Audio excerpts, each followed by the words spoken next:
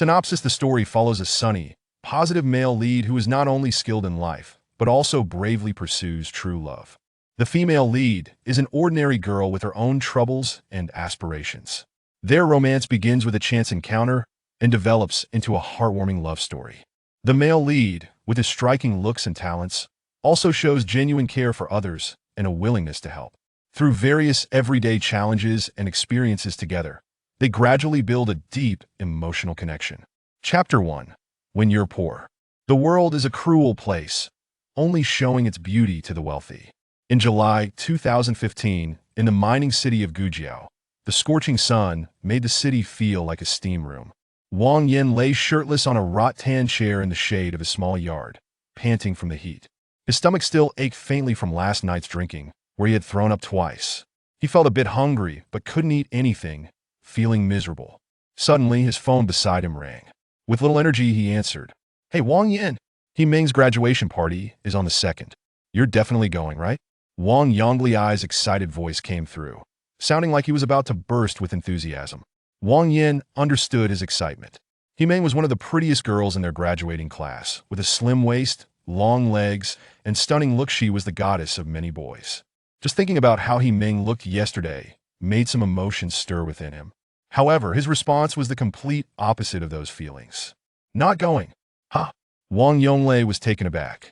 "Are you serious? That's He Ming. You don't want to miss seeing her.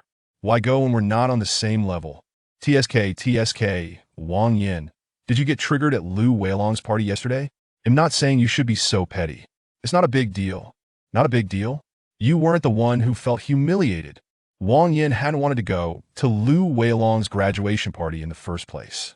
Although they were classmates, they had their own social circles and had little interaction.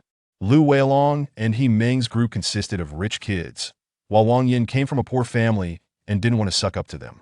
So, he kept his distance, but they invited him, and Wang Yonglei kept pushing, so he reluctantly decided to attend. The result was far from pleasant. Wang Yan's gift was based on a typical family's standard 200 yuan. It wasn't much, but the return gift was also 200 yuan, which was just a fair exchange. It was a normal consideration, yet a few snobbish kids ridiculed him mercilessly, making him throw up twice. Even now, thinking back on those taunts made Wang Yin furious. A 5-star hotel for the banquet, and the food alone costs over 2,000 yuan. You think 200 yuan is enough? You really have some guts. Yeah, you just came to eat and drink. If I were Lu Weilong, I wouldn't even miss your 200 yuan. Come on, drink up. If you can't match the gift, at least show some sincerity. Young people care about face, and at that moment, he felt cornered. But Wang Yin wasn't stupid, he swore to himself. He wouldn't attend any more of these graduation parties. Why should he? They flaunt their achievements, show off their pretty girlfriends, and now even the amount of a gift has to be scrutinized.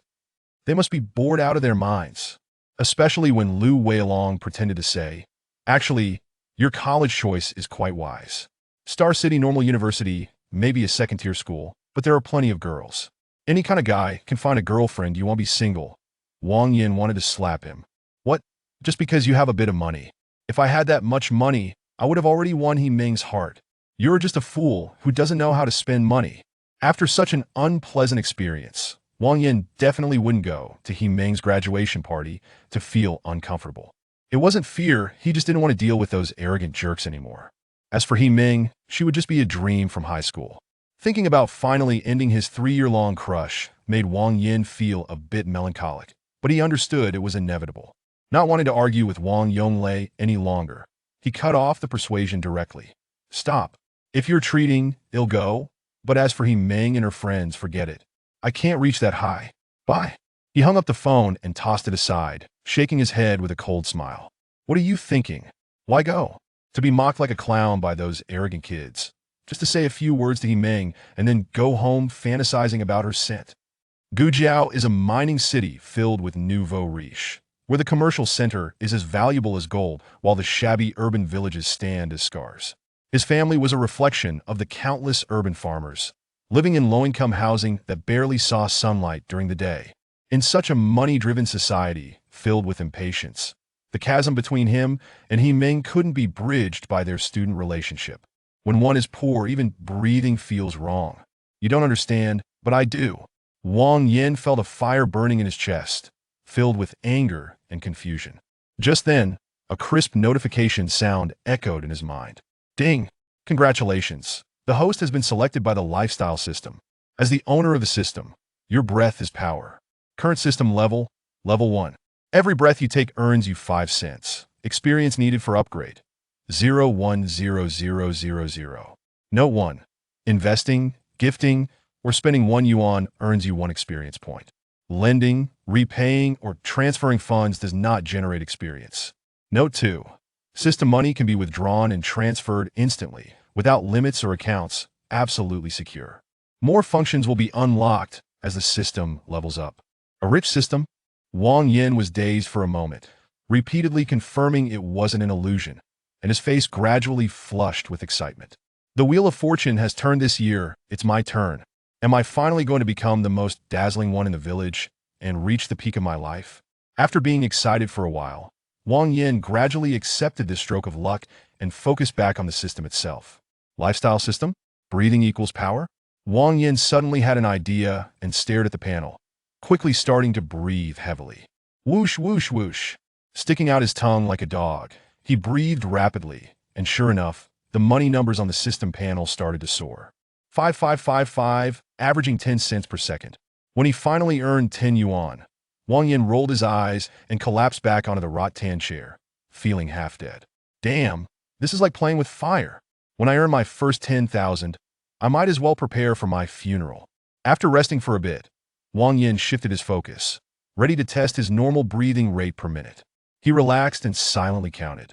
As a result, he suddenly couldn't breathe properly, not fast, not slow, and soon his face turned red from holding his breath. Wang Yin couldn't help but chuckle. Once money was involved, even breathing became a high-difficulty skill. Just be natural, relax, relax. He murmured to motivate himself and tried again. After a few minutes of effort to clear his mind and not focus on breathing, he finally got a rough estimate. He breathed about 20 times a minute, meaning he could earn 1 yuan per minute. The number seemed low, but Wang Yin quickly calculated and was shocked. That's about 1,440 yuan a day. Yes, yes, yes. Wang Yin jumped up, running around the yard, repeatedly punching the air, unable to calm down for a long time. Finally, he dashed to the kitchen, scooped a basin of water, and poured it over himself from head to toe, feeling refreshing. Refreshing. After a quick wipe, Wang Yin laid back down, slowly regaining his ability to think, and began to ponder. The system could be upgraded, and its functions would likely become more powerful. 100,0014406.94. He could accumulate enough experience to level up in about 7 days. Not a slow pace at all. Plus, the system's mechanism was clear where the money came from didn't matter. What mattered was how to spend it. If he didn't spend it, he wouldn't gain any experience. Did it want him to be a big spender? I like that. On June 8th, Wang Yin had just stepped out of the college entrance examination room, ending 3 years of hard work. On June 10th, he received the largest sum of money in his life, 5,000 yuan. He spent 2,200 on a summer driving school and 2,800 on a classmate gathering, leaving him with 1,983. Just a day ago, he was ridiculed for giving only 200 yuan as a gift, and he returned home drunk. 10 minutes ago, the most expensive item on his wish list was an iPhone. Now a silent, aloof system told him, "Your breath is power." What kind of feeling is that? Life is like a box of assorted chocolates. Until you taste them, you'll never know which one is sweet and which one is bitter. Wang Yin was quite certain. From now on, my life will always be sweet. What kind of sweet? Every day you'll switch brands, take a sip, and spit it out. Chapter 2. The Habit Cultivation Device. Reclining in a rattan chair, a sudden thought sparked in Wang Yan's mind, startling him that is there a way to expedite the system upgrade? Not through spending, but rather through the enhancement of the system itself. A man's ambition can, at times, resemble the withered grass of autumn, ignited by just a single spark. Although the pace of natural growth is not particularly slow, Wang Yin was unwilling to wait for such an extended period. 7 days. When there are actions that could hasten the process, why sit idly by? According to the system's mechanics, utilizing borrowed funds for consumption should still count towards experience points. Let us give it a try. Without further ado, Wang Yin opened Taobao, selected a discounted pack of tissue paper, consisting of 300 sheets per pack, 30 packs for merely 29 yuan, cheaper than toilet paper, and paid using Huawei. Upon successful payment, he immediately checked the system panel, which displayed 10,000 experience points. It truly works. Wang Yin was overjoyed and glanced at his Huawei account, which still had a credit limit of 7,171 yuan, suddenly feeling a fondness for Ma Baba. My apologies, Ma Baba. I misjudged you. Once, I believed that as a poor student, your generous credit limit was merely a ploy to make me work for you, hence I never appreciated it properly. Not only did I avoid installment payments, but I also sought opportunities to exploit your generosity. Now I realize my error. Dear Ma Baba, please love me once more and increase my limit. Though an increase in limit was impossible, Wang Yin did a quick calculation and found it to be just sufficient. With Huawei totaling 7,200, JD White Bar at 1,100, and savings remaining at 1983, he not only had enough, but would also have 283 yuan left over. Given the surplus, Wang Yin decided to conduct another experiment. He opened a private chat with Himeng and sent a 200 yuan red envelope along with a message to Himeng. I'm sorry, but I may not be able to attend your graduation banquet. Regardless, I wish you happiness every day and ever-increasing beauty. Thank you, but I might not have time to attend your banquet either. So we're even. Wang Yin was taken aback. Such personality from the stunning Himeng? After a brief moment of astonishment, he shook his head with a smile. Whatever, I'm indifferent.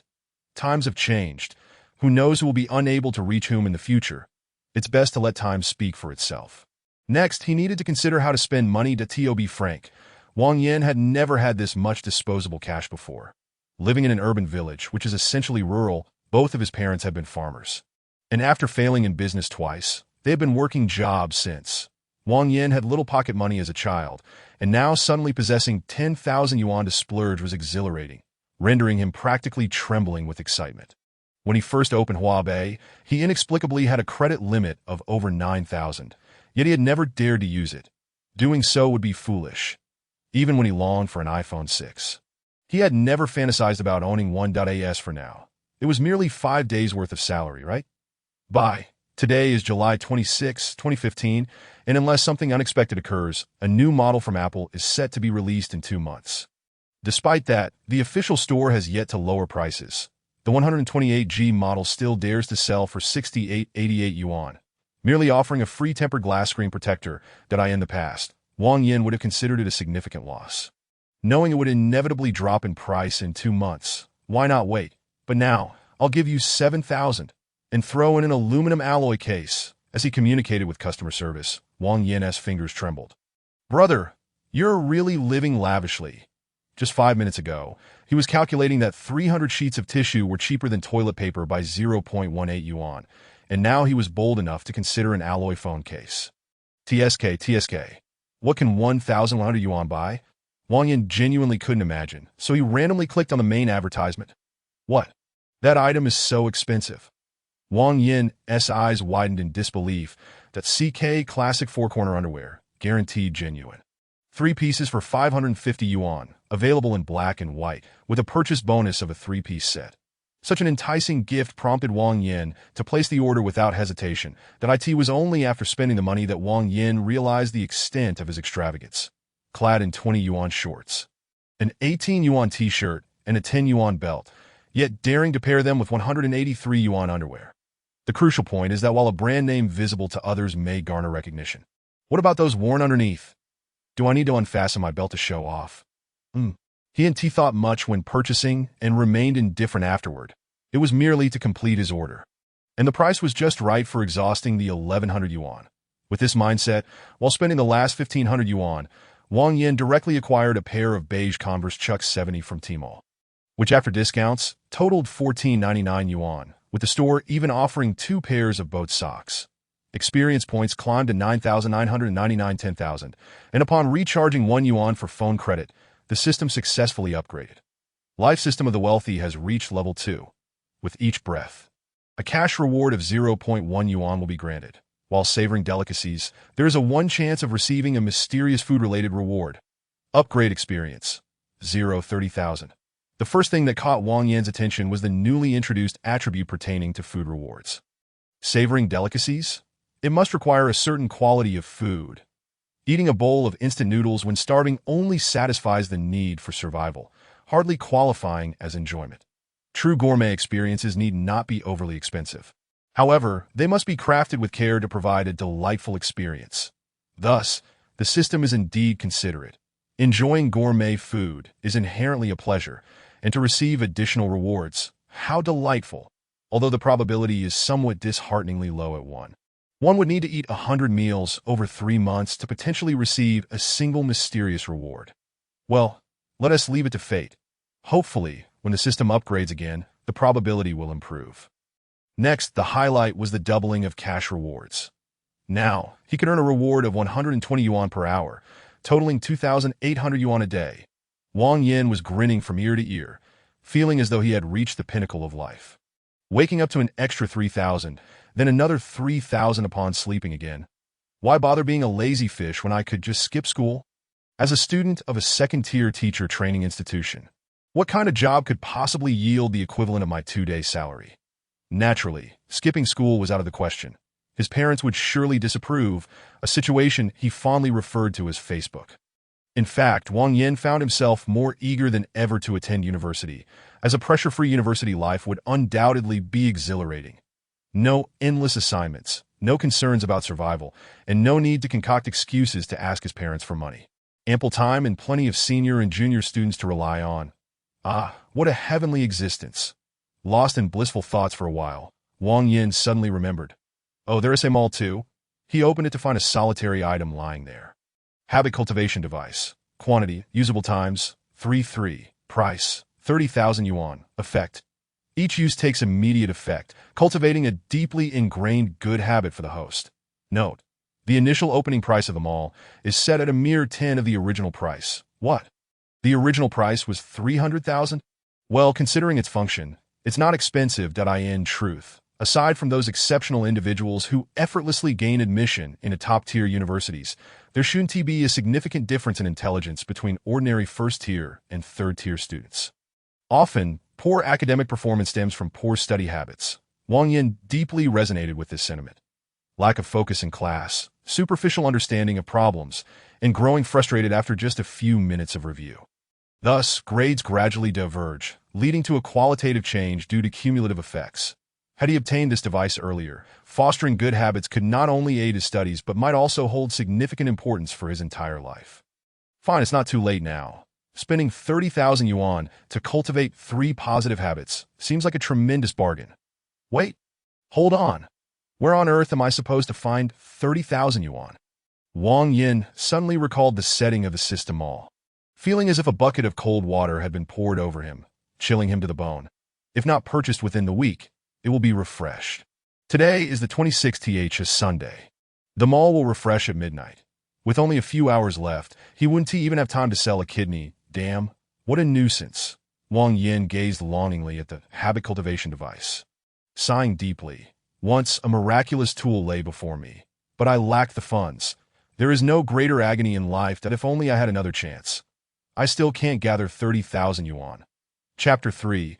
Skills Explosion. Watching the habit cultivation device shimmer enticingly in the mall. Seemingly within reach, yet utterly unattainable, the frustration diluted the joy of acquiring the system by 30,000 yuan to an insurmountable amount. In 11 days, Wang Yin could accumulate it himself. However, he currently had only 8 hours. Wang Yin was truly at a loss. His mother had around 100,000 yuan in savings, but there was no reason to borrow it. Even if there wasn't enough time to withdraw it, as she didn't have online banking. Among his classmates, only he Ming and Gu Jiashu could readily produce 30,000 yuan, yet he wasn't familiar enough with them. Given Wang Yan's pride, he couldn't bring himself to ask. Nor could he lower his head. After much contemplation, genuinely at a loss, Wang Yin had no choice but to close the system and stop dwelling on it. If it's not meant to be, then let us await the next batch of goods. He needed to find something to do to relieve his mood. Wang Yin tilted his head in thought, then opened Tabal once more, preparing to research air conditioners. This year's weather in the central region has been exceedingly unusual. There was hardly any snow all winter, and summer has seen no rain, with temperatures soaring to 35 degrees for nearly a week. It is said that in the coming days, the temperature may reach as high as 40 degrees. His parents were reluctant to spend money on an air conditioner, but Wang Yin thought that before heading to university, he must ensure they have one installed. Otherwise, sleeping at night would be unbearable. Once he has more money in the future, he will buy them a building to live in, supporting the family in advance before considering extravagant spending.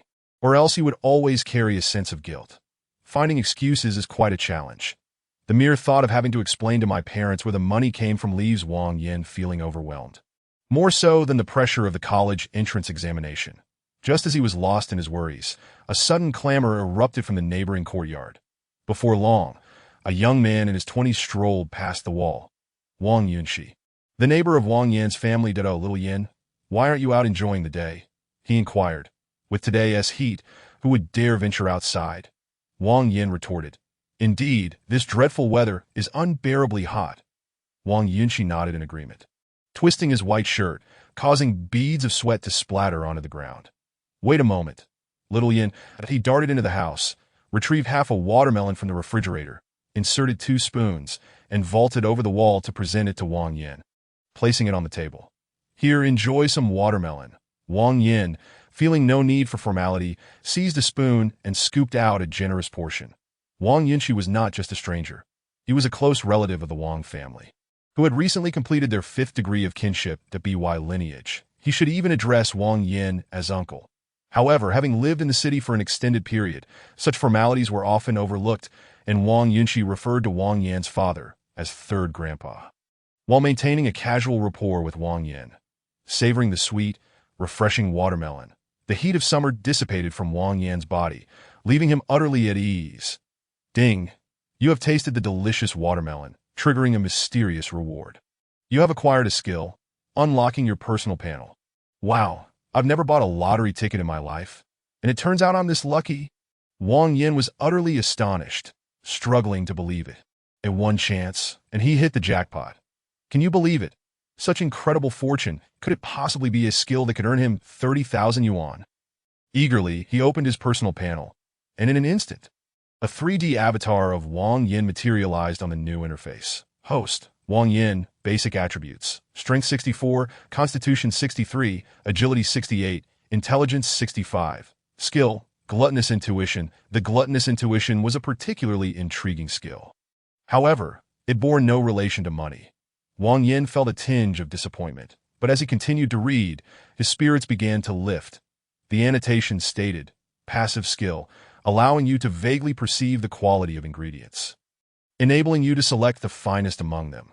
After mulling it over for a while, Wang Yin finally realized, from now on, he would never have to fear picking a watermelon that wasn't sweet. It would undoubtedly have a thin skin, be juicy, and taste delightful. How remarkable! Although it had nothing to do with money, Wang Yin still felt an overwhelming sense of joy. After all, earning money ultimately served the purpose of enjoying life. And a gluttonous skill would enhance that enjoyment. Isn't my dad rich? If you tossed him a truckload of watermelons, would he even know how to pick the best one? Probably not. Wang Yin was truly an easily satisfied child, convinced he had acquired a skill that could surpass the wealth of all the tycoons in the world, and the earlier gloom he felt vanished in an instant. Next, he turned his attention to the basic attributes. The system had an annotation stating that for adult males over the age of 18, the average attribute score was 60 points, with a maximum of 100 points, an average of 60 points. Above 70 signifying excellence, above 80 indicating genius, and above 90 denoting extraordinary talent. Upon reading this, Wang Yin felt a headache coming on. "I really am quite ordinary. None of my attributes are below the passing mark. Yet none reach the standard of excellence either. In reality, according to the normal distribution, individuals like Wang Yin represented the vast majority of the population. This was because the assessment of each attribute was highly complex and rigorous. Some people had excellent memory but weaker logic, or perhaps their spatial imagination was lacking, leading to a lower overall intelligence score. Others might excel in cardiovascular endurance but flounder in other areas, resulting in a lower constitution score. In summary, everyone had their own strengths and weaknesses, and the world was primarily composed of ordinary individuals. True prodigies were rare, emerging perhaps only once every few hundred years. Just a thought to ponder. Wang Yin dug into another hefty spoonful of watermelon, still sweet as ever, when a sudden thought struck him. "Brother Shi, Where did you buy this watermelon? It's absolutely delicious. It was brought by fifth grandpa. Haven't you tried the black honey #3 variety before? I have 4 more at home, enough for us to enjoy for 4 days that if you like it, go ahead and eat as much as you want. Fifth grandpa was a relative of Wang Yunxi, and Wang Yin was quite familiar with him. Isn't fifth grandpa always in Wangjiakao? Did he come all this way just to sell watermelons? It's not selling well in town. The land in our hometown is sandy, and during the summer, watermelons flood the market. The black honey variety is exquisite, but without the 3 stripes, it's cheaper. The nouveau riche and gujiao buy them up quickly. They sell well there. Wang Yin understood the simple reasoning behind it. The Wangjiakao area had once been a mining region with poor soil, unable to sustain crops. When the mines were operational, the villagers had some means of livelihood. But once the mines closed, they either sought work elsewhere or switched to cultivating cash crops. Sandy soil was ideal for growing watermelons, making Wangjiakao and its surroundings a major production area for the fruit. However, Wang Yunxi's comments about Gujiao's market left Wang Yin skeptical. Isn't that so? Wang Yunxi exclaimed, slapping his thigh. When fifth grandpa came, he couldn't find any good channels, so he had to sell them to the wholesale market, which was a total loss. He left me 5 watermelons, only to return empty-handed, while the wholesalers would sell our watermelons for 5 yuan each. Wang Yin was taken aback. What? So expensive? The black honey? No. 3 variety is of high quality, and our Wangjiakao has a mountain spring reservoir, making it perfect for growing watermelons with a flavor far superior to mainstream varieties. Fifth grandpa grows them exceptionally well.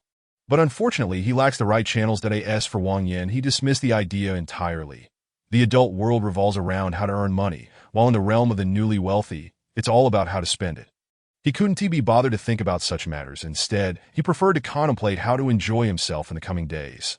With a daily income of 2,800 yuan, he could surely spend lavishly. Right? There was no need for further contemplation. He simply wanted to indulge. Chapter 4. Transforming Possibilities into Victories. Old Wang observed his son, who appeared notably spirited, and inquired curiously, Little Yin, what have you been up to today? Did you have a good time with your classmates? Wang Yin smiled. I didn't go out. I was chatting with Brother Shi, which was quite enjoyable. His mother then instructed Wang Yunxi, go fetch a bucket of ice water. We having cold noodles tonight. The family busied themselves preparing dinner. The chilled cold noodles, adorned with a generous helping of shredded cucumber, slices of tomato, pickled green beans, spicy kimchi, a boiled egg, and a few pieces of sauce beef, were refreshingly cool and tangy, a delightful treat. Unfortunately, there was no further sign of extraordinary luck. After dinner, Wang Yunxi bid farewell to play billiards at the village square. Old Wang went to play small stakes mahjong, and Wang Yan's mother, Wang Xiaofang, headed out to dance in the square. With no particular plans, Wang Yin ventured out to join his friends at the internet CAF, indulging in a bit of nostalgia. The following morning, as he awoke, still drowsy, he immediately opened his panel. That a glance made him exhale in relief. The system is still here. This isn't a dream. Just as he was about to close the panel, his gaze suddenly froze, and he became fully alert. In the system store, an item lay neatly displayed. The habit cultivation device. What? Why isn't it refreshed? He promptly inquired of the system and received an explanation that filled Wang Yin with uncontainable joy. The refresh function will only officially activate after a complete natural week has passed, to prevent the first item's duration from being too brief. How considerate. In other words, the habit cultivation device would remain in the store for a full week, disappearing at midnight next Monday. Wang Yin was overjoyed, dancing with excitement, until his expression suddenly changed. Wait, money. With a secondary system that grants a daily salary of over 2,800 yuan, it will still take 11 days to save up 30,000. Oh no, oh no, oh no. After finally having another opportunity, I absolutely cannot let this slip away. Wang Yin felt an urgency, quickly calculating in his head that a week has 7 days. At this rate, he would earn around 20,000 yuan, leaving him short by 10,000. There was a chance. His first thought was to tap into my dad's resources. You have plenty. Let me take a little. No hard feelings, right? When I first opened Huabei, you were willing to grant me a limit of 9,000. That now I want to open Jibei. Let us see what you can do. Without hesitation, Wang Yin pulled out his phone and began fiddling. When Huabei was new, he had eagerly jumped at the opportunity to buy discounted items like toilet paper and stationery, and he had diligently thought about how to save money. Consequently, his Sesame credit score was quite high. Following the process, he swiftly completed the application and anxiously awaited the result. "I don't need much. Just give me a limit of 10,000, and I'll treat you to some watermelon." 10 minutes later, a notification chimed on his phone. "Your jibe has been successfully activated with a current available limit of 3,000 yuan. What the heck? What is this? Not even half of what Huabei offers." Wang Yin sighed in despair. Realizing he had to turn to Changge for help, another 10 minutes passed and the golden bar was released. Wang Yin glanced at the screen, rubbed his eyes, and looked again. The number remained stubbornly unchanged, standing proudly at 500. "Oh, come on. Who are you trying to mock? Do you not understand the struggles of the youth? I will surpass you one day." Yet, no amount of anger could change his situation. At just 18 years old, he couldn't provide employment information, and the limits he received were merely promotional offers. Wanting a higher limit, dream on. He was still short by 6,500, which was neither a small nor a large amount. Yet left Wang Yin utterly perplexed. What should I do? Should I borrow a little from each friend? It is not feasible. They are all impoverished souls. Without the customary gifts, no one has much pocket money. Wait a moment. Within a week, do I still have several gifts to prepare for? Having yet to discover a new source of income, I am instead reminded of a financial loss, which leaves Wang Yin both amused and exasperated. In a fit of nervous pacing, a conversation with Brother Shizi from yesterday suddenly springs to mind. What if I sell watermelons? Earning 1,000 yuan a day would suffice in a week. Selling them normally would hardly yield such profits. Yet Wang Yin possesses a newly acquired treasure, his culinary intuition. He could venture straight into the watermelon fields, select the finest melons, and then set up shop at the entrance of a 5-star hotel or an upscale residential area, boasting about them as exclusive fruits for sale. Would that work? Wang Yin is unsure, but believes it is worth a try. Gujiao is a city brimming with upstarts and possesses a rather peculiar consumer mentality. On one hand, numerous low and middle-income individuals struggle to make ends meet while simultaneously engaging in comparisons. On the other hand, a plethora of nouveau riche flaunt their wealth, supporting a multitude of luxury brands and high-end establishments. As long as the boasting is loud enough, anything can be sold in Gujiao. The quality, in fact, becomes secondary. Of course, Wang Yin lacks the prowess to boast convincingly, so the quality becomes even more crucial. If the products are genuinely good at the very least, he can manage a modest boast and rake in a few thousand yuan in profit. Reflecting on this matter, Wang Yin finds it both amusing and absurd. Goodness, here he is, a newly minted millionaire, who should be basking in the company of beauties. Yet instead, he finds himself preparing to venture out under the blazing sun to sell watermelons. Truly unbelievable. Never mind. No more complaints. It's merely about enduring some hardship to set up a stall. He must press on. Having skipped breakfast, Wang Yin quickly dons his clothes and heads out. The successful implementation of his plan hinges on whether the system's skills are indeed as formidable as claimed. A trial will reveal the truth at the entrance of Xiaohua village. As summer arrives, at least 2 watermelon stalls are typically set up year-round, but he strides over confidently, and the vendor promptly calls out, "Hey there. Want to buy some melons? Boss, are your melons guaranteed to be ripe?" The vendor eagerly nods. "Guaranteed. If they're not ripe, you don't pay." "How much do they cost?" "Cheap, just 1.8 yuan per gene." What a shock. What are the prices like in Gujiao? A melon costing over 20 yuan. Surely that's comparable to the capital? Well then, high prices are a good thing, as they conveniently align with Wang Yan's upcoming plan. Not wanting to haggle, he squats down to glance over the melons, selecting one that is not too large. His intuition tells him, this is the one. I can't hear you, but the crux lies not in whether he can hear, but in the fact that he must tap the chosen melon twice. Otherwise, it lacks any soul. System skills are system skills, yet the process cannot be neglected. Observing Wang Yin's clumsy selection, the vendor enthusiastically offers, "Hey there. Let me pick a bigger one for you. That one TB sweet. I can sell this in the supermarket for 4 times the price." The vendor laughs heartily, assuming Wang Yin is joking. Who is joking here? Among dozens of melons, the one with the best quality is the king of melons. Back home, without even chilling it, Wang Yin eagerly slices the melon open. The flesh is warm. Yet it is both crisp and sweet, no less delightful than yesterday's black honey variety. The small king of melons is a definite success. The system skills are indeed impressive.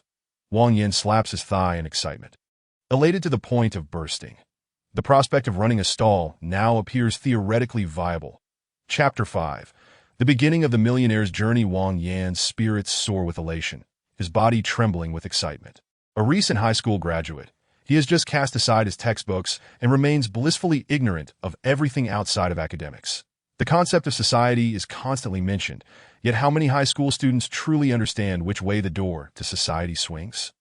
Just yesterday, he was mindlessly gaming, and today he is poised to leap from the ivory tower into the world of business.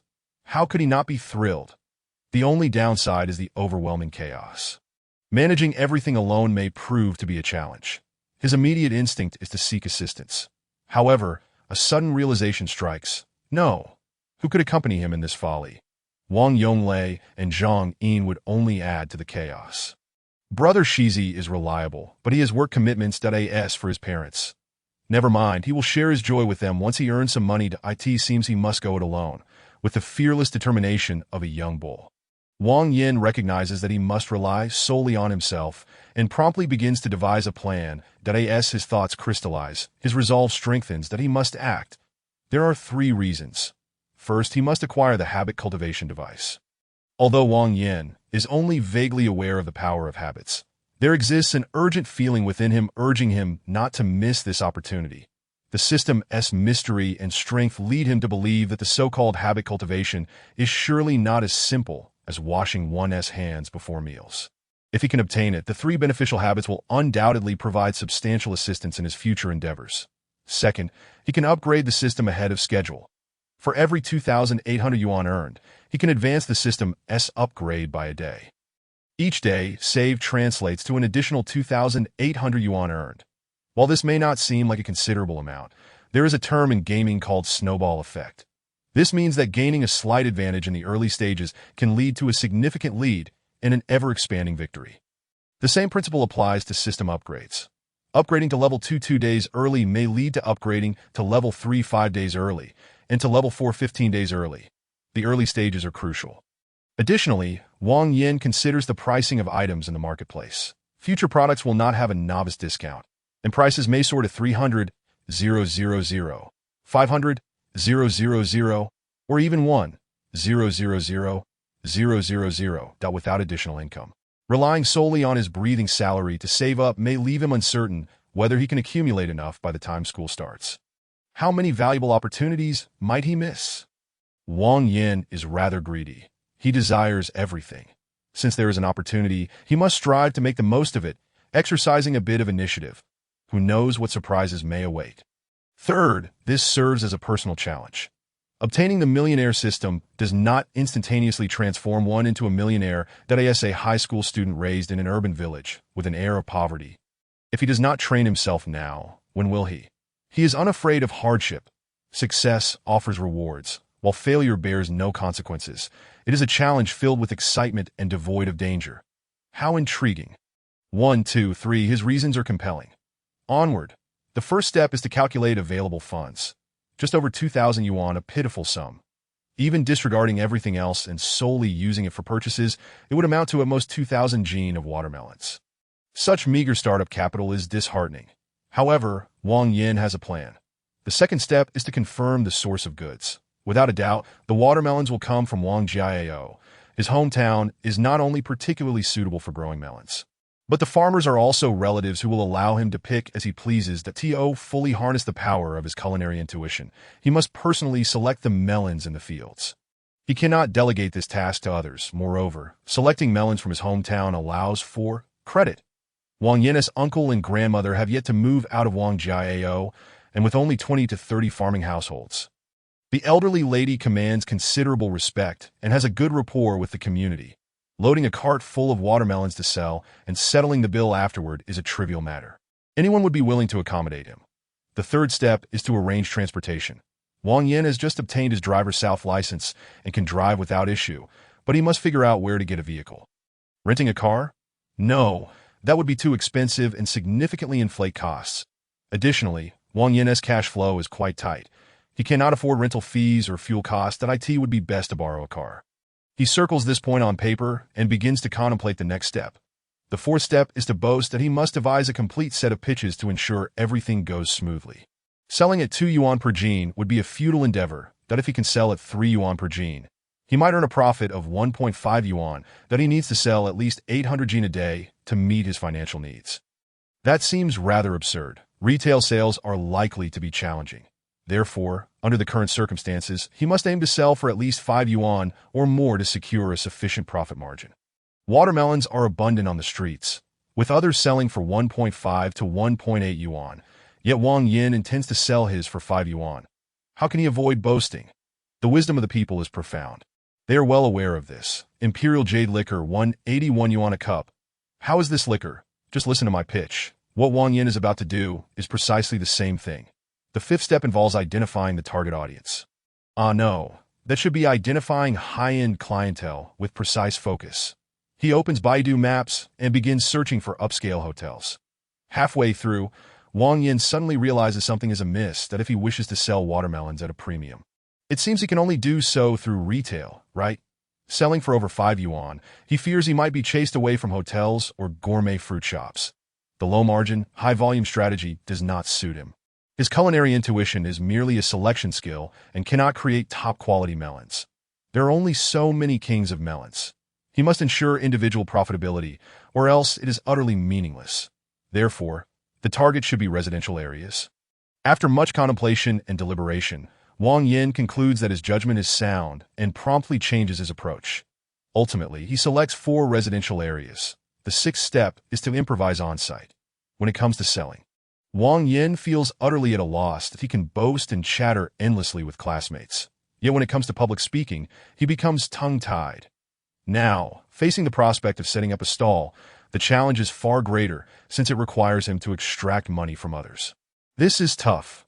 Had he been in this situation before obtaining the system, even with a sudden desire to undertake something, he would have abandoned it at this point. Everyone experiences moments of apprehension. Once the initial enthusiasm fades, it would be time to return to whatever he was doing. Is the game uninteresting, or are the teachers unappealing? What a fuss! What should I do if I lose money? Isn't it embarrassing to be seen by classmates? The sun is so scorching. In any case, there are numerous reasons that could dampen one's enthusiasm. Yet at this moment, Wang Yin remains brimming with fervor and determination. The system has descended, as if an enormous pie has fallen from the sky, rendering all fears obsolete. What does failure matter? What if others look down on me? The worst that can happen is becoming a wealthy idler with no accomplishments. As long as it serves as a means of training, both money and time are expendable for Wang Yin. Just get on with it. After 2 hours of researching and jotting down notes on draft paper, a preliminary plan finally takes shape. Wang Yin drops his pen and celebrates with a triumphant fist pump. Done. The next step is merely to adapt and continuously glean insights from both failures and successes. Whether triumph or defeat, the gains will be plentiful. The path of the affluent begins with street vending. Chapter 6. A smooth start. As soon as he set down his pen, Wang Yan's stomach growled thunderously. It was only after emerging from his intense focus that he realized how hungry he was. Underscoring just how dedicated he had been, he hastily devoured the now-cold breakfast, slung his shoulder bag over his shoulder, and headed out to hail a cab straight to the Education Bureau in Xiaohua District. Originally, he had intended to ride a bicycle. However, the newly minted affluent Wang Yin, considering the day's blazing sun and the efficiency of travel, decisively abandoned the 2-wheeled option in favor of a 4-wheeled one. How extravagant!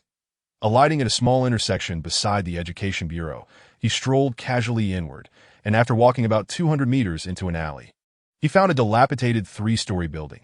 The structure, likely erected 30 years ago, bore a sign at the entrance reading, Xiaohua District Education Bureau School Property Office. The School Property Office is an affiliated institution of the Education Bureau. Wang Yin was uncertain about the distinctions between the two, but he knew that the School Property Office was indeed a formal establishment, as his aunt, Wang Xiumei, worked there. The building was perpetually shrouded in shadow, and upon entering, a refreshing chill enveloped him, dissipating the summer heat. Ascending to the 3rd floor, Wang Yin knocked on an office door, following his memory, and stepped inside to meet his aunt's surprised gaze. "Oh, you little rascal. What brings you to see your aunt?" she exclaimed. Come here, come here. Would you like some water?" "Thank you, Auntie, but I'm not thirsty," Wang Yin replied, taking a seat across from her, smiling mischievously. "Auntie, you look marvelous today. So youthful. Is there some good news?" Wang Xiaomei seized Wang Yan's hand, her smile wide and bright that, "Oh dear. Where did you learn to flatter?" "Whatever you want. Just tell your aunt, and I'll make it happen." Time was of the essence, so Wang Yin proceeded without further pleasantries. "Annie, I recall that your unit has a small truck. I was wondering if I could borrow it for a few days." Wang Xiaomei looked puzzled. "What do you need a small truck for? Are you looking to practice driving now that you've got your license? When your uncle finishes work tonight, you can take the Bao Jun." Having prepared an excuse beforehand, Wang Yin responded with ease that, "I'm just looking to gain some practical experience during the summer break, that I want to transport some watermelons from my hometown to the city to earn a little pocket money. If I could borrow the small truck, it would save me quite a bit on cost that I figured since your unit has one and it's summer vacation, there might be a chance. What do you think? Annie, can you make it happen?" Wang Xiaomei's expression suddenly grew curious. While she could certainly make it happen, she pondered, "Does your sister know about this?" "I haven't told them that I plan to earn some money to buy an air conditioner for the family," Wang Yin confessed, his expression slightly bashful. Regardless of how the business turned out, he was determined to find a way to install an air conditioner for his parents. Money was not the issue. He just needed a good excuse. Running a business was the perfect justification for enhancing his family's living conditions. After all, selling watermelons could be quite profitable. Those in the know would understand. Wang Xiaomei nearly burst into laughter upon hearing this, affectionately ruffling Wang Yan's hair. Though a warm gesture, it made Wang Yin, who considered himself an adult, feel somewhat awkward. But under the eaves, one must endure. "All right, go ahead and pat my head." Wang Yin suppressed his masculine embarrassment and playfully whined. "Annie, can you really handle this?" "Humph." Wang Xiaomei let out a proud huff, lifting her chin. "Your aunt is a department head. Surely I can arrange for a vehicle during summer vacation." Wang Yin stifled a laugh. "Praising her, Annie, you're amazing. I knew I could count on you." The so-called department head was merely a first-level teacher with no administrative rank. While she managed affairs, her salary was not higher than that of other teachers. It was just a unique situation for the school property office. Formerly known as the Logistics Service Center, one of its significant functions was to customize school uniforms, hence the presence of 2 small trucks. Wang Yin was unaware whether they belonged to the school or were borrowed from the manufacturer, but he had seen them before. Asking his aunt for assistance was indeed a wise choice. "Little rascal, it's rare to see you so responsible that I'll sponsor you with a fuel card as well. Just go ahead and run your errands." "Wow. Thank you, Annie," Wang Yin exclaimed. Overjoyed, he felt that his visit was worthwhile. With these 2 resources, he could save at least 3,000 in costs, an immense profit. Future finances were a matter for later. For now, every penny needed to be calculated meticulously. "All right, I'll go find the keys. You can wait in my office, and I'll take you out for a nice meal at noon. No, I'm filled with determination right now. I can't be bothered to eat. I'll go with you. Once I have the truck, I'll get to work immediately. You little rascal. Let's see if you can earn that air conditioner," Wang Xiaomei teased, leading Wang Yin out. After retrieving the keys from the logistics driver's office, she led him to inspect the truck, but suddenly hesitated. "Xiaoyan, how's your driving skill? The road to Wangjiako isn't easy. Please don't get into any trouble. Are you having second thoughts?" Wang Yin was startled and quickly reassured her. "Don't worry. You know how much I love driving. I passed both the second and third driving tests on my first attempt. Absolutely no problem." This was the truth that it was entirely normal for a boy to enjoy driving in cars. Wang Yin had indeed fantasized about the day he would own his own vehicle. He had been particularly focused during his lessons, demonstrating great enthusiasm, and his skills were commendable. "Then take your aunt for a spin to show her how you drive." Without delay, Wang Yin hopped into the driver's seat, started the engine, and expertly adjusted the handbrake and clutch. After familiarizing himself briefly, he smoothly maneuvered the small truck out of the yard. After a short circuit around the vicinity, Wang Xiaomei finally felt reassured. While he couldn't be described as an experienced driver, his control was steady, showing none of the rashness or anxiety typical of a novice. "All right, the truck is yours now, that if anything happens, call your aunt immediately." "Oh yeah, transportation secured," Wang Yin exclaimed. "Hey, Annie, can the warehouse be used?" "Absolutely." Wang Xiumei replied eagerly as she hurried to find the keys. Then I'll let the night watchman know, and you can use the warehouse as you please. Okay, storage space secured. After leaving the yard and heading to refuel, Wang Yin dialed a number he had noted down from 58.com. Hello, who is this? A rough voice responded amidst the background noise. Hello, is this the Qijian cardboard factory? Yes, are you looking to order boxes? I have some special requirements. Would it be convenient for me to come take a look? Of course, come on over. We're located at 404 Audit Road in Hexia District. Can you find it? Don't worry, I'm familiar with the route. After hanging up, Wang Yin pressed the accelerator, driving the black truck directly toward his destination. Chapter 7. I sell watermelons. No haggling allowed. Wang Yin sought out a small factory with a modest facade in a compact industrial park, specializing solely in cardboard boxes. The advantage, however, was their willingness to accept small orders. Upon arrival, he found the manager, a burly man who introduced himself as Mr. Wu. Mr. Wu scrutinized Wang Yin for a moment, his expression betraying a hint of disdain, clearly skeptical of the young, seemingly impoverished boy before him. What do you need, little brother? I'm looking for fruit boxes to transport watermelons. Surely you have boxes that can hold watermelons, right?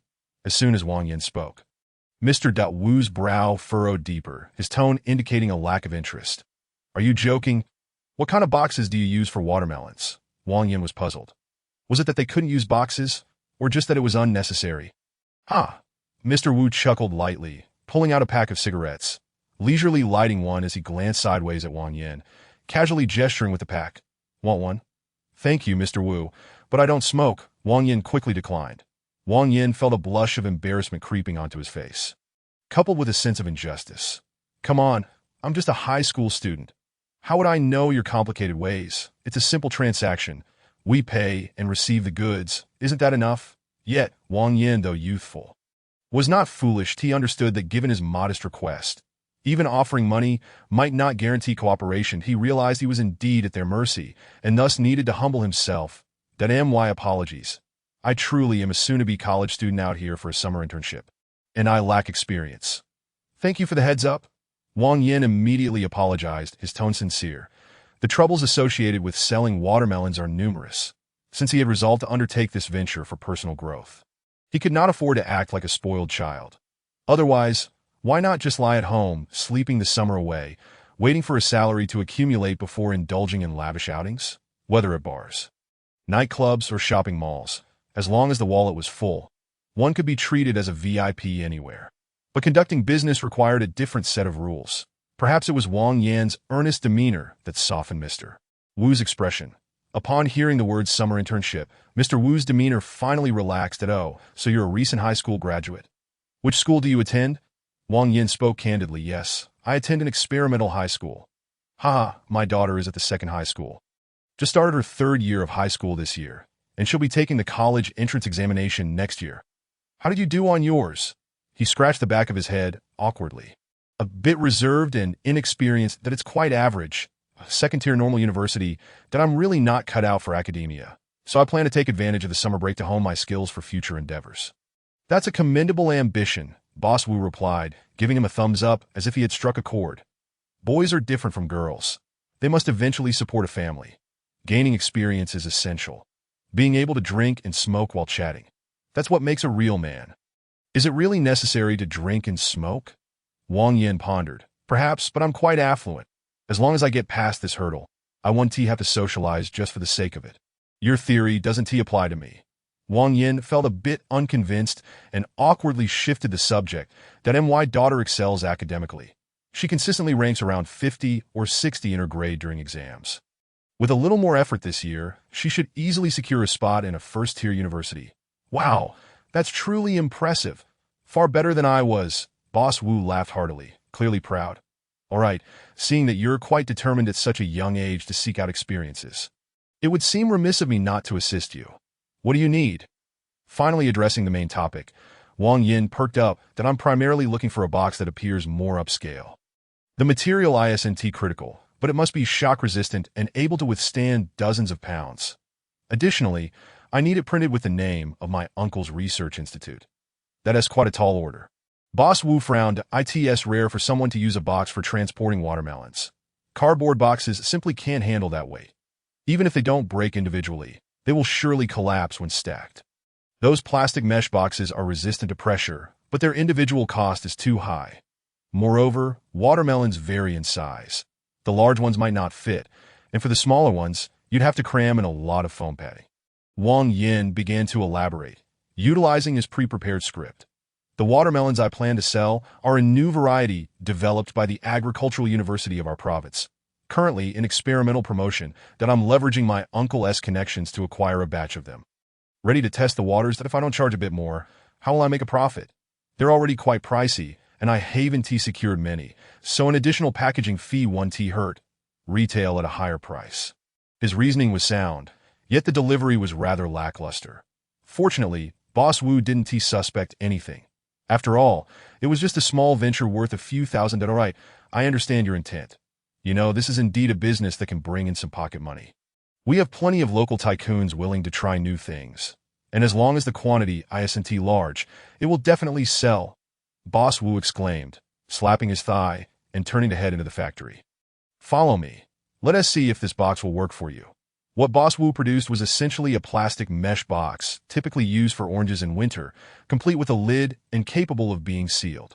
It was durable and had good resilience and pressure resistance that he had previously commissioned these from a plastic factory, resulting in a surplus of various sizes. Large, medium, and small, with the largest capable of accommodating melons up to 25 centimeters high and 40 centimeters long. If you're interested, I can give you a better price. The mesh box was a milky white, quite sturdy but lacking in a high-end feel. However, the truly upscale boxes were either unaffordable or unsuitable. Thus, Wang Yin inquired, Boss Wu, can I print some promotional flyers and seal them on the box lid? Boss Wu rubbed his stubble thoughtfully, furrowing his brow, that we can certainly do that, but it won't be effective. In this day and age, who pays attention to flyers? People choose melons by simply picking them out from a pile, and who has the patience to read advertisements? Despite Boss Wu's skepticism, Wang Yin smiled. I am selling watermelons. There won't be any picking involved. Despite his youth and inexperience, Wang Yin exuded an unusual confidence at that moment. All right, you're the client. I'll do as you say. Old Wu will comply. Just don't negotiate prices with me. Small ones for 2 yuan, medium ones for 4, and large ones for 6. Does that work? That's fine.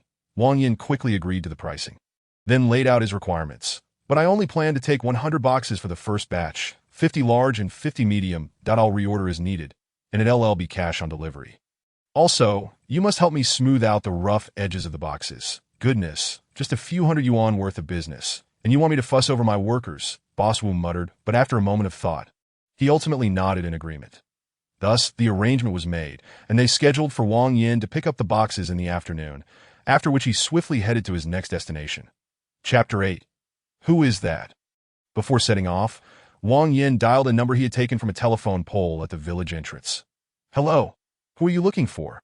A polite yet cautious voice answered on the other end. Oh, it's a friend of Tiger. Can I help you? That's easy. I'm near Shiwa. Can you come over? I'll come find you. How long will it take? At most 2 hours. Wang Yin glanced at the clock. It was 11:10 a.m., and 2 hours later would be just in time for the afternoon shift. Perfect. After lunch, he could officially get started. Motivated, Wang Yin drove straight to the printing factory behind the Xiaohua Education Bureau. On the way, he received a call from his aunt. You little rascal, drive slowly. Yes, I know that, don't worry. I value my life more than anyone. His honest admission made his aunt burst into laughter. You little troublemaker. What is there to fear? Times have changed. Do you understand? My life is precious now. Wang Yin chuckled, suddenly recalling something important. Aunt, is that small factory behind your workplace still in operation? Which one? The one that makes student glue stickers.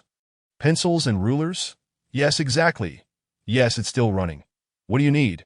Wang Yan's aunt was puzzled that I need them to make some glue stickers and print a few colorful flyers. It's not expensive and quite simple. Then let me give their manager a heads up. Even if you're paying, they might not be willing to do it. Oh, that's wonderful. I want to keep thanking you. Can I just mention your name when I get there? Of course, go ahead. You owe me. Wang Yan's aunt feigned annoyance, but she was clearly amused.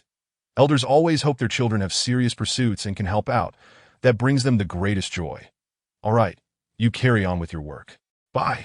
Wang Yin happily bid farewell to his aunt before starting the engine and driving onto the main road. Valuing his life was genuine. Upon arrival, without even needing to honk, the guard at the entrance poked his head out and asked, "Are you Director Wang's child?" "Yes, I am." "Ah, come right in." Things went exceedingly smoothly. The other party readily agreed to Wang Yan's requests. Then came the design and printing stages. Suddenly, an unforeseen issue arose that Wang Yan had not anticipated. "Hey, the cost of the colored flyers is a bit high. It's not just about the coated paper. To meet your specifications, the design will take at least a day and a half. And you'll need to provide the content." The young designer, who was tasked with operating the computer, appeared quite troubled, leaving Wang Yan equally perplexed. What content was needed? The designer looked exasperated. Images, text, at the very least. "All right, let us change our approach." Wang Yan quickly pivoted, showing no stubbornness. That it was evident that he had previously underestimated the complexity of the matter, and he couldn't let pride stand in the way. In the past, he would have prioritized appearances over substance, but now, with time of the essence, he could clearly distinguish between what was pressing and what was not. Another change occurred that Wang Yan himself hadn't noticed. After acquiring the system, his youthful mind had suddenly expanded significantly. Transformation occurred naturally, without reason. The designer was quite pleased, smiling broadly. "All right, brother, tell me what you want to do. I'll offer some suggestions. Do you have anything that can serve as proof? How about we get a test report?" "Exactly," Wang Yan exclaimed, suddenly enlightened. After all, he was merely a student and had overlooked certain details that a simple reminder opened up a new avenue of thought. Hold on. I'll find a template. Where to find one? He would simply ask his aunt again. Wang Yan's aunt not only quickly sent over the template file, but also helped him resolve another matter. "Once you bring the watermelons, deliver two to the Food Inspection and Testing Institute. You'll receive an official report in 2 hours, saving you the trouble of getting a fake one. Thank you." Aunt Wang Yan was overjoyed. "Let me access a computer. I have more ideas to explore." The internet is truly convenient. Without much effort, Wang Yan found a research report on a known number 2 on a knowledge-sharing platform. He copied key terms verbatim, modified non-essential points, and approached the task with the diligence of writing a college entrance examination essay, swiftly crafting a promotional document. The young man was quite skilled, but he kept subtly probing Wang Yan about his connection to Tiger. Wang Yan had no real acquaintance with Tiger. They merely hailed from the same Shua village, and he had only heard of the supposed reputation that he used this connection as a stepping stone. Chuckling and bantering as expected, he was swiftly seen through, and no discount was offered. The price remained a steep 200 yuan. Wang Yan didn't mind at all, as long as it could be produced. That was sufficient. It's just 200 yuan.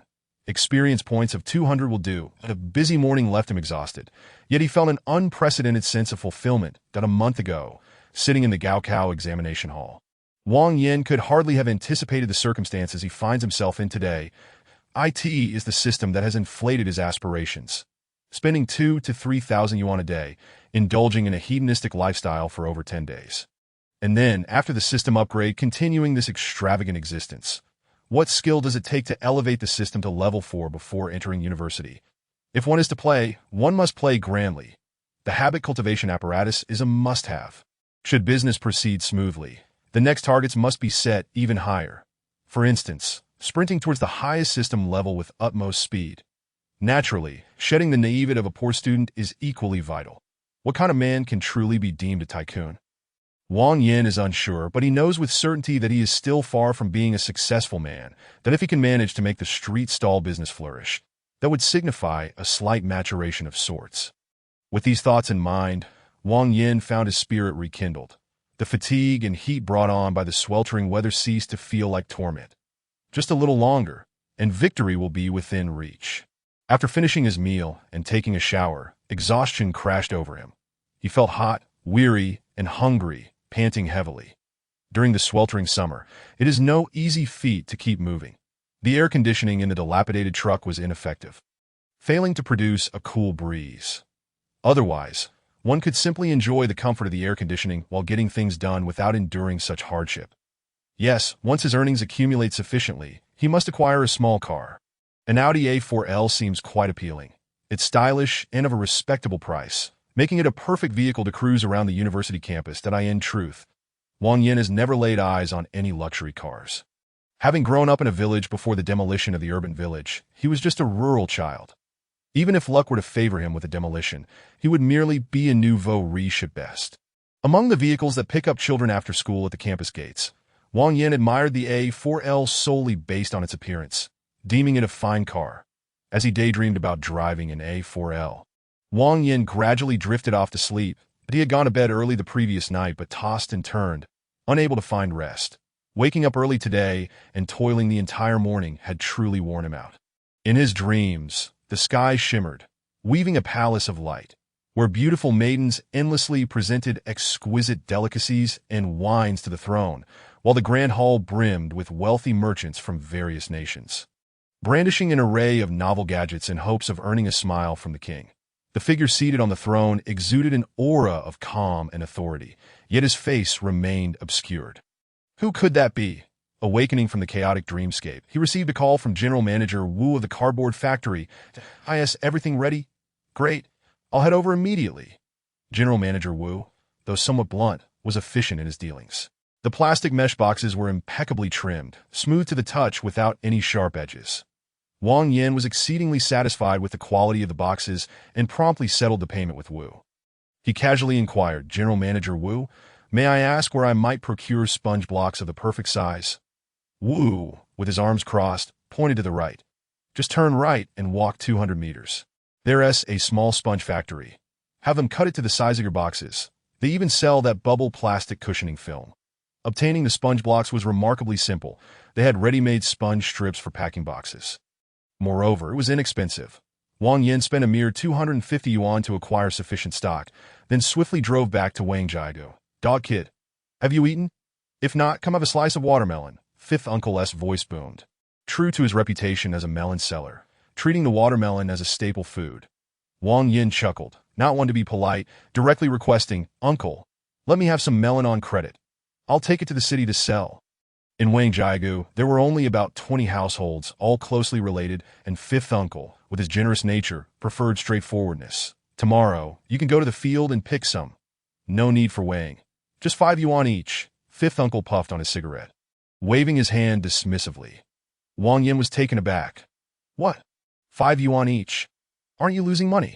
Even if the field price were just 50 cents per gene, averaging 15 gene per melon, that would amount to over 7 yuan for each one. Moreover, Fifth Uncle's melons were of excellent variety, meaning the cost would only be higher.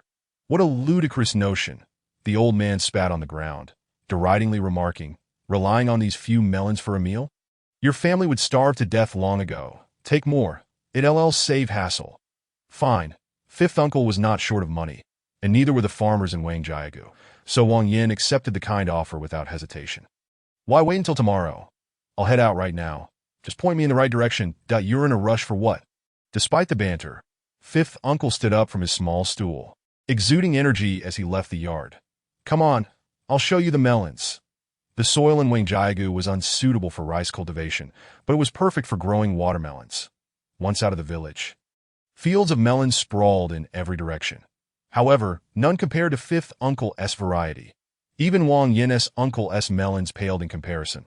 Upon reaching the field, Fifth Uncle raised his smoking pipe, gesturing, "This side is all black honey, and over there are the big crispy ones. Just take the big crispy one and eat it. Don't pull it out, or it'll surely break." "What are you thinking? Fifth Uncle, you dare to grow that?"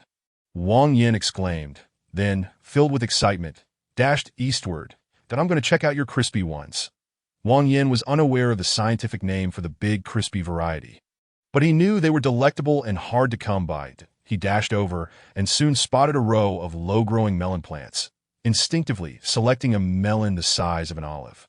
The exterior of the big crispy melon was green, with fine and fragmented stripes, oval-shaped and weighing no more than 10 gene. The one Wang Yin chose was at most 8 gene, a vibrant green. Grasping the stem, he held it upright, wiping it hastily on his clothes, and then flicked his finger against the melon's bottom. Crack, pop. With 2 crisp sounds, the watermelon's skin split open, spiderweb-like cracks spreading across its surface. Holding the melon in his left hand, he used his right to pry open the crack, peeling the watermelon skin as if he were skinning a pomelo. In no time, a large piece of rind fell to the ground. And before long, half the exterior was completely removed, exposing the ruby-red flesh within. And then, just take a bite. Wang Yin held the whole watermelon and took a gigantic bite, instantly overwhelmed by its sweetness and juice. Sweet, incredibly sweet. Moreover, the flesh was remarkably crisp. A mere bite would yield a large chunk that melted into juice upon contact. That it was delicious beyond measure. Wang Yin could hardly recall the last time he had savored such a perfect, crispy melon. Within 10 seconds, he had devoured half of it, juice dripping down his face. Fifth uncle ambled over, chuckling. "You fool! Why the rush, if you love it? Eat your fill before you leave." Wang Yin gave a thumbs up, exclaiming, "Uncle, your melons are superb, truly sweet, a real gem." Fifth uncle grumbled, "Only a fool would grow them. They can't be sold. We can't finish eating them ourselves." The characteristics of the big, crispy melon were quite peculiar. Its advantages were unparalleled, but so were its drawbacks. The merits, of course, were its flavor and texture, with the crispy variety being nothing short of exquisite, fragrant, crisp, and with an extremely high sugar content. Its most significant flaw was its thin and brittle skin. A slight poke would burst it, making transportation exceedingly difficult and storage nearly impossible. Furthermore, the fruiting and ripening periods were long, making them vulnerable to birds and pests, and they entered the market just when watermelons were in peak season, fetching low prices and so on. Thus, despite the big, crispy melon's remarkable taste, very few farmers chose to cultivate it, and it was on the verge of being entirely phased out. Finding such a large patch of big, crispy melons at Fifth Uncle's was a delightful surprise for Wang Yin. "While others can't sell them, I can.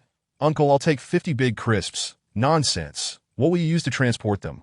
Once Wang Yin drove the truck to the field, Fifth Uncle was left speechless. Wang Yin, brimming with enthusiasm, began selecting melons. Hard to transport.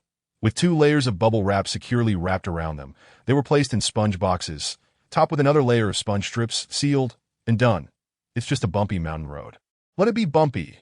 50 black honey melons in large boxes, 50 big crisps in medium boxes. The black honey ones didn't even require sponge, so they were all piled into the medium box, ensuring the crispy melons were well protected.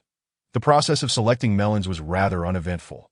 With a keen eye, he could easily tell which were ripe. Upon reaching his aunt's warehouse, he unloaded the melons, turned on the water tap, washed them all thoroughly, dried them off, labeled them, discarded the soiled bubble wrap, replaced it with fresh wrapping, and then repacked everything. That he was busy until nearly 2 o'clock, having completed all the miscellaneous tasks. Throughout, Wang Yin had only hastily munched on a bag of bread, yet felt no hunger. The excitement surging within him provided boundless energy. The self-made stall tycoon journey began with selling watermelons. Chapter 9. Do not be a nuisance before me. Upon returning home, Wang Yin collapsed into bed. Sleeping soundly until 10 o'clock, he quickly got up, grabbed a few bites of food, and dashed out the door. Driving his beloved little truck, he gathered the supplies he had reserved the day before, tossed in 2 melons for testing, and then headed straight for today as first target, Yijingting Bay. Yijingting is one of the top 3 villa communities in Gujiao, reportedly selling for as much as 50,000 yuan during its peak, with prices rivaling those of first-tier cities, yet still being cleared out by the wealthy. Whether this is true, Wang Yin could not say for certain. As a high school student, he had never paid much attention to such matters. Regardless, everyone living there was undoubtedly affluent, with considerable spending power. Who better to target than them? After receiving education from Boss Wu, Wang Yin intentionally purchased 2 packs of purple chi comes from the east on the way, costing 100 each, which stung his wallet considerably. After taking a couple of wrong turns, he finally located the entrance to Yujing. Wang Yin parked his vehicle in the small square at the entrance, and just as he turned off the engine, a security guard approached. Wang Yin hurriedly pulled out a cigarette and got out of the car to greet him. "Kid, what are you doing?" The security guard scrutinized Wang Yin, his tone rather unfriendly. With his youthful appearance and attire resembling that of a street vendor, driving a shabby little truck, it was difficult to take him seriously. In the present moment, Wang Yin finds himself lacking the qualifications to engage in any disputes with others. Future wealth is a matter for another time. For now, he must practice by setting up a stall and humbly requesting assistance from others. "Hello, brother. Care for a cigarette?" Wang Yin smiles in anticipation, opening the cigarette box, eager to offer one to the security guard. Yet, to his dismay, the guard shows him no courtesy whatsoever. "Oh, spare me your antics. Do you even know where you are? What exactly do you intend to do?" The guard's demeanor is suspicious, as if he were eyeing a thief. "Brother, I am a graduating senior from the experimental school, out here working to support myself. I simply wish to park for a moment and sell some watermelons. Before Wang Yin can finish, he is interrupted that no, absolutely not. The guard frowns, deep lines forming between his brows, emanating both hostility and impatience. Parking and setting up stalls are strictly prohibited here. Do you think this is your neighborhood vegetable market? The residents here are all affluent individuals. If you disturb them, how will you compensate? Coming here to set up a stall? Are you out of your mind? Hurry up and leave. Don't make yourself a nuisance in front of me. Ultimately, Wang Yin is merely a youth, and more importantly, he is a boy who has just acquired a new system. And the guard's attitude ignites a spark of defiance within him. Brother, I'm not even shouting. I'm just setting up a stall. Why are you being so unreasonable? The guard scoffs, having no intention of engaging in any argument with Wang Yin, and simply waves him away. Get lost already. I warn you, don't make me call someone to escort you out. Wang Yin's anger simmers, veins bulging on his forehead. Yet curiously enough, despite his frustration, he finds himself surprisingly composed. Not succumbing to rage that in the past, his sensitive pride and volatile temper would have led him to explode in confrontation. However, now he contemplates. There is no point in entangling himself with a minor character, wasting precious time. He must focus on his own affairs. Gritting his teeth, he rubs his face and turns to leave. Starting his car, he presses down on the accelerator and drives out of the small plaza. On the road, he still feels a flicker of indignation, yet it is accompanied by a sense of relief. He anticipated facing various challenges. What is the big deal? Isn't the essence of growth found precisely in such experiences? To think being scolded by someone is truly not so terrifying after all. You arrogant fools, just wait and see. He mutters with youthful bravado. In 30 years, perhaps even sooner, in 30 days, I shall become someone you can never hope to reach. After this moment of self-encouragement, Wang Yin rejuvenates his spirits and heads towards his second destination. Such is life. Once the first step is taken, one soon realizes that the worries and fears once felt were merely self-imposed barriers, locking away those too timid to move forward. Eventually, everyone must step out of their comfort zones. Being proactive and courageous is far better than waiting until one is cornered to make an effort.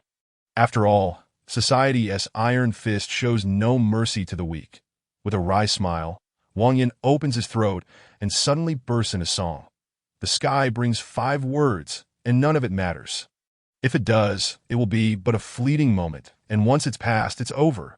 Zigalong dongxiang, trivial matters last but a short while, and then they're gone. With a catchy tune in the background, infused with an inexplicable sense of exhilaration, Wang Yin arrives at the entrance of his second target, Xiangshan Yuan. This villa district is far older than Yujing, originally established on the outskirts, with lush greenery and pristine lakes that the new area developed. It seamlessly blended the conveniences of a bustling city with the tranquility of deep courtyards, achieving a remarkable balance between noise and serenity, to AS for its ranking. Perhaps it is the first regarding prices. Wang Yin has no conception whatsoever. Properties in this area have never appeared on the market, so how could he gauge their value? Certainly, they are superior to those in Yujing, but he wonders if they will be even more challenging to navigate. Stopping his car by the roadside at the entrance, Wang Yin does not wait for someone to chase him away. Instead, he approaches the security guard himself. Brother, care for a cigarette? Let us take a break. The guard on duty is a man in his 30s, nearing 40, with a weathered face that exudes warmth compared to the previous guard that, good tobacco? Thanks, little brother. The guard lights up a cigarette, taking a satisfying puff, and cheerfully inquires, so, what is the matter? Wang Yin succinctly explains the situation and earnestly pleads, Sir, I'm just a student looking to gain some experience, that I won't shout or obstruct anyone. I promise not to disturb the peace. If you let me pull my car up, those interested can ask about the watermelons, all right? The guard scratches his head, his expression doubtful. Little brother, it's not that I don't want to help you, but we really have no precedent for this in our community. Fine, let me check with our team leader. Just hang on a moment. Oh, thank you, Wang Yin exclaims, filled with unexpected joy, regardless of the outcome. Just receiving a glimmer of hope is progress. The guard quickly uses his walkie-talkie to notify someone inside, and shortly after, a middle-aged man in a suit emerges, an overweight manager. The guard immediately puts on a cheerful face. Oh, Manager Zhang, what brings you out here? I heard about the situation and wanted to see for myself. The manager replies that he appears to be a figure of authority, yet he is quite amiable, with a smile. He sizes up Wang Yin and politely states, "Classmate, I understand your situation. Logically, I would love to extend a helping hand. I genuinely admire your self-reliant spirit." Though the refusal is still a refusal, the manager's demeanor is far more pleasant. Wang Yin comprehends the difficulties faced by the manager, yet a wave of profound disappointment washes over him. "I ask, there really nothing that can be done?" The manager shakes his head, "That I truly lack the authority to permit you to sell watermelons at the entrance. But you are welcome to come to the guardhouse for a while to cool off, and I can help you contact the property management of another community we oversee. The ITS not as upscale as Xiangshan Yuan, and they should be more accommodating." Thank you. Thank you." Wang Yin feels touched, and suddenly, the weight on his heart lifts, becoming less burdensome. Just a moment, he pulls out a black honey watermelon and returns to the entrance. "Since we've met, I'd like to offer you all a taste of my watermelon. I guarantee it's a flavor you've never experienced." "Wow." The manager hurriedly waves his hands in refusal. "No need for that, little classmate. We Haven Tea really helped you. It's all right, just try it." Wang Yin responds generously, genuinely grateful, but also eager to make one last effort. Even if Xiangshan Yuan does not permit him to set up a stall, he can win over the manager with the taste of his watermelons, establishing a good reputation and gaining a recommendation. Even the slightest opportunity must be seized. "Let us find a table to cut it up. Everyone can quench their thirst. Don't do that. How about I just buy some money just to eat?" As they are about to begin, a luxury car approaches the entrance, seemingly intending to enter the community, but inexplicably halting on the roadside. A 2013 Rolls-Royce Phantom extended wheelbase is poised to enter, and from the back seat, Himeng glances outside, spotting a familiar figure. "Wang Yin?" "Uncle Sui, stop for a moment." "Understood." The driver utters not a word, immediately exiting to approach Wang Yin and his group. That boy is a diligent student looking to sell watermelons at the community entrance, but the property management is hesitant to agree to. Himeng finds this amusing. Gazing at Wang Yin through the tinted window, the boy appears momentarily confused by the sudden turn of events, staring blankly at the luxurious vehicle. Their gazes meet multiple times, albeit through the reflective glass. Wang Yin sees nothing, yet Himeng is amused by his bewilderment. Who would have thought to set up a stall selling watermelons in a villa district? Himeng nods, his gaze lingering on Wang Yin for several seconds. The boy is somewhat frail, with disheveled hair and beads of sweat adorning his forehead, yet his spirit is markedly different from when he was in school. Himeng remembers Wang Yin as being rather reserved and introverted, with an exceptionally strong sense of pride. Just days ago, he had been gravely ill yet remained silent, humorously sending himself a 200 yuan red envelope, claiming he had no time to attend a graduation banquet. Himeng initially thought Wang Yin was avoiding contact with wealthy classmates, but it turns out he has genuine matters to attend to. Working part-time and selling watermelons? How interesting with this thought. Himeng resolves to lend a hand. Just have a word with the property management, and let him sell here, as long as he doesn't disturb the peace with loudspeakers. Understood. Uncle Sui nods. About to leave when Himeng calls him back. Inform the property manager not to disclose our identities. Got it. Uncle Sui returns once more. Before long, the portly manager nods and agrees, prompting Wang Yin to cheer in delight. Himeng watches with a faint smile. Well, 3 years in the same class. Aren't you going to say hello? Himeng shakes his head, his expression returning to tranquility. The phantom glides past the entrance, disappearing from Wang Yin's grateful, yet puzzled gaze. Whose car is that? Wang Yin can no longer contain his curiosity. You really can't tell me? What good would remembering do? The manager waves his hand. Suddenly contemplative. People help themselves, and heaven will assist them.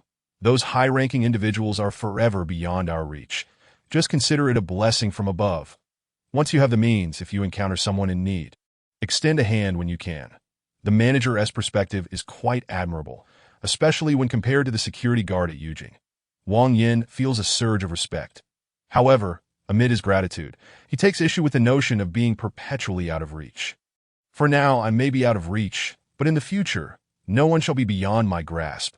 His face radiates ambition, causing the manager to chuckle.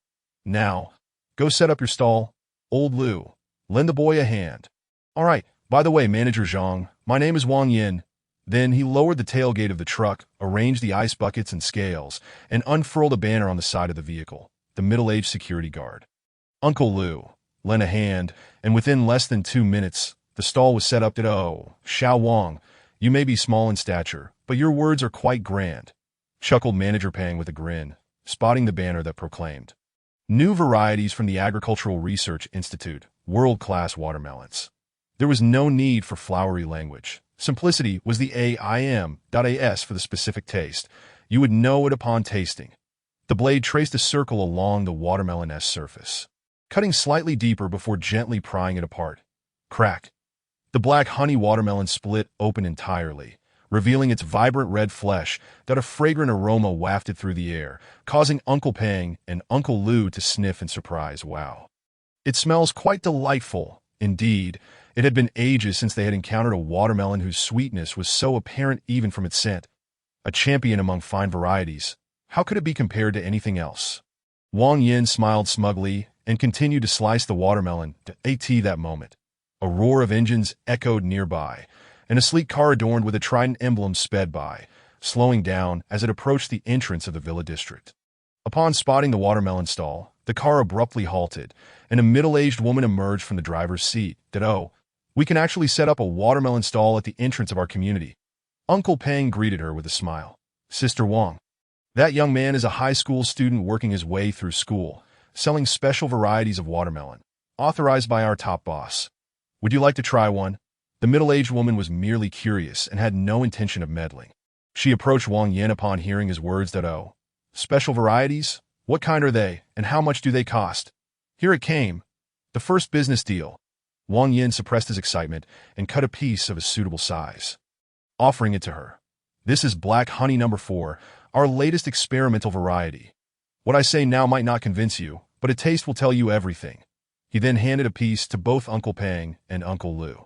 The bright red flesh was sandy yet firm, bursting with juice that seemed eager to escape, presenting an exquisite appearance. Watermelons sold in the market are typically harvested at 7/10 ripeness, brought to the city, and allowed to ripen slowly. They could hardly be compared to the king of watermelons that Wang Yin had painstakingly chosen from the field. The middle-aged woman hesitated slightly, while Uncle Pang and Uncle Lu, drenched in sweat, took a big bite right there. Wow, so sweet and so sandy. Delicious, Xiaowang, truly exceptional. The two enthusiastic patrons savored the juicy morsels, their eyes gleaming. Unable to resist, the middle-aged woman took a delicate bite. Moments later, crunch, she devoured the entire piece, looking up with a lingering desire. You don't say, it truly is sweet. Young student, how much for your watermelons? The moment of truth had arrived. Wang Yin had initially set the price at 10 yuan per jean. However, considering the affluent environment of the villa district, where he had managed to establish a stall, he steeled himself and boldly announced a sky-high price. 20 yuan per jean. Uncle Lu nearly spat out his drink. The lady widened her eyes in disbelief, staring at Wang Yin. What did you say? You're not joking, are you? Do you know how much the most expensive watermelon in premium supermarkets costs per jean? Wang Yin was resolved, his palms sweaty, yet his expression conveyed a defiant nonchalance. Annie, whether the price is high or not depends on the context. At this very moment, in this upscale area, you won't find a better watermelon than mine. With a population of 1.5 million in the city, there are only 50 of these sandy-fleshed black honey watermelons on my truck. How much do you think they are worth, to be honest? I do make a profit, but you certainly aren't lacking in funds. That's so. Just ask yourself. Is it tasty? Do you like it? And that's enough. Wang Yin knew his limitations. He couldn't play tricks with adults. Nor was he skilled in haggling. Instead, he went in for the kill. He intended to take advantage of these wealthy customers, daring to charge them a premium. The middle-aged woman's reaction was quite peculiar. She glanced at the stubble on Wang Yin's lips and curiously asked, Did you just graduate from high school? Ah, yes. Wang Yin was caught off guard. Why is that your focus? He hesitated, feeling somewhat flustered. It has to be cushioned to avoid damage. That he began to stammer in a bid to persuade her that for this new variety of watermelon. If we calculate the investment in research and the yield, the cost is astonishingly high. Of course, they wouldn't promote it at exorbitant prices. Nevertheless, it is indeed more precious than ordinary watermelons. That if the taste were poor, they wouldn't allow it to be sold, right? Uncle Lu nodded, intrigued, and asked, I see these watermelons have labels. What are they for? Wang Yin explained. I put them on. The top has the letter for Nong, agriculture, and below is a series of numbers. That S the watermelon S identification. I don't really understand what it means, but the numbers are just for identification. Wang Yin nearly convinced himself, not to mention Uncle Lu, who was savoring the sweet taste. The quality was the greatest persuasion. The middle-aged woman ceased her doubts, took out a handkerchief to wipe her hands, and began rummaging through her bag. All right then, pick the best ones for me. I'll take 10. What? Wang Yan's eyes widened in astonishment. You want how many? He stammered in shock. The aunt smiled warmly and nodded. The watermelon is indeed delicious. It has a pure fruit flavor and surely hasn't been tampered with. You say it's unique in the market. Fine, I believe you. Watermelon's worth 200 to 300 each. I can afford to eat every day, but I may not necessarily find them every day, right? Come on, let's weigh them. Wang Yin was overjoyed. Was he actually about to make his first sale? And without even discussing the price? All the preparations he had made were rendered useless. It seemed that the wealthy patrons of this affluent neighborhood were far too easy to please. The truth was, it wasn't that Wang Yin thought the customers were foolish and wealthy, merely that they had a different perspective on spending. The residents of Xiangshan Yuan were among the first wave of wealthy individuals in the mining city, possessing both significant purchasing power and a wealth of experience with high-end products. Whether something was genuinely delicious or not would be determined in an instant by their discerning palates. They were families willing to pay tens of thousands for a table of exotic delicacies. And encountering such high-quality watermelons, 200 to 300 each, was hardly a concern for them. After all, money cannot buy happiness. Wang Yin, a young man suddenly thrust into wealth, lacked the understanding of their consumer mindset, which was perfectly normal. Though he felt exuberantly excited, he still offered a sincere piece of advice. Annie, the watermelons are fresh and delicious. Today I only have 50 black honey watermelons, but I can bring more tomorrow. There is no need to stock up so much. Rest assured, as long as you enjoy them, I'll supply you with fresh ones every day. You're not such a shrewd businessman after all? The middle-aged lady chuckled softly. Thank you for the reminder, but what would I do with so many? I'll send 2 to my neighbors to let them have a taste. 10 might not even be enough. Oh, Wang Yin suddenly realized, feeling a bit embarrassed as he smiled and leapt back onto the truck. Just a moment. I'll get them for you right away. He began unloading the boxes, opening them to weigh and sort the watermelons. Aunt Wang watched silently, then suddenly waved her hand. Hey, kid, aren't you going to help me pick? Wang Yin explained earnestly. Annie, the quality of every watermelon is quite similar to if you don't believe me. Just point to one, and I'll cut it for you on the spot. But if it's worse than the last one, you can discard it all. Oh, the middle-aged lady nodded in understanding, glancing around. But then her attention was drawn to a medium-sized box. What are those small netted boxes filled with? Those are also watermelons, called crisp delicacy, which have a sweet and crunchy flesh. Oh, a crisp-fleshed watermelon.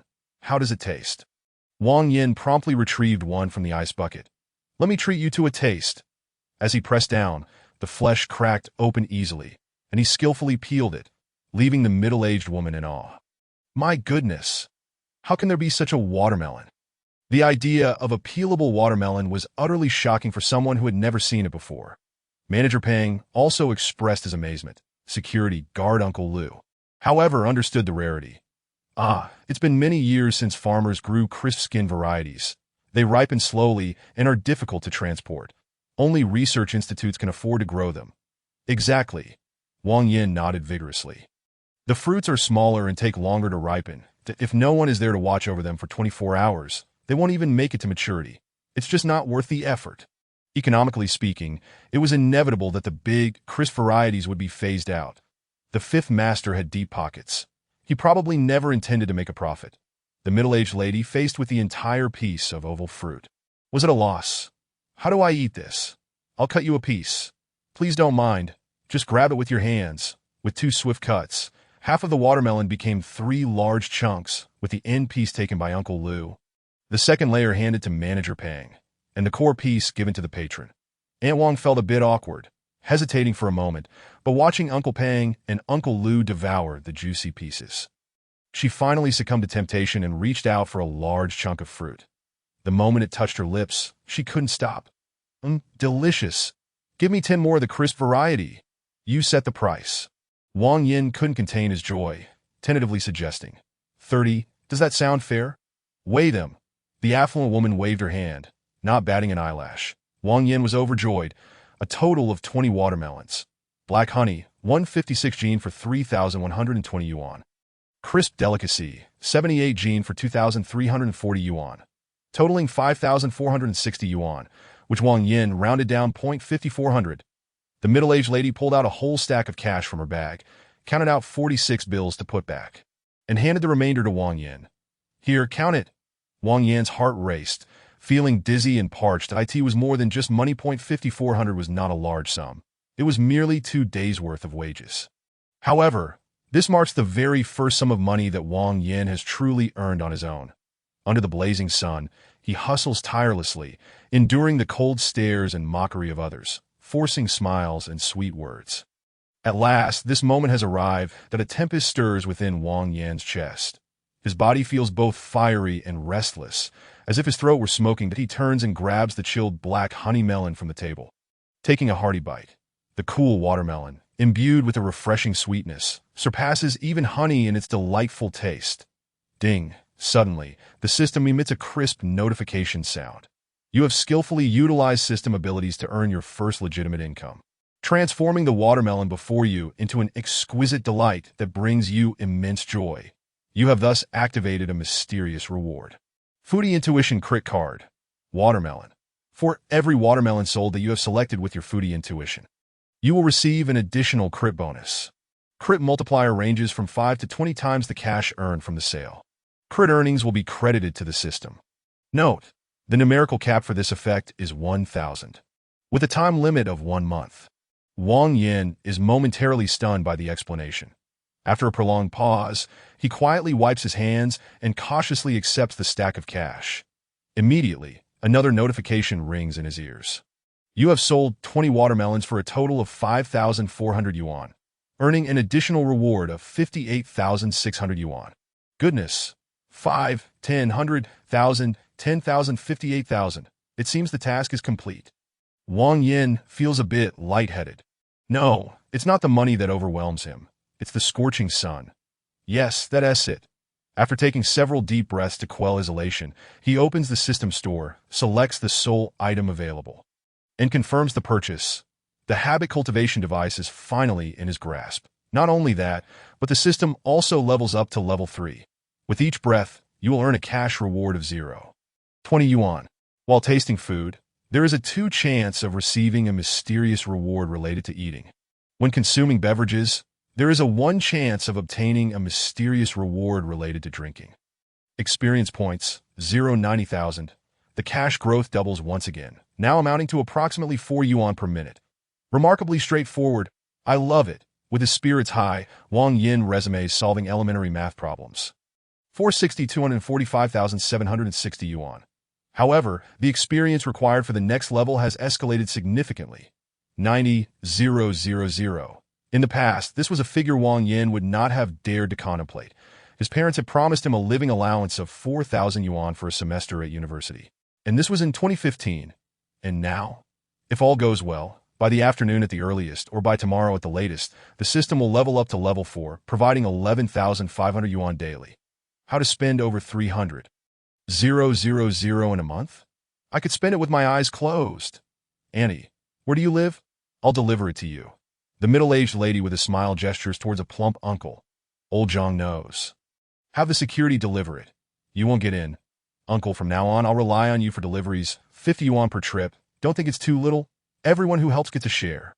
Uncle Lu, the security guard, looks alarmed and hastily declines. No, you're earning a bit of money, ain't easy. I'm just lending a hand. Is it really so easy for me to make money? Wang Yin chuckles silently.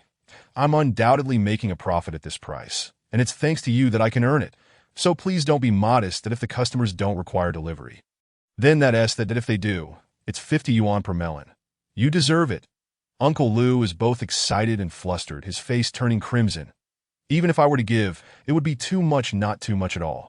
It has settled. Wang Yin forcefully hands over the money, speaking in an authoritative tone, thus concluding this debate. One must be grateful. Without old Lu and the plump uncle's assistance, would the stall at Xiangshan Yuan be so easy to set up? One must remember the source of their blessings.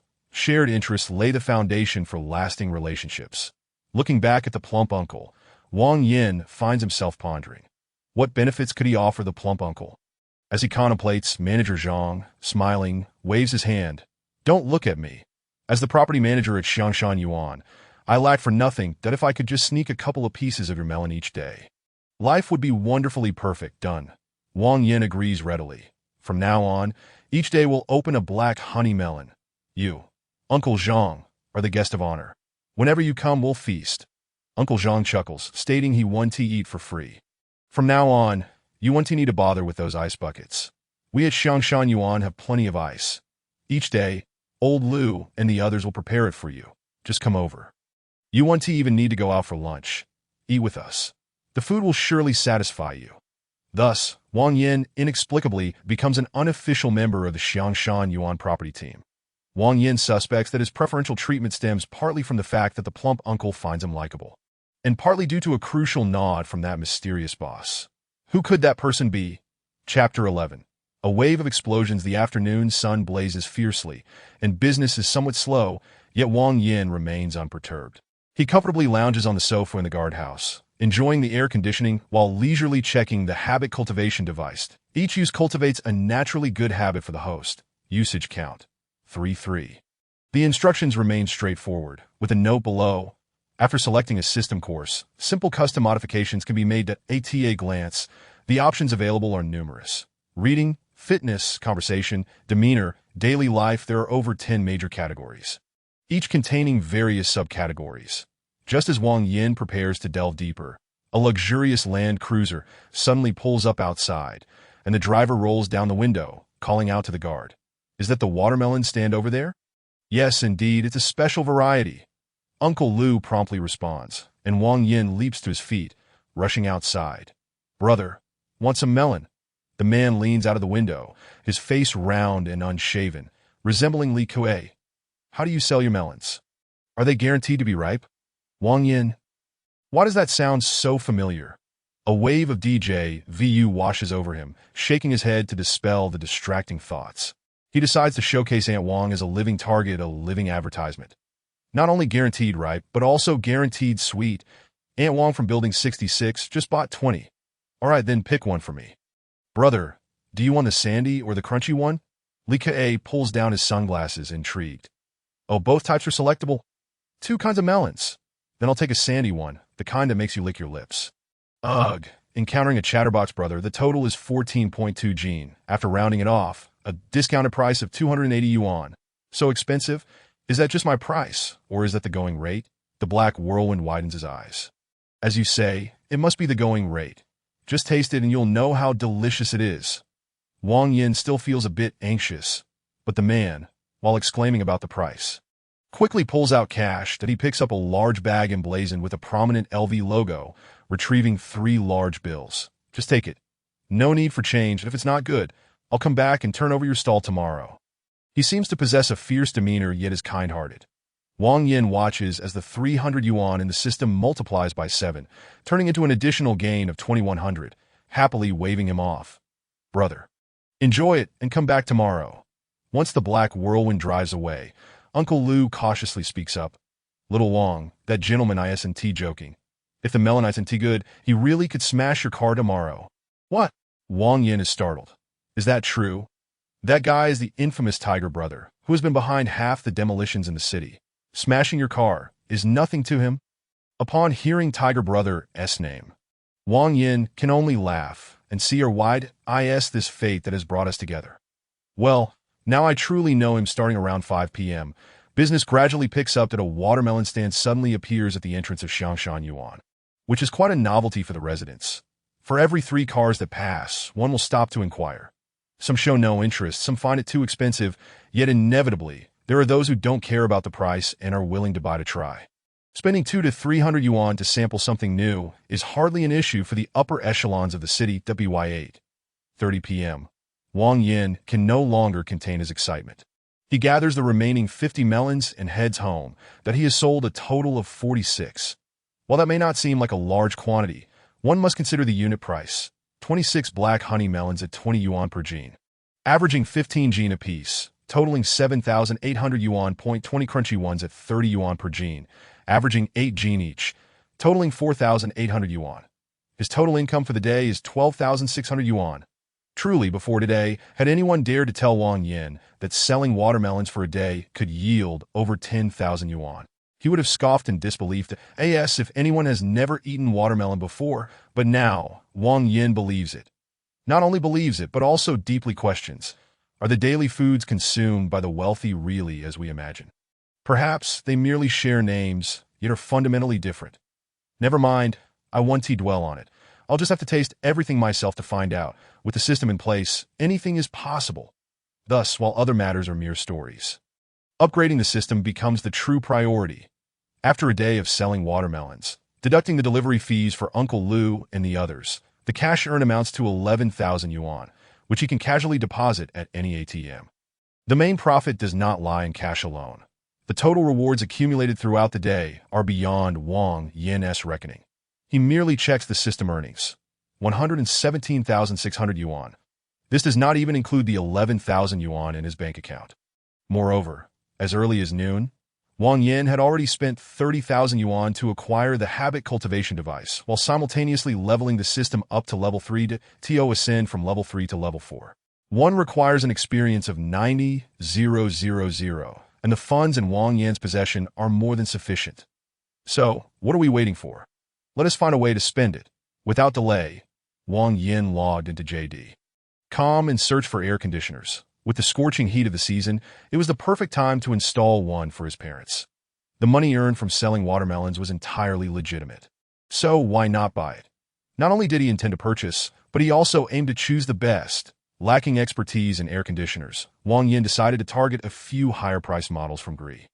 Unlike mobile phones, where domestic brands have yet to make a significant mark, in the realm of air conditioning, domestic brands are quite reputable, and supporting local products is a must.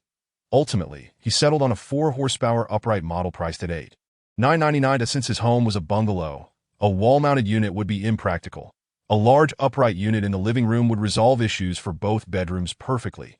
Imagining his parents' surprise upon seeing the air conditioner, Wang Yin couldn't help but smile foolishly. After arranging for installation the day after tomorrow, the newly minted little tycoon shifted his attention to laptops. That a computer was essential for university life. Without a moment's hesitation, Wang Yin placed an order online for an Alienware 15 as a devoted gaming enthusiast.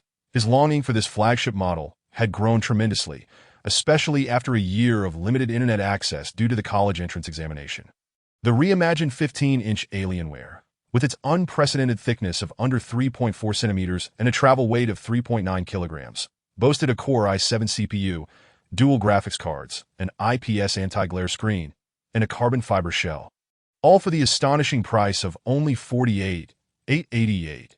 Without a second thought, he bought it. He also ordered a set of Logitech gaming keyboard and mouse, swiftly spending 50,000, with 30,000 remaining. Wang Yin found himself at a loss for how to spend it. After days of busyness, he hadn't given much thought to his expenditures and was momentarily devoid of ideas. In truth, acquiring a couple of new outfits was a pressing need. But the issue was that Wang Yin had no time to try clothes in stores. And online shopping proved troublesome and unreliable. Just then, he recalled the LV bag belonging to Hugo, and with a snap of his fingers, he decided. Yes, he would purchase an authentic Donkey brand bag. The luggage from Donkey was quite impressive, seemingly more esteemed than their apparel. Or so he had heard from classmates. As he prepared to leave for university in another city, luggage would be a necessity. And thus he needed to plan ahead. That he immediately visited the official website and was drawn to the Keepall 50 travel bag, featuring a stylish blue and black mosaic design. Cool and trendy. Far from ordinary. Priced at only 18,000, snatched up. With just over 10,000 experience remaining, he then set his sights on a 4-wheeled trolley suitcase from the Mondamier Graphite series, measuring 70 centimeters and exceptionally beautiful. Perfect for school. However, with a staggering price of 30,000, it was quite dear. The cost was one thing, but the experience overflow was another. Such waste. He marked it as a potential future purchase and set it aside for now. Carefully calculating his experience, Wang Yin added an Avenue shoulder bag, identical in design to the travel bag, featuring the same striking blue and black mosaic. Upon placing the order, the system upgraded once more. System level 4. Every breath will yield a cash reward of 0.40 yuan. While savoring food, there is a 3 chance of receiving a mysterious reward related to eating. While drinking, there is a 2 chance of receiving a mysterious reward related to drinking. While gaming, there is a 1 chance of receiving a mysterious reward related to gaming. Experience 270,000, earning 8 yuan per minute. Equating to 11,520 daily, was just enough to maintain a semblance of a living. Hiya. The newly introduced attribute for gaming rewards had a still low probability, which currently seemed of little use. The probability of food rewards, however, was quite favorable, but alas, Wang Yin was exceedingly busy and had no time to indulge in culinary delights that no matter. A few more days of hardship were all that awaited him. Once his busy schedule concluded, and he found himself with several million in funds. Wouldn't he be free to indulge as he pleased? Wait. The system's reward mechanism was quite intriguing. Eating, drinking, and playing. Could the next reward be for leisure? In what form would that pleasure manifest? Wang Yin couldn't decipher it. But he wasn't anxious. Just 270,000 experience points away from leveling up, it wasn't a daunting task. Maintaining his anticipation, he focused on the present. With 27,000 remaining in system wages and 100 in his bank account, the disparity in experience points led Wang Yin to momentarily refrain from spending. He casually closed the LV website and turned his attention to a habit-forming device.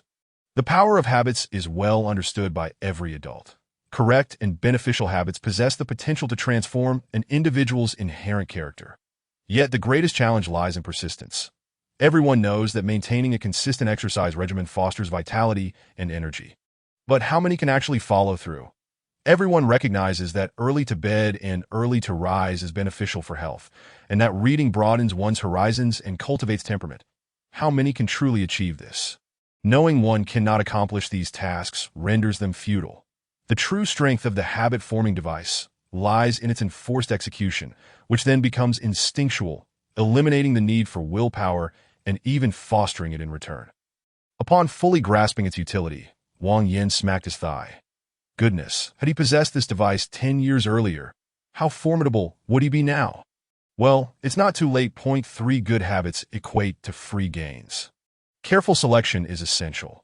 For his first habit, Wang Yin selected the broad category of reading, making simple modifications to customize it, ultimately confirming a commitment to study diligently for 2 hours each day. This could involve textbook knowledge or any other form of learning, but the essential method would be reading. As he observed the usage count transform to 2-3, a profound thirst arose from the depths of his soul. He searched online for a book titled Fundamentals of Accounting, and upon reading the first word, he became completely engrossed. 2 hours swiftly passed, and upon exiting that state of intense focus, Wang Yin was astonished. Wow, what astounding efficiency! He had completed 46 pages of a dry and tedious professional book in just 2 hours. The level of concentration, the improvement in comprehension, and the exhilarating speed at which his brain functioned were experiences Wang Yin had never encountered before in his life. Previously, studying felt like a chore. Now, it was a joy. This was the most significant distinction that if one were to quantify it, Wang Yin felt his learning ability had increased by at least 200. Wow. He regretted setting the study time too low. Wang Yin lamented, feeling as though he had missed out. Had he set a goal of studying 12 hours daily, he would surely become a top scholar in just a few years, right? Wait, if he studied 12 hours daily, when would he have time to indulge? Reflecting on this, Wang Yin quickly dispelled his gloom. There are limits to effort. With his ordinary talent, even a century of hard work might not allow him to catch up to the 20-year-old Terence Tao. It would be better to focus on being a wealthy individual. Knowing himself well, Wang Yin was fully aware of his character and aspirations, which is why he had no desire to pursue the path of a top scholar. 2 hours of reading each day would adequately satisfy his basic needs, incrementally enhancing his knowledge and cultivating his temperament. Quite satisfactory that if he truly became so busy that he had no time to enjoy himself. That would be truly lamentable, a clear case of excess in the opposite direction. For the second and third habits, Wang Yin proceeded with caution, contemplating for quite some time before ultimately deciding to hold off. With only 2 uses remaining, the effects had been unexpectedly beneficial, and Wang Yin was reluctant to make rash selections. Starting today, he would dedicate time each day to study the system's courses, aiming to consider everything thoroughly and select based on actual needs, which should yield better results. Perfect! Humming a tune about the joys of bathing and skin health, Wang Yin eagerly anticipated tomorrow's gains, downing 2 bottles of beer before heading to bed early once more. Upon waking, it was July 29th. From today onward, Wang Yan's venture into the sales business was officially on track. Having sold only 8 watermelons in the morning, he initially thought the afternoon would mirror yesterday's performance. But inexplicably, the watermelons flew off the shelves. With drivers in Mercedes and Audi A6 LS and domestic help in little Polos, customers bought them 2 at a time, 1 crisp and 1 juicy by 6:30. All 51 watermelons had been sold out. Yesterday, he had cut 2 for advertising, and today, he shared 1 with the security guards. With a total of 51 left, they were all gone. Wang Yin was left dumbfounded. Hu Ge, who arrived late and missed out, lamented his luck, revealing the truth. Your watermelons are delicious. My family finished 15 Jin last night without touching much else for dinner, and I was starving by midnight. Brother, are there really none left? None at all. Wang Yin smiled wryly and nodded. There is still a couple at the gate. Care for a piece to quench your thirst, originally intended as a polite gesture. Hu Ge took him up on it. Bring them over. Squatting on the roadside, munching on the watermelon, Hu Ge handed over 1,000 yuan. Save me 2 for tomorrow, 1 each, and I'll give you a deposit. Clearly, the newly minted businessman underestimated the purchasing power of the affluent residents of Xiangshan. That as long as the product is of high quality, is 300 yuan really a significant expense? To be honest, those residents, especially those who have visited Japan, wouldn't hesitate to spend 200 yuan per Jin on watermelons. This summer, with its oppressive heat, Wang Yan's watermelons, sweet, fragrant, and thirst-quenching, were undoubtedly the best refreshment. The sudden influx of happiness left Wang Yin ecstatic as he retreated. After deducting delivery costs for Uncle Liu, he had over 12,500 yuan in cash remaining from the sale of 51 watermelons for his system wages. The total exceeded 175,800. The residual earnings from yesterday had skyrocketed overnight, transforming him into a wealthy individual. Who could he discuss this with? Come on, let us begin spending. Once more, he opened the LV website, ready to acquire that exorbitantly priced suitcase. With 30,000 yuan spent, his experience soared to 252.70,000, but he surveyed the rest of the items, each more alluring than the last, and continued. Wang Yin exhibits a rather flamboyant spending style, reminiscent of a small-scale tycoon. Once he resolves to indulge, he dismisses all reservations and acts purely on instinct. The delight of the affluent is often marked by such caprice. He decides to purchase a pure white sackplat handbag, undeniably beautiful, yet somewhat effeminate, so he compensates with a Discovery small messenger bag to achieve a balance. Experience points: 4535027000. That a wallet and card holder are essential. The Champ's USES card holder is simply exquisite, leaving Wang Yin feeling as though he has never encountered such refined leather goods in his life, prompting him to promptly add it to his cart. However, he finds himself quite disappointed with the wallet, ultimately selecting a brazo with a red lining, which he considers somewhat stylish. Experience points: 56,052.70,000. In total, he has acquired 7 items, managing to finalize his luggage for a mere 85,000. The Wang Yin is truly floating on air, daring to use such a sum as a mere number, just as he intends to continue browsing for clothing. A timely phone call interrupts, preventing him from continuing his extravagant spree. The new call does not bring monetary gifts, but rather informs him that his mobile phone and undergarments have arrived. As he steps outside to retrieve the package, Wang Yin eagerly tears into the box, finally obtaining the long-desired iPhone 6. As a financially constrained student, he has always kept his phone tucked away in his pocket, making the iPhone XS size far more suitable. The iPhone 6 Plus simply would not fit. Choosing the iPhone 6 over the 6 Plus for such a trivial reason only underscores how far he is from becoming a true affluent individual.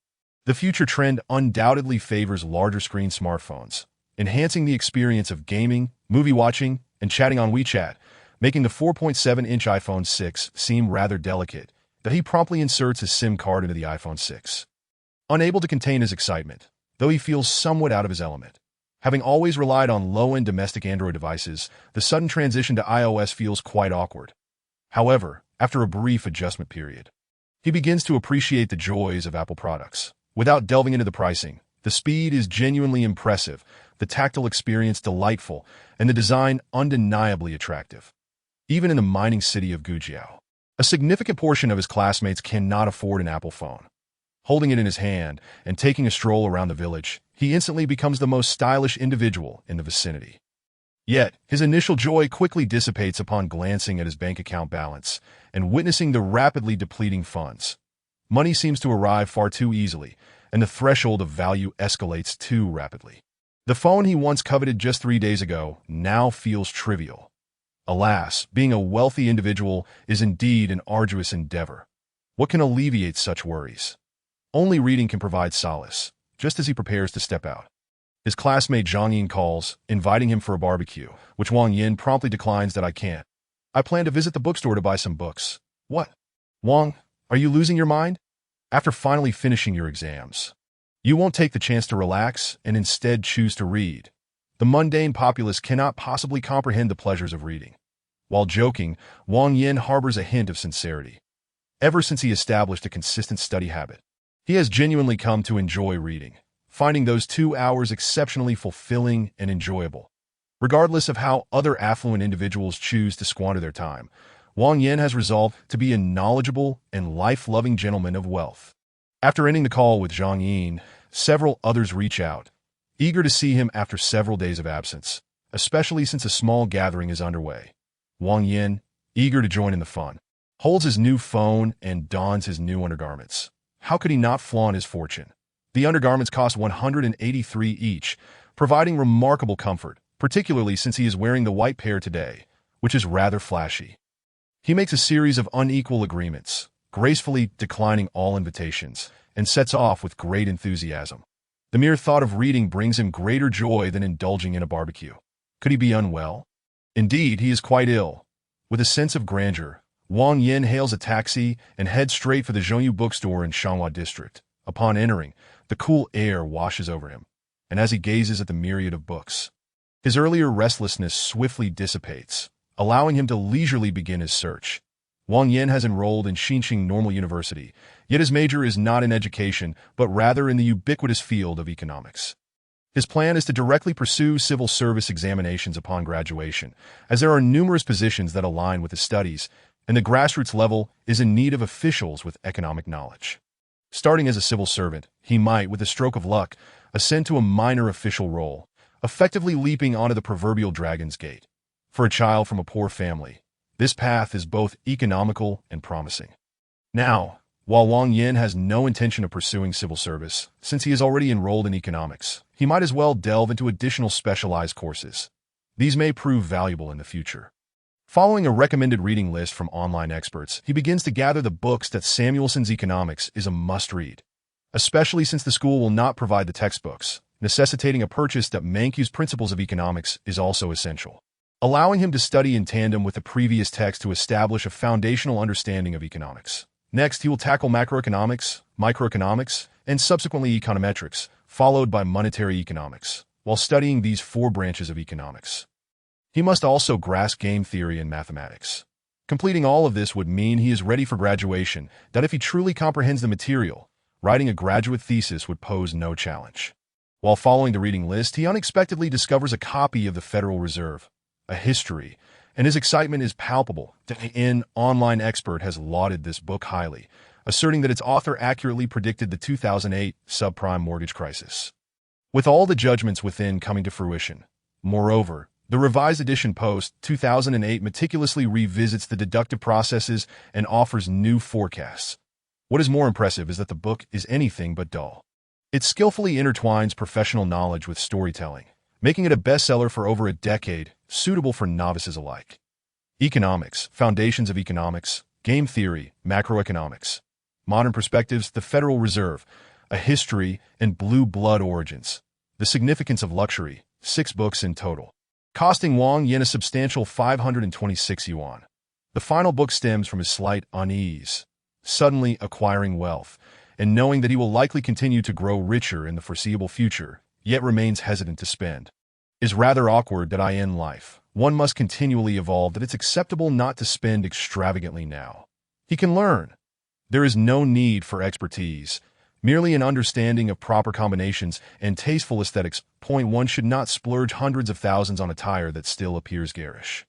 That would be more embarrassing than wearing cheap goods that he aspires to become a true gentleman of wealth.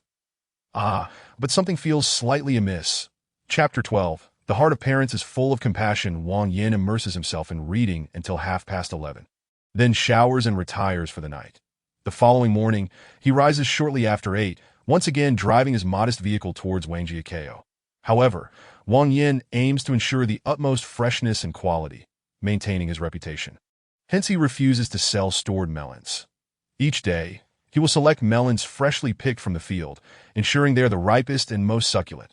His routine will likely involve rising early each morning to choose melons, returning to the city at noon to wash, label, and pack them, and then commencing sales around 4 or 5 in the afternoon. That he will sell a maximum of 100 melons daily, no more.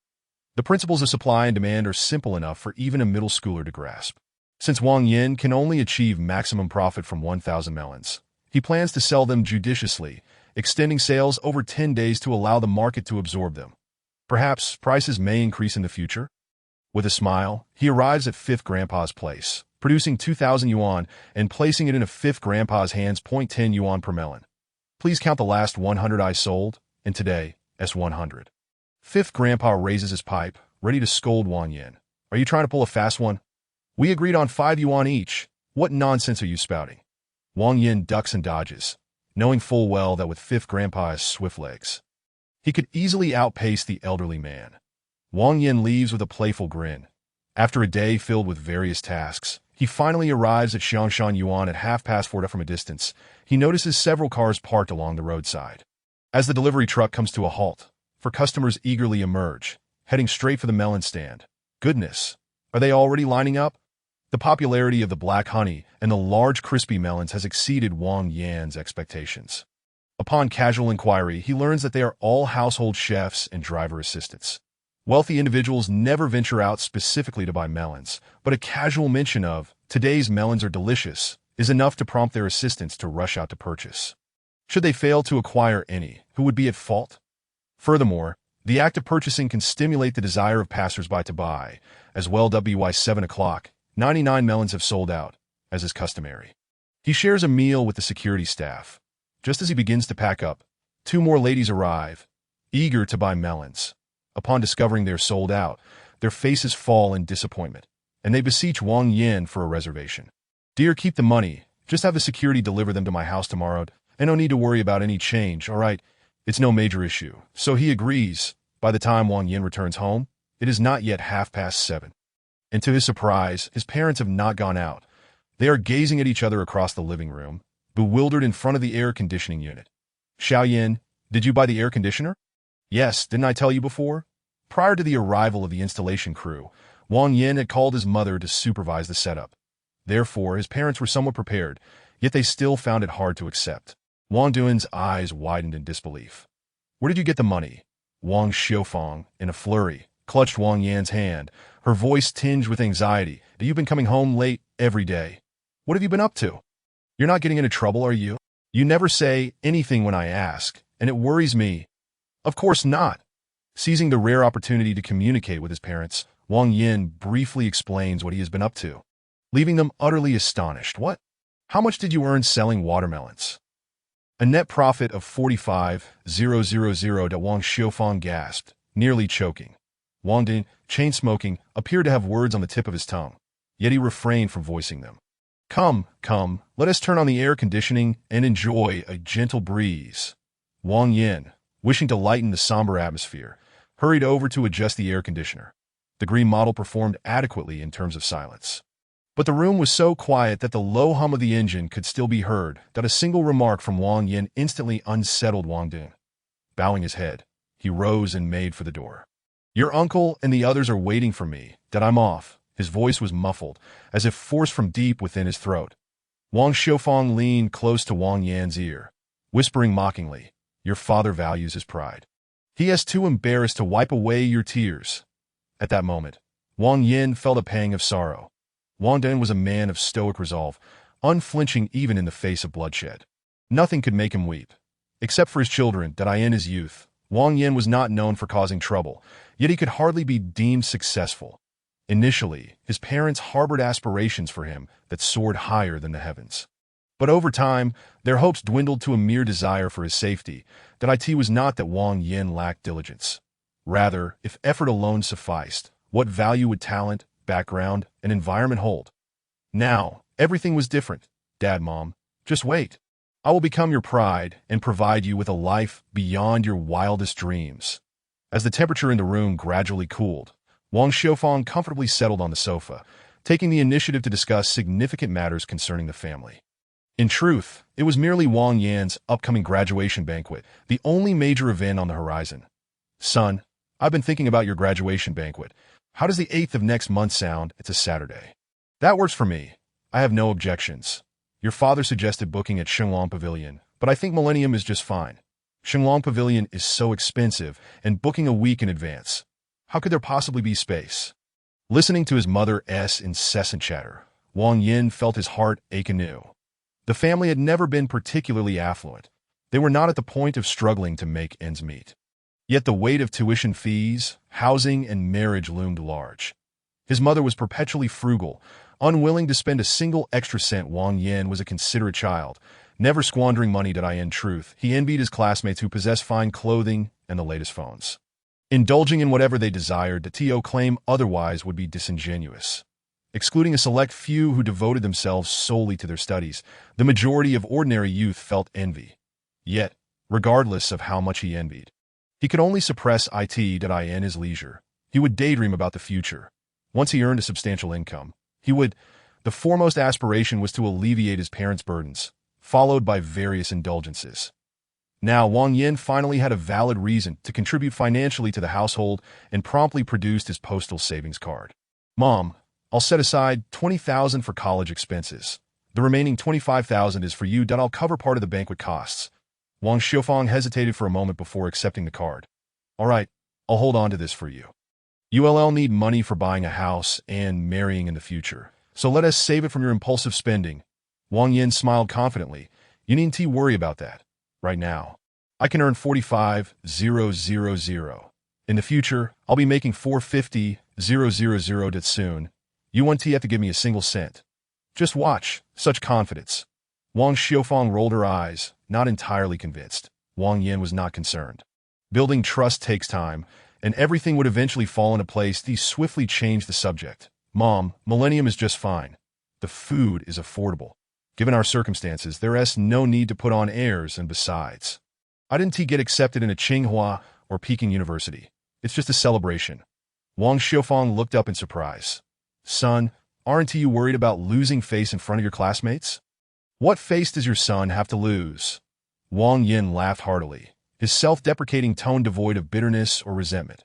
Friends worth having would not look down on him for his current financial situation. Those who would, even if the banquet were held at Donyuan International, would simply attend for the free food and drink, offering no gratitude in return. Don't worry, Mom. Let us go with Millennium. All right, since I don't have many classmates. 2 tables will suffice. You can figure out the rest while I go study for ABIT. Mother. She felt a swell of pride. Though she struggled to express it, her heart gleamed with sweetness, envisioning a future filled with promise. When her son graduated from college, became a civil servant, and eventually married, how beautiful life would be. Little did she know, Wang Yin had grander aspirations. One was hardly enough.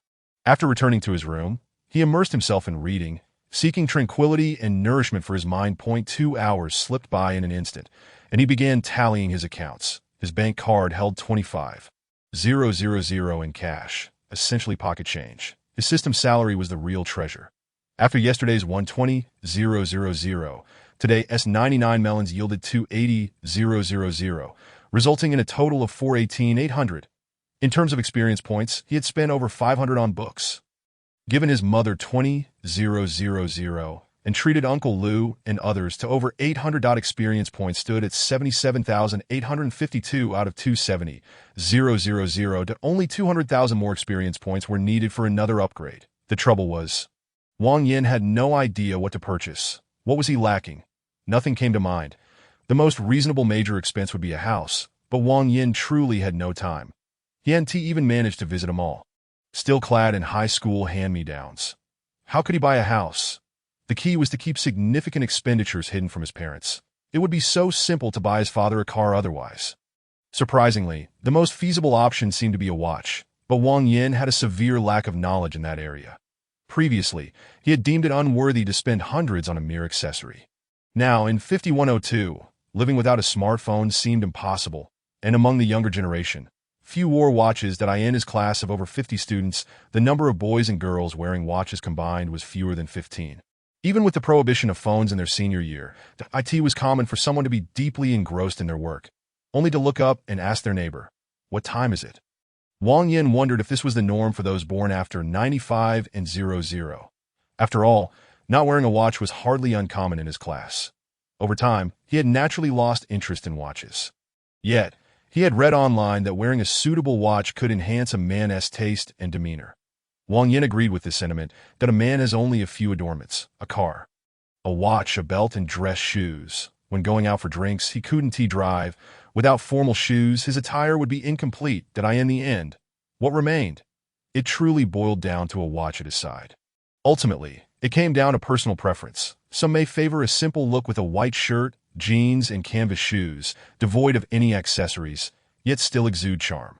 Others may lean towards a bolder style with dyed hair, pierced ears, and a pair of Kobe sneakers. If one preferred a more mature aesthetic, wearing designer casuals paired with a fine watch would undoubtedly elevate their standing. The modern world's aesthetic is remarkably diverse. And after several days of experience and contemplation, Wang Yin began to see material possessions in a new light, leading to a particularly healthy mindset.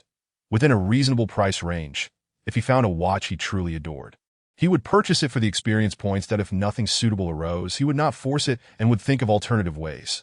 Simply buying a watch worth 200,000 to 300,000 just to show off, one that he did not even like, seemed utterly pointless. With this perspective, Wang Yin opened his phone to Baidu, searched for luxury watches, and began exploring brand rankings on their official websites. This exploration consumed half the night, akin to opening a portal to a new world. Luxury watches were truly stunning. Wang Yin had never realized how captivating timepieces, seemingly on the brink of obsolescence due to smartphones, could be a small watch face. Infused with creativity, design, and precision craftsmanship, encapsulated humanity's ultimate quest for beauty, showcasing the remarkable wisdom of all things. The beauty was straightforward yet impactful, unlike computers or phones, which became useless without their content. A luxury watch, akin to a luxury car, radiated an exceptional quality at first glance, and no wonder people often say that a fine watch can significantly enhance a man's taste and demeanor. How handsome he must look wearing one. With gritted teeth, Wang Yin resolved to buy. He earmarked his watch budget as being between 180,000 and 250,000. Reviewing the top 10 luxury watch brands in order of preference, he found himself particularly fond of Vacheron Constantin, followed by Patek Philippe, and lastly Cartier. The most astonishing were Jaeger-LeCoultre's mythic pieces, with their nude goddess oil painting dials, igniting Wang Yin's fervor. Vacheron Constantin's designs were the most whimsical and distinctive. Wang Yin painstakingly narrowed it down to 3 choices between Vacheron Constantin and Patek Philippe. But then he hit a wall in the final decision. Forgive me, as a nouveau riche, I truly have no idea how to choose. It was a happy dilemma to be torn over a watch worth 200,000 to 300,000. This was a concern exclusive to the wealthy. Finally, Wang Yin resorted to drawing lots. 1, 2, 3. Okay, the order determined, he would attempt to purchase in sequence. However, with newfound confidence, Wang Yin soon found himself at a loss. The official websites did not sell watches. Whether it was Patek Philippe or Vacheron Constantin, their sites were solely for display, not for sales. Wang Yin hurriedly searched for authorized retailers, discovering that only Beijing and Shanghai had stores, as well as a few in Hong Kong, with no shipping services offered. It was understandable.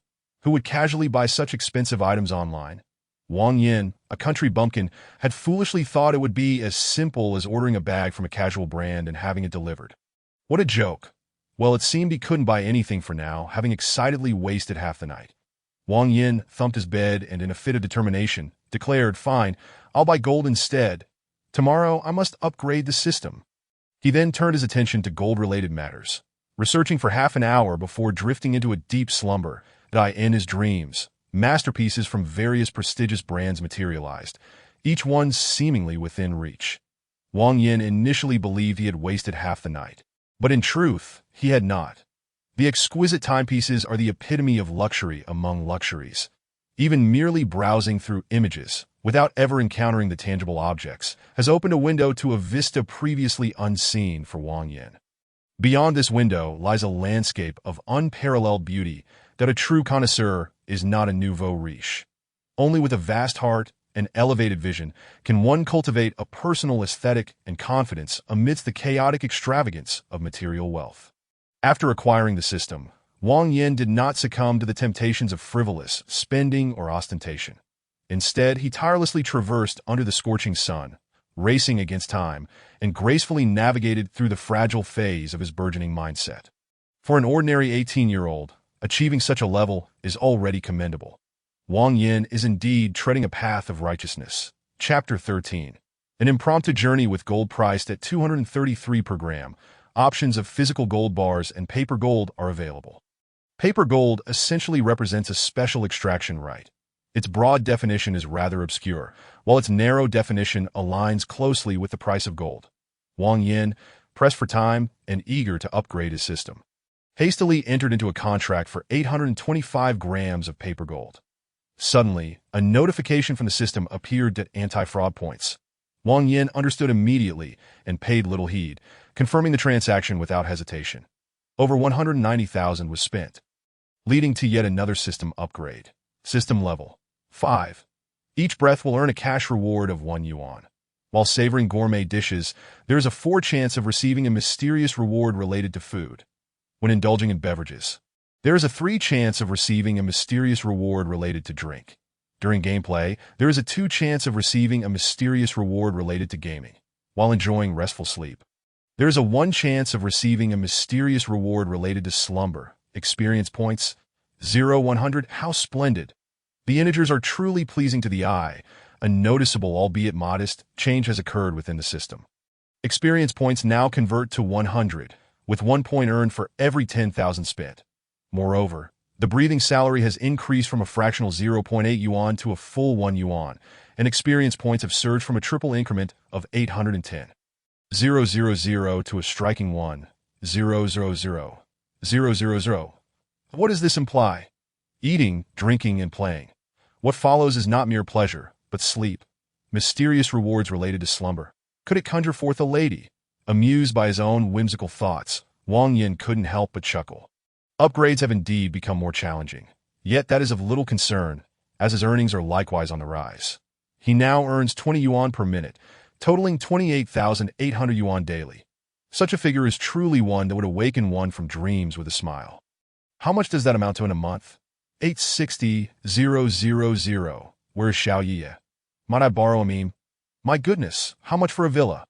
Who will provide a quotation? Yet, there were no sales representatives to quote prices. Instead, customers seeking melons arrived in droves. Today, his stall business witnessed a remarkable transformation. The patrons not only paid cash up front, but also provided deposits, requesting home delivery of melons. How astonishing, 172 orders. How did this multitude of orders emerge? Wang Yin was utterly perplexed.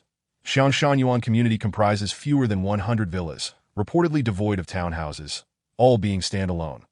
Assuming 80 households, averaging 2 melons per family, what voracious appetites they must possess. However, this calculation is rather simplistic. The residents of Xiangshan Yuan are predominantly affluent middle-aged individuals with both elders and children in the household, averaging at least 4 members per family. Adding caregivers, domestic help, postpartum doulas, elderly caretakers, bodyguards, drivers, and assistants, how many people does that entail? Even if not all reside in the villas, sharing a meal or enjoying some refreshing fruit is customary. Occasionally, bringing someone a sample to try is not insignificant, that A.S. Lu Shu would say. Why do the Annies buying vegetables all drive? With a daily purchase exceeding 20 jin, how can one manage without a vehicle? Wang Yin grimaced at the thought. Over 20 jin? What on earth are they buying?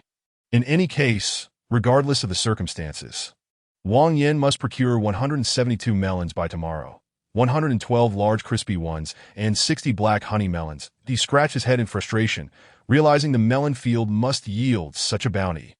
The following morning, Wang Yin arrived early at the melon field, sifting through the crops and selecting only 80 large crispy melons. The supply of crispy melons that Fifth Master cultivated was already limited, possibly yielding fewer than 2,000, and with Wang Yin's selection, the current stock was critically insufficient. The mechanism of gourmet intuition operates by identifying the highest quality among all visible targets, among a heap of 50 melons. The finest is selected, leaving 49 behind. Upon a second selection, one can still choose the best from the remaining, yet the quality of the second batch is inferior to the first. The initial disparity may be negligible. But as the selections continue, the differences in quality will magnify. After plowing through the melon field several times, upon reaching the 81st melon, he decisively took a bite, only to frown immediately, compared to the finest melon. The taste had already begun to exhibit subtle differences.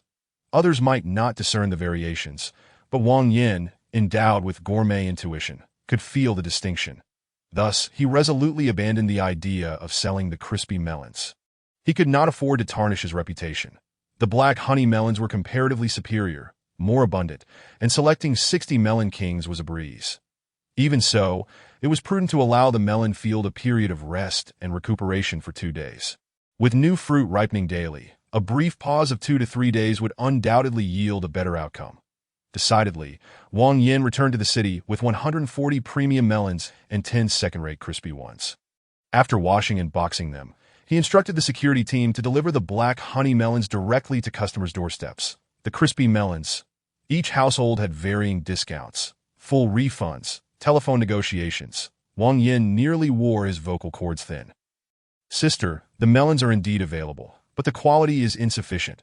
I cannot deceive you with inferior products. Doubtful. If you do not believe me, come and taste at the door, then I'll bring 10 second-rate melons. Not for sale, just to show you the difference." To his surprise, someone actually came to taste, only to leave with a puzzled expression. Why are these considered second-rate? They taste quite delightful. As the clock struck 8 in the evening, a plethora of onlookers gathered, largely composed of housewives, caretakers, drivers, and security personnel, rather than the affluent elite. Throughout several days of running his stall, Wang Yin had yet to encounter any wealthy patrons. The highest-ranking individual was that brother who. The onlookers did not hold back in their opinions, sampling the melons. Some acknowledged a slight difference, while others insisted they were still quite tasty. The opinions were evenly split. Wang Yin found himself both amused and exasperated. Yet he remained steadfast in his decision not to sell. Upon sending the melons for testing, it became evident that various metrics fell short by at least 5, while the customers might not discern the difference. Wang Yin was acutely aware. The crowd erupted in applause. "This young man truly has integrity. What a good child. You're bound for success in this business." Wang Yin smiled modestly, internally ridiculing, "I don't deceive you, because I know I cannot afford to." Any displeased magnate could easily ruin his business, merely by voicing their dissatisfaction. Why risk losing everything over a small gain? He thought. "Fine, if you want to less, you need not refund the deposit, we can settle for the melons tomorrow." "All right." Wang Yin remained resolute. "Sir, I won't be setting up tomorrow. My experimental field lacks top-quality melons." His words instantly incited a clamor. "When will you return then? 3 days off. Let's reconvene on Monday." "Oh dear. My granddaughter is eagerly awaiting your melons. With no stock over the weekend, will the little one not drive me mad?" Wang Yin shrugged, gathering his belongings to leave. "That I truly cannot say how many products will be available on Monday. I cannot collect deposits. We shall see next week." Amidst a symphony of complaints, Wang Yin made his discreet exit. Lying on his bed, gazing at the ceiling, he felt a mix of dazed confusion. The alien notebook had arrived, resting on the coffee table in his rented room. And if one were to ask for his feelings, the answer could be summed up in one word: uncertainty. Wang Yin had yet to utilize it. Genuinely lacking the time, 7 exquisite bags from the Donkey brand were lined up on the table, creating an impressive display. Wang Yin mused to himself. "Do I resemble a wealthy magnate? Not at all. I resemble a bag seller." Once the initial sense of self-doubt faded, Wang Yin began to marvel at his discerning taste. None of the 7 items were basic models, nor did they flaunt ostentatious logos, being both aesthetically pleasing and understated. How did I become such a savvy shopper? The alien brand was bold, the donkey bags exquisite, the tissues soft, and the underwear comfortable. CK truly offers unparalleled comfort. Wang Yin had never imagined that a 10 yuan 3-pack of underwear could differ so vastly from a single pair at 183 yuan. The gentle, breathable, feather-light touch felt akin to a lover's caress, while the 10 yuan pack felt like the hands of a laborer. In the sweltering heat of summer, wearing flip-flops was already uncomfortable. He had somehow acquired a pair of canvas shoes. What was he thinking?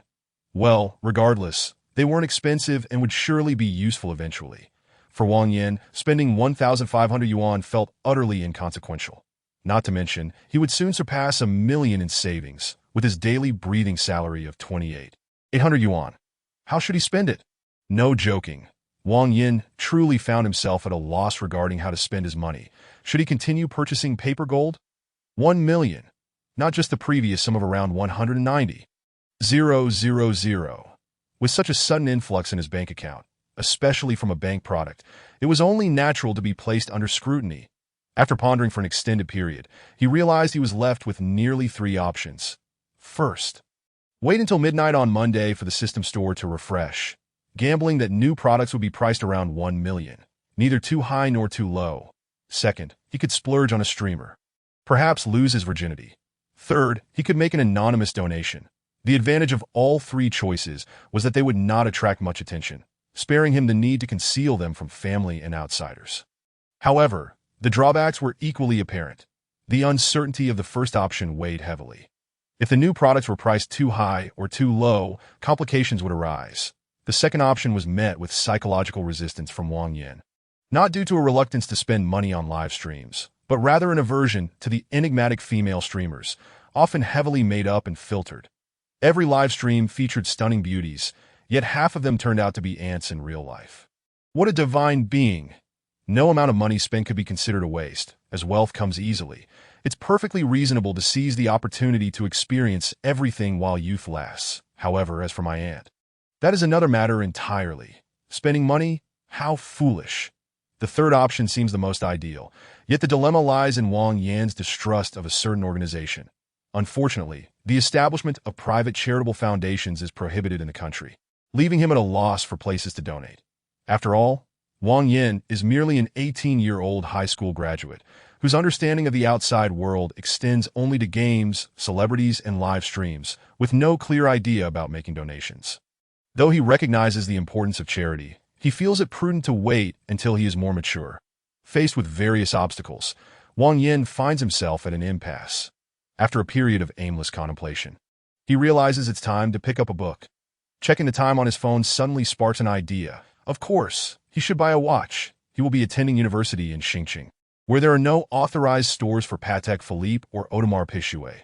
If he doesn't go now, he might miss the opportunity for a long time. Furthermore, he has never traveled far in his life, and his graduation break was spent at home due to financial constraints. Now that money is no longer an issue, and with 2 days of vacation ahead, why not embark on an impromptu journey? Exciting, a week of training has instilled in Wang Yin a remarkable sense of initiative. He decides to immediately check for tickets. The high-speed train from his location to the provincial capital takes 1 hour, while the train from there to the capital takes 2.5 hours. Both are quite convenient. Departing at 6 a.m. tomorrow allows him to enjoy lunch in the capital, stay for a day, and return on the afternoon of the 2ND, perfectly aligning with his contract signing next week. His first trip to the capital to witness the flag-raising ceremony holds significant meaning. With determination, Wang Yin books the tickets. After securing them, a wave of excitement washes over him. Tomorrow, he will acquire his very first watch. Since the 26th, had he simply awaited the system salary and engaged in normal spending, he would only have reached level 2. If he relied solely on his salary, how long would it take to ascend to level 5? Wang Yin computes the answer: 56 days. This means that if he refrains from any adventures, he could expect to receive a total of 400,000 in salary after those 56 days from the 26th. However, after some effort, he can now access a staggering total of 1.44 million, merely from the salary post-system upgrade. an increase of a full 1.04 million. The realization astounds him. How impressive indeed. The Level 5 system offers a daily salary of 28,800 compared to the Level 1 salary of 1,400. Now he truly can afford to indulge. With such remarkable achievements, shouldn't he reward himself? Capital City, here I come. Luxury watches, Peking duck, bars, and nightlife all stand at attention for me. Chapter 14. Training in gracefulness on August 1 ST, Saturday. The weather transitioned from cloudy to clear, reaching a high of 32 degrees that a rare cool day prompts Wang Yin to rise at 6 a.m. Feeling the air less oppressive, his spirits soar. After stretching, he instinctively glances at the system, only to be taken aback by a new notification. After a night of deep slumber and adequate rest, you have activated a mysterious reward.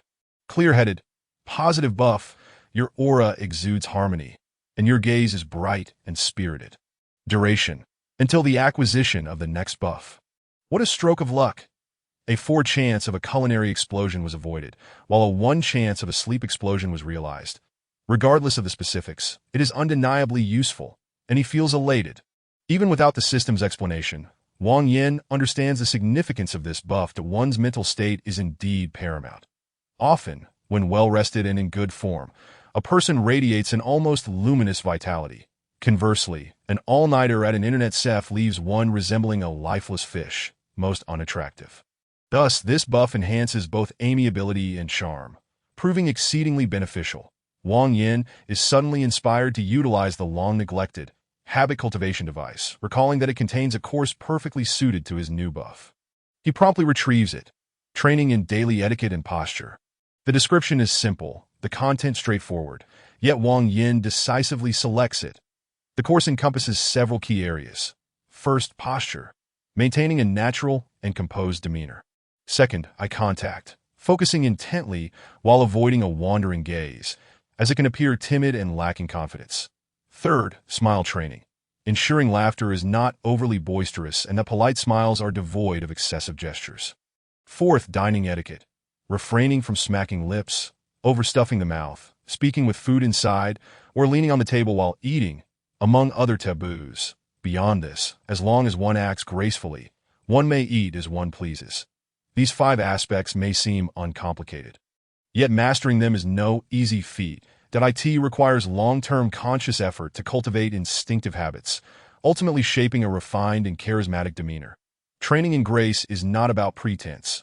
Rather, it fosters a healthy and correct attitude, thereby molding a poised and confident spirit. As the saying goes, one must maintain proper posture. Sitting upright is one form, while a relaxed and natural demeanor is equally valid.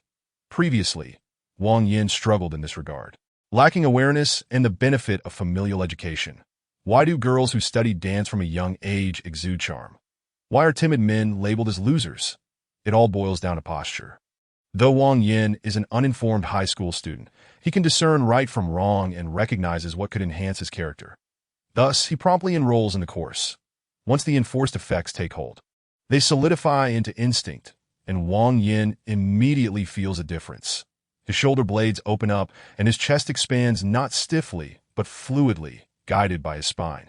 When he reaches for something, his movements are no longer awkward. It feels as though his muscles have been entirely restructured. Incredible, a complete transformation. Wang Yin has long known the device is remarkable, yet he never anticipated its efficacy to be so profound. A true gentleman's training device. With only one opportunity remaining, he decides to use it all at once. Fitness, early sleep, and speed reading courses are all excellent, yet he opts against them. These can all be cultivated through diligent effort. But there is one area that is exceedingly difficult to improve through sheer will: conversation and cautious speech. The specifics are equally simple.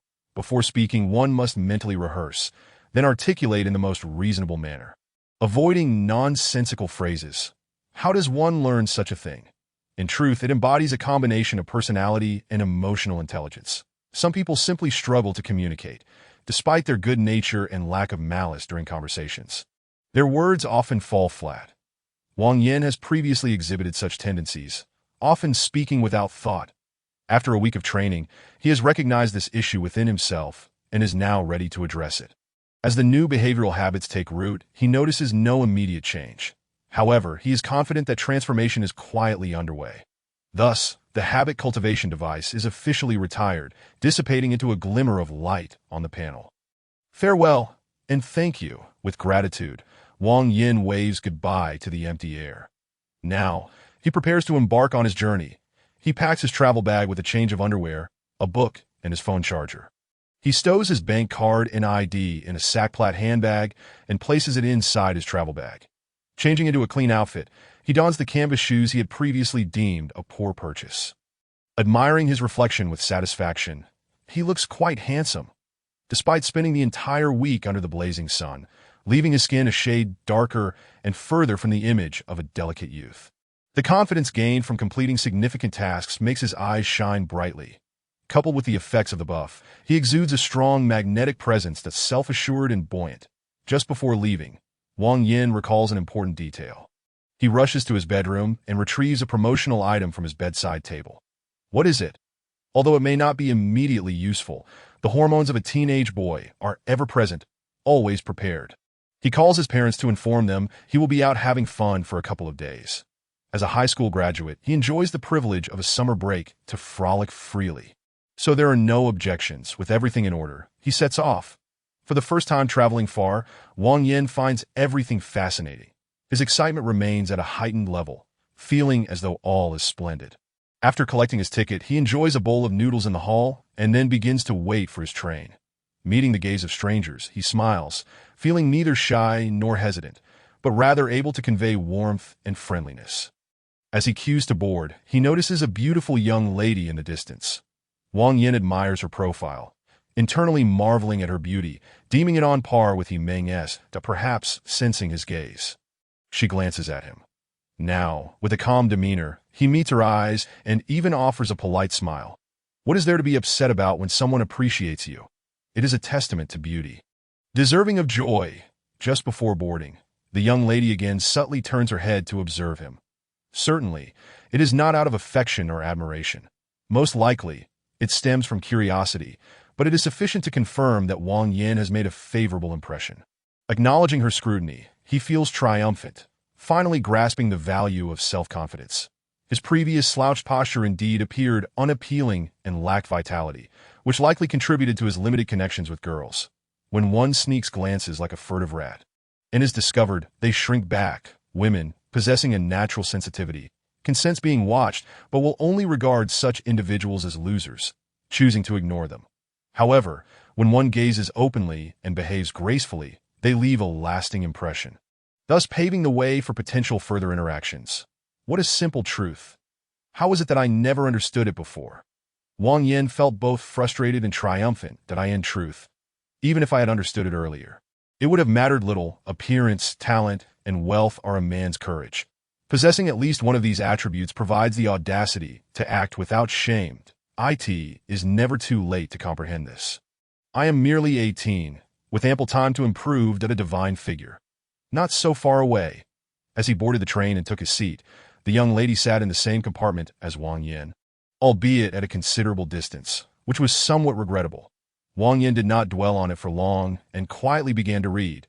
The Federal Reserve's transmission proved to be an exceptionally intriguing read, presenting the essence of currency in a manner both profound and accessible, broadening one's horizon significantly.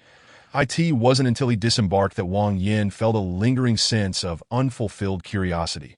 After waiting for 30 minutes, he transferred to the high-speed train that would take him directly to the capital, continuing to immerse himself in his book. Lost in his reading, he was suddenly awakened by a melodious voice. "Hello, could you possibly assist me with my luggage?" Before Wang Yin could lift his gaze, a young man in the seat across the aisle sprang up, seizing the suitcase and raising it high. "Here you go, beautiful, let me help you." "Ah, thank you, the gallant gentleman, eager to right a wrong. Had Wang Yin finally recognized the young lady in need of assistance? What a coincidence! It was indeed the same young lady who had boarded the train at Gujiao. Since the provincial city was not the starting point, the probability of both purchasing tickets at Gujiao and ending up in the same carriage was exceedingly high, but to secure adjacent seats spoke of a remarkable fate. Observing her up close, Wang Yin could truly appreciate the astonishing beauty of the young lady. The sweltering weather had her hair tied in a bun, exposing her smooth forehead and graceful neck. Her lovely curves extended down to her collarbone, forming two delightful dimples. With skin as fair as snow and cheeks slightly flushed from the heat, beads of perspiration graced her temples and the back of her ears.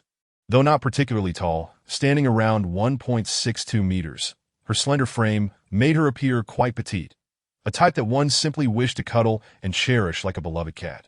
Despite her petite stature, her proportions were exceptional. Even in flat shoes and sportswear, her long legs were evident, and her waist, likely under 70 centimeters, was the epitome of the classic A4 figure. As she stood gracefully, nearby men could hardly conceal their admiration. Wang Yin suddenly felt that this journey had become quite interesting. Chapter 15. The singleton Wang Yin could not assist, yet he politely stood up, awaiting the young lady's seating. Their seats were numbered 11 and 12. With Wang Yin by the window and the young lady on the aisle. The young man beside him, perhaps overly excited, accidentally brushed against Wang Yin's travel bag while placing the suitcase, the wheels producing a muffled squeak against the synthetic leather. Unfazed, the young man humorously remarked to Wang Yin, "Oh, my apologies, young brother. I seem to have squished your bag. That a replica from Hansui Road. If you claim it's genuine, I can't afford to compensate you." Wang Yin raised an eyebrow, choosing silence. The young lady, however, immediately apologized. "I'm really sorry, classmate, that my suitcase wheels are quite dirty. How about you take your bag down, and I'll help clean it?" With a natural grace, Wang Yin contemplated briefly before responding with a smile. "That would be much appreciated. As a big guy, I must admit I forgot to bring any wet wipes." "Not a bother, it's the least I can do." The young lady flashed a sweet smile. Captivating the attention of numerous onlookers, Wang Yin's heart raced, a hint of panic creeping in. However, he maintained his composed demeanor, his posture and gestures firmly poised, as he calmly set his travel bag on the table. The young man, feeling a bit embarrassed, scoffed and muttered, "What a show-off." Wang Yin paid him no mind, but the young lady grew increasingly concerned as she examined the bag, having encountered her fair share of LV leather goods. She could discern authenticity from imitation, and the difference in texture was stark if it were not genuine. How could the young man be so bold as to ask for her assistance? Did he not fear embarrassment? Realizing it was indeed a genuine item, specifically the rare 50 travel bag, she silently hoped, "Please don't let anything happen to it." Thus she cleaned with increasing diligence. Thankfully, the authentic suede material proved resilient, unlike glossy finishes that marred easily. After a final inspection, she returned the travel bag to Wang Yin, saying with a cheerful smile, "I managed to clean it well." Wang Yin, without even glancing at it, calmly pushed it back into his space and expressed his gratitude. "Thank you for your help. I appreciate it." "Not at all. It was my oversight." The young lady's words felt somewhat insincere, yet her demeanor was warm, and when she squinted her eyes in a smile, she radiated an innate charm. Wang Yin, momentarily entranced by her bright smile, maintained an outwardly calm facade, though internally he felt quite flustered. Fortunately, he had cultivated a strong sense of poise, rendering an emotional slip impossible. Instead, he adopted a nonchalant air. Gathering his thoughts, he encouraged himself, "Stay composed. If conversation falters, just engage in casual banter." "Are you traveling to the capital?" "No, I study in the capital, but I'm just going to purchase a few things." Wang Yin spoke truthfully, yet the young lady appeared taken aback. What could possibly require a trip to the capital that could not be acquired at Gujiao or the provincial city? Though puzzled, she refrained from asking outright. Wang Yin, taking the initiative to maintain the conversation, inquired further, "Which university do you attend?" With a playful smile, the young lady responded, "Wadaiku Academy of Dance. Are you familiar with it?" Faced with her expectant gaze, Wang Yin regrettably shook his head. "You come in with such a grand title. How could I possibly know?" At that moment, the young man across the aisle interjected, "Are you a student at the Capital Dance Academy?" "Beautiful." His eyes gleamed with excitement. The Capital Dance Academy? Wang Yin was taken aback as well. It was renowned. Among the nation's prestigious art institutions, it stood out, alongside others like the Central Academy of Drama and the Central Conservatory of Music. Competing fiercely in terms of dance, the Capital Dance Academy reigned supreme, leaving all others far behind. The young lady felt a sense of pride, but was less than impressed by the young man. Having nearly caused her trouble, so she responded coolly. Wang Yin, on the other hand, found the young lady increasingly familiar. It had been years since any art students from Gujiao had gained admission to such esteemed schools.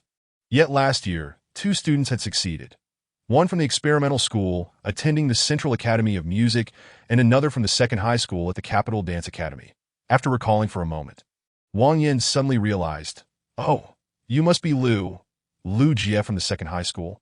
Though Wang Yin had seen her photo before, he could not recall her name, which was rather embarrassing. So you just started university this year? The young lady's focus was oddly amusing, as she grinned mischievously. "I'm Lu Li. What should I call you, Junior? Which school did you graduate from?" "Wang Yin from the experimental school." Wang Yin introduced himself with confidence. Lu Li wrinkled her nose, her eyes narrowing into crescent moons. "Well, that's unfortunate. I guess I won't be talking to you then." The rivalry between the experimental school and the second high school was intense, akin to the competition between Tsinghua and Beida. Lu Li's jest was cleverly crafted, adding to her charm. Wang Yin was still pondering how to respond when the young man beside him interrupted once more. "What a coincidence, beautiful. We are neighbors. I study at the Capital University of Technology." The young man appeared to be in his early 20s, tall and fair-skinned, dressed impeccably, and aesthetically more appealing than Wang Yin.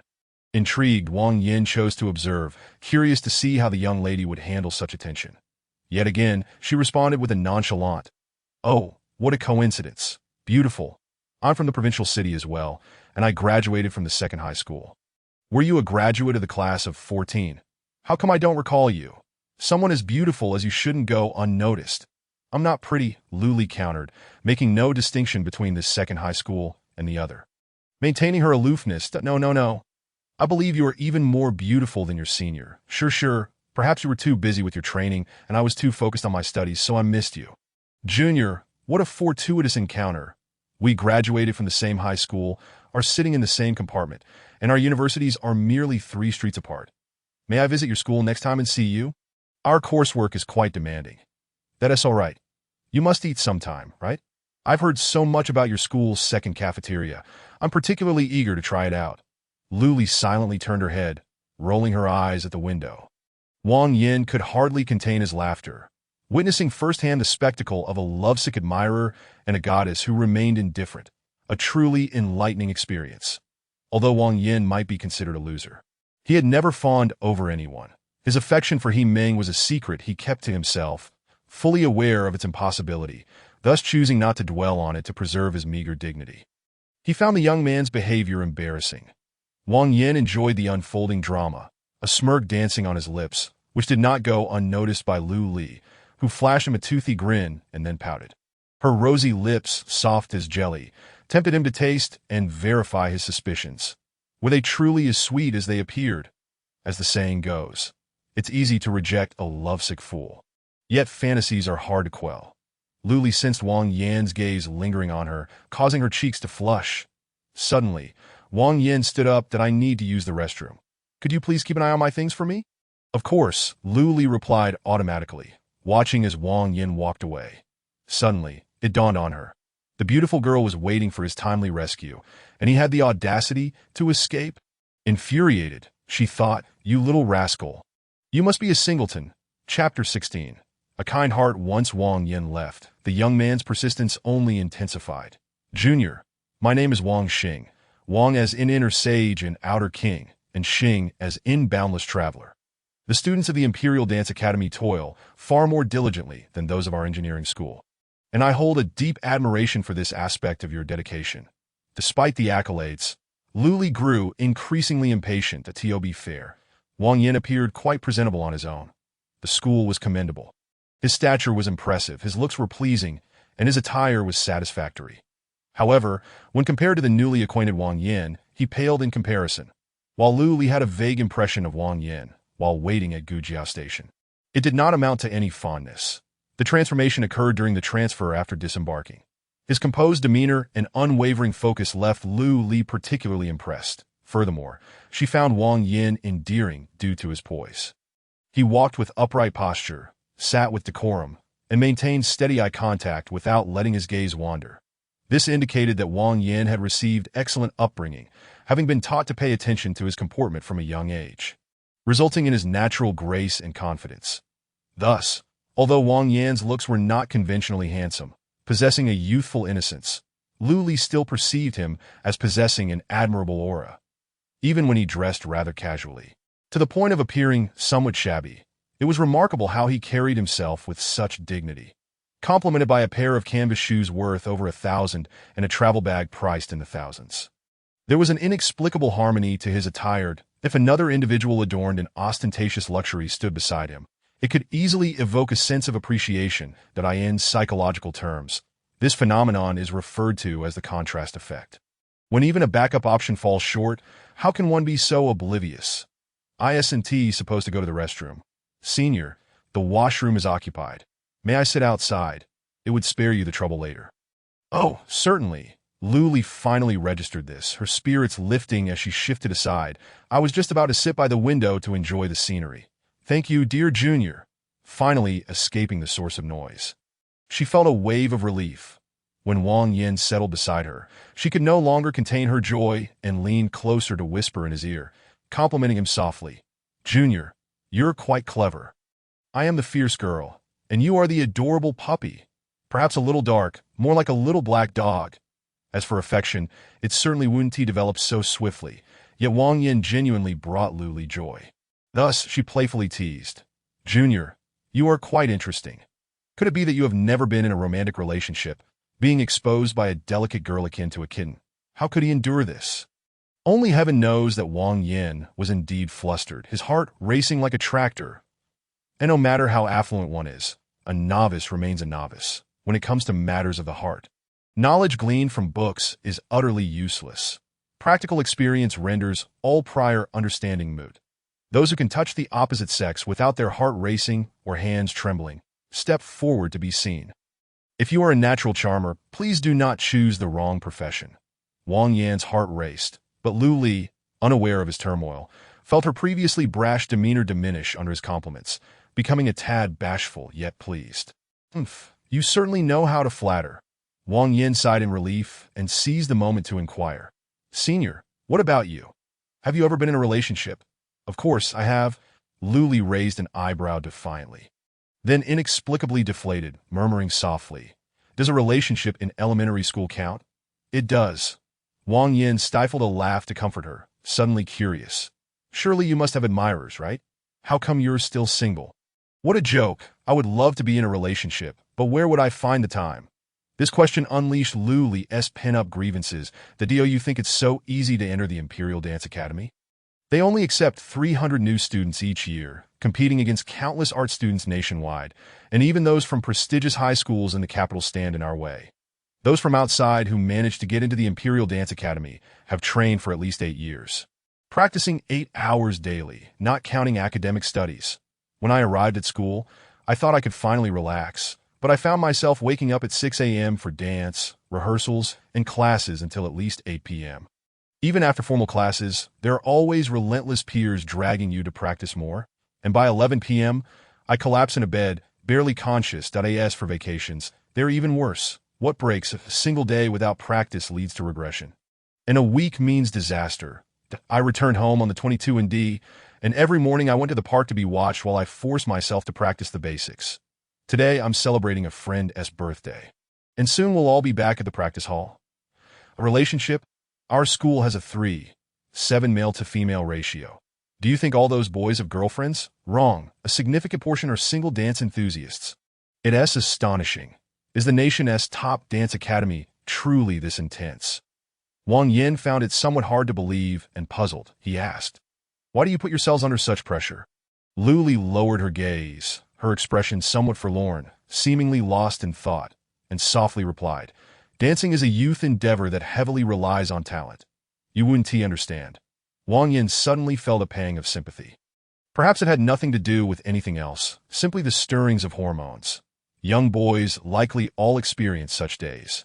Regardless, Wang Yin gently encouraged her. Why don't you share your thoughts? Perhaps I might understand. Lu Li abruptly lifted her head, blinking in surprise. The current scene was rather incongruous. Lu Li was a year older than Wang Yin, and that year was quite significant. Wang Yin had just stepped out of high school and had yet to glimpse university life. He was essentially a bookish youth, oblivious to the world. Lu Li, on the other hand, was on the cusp of adulthood, having witnessed the splendor of the capital and having confronted temptation, even if she truly needed a confidant. It seemed incongruous for it to be Wang Yin. Yet at that moment, she felt an inexplicable urge to confide, and he was the chosen recipient of her thoughts. Perhaps it was due to the clarity in his eyes. Very well, let us converse. Junior, dancing is actually a difficult and arduous endeavor. Without talent, one cannot master the art. From elementary to high school, those who failed have long since given up that if talent is insufficiently remarkable, one cannot gain admission to the Imperial Dance Academy. With so many art examination candidates nationwide, we only accept 300 each year. Conversely, being accepted means you have become one of the few hundreds among your peers who excel at dancing. And then what? A dancer's artistic career lasts a mere 10 years. By 30, one is already on the decline. Your peak achievement will forever be capped at 25 or 26, after enduring so much hardship and suffering. Who does not persevere out of passion and pursuit of art? If it's for money or fame, wouldn't it be simpler to aim for the Imperial Film Academy? The outside world harbors many misconceptions about us. But to be honest, many of my classmates simply aspire to grace the National Grand Theater, pouring their hearts into a single performance, even if just once. That we are not competing against one another. Rather, we are battling against ourselves, for once we let our guard down, it's truly over. Yet it is exceedingly arduous. Sometimes I reflect and wonder how I have managed to endure thus far. Is the Grand Theater so easily accessible? Having sacrificed so much, is it truly worth it? What lies ahead after 30? Each time I ponder these questions, a wave of fear washes over me. Some seniors in their third or fourth years have already given up. Upon seeing the luxury cars that come to pick them up, I tremble at the thought of what it would feel like if I were to ride in one someday. Lu Li's voice was not loud. Her pace steady, her sentences coherent. That it was evident that she had contemplated these issues before, having been deeply affected by them. Wang Yin, however, was not surprised or bewildered. He too had often felt suffocated by such reflections on the future. For the impoverished, even breathing feels wrong. Who has the right to dream of the future? The prospect of the future weighs heavily. Wang Yin felt grateful for the aloof system that offered no superfluous words, as it had pulled him from the mire, granting him true freedom. Lu Li strives, and Wang Yin is not lacking either. He had elevated his system to level 5 within a week, and without that drive, how could he have achieved it? Therefore, Wang Yin understood Lu Li profoundly, and his fondness for her surged to heights beyond mere infatuation. He Meng was an adorable young lady, yet ultimately, she remained a lady of privilege. Lu Li, however, was a reflection of himself. Although she was far more beautiful, diligent, and gifted, she was, at her core, merely a young girl grappling with uncertainty about her future, and if given the chance, Wang Yin would gladly assist her. For she was truly captivating. Very well, Wang Yin recognized his own superficiality, and he was at peace with that realization. He would not engage when he was broke, and he certainly wouldn't tea when he was wealthy. Lu Li awaited Wang Yin's feedback, unsure of what kind of evaluation he would offer or if he would provide any comforting words. Instead, she was taken aback by his unexpected response, her eyes widening in surprise. After a long moment of shared gaze, Wang Yin's unwavering look confirmed that he was merely stating the truth, leaving Lu Li feeling somewhat bemused. You came to the capital just for leisure? Wang Yin pondered briefly before nodding. Primarily to shop, and secondarily to enjoy the nightlife that I had never been before. I heard the area around Gongdi is quite lively. Lu Li suddenly felt a wave of exhaustion wash over her. Lowering her head with a sigh, as students of the Imperial Dance Academy, we cannot indulge in excessive eating or drinking or stay out late before relinquishing our pursuits. So regrettably, I cannot accompany you. Dear Junior, silly child, not learning properly. Conversing with you is akin to lighting a lantern for the blind. A good girl, beautiful and disciplined, truly a rare find. The two of them exchanged glances, each harboring different thoughts, staring at one another for an extended period. Suddenly, Wang Yin broke the silence, explaining, I just completed something very important, and now I wish to go out and have some fun. Lu Li felt an inexplicable warmth in her heart and was reminded of her own youthful exuberance when she was accepted into the dance of the Emperor. She too had been desperate to go out and release the pent-up pressure of many years, at 18. Who wasn't the same? Thus, almost impulsively, she replied, After we finish our meal, We should go karaoke. Or, would you like to join us for some excitement? Immediately regretting her words, she scolded herself internally. Luli, what are you thinking? Inviting a stranger to a gathering with friends. She anxiously watched Wang Yan. Determined that if the junior student was merely polite, she would swiftly retract her invitation. Yet Wang Yan took the initiative, responding enthusiastically. Sure, that sounds great. Wow, how wonderful. In the realm of the dance of the emperor. There were many girls, and the common phrases exchanged among them were often playful jabs at one another, but Luli typically refrained from such banter, highlighting her current state of agitation. However, Luli valued her commitments and, given the circumstances, she resolved to accept the situation without hesitation. Thus, she promptly exchanged contact information with Wang Yan, saving his number under the name Wang Xiaodi. She casually inquired, "Where do you plan to stay? When will you finish your business? What a ridiculous name." Wang Yan retorted, feeling exasperated. "You've already called me Wang. How can I be romantic now?" "Well, I don't care." Luli dismissed her own age, asserting her seniority with a playful defiance that if you don't give me a better name, I won't take you to karaoke. All right, you are the boss," Wang Yan conceded, bowing his head in contemplation for a moment before typing out 3 new characters. San Wan Qing. Luli read each character slowly, gnashing her teeth in discontent. Wang Yan, too weary to explain further, pulled up a poem by Xen Chiji on his phone, sliding it across to her. Look, the original line is for love. The Lioli spans 30,000 acres. Upon hearing the word love, Lu Li's cheeks flushed, and she hurriedly lowered her gaze to her phone. After reading the entire poem, she grasped only a portion. Yet she vaguely appreciated the beauty encapsulated within the verses. Her favorite line was, "Who understands the clouds and dreams I swallow in my heart," followed closely by "spring grass dreams," also suitable for summer. Yet she merely skimmed past the phrase for love. The Lioli spans 30,000 acres, not daring to dwell on it too deeply. This boy truly had a way with words, didn't he? Wang Yan was misinterpreted.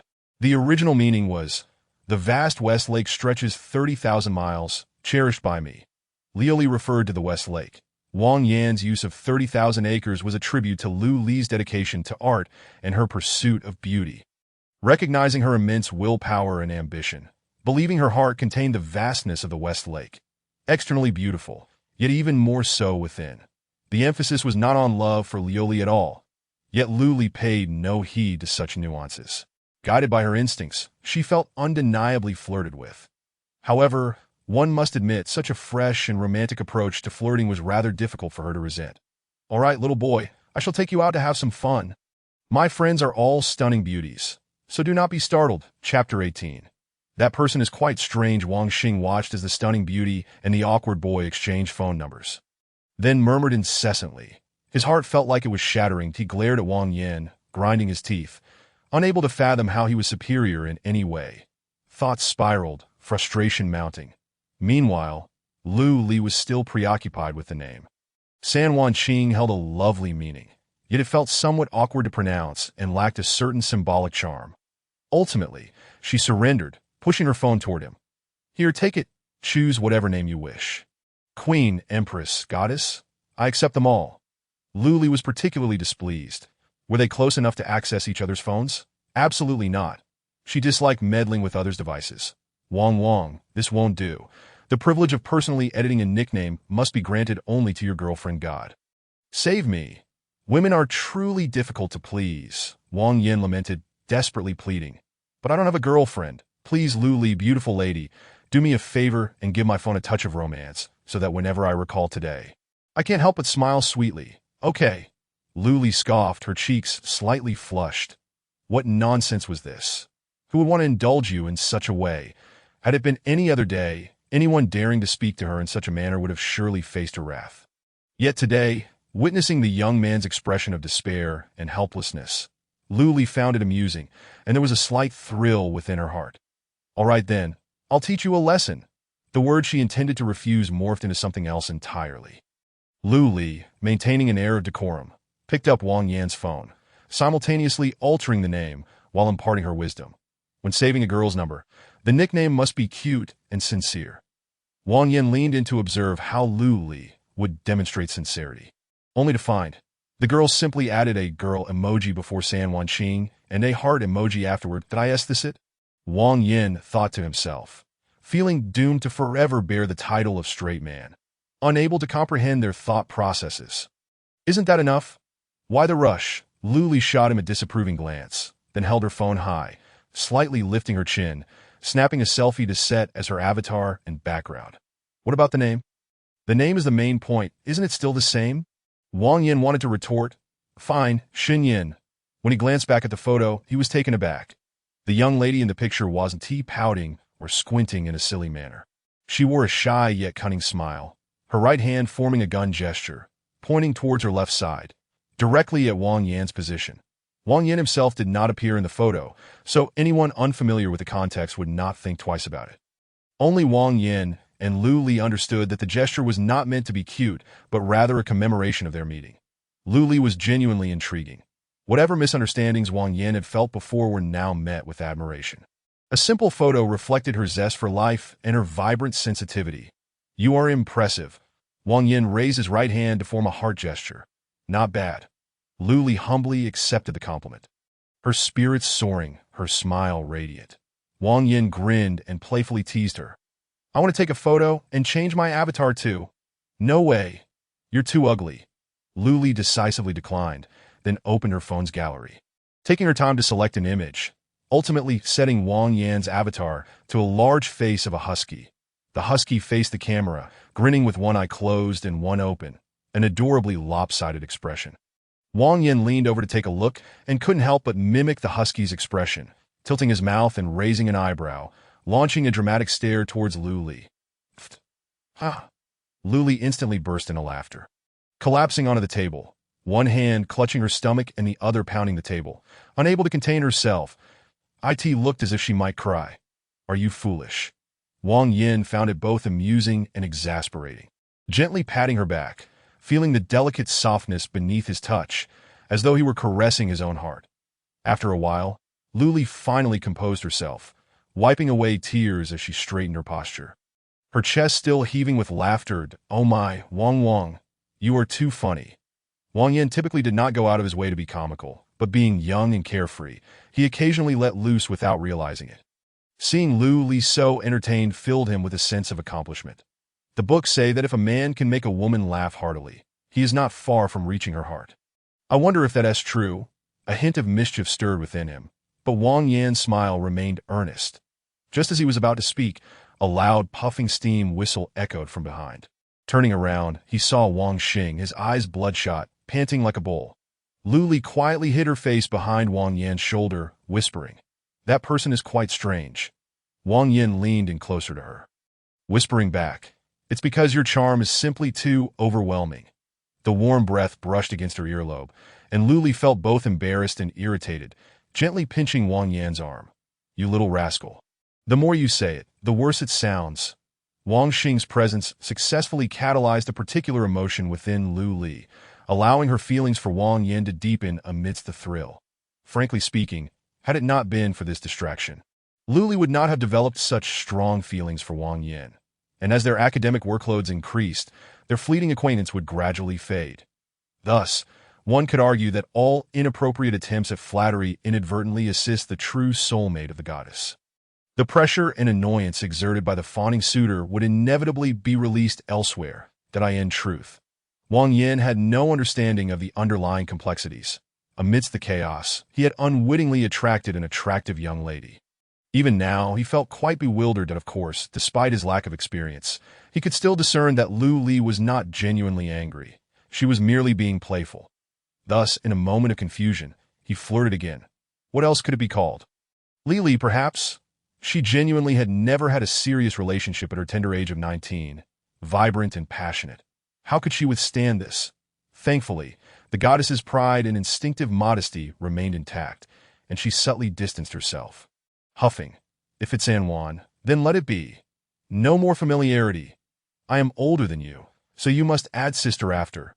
Before Wang Yin could respond, she swiftly changed the subject. "Oh, you still haven't told me where you're staying."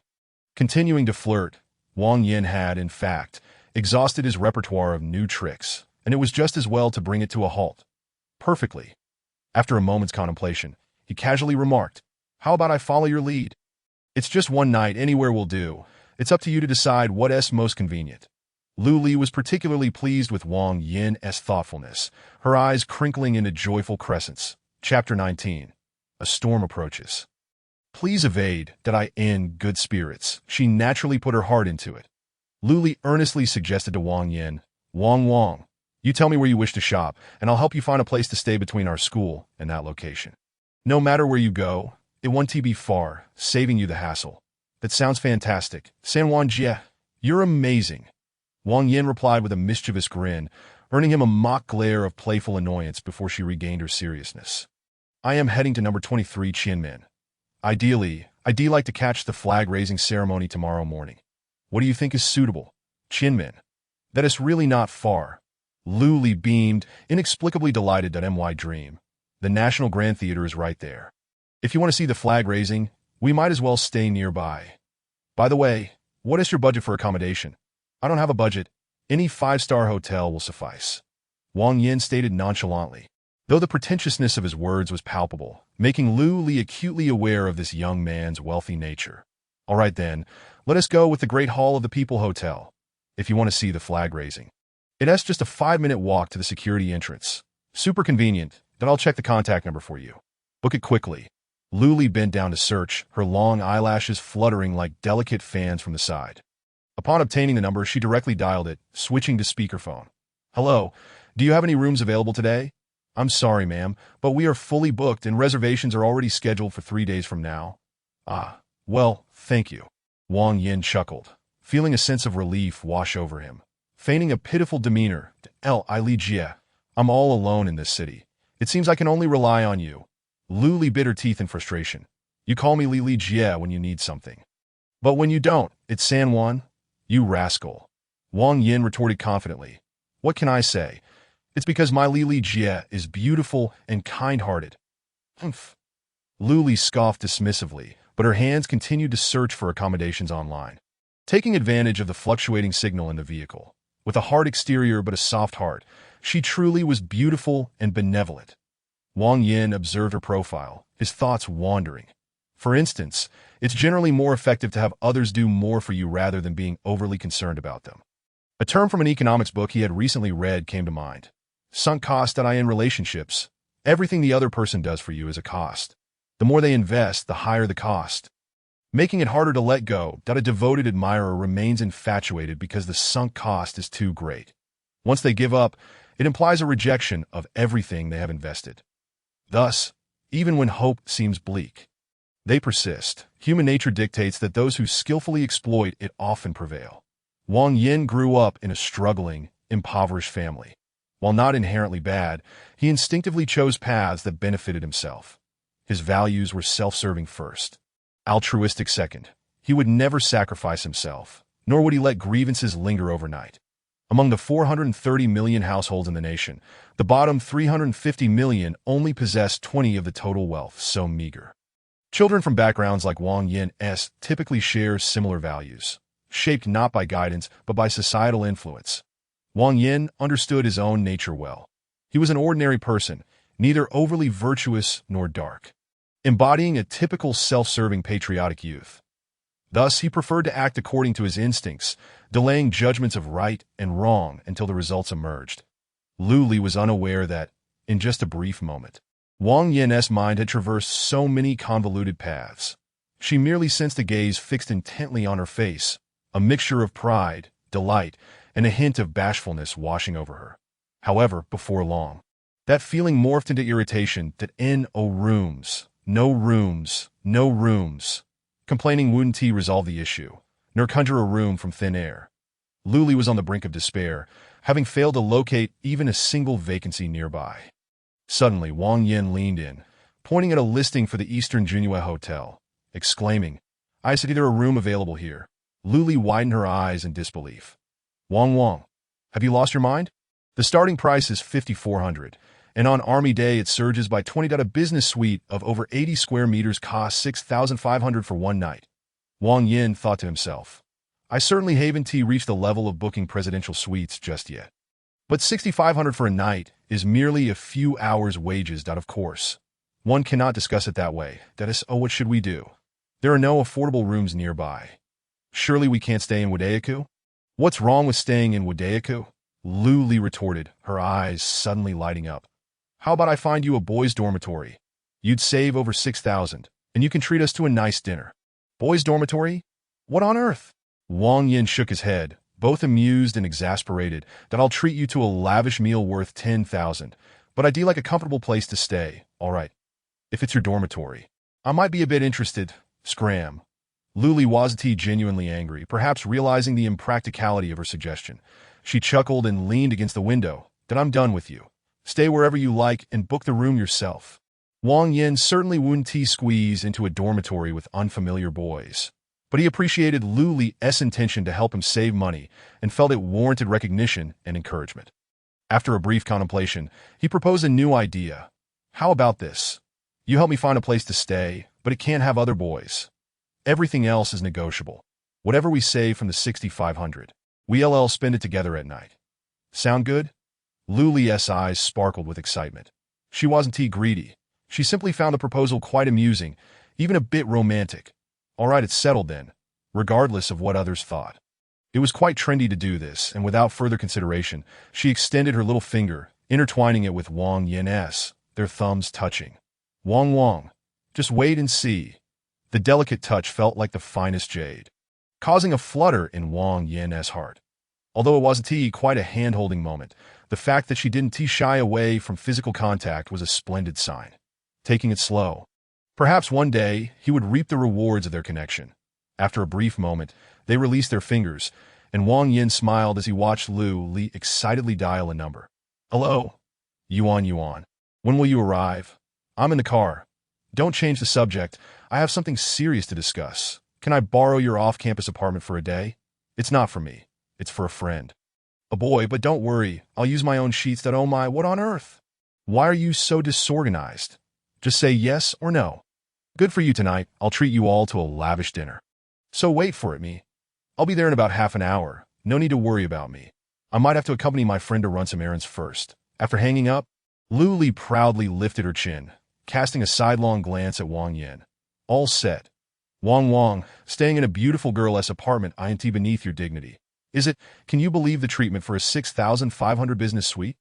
When a young man's survival instincts falter, they can falter spectacularly. Even after mentally rehearsing the conversation, Wang Yin still blurted out the wrong thing, that I asked for the apartment's environment. I want to be picky. Whether it's worth it depends on how beautiful the landlord is. Before he could finish his sentence, a mysterious alert flashed before him. A large mass of dark clouds is approaching. Severe thunderstorm conditions suspected. Please evacuate immediately. Chapter 20. Danger and Mischief. The survival instincts of youth untested are indeed insufficient. There is no other way. Two errors were made. First, he misjudged the target of his joke. While it was acceptable to tease Li, involving her friend was bound to cause discomfort. Secondly, he underestimated Li's efforts. She wasn't merely trying to earn that 6,500. She was having fun while also attempting to save him money, and perhaps even hoping to introduce him to her friend. In summary, his comment lacked tact, especially since they had only just met. They weren't old acquaintances, and understanding boundaries was crucial. Losing that sense of proportion was a manifestation of hubris. Wang Yin felt a bead of sweat trickle down his back. Look what you've done. You've messed it up. Haven to you. You need to remedy this before the consequences escalate. His survival instincts surged, and Wang Yin's quick wit kicked in again. Of course, no matter how beautiful, 6,500 is definitely the ceiling. Unlike my Li Jie, who is priceless. Internally panicking, his expression remained composed as he spoke slowly and sincerely, finishing with a gentle smile while gazing at Li. Li held his gaze for 2 seconds before she finally faltered, her eyes dropping shyly. How could those little black dog eyes be so captivating? They were both gentle and deep, entirely uncharacteristic of an 18-year-old, making her feel oddly bashful. Oh dear, I'm the little rogue here. How did I end up being teased by this little puppy? This rascal must like me, but why does he seem so composed? Could it be he has no ulterior motives? Perhaps it's just his innocence, while I'm overthinking everything. Lost in her thoughts, she fell silent for quite a while. The earlier irritation forgotten. Meanwhile, Wang Yin gazed at her porcelain-like, exquisite face, feeling an irresistible surge of emotion within him. To kiss. To kiss. Clearly, that would be courting disaster. Don't get carried away. Unbeknownst to Wang Yin, who was struggling to restrain himself, he had inadvertently been dealt a pure card, otherwise he would have certainly revealed, "I am pure." The justification was ample. While he hesitated to kiss, flattering was still an option. Lowering his voice, Wang Yin sincerely complimented, "San Juan, you are truly beautiful." Puffed. Luli was taken aback, nearly spewing water from her mouth and laughter. One would expect her to feel shy. What a lovely and romantic compliment.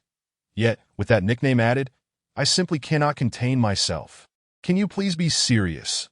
A solid slap landed on Wang Yan's arm, causing Lu Li's hand to sting. She shot him an exasperated glare. You nuisance.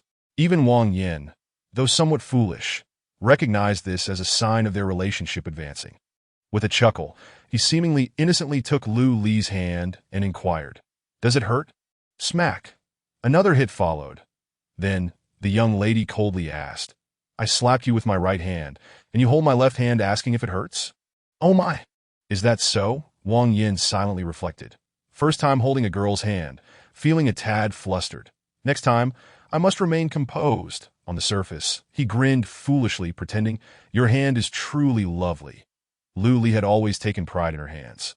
Her fingers were long and slender, not devoid of flesh, yet not bony either. When brought together, there was not a gap to be seen, showcasing their symmetry. Delicate, elongated, soft, and proportionate, coupled with fair skin, she could easily make a living as a hand model. If I am not proud, who else would be? Wang Yan's compliment hit the mark, and Lu Li chose not to press the issue, merely threatening him with a fierce look. "If you dare to touch me again, I will break your legs, did you hear?" Wang Yin merely smiled, remaining silent. Let her be fierce. I will be nonchalant, and see who can outlast whom. Lu Li might have wanted to maintain her bravado. But as the train was about to arrive, her phone began to buzz incessantly. Some were voice messages, others texts, all inquiring where she was and when she would disembark. Wang Yin stood up quietly, assisting her in retrieving her suitcase, and made the first call of the day. "Hello, my surname is Wang. May I ask when you are available to receive clients?" After a brief consultation, he was well informed. Next came the wait for the train to arrive and the subsequent exit. Wang Xing, with a sullen expression, glared at Wang Yin for quite a while without receiving any response that a sycophant, especially a failed one, is hardly worth the emotional investment. The Beijing station was vast. Reaching the exit required a lengthy walk. Wang Yin was certainly obliged to assist with the luggage, a basic courtesy.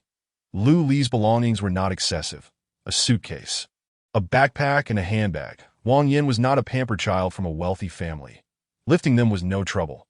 However, Lu Li insisted on carrying her backpack herself. Not wishing to argue, Wang Yin simply took his travel bag and hung it around her neck, asserting, "You carry this."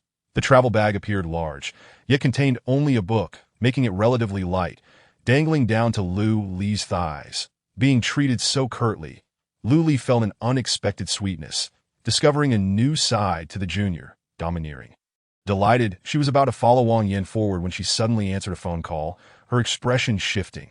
"Oh dear, didn't I tell you? No need to pick me up? All right. Thank you. Mua, is a kiss okay? All right, I know the way to the parking lot. See you soon?" Hanging up, she turned to Wang Yin. "Let us go. My best friend is here to pick me up." Wang Yin was indifferent. So be it. After quite the trek, they finally spotted Lu Li's friend. The two girls began to run towards each other from afar, embracing, jumping, and laughing, chattering away. Wang Yin strolled over leisurely, and upon seeing the friend, he paused in surprise. Internally, he marveled. As expected from a beauty academy, how is it that every casually selected girl is so stunning? The girl stood around 170 centimeters tall, sporting the same slender waist and long legs as Lu Li. With long hair dyed red, striking features, and a graceful neck, an absolute natural for modeling clothes. Thanks to all the brothers who consistently voted, especially Brother Chen Xiao, who switched between 7 or 8 accounts to cast his votes. Impressive. Thanks to the sole donors and the friends who support the cause. Your kindness is deeply appreciated. Chapter 21. Sunglasses. While Wang Yin still had the leisure to be mischievous, Lin Weiwei had already interrogated Lu Li with 3 questions. So, is this the little puppy you just met? What? Just a junior from the same hometown. Can you not be so blunt? Not much to look at, huh? What? Yes, just a junior. Why should I care what he looks like? Oh my. How possessive.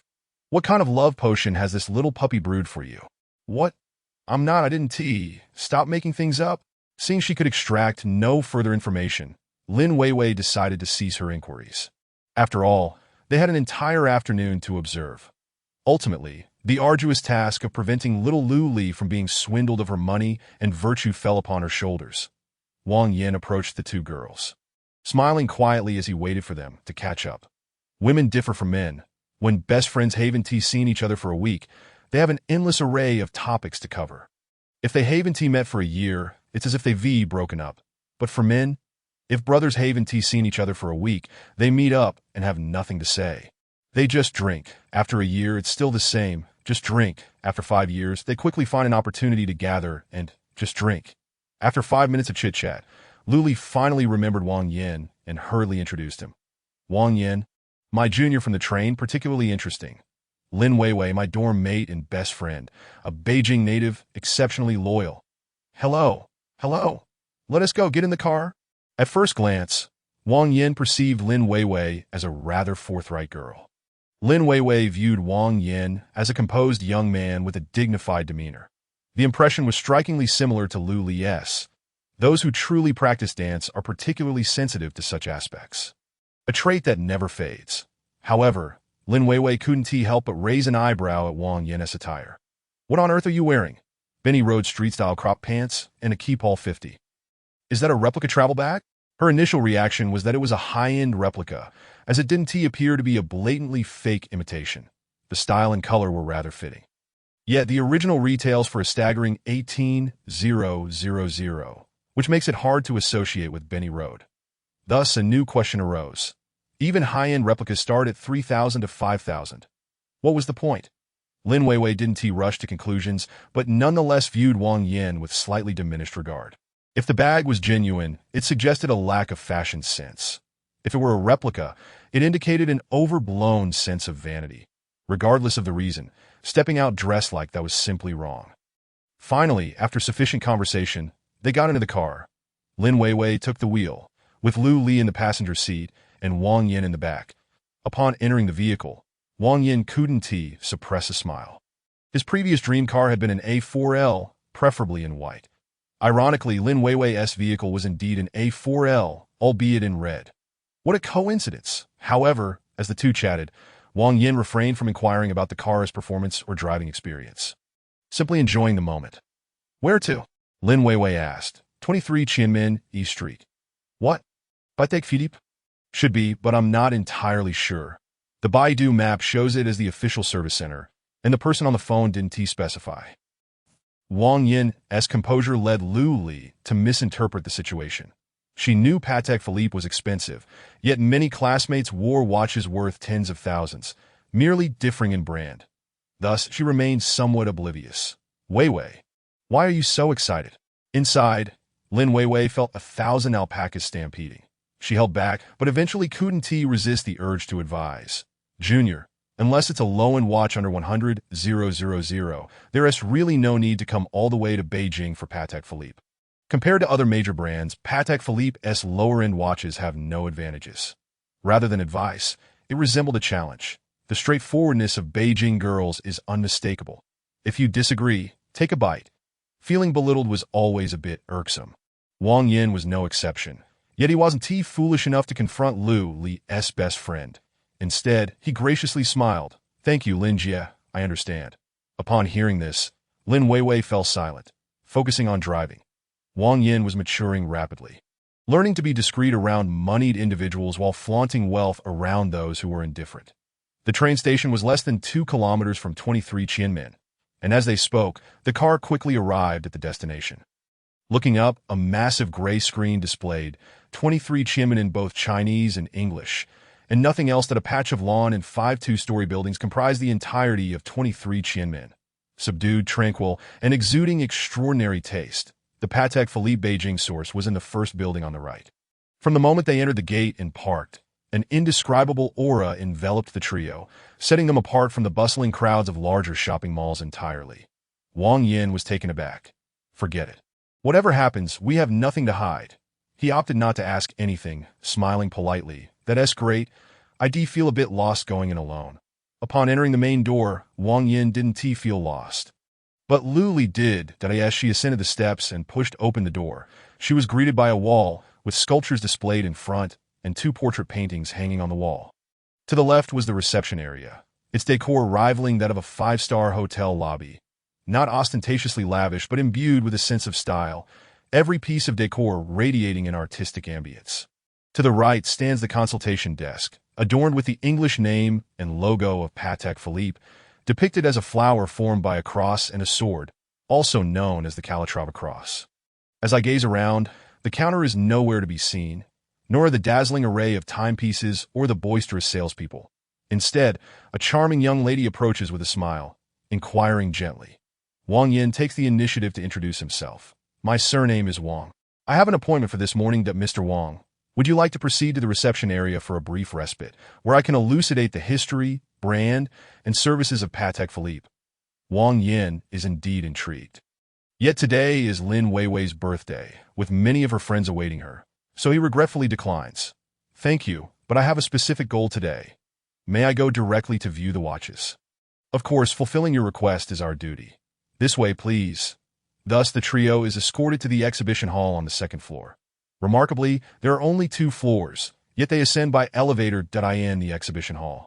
They are attended to by a professional watch salesperson, a suited gentleman whose attire likely surpasses the value of Wang Yin's travel bag, yet he exhibits no trace of disrespect despite Wang Yin's humble appearance. Mr. Wang, you mentioned having a target in mind. May I inquire if you remember the model? Would you like me to provide a catalog? Thank you, but that won't be necessary. Wang Yin chuckles, for how could he possibly forget the model of something he has long desired? The complex chronograph series, 5170J001, that the gentleman smiles in return, his expression a blend of admiration and a hint of regret before shaking his head. Perhaps a tactic, yet undeniably a performance worthy of an Oscar. I sincerely admire your taste. It is rare for anyone to choose a chronograph that lacks even a date function, especially considering its lofty price of $550,000. However, I regret to inform you that while the 5170J may not enjoy the same popularity as the Nautilus, we currently do not have it in stock. Would you be willing to wait a moment while I consult with our Geneva headquarters? Luli suddenly grips Lin Weiwei's arm tightly, breathing rapidly. Lin Weiwei is not faring much better, silently adjusting her sunglasses on her nose. She thinks to herself, I must look utterly foolish with my eyes wide open. Chapter 22. This is Patek Philippe. 550,000. For a watch. Junior, are you aiming for the stars? Lin Weiwei, a resident of the capital, comes from a well-off family. While attending university, her family purchased her a 320,000 4L and even arranged a flat in the East 4th ring as a dowry. But what watch does she wear? A Cartier Pasha, which doesn't even amount to a fraction of 550,000. Lin Weiwei has encountered wealthy individuals before, yet those individuals wear their affluence like a badge. I am rich.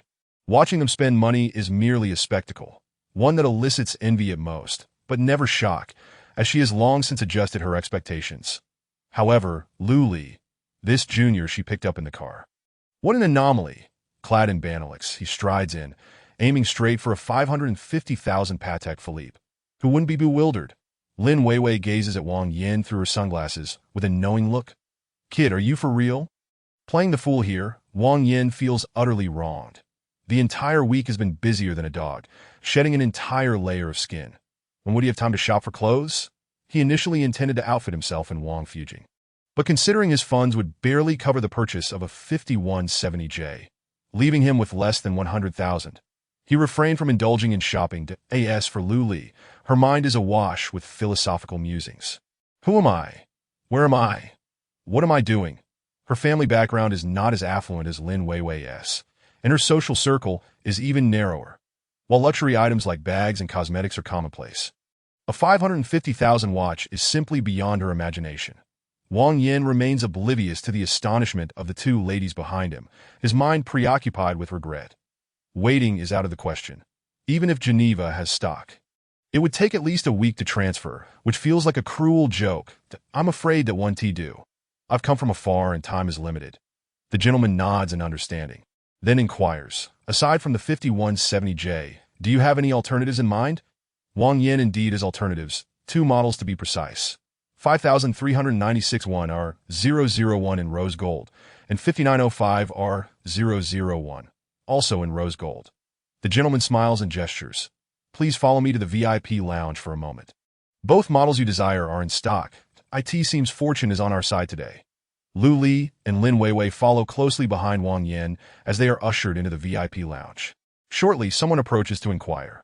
Would you prefer tea, coffee, or freshly squeezed juice? 3 glasses of juice, preferably a child's choice. Watermelon juice. Finally, away from prying eyes, Lu Li's nervousness dissipates as she casts several glances at Wang Yin. Yet she remains silent. It's curious how one can sit in a 500,000 car without much reaction, yet the sight of someone wearing 500,000 on their wrist feels overwhelmingly surreal. Wang Yin cannot fathom the reasoning behind this. Yet he certainly does not wish to grow distant from Lu Li, that he playfully jests, 30,000. It's just a watch. Why the fuss? 30,000. Lin Weiwei turns, bewildered, scrutinizing Lu Li with an oddly piercing gaze. Lu Li feels a mix of embarrassment and frustration, the discomfort of the moment swiftly vanishing. Was that a mere ordinary watch? Just that? I went to great lengths to borrow a room from you to save 500. And here you are, scaring me, miss. Let us be reasonable. Weren't you two supposed to be delivering luggage? Wang Yin feels more wrong than Dou Yi herself. According to the original plan, he had no intention of letting her know. Moreover, he appreciates her. Just thinking about sleeping on her sheets tonight makes him feel all flustered. Bah! Lu Li, both flustered and irritated, shatters Wang Yin's daydreams that my mom bought new sheets. They just got washed and smell of laundry detergent. If you like, I can give them to you. Wang Yin shamelessly nods. I like them, yes. Lu Li suddenly notices her phone buzzing incessantly. Upon opening it, she realizes what Lin Weiwei is doing and exclaims, lunging to snatch the phone away. Lin Weiwei, standing at 170 cm, stretches her long arms to press against Lu Li's face. All right, the most distant distance in the world has now been established. Hey, don't say anything foolish in the group. So annoying. Let go of me. The two of them continue their playful banter as Wang Yin watches with a smile, considering it none of his concern.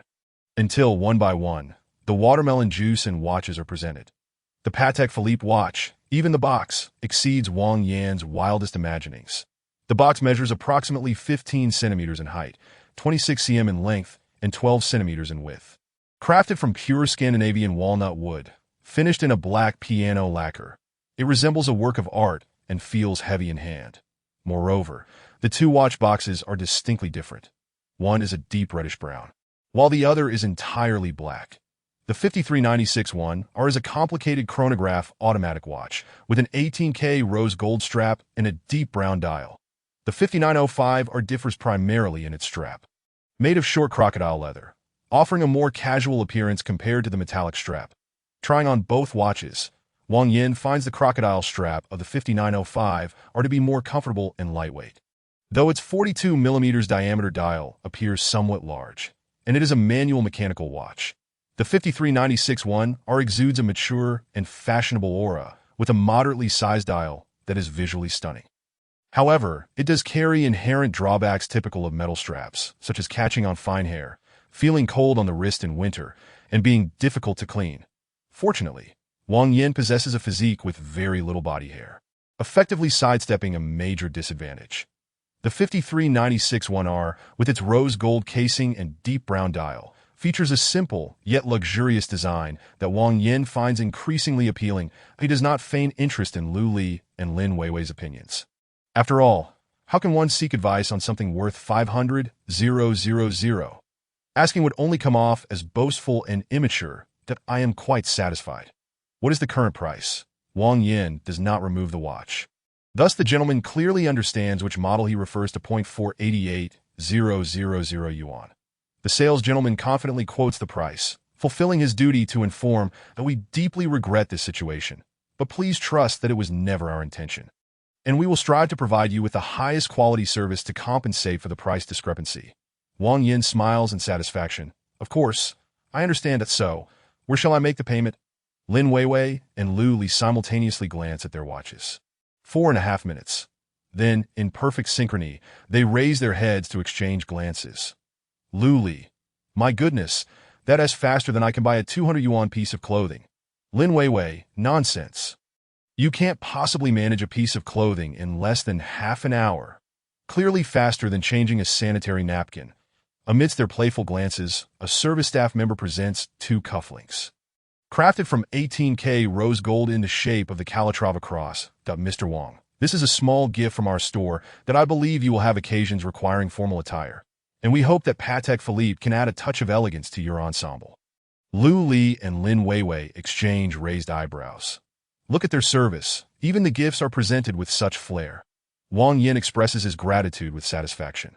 Following this, they proceed to fill out the main information on the registration form.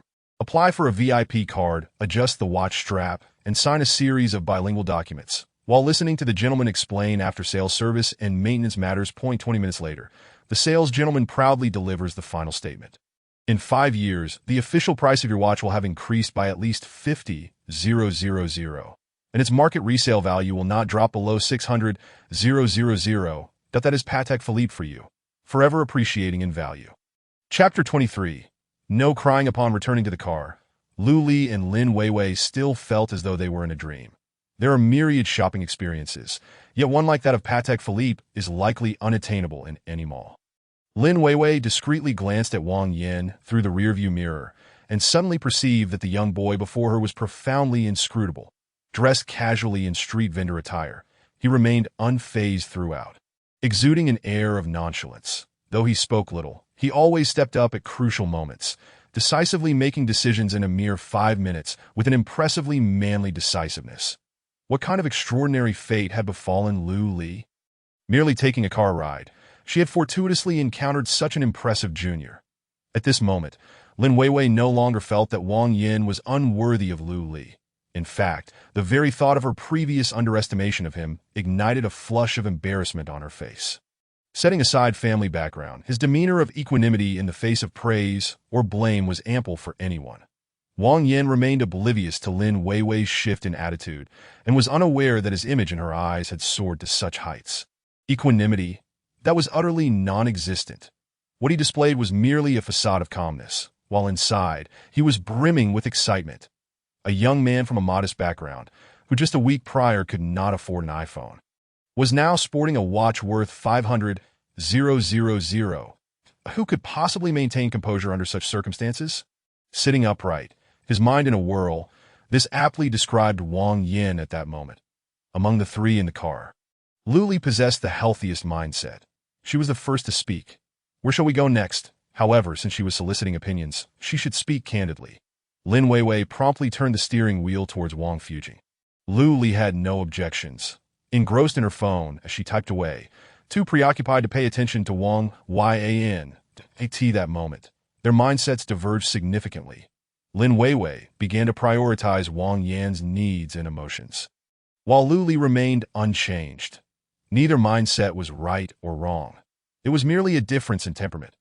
Apart from Lin Weiwei, neither Wang Yin nor Lu Li even recognized this distinction, especially Wang Yin, who, once caught up in his tasks, forgot to continue his flirtation with San Juan, which was hardly unjust for being single. What was he busy with?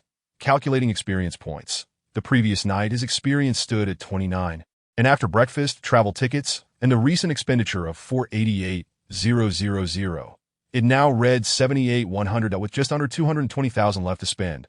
He could level up to 6. His bank balance was 27,000, and his salary had increased to 95,279. The gap was considerable. As plan solidified, they arrived at Wang Fujing, alarmingly close to Qianmen. Lin Weiwei parked by the curb, letting them out, and waved. You 2 go ahead and shop. I'll find a place to park and call you.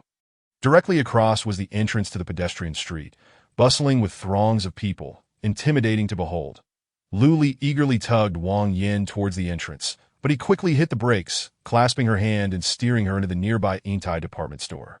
What are you doing? Lu Li pouted in displeasure. The pedestrian street is where the fun is. Wang Yin quickly capitulated. Sister Sanwan, I just want to buy a couple of outfits that is it really necessary to make such a grand affair out of it. Think about how many friends are waiting for you. We should wrap this up and move on, that we can shop together another time. Luli finally regained her composure and responded glumly. Oh. Wang Yin chuckled inwardly, finding her adorably endearing, and gave her hand a gentle shake. Luli then realized and swiftly pulled her hand away, glaring at him with mock severity. Be careful, I might get lost. Wang Yin grinned mischievously. It's my first time in such a large mall. I'm a bit flustered. How annoying, Luli retorted, playfully hitting him. You can't be serious. You're not flustered at the thought of a 500,000 watch, yet shopping makes you anxious. You just want to take advantage of me. Though she was irritated, she was not truly angry. Aside for his average looks, Wang Yin was excellent in every other regard. Luli merely felt embarrassed, believing their progress was too rapid rather than feeling any lack of attraction towards him. If she truly felt nothing, why would she care where he lived, like Wang Xing? She would go wherever it was cool.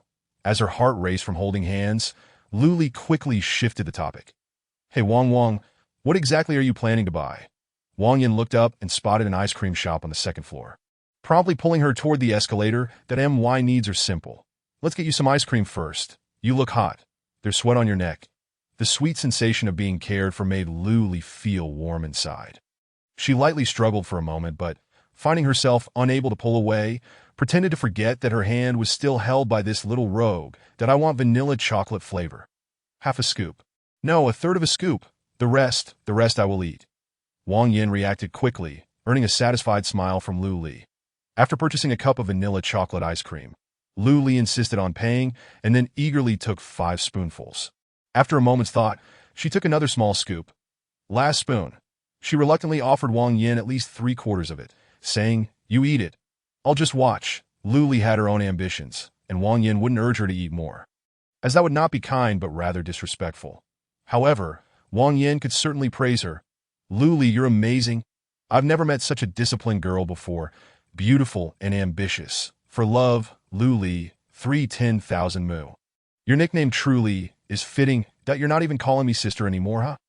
Luli shot him a glance, appearing unimpressed, yet she instinctively linked her arm with his. Yet, from her silence, Wang Yin sensed something unusual. He quickly lowered his head, discovering her tightly pressed lips and slightly reddened eyes. With a moment's contemplation, he grasped her emotions and pressures, desiring to indulge yet unable to do so, unsure if perseverance would yield fruitful results. She remained enveloped in confusion. Normally, she could control herself not to dwell on such thoughts. She had just confided in him on the train, and now those feelings surged back, even more intensely, having just emerged from a state of bewilderment. How could Wang Yin not understand? He stepped closer, gently enveloping her petite frame in his embrace, softly reassuring her. You are the best girl I've ever known. You will surely succeed. Keep persevering. Don't give yourself a chance to regret. When you're weary, my arms will always be open for you. Tears almost brimmed in Luli's eyes. Among all the boys who admired her, not one truly understood her. The so-called affection was likely just an admiration of her beauty and physique. Having expressed her feelings to Wang Yin on the train, she felt somewhat disappointed by his response. Now, she finally realized that Wang Yin did not lack understanding. He simply found no need to show off or preach grand philosophies. For love, Luli, 310,000 mu 310,000 mu signifies vastness and boundlessness. Just as Luli felt tears about to fall, Wang Yin suddenly tilted her chin, glaring fiercely that no crying. If you dare to cry, I'll kiss you. With a chuckle, Luli instantly burst into laughter, playfully hitting him a few times and sweetly pouting that you're insufferable. Chapter 24. A subtle atmosphere. Naturally, the kiss did not materialize. With so many people around, Wang Yin felt pressured that it wasn't fear of anything else, but rather the certainty of a potential outcome. It's wonderful to be young. After a moment of intimacy, they composed themselves and finally began to shop. Wang, what do you want to buy? Perhaps a sporty outfit and a casual one, that there was no need to purchase too many clothes now. It would be inconvenient to carry them. They could always replenish their wardrobe once they reached university. Suddenly, Wang Yin remembered. Hey, what gift are you preparing for Wei Wei? 2 lipsticks. Upon mentioning this, Lu Li became particularly animated. Armani's beloved 300 and 305, both on the pinker side. Wei Wei typically uses bold red and crimson shades. All above 400, that I feel it's my duty to steer her back towards the aesthetics of a youthful college student. She rambled on, while Wang Yin didn't catch a single word, promptly shifting the topic. I have quite a bit of pocket money, and since I've already inconvenienced others today, do you think it's appropriate to give her a gift that's more expensive than yours? That is perfectly fine. Birthday gifts are about sentiment, that my lipstick choice is within my means. With your wealth, a gift that's too cheap might seem disrespectful, How considerate. Wang Yin smiled with satisfaction, relinquishing the task of selecting a gift to her. You know what she likes. You choose the gift, and I'll handle the payment. Let us wrap this up quickly, ideally before she arrives. Okay, let us go. Lu Li turned and grabbed Wang Yan's hand, leading him towards the women's counter. The tone set by Sister San Juan was to gift a bottle of perfume. Wang Yan thought to go straight for Chanel No. 5, which was said to be the most expensive and best-selling perfume, but was criticized by San Juan for lacking sincerity and being haphazard. So, they followed her suggestion. After smelling several options, they finally settled on a fragrance called Faith in Spring, 150 ml priced at $2,880, which was presentable without overshadowing the occasion. However, to be honest, Wang Yin couldn't discern any difference between it and Chanel No. 5. Both had an equally sharp scent, far less pleasant than the natural fragrance of Lu Li, which was particularly comforting. Next, they went to buy sportswear, directly opting for a red t-shirt from Zhang Lao's brand and a pair of sweatpants, totaling $1,500 that after purchasing, he felt a twinge of regret. It was too darn cheap. Wang Yin planned to spend $110,000 in the capital. Aiming to boost his experience points to 6,100, he budgeted $70,000 for shopping and $20,000 for entertainment, planning to withdraw another $20,000 to keep in his handbag as a reserve. Now, with only casual wear left to buy and a remaining budget of $70,000, he felt immense pressure. All right, it was time to go all out. Conveniently, there were Prada, Hermes, Ferragamo, and LV boutiques downstairs. He headed straight into the nearest one, only realizing afterward that it was Hermes. Wang Yin is somewhat unclear about the true caliber of Hermes' men's fashion. However, he genuinely admires their footwear, that he promptly purchased a pair of sandals for $4,900, a pair of quicker sneakers for $7,100, and a pair of casual trousers for $6,500. The conspicuous H logo on the belt is rather irksome. Yet the t-shirts and shorts are quite beautiful. The t-shirt costs $3,700, while the shorts are $3,400. Having nearly completed his ensemble, he is astonished to find he still falls short of his target by $45,000. Is it truly possible to spend $70,000 so frivolously? Wasn't it said that luxury goods are exceedingly expensive? With hands clasped behind his back, he ambles through the store, ultimately adding a rather attractive cap to his collection before making his exit. Just before leaving, he impulsively places the cap atop Lu Li's bun, steps back, and assesses her appearance with satisfaction, snapping his fingers to, "It looks splendid. I must acquire another one, don't." Lu Li quickly pulls Wang Yin back. "I don't want it. Why are you gifting me a hat out of the blue? It's hot and I don't want you to get sunburned. Come on, wear it." Wang Yin insists, firmly grasping Lu Li's arms and guiding her in front of the mirror. "Look, don't you think it's quite charming? Just wait a moment. I'll put mine on too and see if it matches." The same cap suits anyone who wears it. Wang Yin, towering half a head taller than Lu Li, stands beside her, and with the brim casting a shadow, they indeed appear quite harmonious, reminiscent of a couple as she gazes at herself. Lu Li finds it hard to remove the cap, that it's not merely due to its cost. Rather, it is a testament to their aesthetic compatibility. When Wang Yan's discerning eye for beauty shines through, it is undeniably impressive. However, this is only for this one time. I lack nothing, and it doesn't highlight you. Do you understand? Lu Li feigns toughness, but Wang Yin chuckles, remaining silent. Once an opportunity arises, it begets another. To advance their relationship, one must seize every chance and press forward with determination. Wang Yin, self-taught in this art, leaves the store in high spirits. The total now stands at $42,502, with $36,000 still needed. 2 belts from a certain brand cost $11,000, and a pair of Armani sunglasses, particularly striking, are $8,000, with $17,000 remaining. He finds himself at a loss for further purchases and decides not to force the issue. Then, Wang Yin begins to coax Lu Li. Put it on. Let me see. How can one wear a hat without sunglasses? Look how glaring the sun is outside. Even my sister knows to wear sunglasses when she goes out, yet here you are, foolishly resisting. Luli pouts as Wang Yin playfully positions the sunglasses on her nose. Her petite face is suddenly reduced to just a chin and a mouth. Wang Yin pats his chest in relief. Now you can squint your eyes to your heart's content. I won't see it anyway. Oh, those lips are truly lovely. It seems you're missing a few shades of lip gloss. Just as Luli bursts into laughter, she becomes flustered again. That I don't want anything. Please don't buy me anything. Understood? Where can I find such an exceptional girl? Wang Yin perceives Lu Li's sincerity. She is not the type to be swayed by material wealth. The last girl he genuinely respected was Yuan Quan. And he suddenly sees a resemblance between Lu Li and her. Not in appearance, but in their tenacity, restraint, and pursuit of personal ideals that in contrast.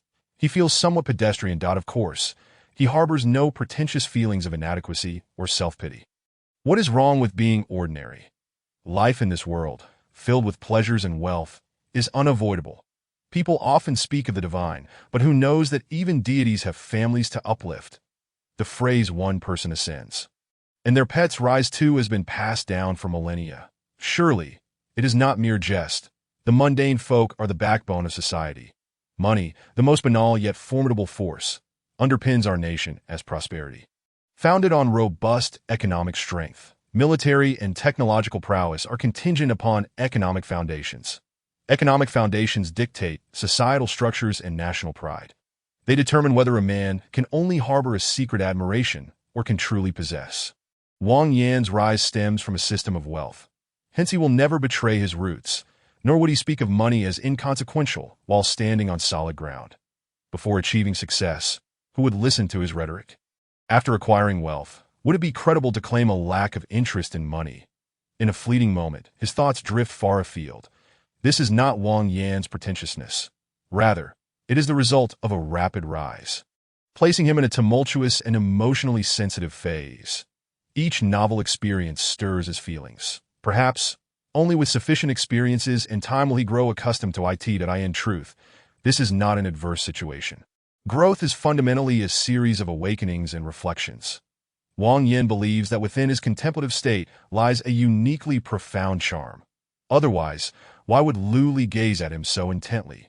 Lu Li, however, is not infatuated. She simply feels a bit anxious, fearing that Wang Yin might once again shower her with gifts. Please, don't buy me anything anymore, okay? I really don't need any lip gloss. Really? Wang Yin feigns disbelief, his gaze fixated on her rosy lips. The atmosphere begins to shift uncomfortably. Chapter 25. Please begin your performance. Smack. Wang Yin is inexplicably slapped once more, the sound echoing sharply. Why are you hitting me? What wicked thoughts are you harboring? Please, as if you know what I'm thinking. I certainly do. Then say it. Not a chance, but I know. Then say it. If you're right, I'll admit it. Get lost, you pest. Lu Li, exasperated, is well aware of Wang Yan's mischievous intentions, which anyone could guess, yet she finds it difficult to voice. Just then, Lin Weiwei calls. Lu Li, where are you? I've parked the car. They regroup at the entrance of Yingtai, where Lin Weiwei exclaims, Wow! You two are like deities. After their meeting, Lin Weiwei repeats her exclamation, and Lu Li whispers to her, I'm not. It's the little black dog who is. It is her first encounter with someone who shops for clothes so decisively. A brief glance around the store leads to an immediate exit if nothing suits her fancy. She tries on very little, purchasing nearly everything she tries on, and they finish shopping in under 15 minutes across 8 stores. How straightforward. Lin Weiwei marvels. It has been ages since she encountered such a forthright man. Lu Li nods vigorously. Isn't it? There is no fun in shopping at all. Lin Weiwei glances at Lu Li's cap and the sunglasses perched atop it, smirking to don't even try. You're wearing a couple S cap now. So don't pretend you're not with him. Feeling guilty, Lu Li lowers the brim of her hat. It's too sunny. It's your fault for not bringing an umbrella. You know I never accept gifts from boys. Sure, but he is not just any boy, is he? Get lost. He is merely a junior. Do you understand? All right, if he is just a junior, then when the others tease you later, don't get upset that I'll tell you. They waiting at the restaurant, ready to pounce. As they chatter incessantly, Wang Yin, walking behind them, is not bored. The sight of the two slender figures with their delicate waists and long legs is a feast for the eyes. Upon returning to the car, Wang Yin dives into the back seat and begins tearing open the packaging, but he keeps the receipt and discards everything else, retaining only the items themselves, stuffing them into his travel bag. The clothes he wore earlier have already been discarded, and now, clad in Hermes, carrying an LV handbag and sporting Armani sunglasses, he has completed his transformation into a fashionable young man. The only packaging he cannot dispose of is the Patek Philippe box. And with 2 pairs of shoes, his bag is nearly full, proving that his trip was indeed worthwhile. Then on the way back to the dormitory, the 2 girls continue their idle chatter, while Wang Yin remains lost in thought. In truth, his mind is primarily preoccupied with the system. The level 6 system can be resolved by Monday, but the 7th level will likely prove challenging. That if all goes smoothly, the fruit stand should yield another 1 to 2 million. But that is merely a drop in the bucket. The experience needed to elevate from level 6 to 7 is likely in the realm of 3 to 4 million. Well, regardless of the outcome, he has successfully navigated the developmental phase and can now indulge in leisure. Spending at least 56,000 daily might seem excessive, yet many people's annual salaries don't even reach that amount.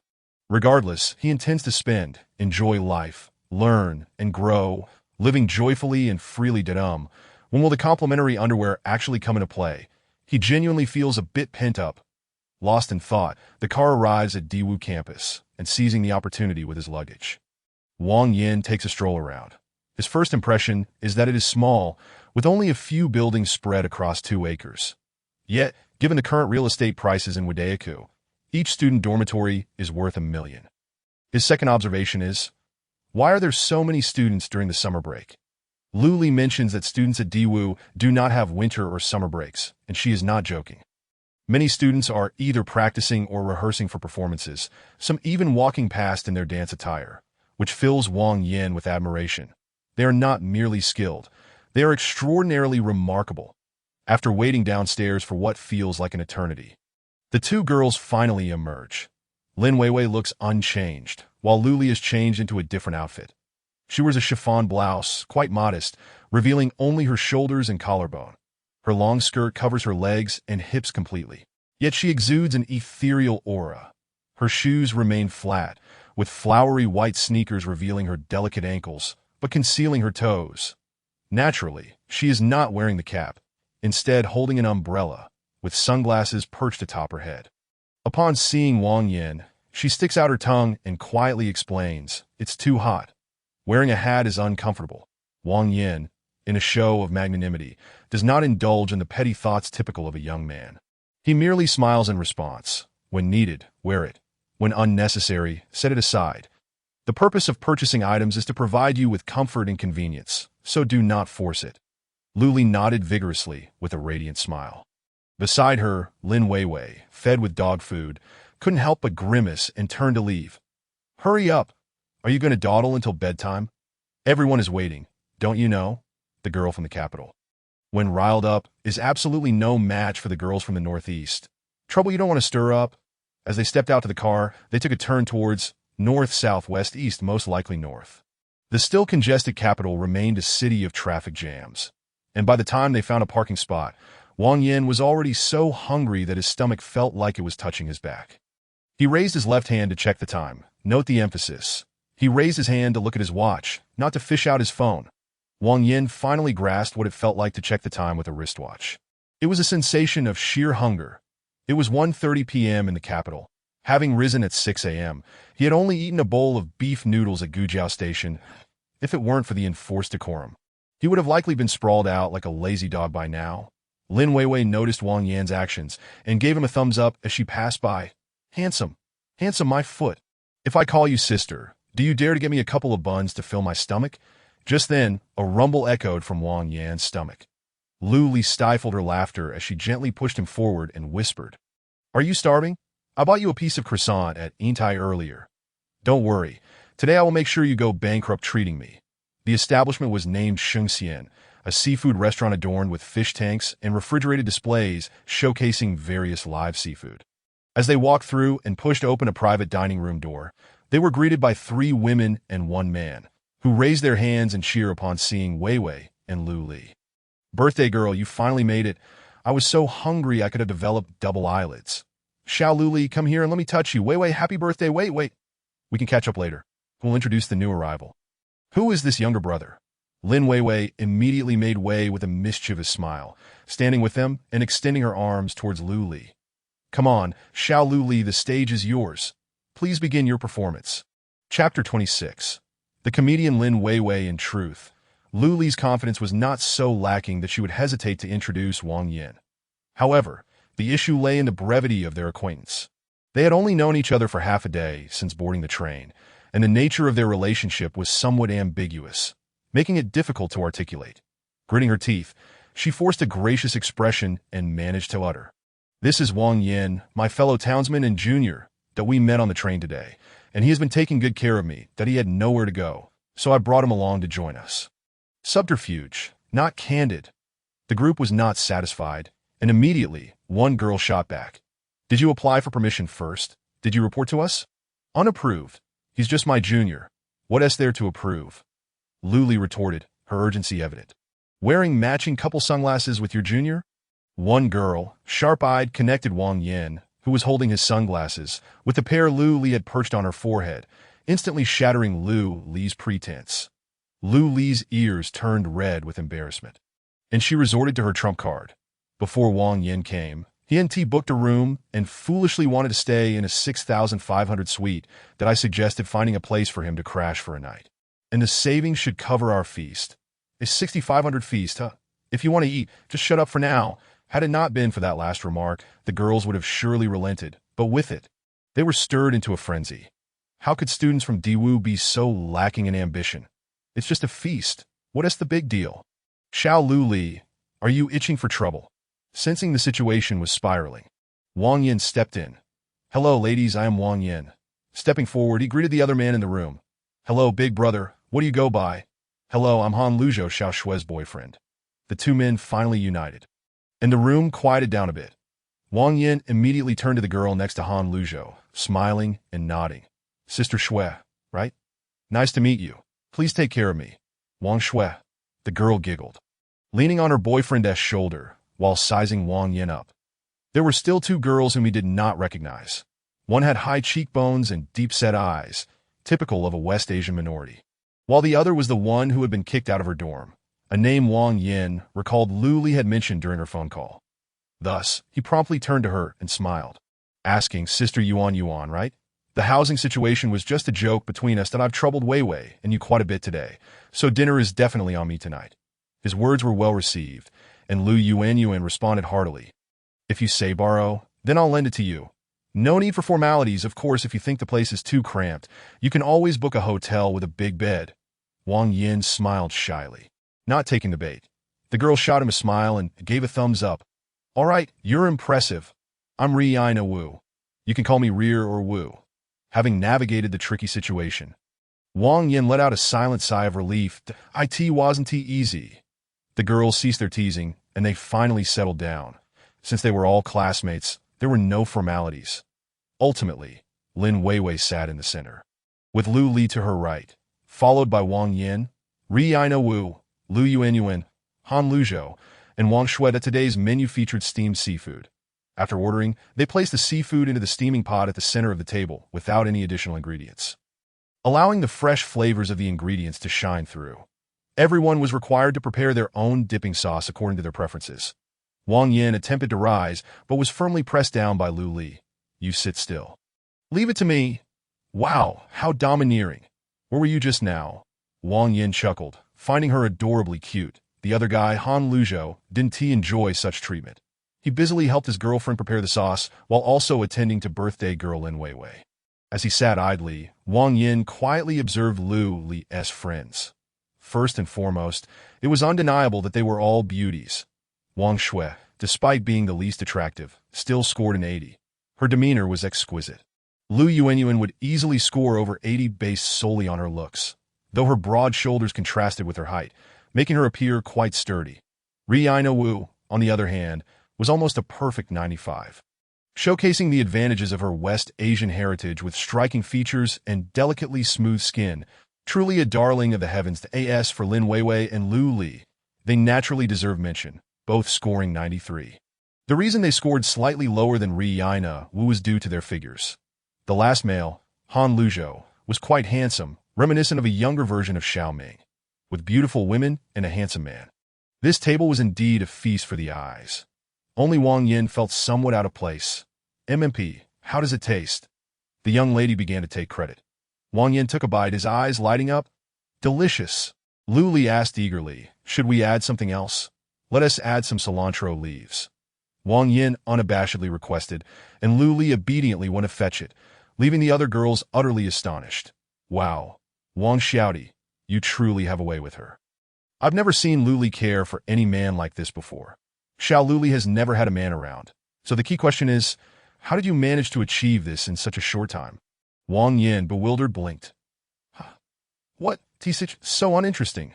Such a sly one." Lin Weiwei animatedly revealed Wang Yan's background. "Ladies, you have no idea how stunned I was when I first laid eyes on Wang Xiaodi. He wore a Benetton shirt, half soaked in sweat. His shorts were wrinkled from the ride. He sported a pair of Converse sneakers, carried an LV Keepall travel bag, and dragged Lu Li's suitcase, his eyes fixed ahead as he walked towards Lu Li and me. That scene, can you imagine my shock?" In unison, they nodded. "Absolutely. The imagery is vivid." Lin Weiwei nearly burst into laughter but held it back, continuing her tale. "At that moment, I thought, which young master from a wealthy family has finally been let out to have fun? If we're talking fashion, it was an absolute eyesore. And he was so tanned, but in terms of aura, he wasn't lacking. He had a certain steadiness about him that I was completely taken aback. I felt like this guy was either a con artist or a monster. Before I could figure it out, Wang Xiaodi led me straight to number 23, claiming he was going to buy a Patek Philippe. You know that place, right? That one while driving, I couldn't even tell if I was pressing the brake or the accelerator. I was dazed from the moment I saw him. When they exited, no. 23, it was even more remarkable. He was shaking with excitement, barely managing to ease off the accelerator while dropping them at the mall before rushing to the restroom. He was driving, averaging 12 to 13 liters per 100 kilometers. While I was at 2 liters with a resounding laugh, everyone in the room was in stitches. Wang Yin shook his head while laughing. "Sister, did you spend your childhood listening to Guidigan's crosstalk under a bridge? With your talent, you should abandon dancing and change careers. You'd definitely make it big." Chapter 27. Idiom game. Previously, she harbored concerns that if Wang Yin spoke, the atmosphere might become awkward, leaving him to entertain himself for the evening. As today was the birthday celebrant's day. Fortunately, that situation did not arise. As a result, her level of satisfaction with Wang Yin increased, albeit just a smidgen. Well, just a tiny bit, as the topic of purchasing a Patek Philippe arose. Curiosity among the group became palpable. Reina, seated to Wang Yan's right, was the first to initiate. "Wang Yin, could you please show me your watch?" What could possibly be the issue? It was such a simple request. Without a moment's hesitation, Wang Yin casually removed his watch and handed it over, startling Reina, who instinctively recoiled. No. Just bring your hand over with the watch on it. Please don't give it to me." "My goodness, you nearly scared me to death.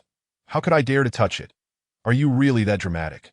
Wang Yin chuckled in disbelief, shaking his head as he placed the watch back on the table. It was merely a watch. It could certainly withstand a little handling on the table, that if anyone wished to see it, they could do so openly, even if it were to get scratched, as long as it wasn't intentional. There was after-sale service. Only then did Reina dare to pick it up, her excitement mingled with trepidation as she examined it. Wang Shui, intrigued, leaned in to whisper to Lin Weiwei, "Little Lioli's luck is remarkable. She just hops into a car and finds herself a junior like this. Such a generous person."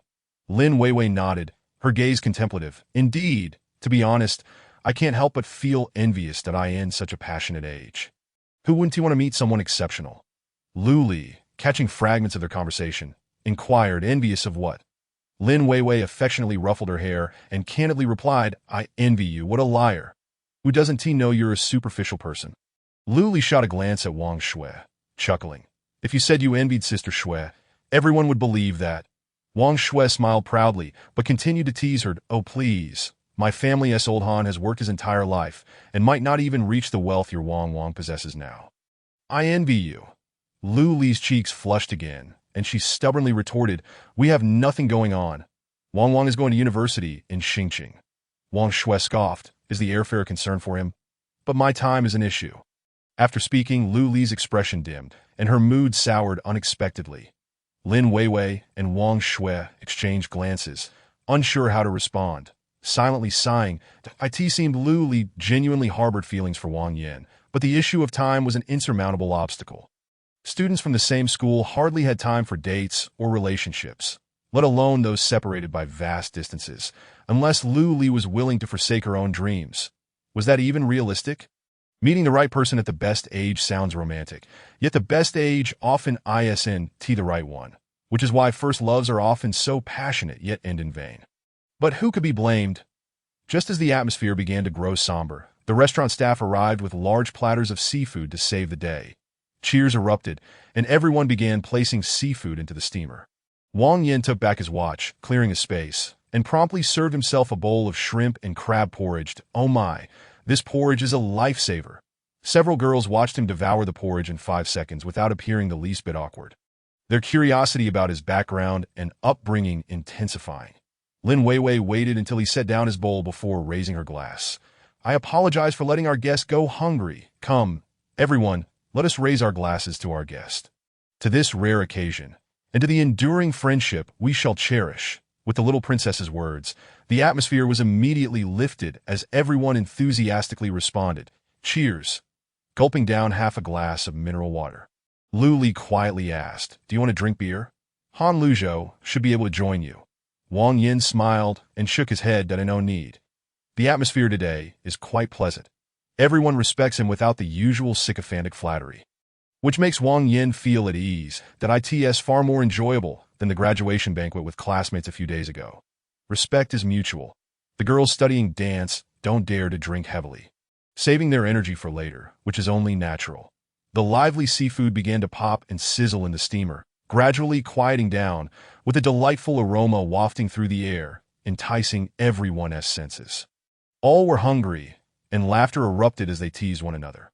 Wang Shui remarked, we're the unfortunate ones, constrained by our dancing studies, unable to indulge freely. Her boyfriend, Han Luzhou, chimed in, actually, it's not that bad. Get lost, you stinky man. Wang Shui suddenly wrapped her arms around Lin Weiwei, playfully asking, darling, what does it mean to break off a friendship? While they were engaged in their playful banter, Reina quietly shrank back, nearly hiding behind Wang Yin. However, it was futile. She was soon pulled out by Lu Yuan. And you, Reina, can't you stay in your lane when food is around? Your professional course rankings are plummeting, and you're not aware of it yourself? Exactly. Let her do a backbend. With that center of gravity, if anyone falls, it would be her. Wang Yin imagined the scene and nearly burst into laughter. The tough girl from Xinjiang was relentless. Realizing she couldn't escape, she slammed the table. Am I to blame for developing too well? I have what others lack. I'm one of a kind in the dance academy. And you're all envious. Laughter erupted from both sides as Wang Yin was playfully pinched while Reina was threatened by the others. Now that we have a guy around, just wait for tonight. If I don't knock you down, I'll write my name backward. Wang Shui widened her eyes. Wang and Lu Li are staying there. Why are you butting in? Eavesdropping. They're staying in Yuan's room. What does that have to do with me? I paid for that place too, okay. Everyone's gaze suddenly turned extremely peculiar, eyeing Reina with mischievous intent, though they elongated their tones, feigning realization and launching into a game of idiom relay. A lonely man and a solitary woman, sharing a room. Skip, block. Led by Lu Yuan and Wang Shui, the girls grew bolder in their teasing, and Wang Yin found himself picturing scenarios in his mind, his heart fluttering repeatedly that he quickly cleared his throat to interrupt. Ahem, ladies, I just graduated from high school. What exactly are you talking about?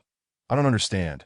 Shivering, Lu Li quickly changed the subject. Let us get the pot boiling. Let us get it boiling. I'm so hungry. She didn't dare confront the girls, so she diverted the topic. Reina immediately joined in, lifting the steamer lid, and an overwhelming aroma filled the private room. Wow, the steamed seafood smells absolutely divine. With everyone about to turn ravenous, they quickly forgot about Reina and eagerly reached for their chopsticks. Chapter 28. King crab cart scallops, large shrimp, clams, blue crabs, oysters, and mantis shrimp. The fresh seafood steamed to perfection. Simply smelling it made mouth water. Wang Yin picked up a scallop, extracted the meat, dipped it slightly in sauce, and held it out to Lu Li. 3-1, you go first. The table erupted in cheers. Lu Li's face turned a shade of red as she couldn't help but smile, lowering her head to bite into the scallop, regardless of what tomorrow might bring. Today was worthy of commemoration, hence, happiness was paramount. Their essay saying, "It is most charming when one bows their head shyly." Wang Yin gazed at Lu Li, who smiled softly, feeling as though his heart had been struck by an arrow. Goodness, how could she be so beautiful? Though his infatuation with Meng remained, if presented with a choice between the two girls before him, Wang Yin would undoubtedly choose Lu Li without a moment's hesitation. Thus, at this moment, Wang Yin was not yet a mature man. What do adults choose? I want both. This restaurant truly served exquisite seafood, fresh, plump, and juicy. Once Wang Yin started eating, he couldn't stop. Soon, his side was piled high with shells. Lu Li, having a smaller appetite, focused on ensuring those around her were well fed. However, she had given Wang Yin the majority of the peeled mantis shrimp, while Lin Weiwei only received a few, under normal circumstances. Such behavior would have attracted whispers. Yet today, Lin Weiwei said nothing, smiling as she ate whenever there was food and chatting with everyone else when there wasn't that Wang Yin hadn't served anyone else since. But Reina, noticing how much he enjoyed his meal, helped him crack open a blue crab. Lu Li didn't dwell on it, unaware of how others felt. Wang Yin, of course, welcomed every offering, slurping on the crab legs with great delight. Suddenly, his expression changed. Ding! You have derived immense satisfaction from the food, activating a mysterious reward. What the heck? A 4 probability. This is unbelievable, but why was it the crab that Reina cracked open? 3-1 peeled shrimp for so long. All right, whoever wants to win can win. Let us see what the reward is. Enthusiastically, Wang Yin looked at the panel. King Crab card, one-time card. You can invite up to 8 people to enjoy a crab feast. For every crab consumed, you will receive a cash return of at least 10 times and up to 50 times its selling price. Wang Yin's first reaction was to treat everyone to the Yangqing Lake Hairy crabs. A 5-dan male crab reportedly sold for 4 to 500 yuan each. Wang Yin felt he could easily handle 10.4 to 5,000 yuan multiplied by an average coefficient of 30 mint, at least 150. 000 yuan. For 8 people, if they devoured 80 crabs, he net a profit of 1.2 million. What an incredible card. He immediately asked Lu Li, "Do you like Yangqing Lake Hairy crabs?" "Of course." The young lady was still focused on peeling shrimp, casually replying, "Why? Are you not satisfied with blue crabs? How much do blue crabs even cost?" "That's fine, but they won't be available until late September or early October." Her words left Wang Yin in shock. Right. The hairy crabs are only available in September. Well, that's a bummer. It'll drag on until school starts. With a silent sigh, Wang Yin casually tossed the card behind him and focused on his meal. The lively dining came to an end, and the clock approached 3 o'clock. The main players were Wang Yin, Han Luzhou, and Reina Wu, although they were not concerned about gaining weight from indulging in seafood. The remaining girls lacked the combat spirit. They soon decided to enjoy an escape room adventure. There was a rather large entertainment complex near Zizhu Bridge, featuring activities such as real-life CS, escape rooms, board games, and trampolines, all reportedly exceptionally fun. Upon arrival, however, several girls suddenly found themselves unable to move their legs as they gazed at the bumper ball arena. Well then, let us play. Bumper ball involves encasing individuals in transparent inflatable plastic balls, leaving only their legs exposed for running, and then engaging in a game of collision within a large arena. Their venue was expansive, with a 2,510 pit surrounded by a sloping barrier made of sponge mats and trampolines. With 5 girls and 2 boys, they donned their balls, and the chaotic battle commenced. It must be said, the girls from Danzu were indeed entertaining, while the girls in the adjacent area shrieked and fled from oncoming collisions. These 5, including the timid Lu Li, boldly initiated attacks. Initially, the 5 girls attempted to bully the 2 boys. Wang Yin quickly signaled to Han Luzhou, and the 2 formed a defensive strategy, each guarding one side, launching a counterattack that sent the girls tumbling. The girls screamed in a mix of laughter and frustration, utterly at the mercy of the 2 towering boys. Wang Shui, perhaps feeling that the game had lost its fun, quickly switched sides, shouting, "Hubby, take me along." Thus, the team shifted to 3 against 4, but would that suffice? Wang Yin immediately defected, As Han Luzhou charged toward Lu Li, he launched a surprise attack from the side, taking him down in one swift move. Surround him. Don't let Lao Han get up. Lu Li and Lin Weiwei finally had their moment of glory, ensuring Han Luzhou remained grounded, relentlessly pursuing and colliding into him. Laughter like silver bells echoed throughout the arena. Wang Shui attempted to rescue her boyfriend, but Wang Yin, grinning mischievously, blocked her path, refusing to let her pass, just as the situation seemed to be in their favor. Lin Weiwei, feeling a bit too energetic, disrupted their fun that as she passed by Wang Yin. She mustered all her strength to give him a hefty bump, causing him to experience dizziness for the first time. Oh my, I'm all turned around. Especially when his head collided and got stuck, he panicked, forgetting his own name. Yet it was genuinely enjoyable, a delightful release. Duel, they called out. And so they would. What boy doesn't harbor a competitive spirit? Wang Yin and Han Luzhou locked eyes, sparks flying between them. They began their charge from a distance, culminating in a collision reminiscent of a comet striking the Earth that as a result. Han Luzhou crashed to the ground, while Wang Yin bounced away like a rubber ball. Seizing the moment, Han Luzhou pursued, but Wang Yin quickly adapted his strategy. Lacking the explosive power of his opponent, he needed to outmaneuver him. They grappled, retreating and seeking opportunities, entangled for over 5 minutes, until Wang Yin, leveraging his superior endurance, finally wore down Han Luzhou. Once they emerged from the bumper balls, Han Luzhou, drenched in sweat, gave a thumbs up. Old Wang, you impressive. As a dancer, I can't believe I couldn't outlast you. Incredible. In truth, Wang Yin was nearly out of breath himself, shaking his head with a smile. You're tall and powerful. So of course, you tire out faster, that I thrive on being nimble and agile. Haha. Though they shared a laugh, deep down, Wang Yin envied Han Luzhou, who wouldn't wish for a tall stature and handsome appearance. He wondered if the system had any items that could facilitate a second growth spurt. That as they pondered, everyone gathered again, unanimously declaring they were too exhausted to tackle the escape room adventure. I can't take it anymore. Let us save the escape room for next time. Okay. Reina Wu pleaded. Why don't we find a place to shower, enjoy a steam bath, and play some cards instead? Lu Yuanyuan proposed, receiving enthusiastic agreement from the group. Great. How about we go to Jeju Island? I have a few discount coupons for Jeju Island's Huangshi. Let us form a group. The discounts are particularly generous right now. Just as Wang Yin was about to offer to treat them, Lin Weiwei cut him off. You'll have your chance to shine during karaoke tonight, so don't steal my thunder. Fine, then he would just sit back and enjoy the moment. Watching the girls chatter animatedly, Wang Yin felt this was the essence of university life, a source of genuine joy that he wondered what Star City Normal University would be like. Hopefully, it would be a pleasant surprise. The girls swiftly arranged the group purchase. Amid the fierce competition in the takeaway industry, various promotions were being offered recklessly, resulting in prices that made Wang Yin, who hailed from a small city, feel remarkably affordable. Each person paid 63 yuan, which included entrance fees, supplies, a body scrub, a large fruit platter, and unlimited hot water. Lin Weiwei then produced 2 bags of tea from the car. Completing the preparations, Wang Yin added Lin Weiwei on WeChat, dutifully sending her the 63 yuan red envelope, and the group set off in 2 cars.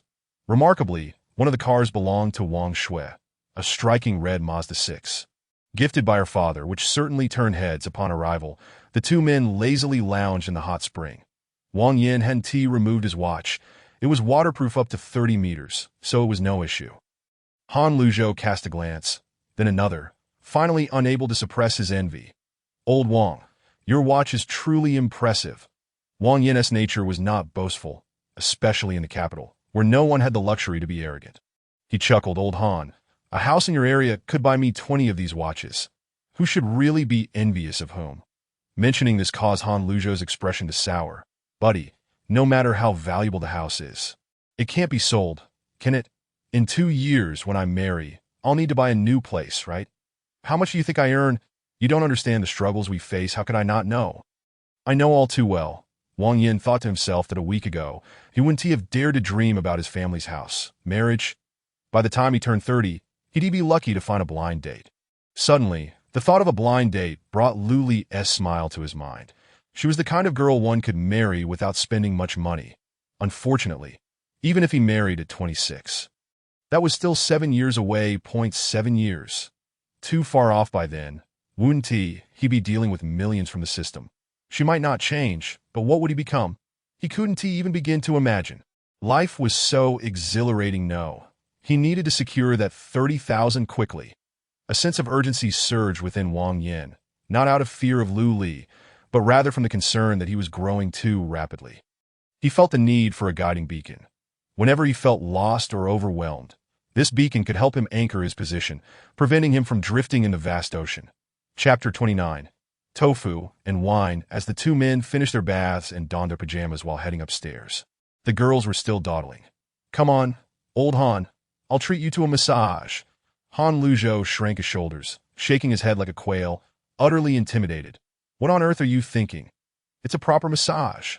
Wang Yin forcibly dragged Han Luzhou up another flight of stairs and ordered 2 skilled masseuses in the guest room. They must be strong and the best in technique.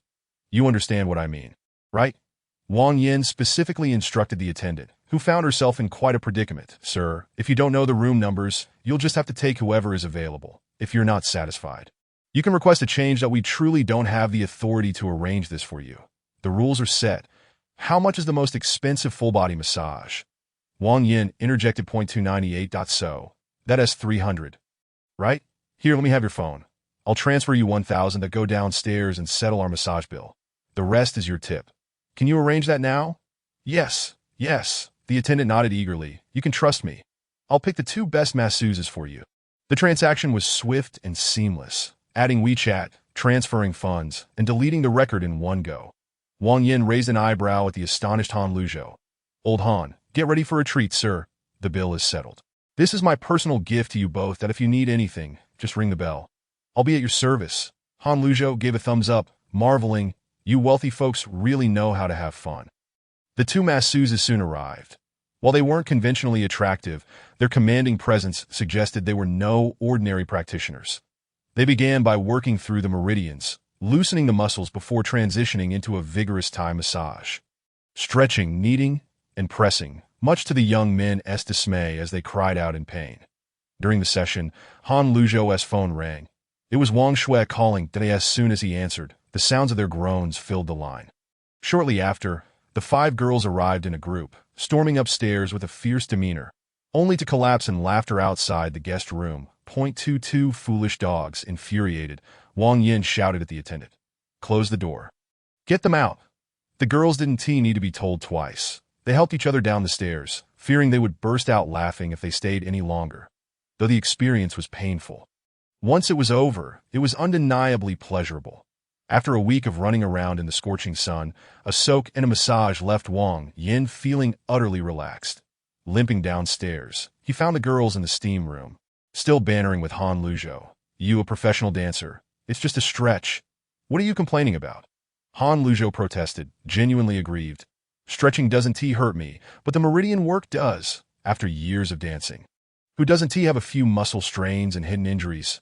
You really have no shame. Just let out your cries. Can't you be a bit more dignified?" Oh, the girls laughed uncontrollably as they pounded the table. Lu Yuan, catching her breath, teased Lu Li. "What is up with your Wang? He has quite the character. Were you not captivated by his playful charm?" The emphasis on the word playful momentarily left Lu Li speechless. Inadvertently, Reina intervened to extricate her. "Woof woof. How do you call out then?" Wang Yin tilted his neck and unabashedly let out a couple of loud howls that oh my goodness, it hurts. Lu Li and the others collapsed in laughter, unable to rise. After Wang Yin and Han Luzhou had indulged in a few rounds of fruit, the girls finally managed to get up, their faces flushed with embarrassment. They were all clad in sauna outfits, disheveled, while Han Luzhou dared only to gaze at his own wife. Yet Wang Yin, unrestrained, stole glances around, feasting his eyes. "Goodness, I feel as if my blood is insufficient. It's a bit of a heated situation, so please don't misunderstand that if it were another boy sneaking such furtive glances, surely he would be met with the wrath of the girls." Soon, they began playing cards and chatting idly. With the group being rather large, Wang Shui pulled Han Luzhou aside for some intimate conversation, leaving Wang Yin to entertain 4 lovely ladies. Come on. Who's afraid of whom? But not long after his boast, Wang Yin found himself overwhelmed. 4 stunning beauties, with the least attractive, Lu Yuan, still scoring a solid 80, freshly washed and glowing, sat just within reach. Who could withstand such temptation? Wang Yin found himself in a daze. Soon covered in sticky notes, that it wasn't until Lin Weiwei began receiving frequent phone calls and WeChat messages that she had to excuse herself, allowing the atmosphere to ease a bit. Wang Yin rubbed his hands together, grinning mischievously, and fully embraced the playful spirit of a single man, quickly returning the favor by sticking notes on their faces. Wang Shui and Han Luzhou, having finished their intimate moment, returned to find the scene rather peculiar. Wang, I now believe you have never been in a relationship. The girls all laughed, and Luli appeared quite pleased. None felt there was anything amiss when dealing with ordinary girls scoring 60 or 70 in looks. One must indulge them, cater to their vanity. But when engaging with goddesses scoring 80 or 90, they must be brought down a peg, treated normally. After all, too many people fawn over them, and only by grounding them can one experience something fresh. Wang Yin, possessing wealth, charisma, and humor, was viewed as a quality man in their eyes, not merely a freeloader. The dynamic was distinctly different, yet he engaged with them earnestly, teasing at times and being teased in return, which made for a more relatable experience. Had it been a timid boy, he would have quickly turned into a mere servant, serving tea and water. Had it been a second-generation rich kid, the gathering would have ended swiftly. As no one desires to be around an arrogant brat, only someone like Wang Yin, who remained composed yet lively, could make the game truly enjoyable. After a hearty lunch and several hours of play, everyone fully embraced Wang Yin, the atmosphere akin to that of longtime classmates. Suddenly, Wang Yin burst into laughter, tearing off a sticky note from his lips, and lunged to paste it on someone's face. Na Wu, startled, squealed and flailed her legs. Use water. Use water. Wango, I was wrong. Spare the girls. Yet Lu Yunyuan and Wang Shui eagerly held her down, urging, stick it on her, without hesitation.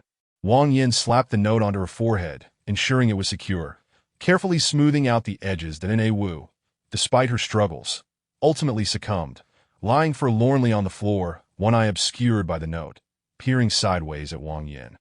Wang, do you realize we've become enemies? Wang Yin remained silent, calmly beckoning her with a finger. Come on, bring it on. The young ladies erupted into laughter once more. Na Wu sprang to her feet, rolled up her sleeves, preparing to charge at Lu Li. Lu Li, bewildered, thought, he's bullying you. Why are you coming after me? At that crucial moment, Lin Weiwei stepped in to defuse the situation. Hey, ladies and gentlemen, let us not cause a ruckus. We need to change locations. Hurry. Let us change clothes and do our makeup. My, what an unflattering way to address them. Yet everyone paid it no mind, discarding the playing cards and cheering. Oh yeah, finally we can drink. Wang Yin had been eagerly anticipating that round of drinks, curious whether there might be a delightful surprise in store. Another reason, drinking is simply entertaining. There's a saying about the chaos that ensues after a few drinks. Right? Tofu pairs well with liquor. The more you drink, the merrier it becomes. The formal birthday gathering was set at a KTV beneath Huayuan Bridge, named Windsor. Lin Weiwei had pre-booked the private room, leaving no opportunity for Wang Yin to shine. Even after discounts, the beverage package still soared to 3,000.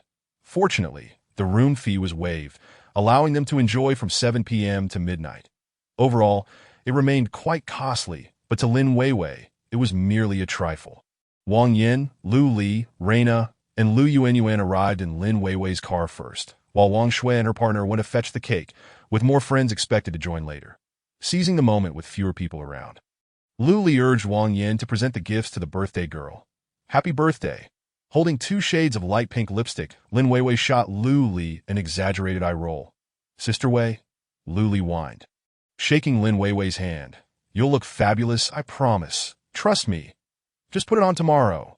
Lin Weiwei, dizzy from the shaking, quickly conceded. Regarding Wang Yin's nearly 3,000 gift, Lin Weiwei felt a headache coming on. Did you two conspire to torment me? Trying to steer me towards a fresh, artsy vibe?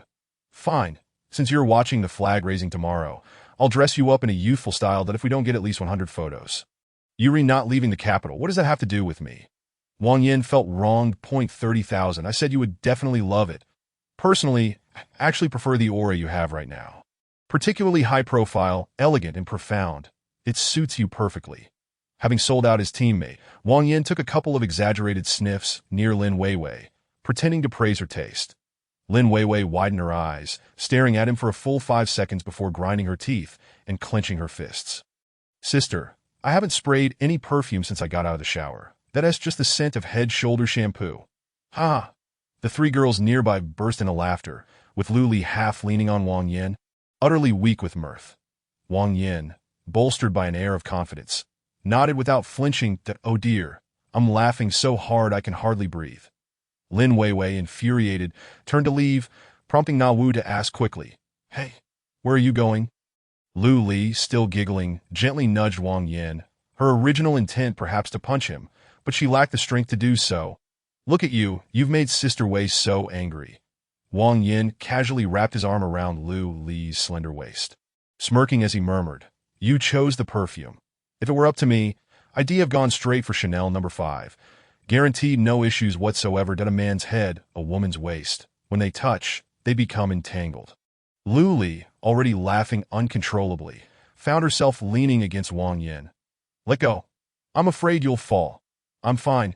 You let go, Shu. Don't let them hear. Lu Li suddenly remembered there were two others in the room, and a surge of energy filled her. She swiftly slipped out of Wang Yan's embrace and settled into a corner of the sofa. Playboy, pervert. Lu Yuanyuan and Reina each added their comments, then moved to huddle with Lu Li. Whispering together, Wang Yin felt quite helpless. The price of speaking out was being left alone.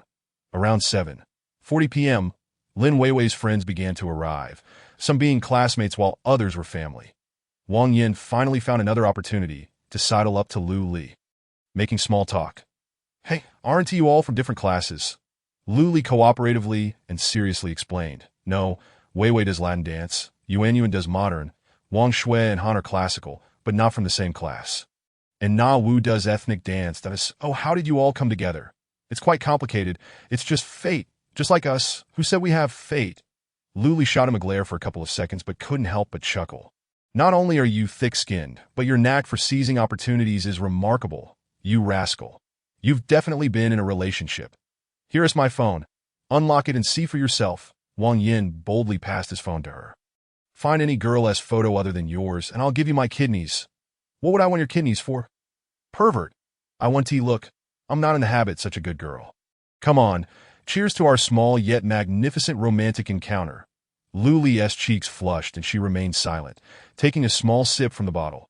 Wang Yin leaned back against the sofa, propping his feet on the coffee table, also choosing not to speak. His posture was slightly uncouth, yet effectively blocked Lu Li from the rest of the room. A clear body language. You can exit from that side, but no one shall pass from here. Lu Li's gaze fell on Wang Yan's Hermes sneakers, her eyes blinking as she remained silent, not budging, and took another sip of her drink. For a girl, chugging beer from the bottle is quite unrefined. Yet Lu Li managed to make it look so graceful. Her movements natural and rhythmic that as she tilted her head back, her neck appeared exquisitely elongated, reminiscent of a swan. Wang Yin tilted his head to watch her.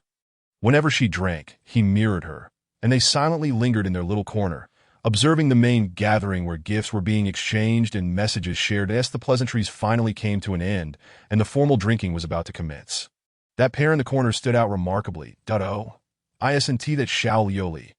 Who's that guy beside her? He looks unfamiliar. What the heck?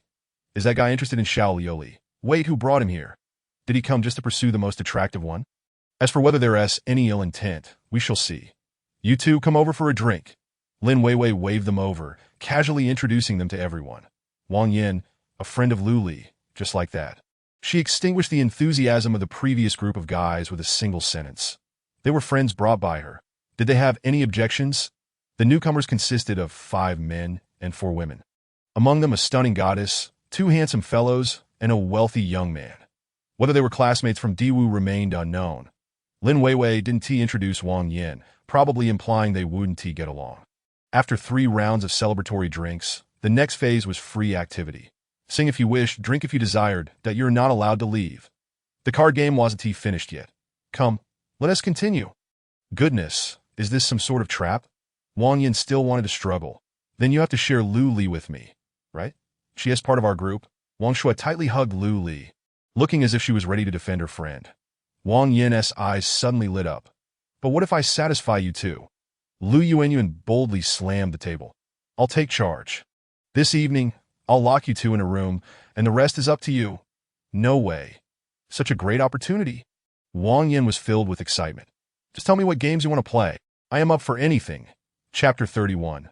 Truth or Dare. No one seemed interested in playing with Wang Yin, at least not outwardly. KTV games are limited, and it was ultimately decided to play Truth or Drink. Wang Yin had only been to KTV twice and was unsure if such a game existed, but he could sense the mischievous intentions on the faces around him. Tisich, I'm a man with financial means.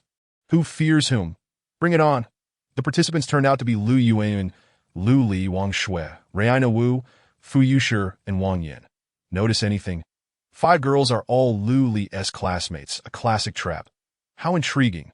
Wang Yin's competitive spirit was ignited, and his demeanor shifted entirely to Lu Yuanyuan kick things off, and without a doubt, she would call out Wang Yin's name first. Just at the first question, Wang Yin was left bewildered. What does that mean? Those unfamiliar might not comprehend. In games like today's with a hint of scrutiny, the initial questions are meant to verify, on one hand, checking if the other is sincere, and on the other, observing their answering habits. Thus, Lu Yuanyuan's intentions were simple yet complex that WeChat conveniently allows verification. A glance at the phone reveals everything. Simultaneously, it was a test of Wang Yin's spending habits to see if he was the kind of spendthrift who never counted his pennies. Although Wang Yin didn't fully grasp it, he soon realized it's quite challenging to pinpoint the exact amount down to the units or tens. Generally, guys would struggle to remember the precise figure in their WeChat wallet. Wang Yin had a system. All assets were transparent, but to blurt out an exact number would be utterly implausible that a wealthy individual remembering his pocket change down to the unit. Most girls can't even achieve that. He immediately transferred 51,000 to his WeChat wallet. His current assets included 20,000 in cash, 7,000 in a bank account, 9,726 in salary, and 51,404.78 in WeChat wallet. Over 51,000. After answering, he opened WeChat and handed it to Lu Yuanyuan. Lu Yuanyuan stared at Wang Yin in astonishment for a long while, then raised her glass and downed its contents. The others were equally stunned, as it was rare for someone to store that much money in their wallet. The spending limit for pocket change is 100,000 a year, and transferring incurs fees. There aren't many payment scenarios, making it inconvenient. Next up was Lu Li, who curiously asked Wang Yin, "Why do you keep so much money in your wallet?" Wang Yin chuckled, remained silent, and took a drink. Lu Li was momentarily taken aback, a bit confused, when Lu, watching the spectacle, suddenly exclaimed with envy, "Wow, so manly." Raina Wu rubbed her arms as if feeling cold, grumbling in envy. "All day long, just watching you two show off." Next was Wang Shui, who asked with annoyance, "I'll ask Lu Li again, why do you keep so much money?" Wang Yin shrugged. Where else would pocket money go? A truthful statement. His salary had only just crossed 100,000, and to Wang Yin, it was all pocket change, so it didn't matter where it was stored, compared to the heartwarming gifts from his watermelon card. It was trivial and hardly worth mentioning. However, to others it sounded utterly absurd. Thus, the unintentional show-off became the most lethal. Wang Shui sipped her drink, while a few girls marveled. "Wow, so wealthy, yet no friends. Now I'm really curious. How much do you have in Alipay? What is your Huabei limit?" Raina Wu began to roll up her sleeves. Suddenly, someone asked, "Did you come to the capital just to buy a watch?" Wang Yin was taken aback and shook his head. "No." "Then what else?" "You drink first. It's my turn now." Raina Wu angrily drank her alcohol, then subtly signaled Fu Yushi, who sat beside Wang Yin. Wang Yin cheerfully called out Lu Li's name. "Do you have even the slightest fondness for me?" Lu Li's cheeks flushed slightly as she shook her head, pursing her lips. "No." As she shook her head, she suddenly burst into laughter, then took the initiative to drink, her bright eyes gleaming with a shy sparkle. The implication was clear. I lied. The surrounding girls rubbed their arms. Wang Yin and Lu Li were subtly tormenting the others while happily drinking, unbothered by the uproar around them. Next was Fu Yushi, the new stunning beauty, exceptionally attractive and fashionably dressed, yet she had always been rather inconspicuous. She was simply too quiet and low-key. Once the surroundings became lively, it was hard to spot her. Throughout, it was Wang Yin's first time hearing her speak.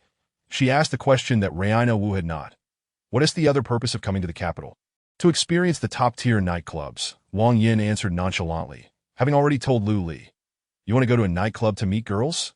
Headache. Wang Yin sighed and nodded. Yes, Lu Li didn't ask Wang Yin, clearly letting him off the hook. Wang Shui asked Wang Yin, Are you really a virgin? Painful. He nodded again. Yes. Laughter erupted, and the gazes directed at Wang Yin were laden with significance, while Wang Shui chuckled and drank. Raino Wu, with a mischievous grin, suddenly pounced. Are you hoping to find a beauty at a nightclub? Damn it. Wang Yin gritted his teeth in frustration, as the laughter from the other girls was relentless. Their eyes fixed on him. Resigned, he nodded. I've thought about it. Wow. Oh. Hi, you're quite amusing. The laughter, screams, and table-thumping created an explosive atmosphere that drew the attention of Lin Weiwei's group. The young man, clearly pursuing Lin Weiwei, glanced at Wang Yin and asked with a hint of condescension, What is that guy doing? Seems quite popular. His tone carried an indescribable superiority, tinged with jealousy. Another handsome guy chimed in. Not that good-looking, is he? Lin Weiwei felt somewhat annoyed. Her friends enjoyed playing with him, while they were not keen on those two that couldn't they reflect on themselves? Initially, everyone had been quite warm towards them. How did it come to this? Who was to blame? Of course, with Lin Weiwei's emotional intelligence, she wouldn't voice such thoughts. Instead, she smiled, raised her glass, and sidestepped the issue. Come, let us drink. Thank you for coming here to celebrate my birthday. Let us enjoy ourselves and make today a joyful one. Finally, it was Wang Yin's turn, his gaze fixed intently on Lu Li. Do you still like me? Lu Li was momentarily taken aback, then nodded generously. Yes. Instantly, the room erupted to, oh my, I can't stand it. What is going on? Is this never-ending? Xiao Yili, wake up. He is heading to the nightclub. Amid the chaos, many admired Wang Yin's candor. It was clear the game was aimed at him. Yet he remained unruffled and straightforward, which was rather impressive. That in truth or dare games, the most dreaded participants are those who are pretentious. They can kill the atmosphere in just 2 rounds. Unlike now, everyone was thrilled and wild. Fu Yushi followed up on Raina Wu's question. Why you want to find someone at a nightclub? Wang Yin didn't avoid the question. Rather, he encouraged thoughtful consideration before responding. Thus, he answered maturely. It wasn't that he deliberately wanted to find someone at a nightclub. He had simply never been. Had some fantasies about the nightclubs in the capital, thinking they might be filled with stunning ladies. And perhaps he would have a chance encounter that if he truly met someone suitable, he wouldn't reject the possibility of something happening, and might even look forward to it. But he wasn't fixated on finding someone at a nightclub. It all depended on fate. Wang Yin's explanation was quite clear. For women, not everyone might grasp his perspective. But for men, at least one of them has likely fantasized about a chance encounter. It's perfectly normal that Lu Yuan, however, was relentless, not giving Wang Yin a moment to breathe, swinging her hammer. Are you really that desperate? Chapter 32. A life or death question. What the fuck? Lady, are you trying to ensure my demise? Wang Yin widened his eyes, feeling utterly bewildered for the first time. To answer would mean admitting to being quite desperate. To deny would contradict everything said before. The term thirst is indeed a rather unsightly one. Even a mere substitution would not render it any more palatable. It can be said that the true test for Wang Yin has only just begun. Suddenly, the circle of girls around him fell silent, each lost in their own thoughts as they gazed at the young M. And, to say, they were eagerly anticipating the answer to the question would be an exaggeration. They are all products of the digital age, well aware of everything. What they truly yearned for was Wang Yin's manner of response, which was far more pivotal than the question itself. As the moment approached, Wang Yin suddenly smiled. Ladies, if I answer this question, will you all be obliged to drink? All right, let us drink. They nodded in unison. Thus, Wang Yin straightened his posture, a hint of self-deprecating amusement gracing his features, and began to speak at a leisurely pace. While engrossed in his studies, he hadn't felt much, but after the college entrance examination, relaxation brought forth a singular thought. I want to find a partner. Therefore, the answer is yes. That at the age of 18, when hormones flood the system, I see no shame in it. The final statement struck a chord, igniting raucous applause. Bravo! Wow, Wang, you are so handsome. The girls laughed and raised their glasses, willingly accepting their forfeiture. That in truth, such matters are quite simple, that if you perceive them with a lewd mindset, then you are indeed lewd. that if you approach them with an open heart, it is merely a facet of human nature. Which girl present hasn't felt the gaze of a man laden with desire? At times, it is met with disdain, and at others, it elicits a sense of delight. The distinction lies in whether one is lewd or generous, depraved or appreciative. Wang Yin successfully navigated this challenge, even garnering a wave of admiration. It must be noted that the 2 training sessions conducted with the habit cultivation device earlier that morning played a crucial role in this. Next up was Lu Li, who once again chose to go easy, resolutely avoiding questions directed at Wang Yin. Her eyes sparkled with a soft, affectionate gaze. Wang Shui was visibly irritated, her eyes darting as she sought to escalate the situation. Have you ever fantasized about Reina Wu? Gasps filled the room. Are we really going there? Everyone was taken aback, followed by an eruption of excitement. Yes, Sister Shui, you're amazing, the girls, reveling in the thrill of the moment. Hadn't he considered what might happen should they find themselves in the hot seat? Regardless, they decided to tease Reina Wu first. Wang Yin felt a wave of exhaustion wash over him. When would this end? A sidelong glance at Wu revealed her eyes sparkling, reflecting myriad hues in the dim light, making Wang Yin wonder if she was perhaps a bit hopeful. All right then. Wang Yin nodded. Yes, I have. The reason? My dear. What exactly are you thinking? The girl from Xinjiang was a bit intimidating, but Wang Yin was no pushover either. He raised 2 fingers to indicate 2 drinks. Okay, we understand. Let us wrap this up.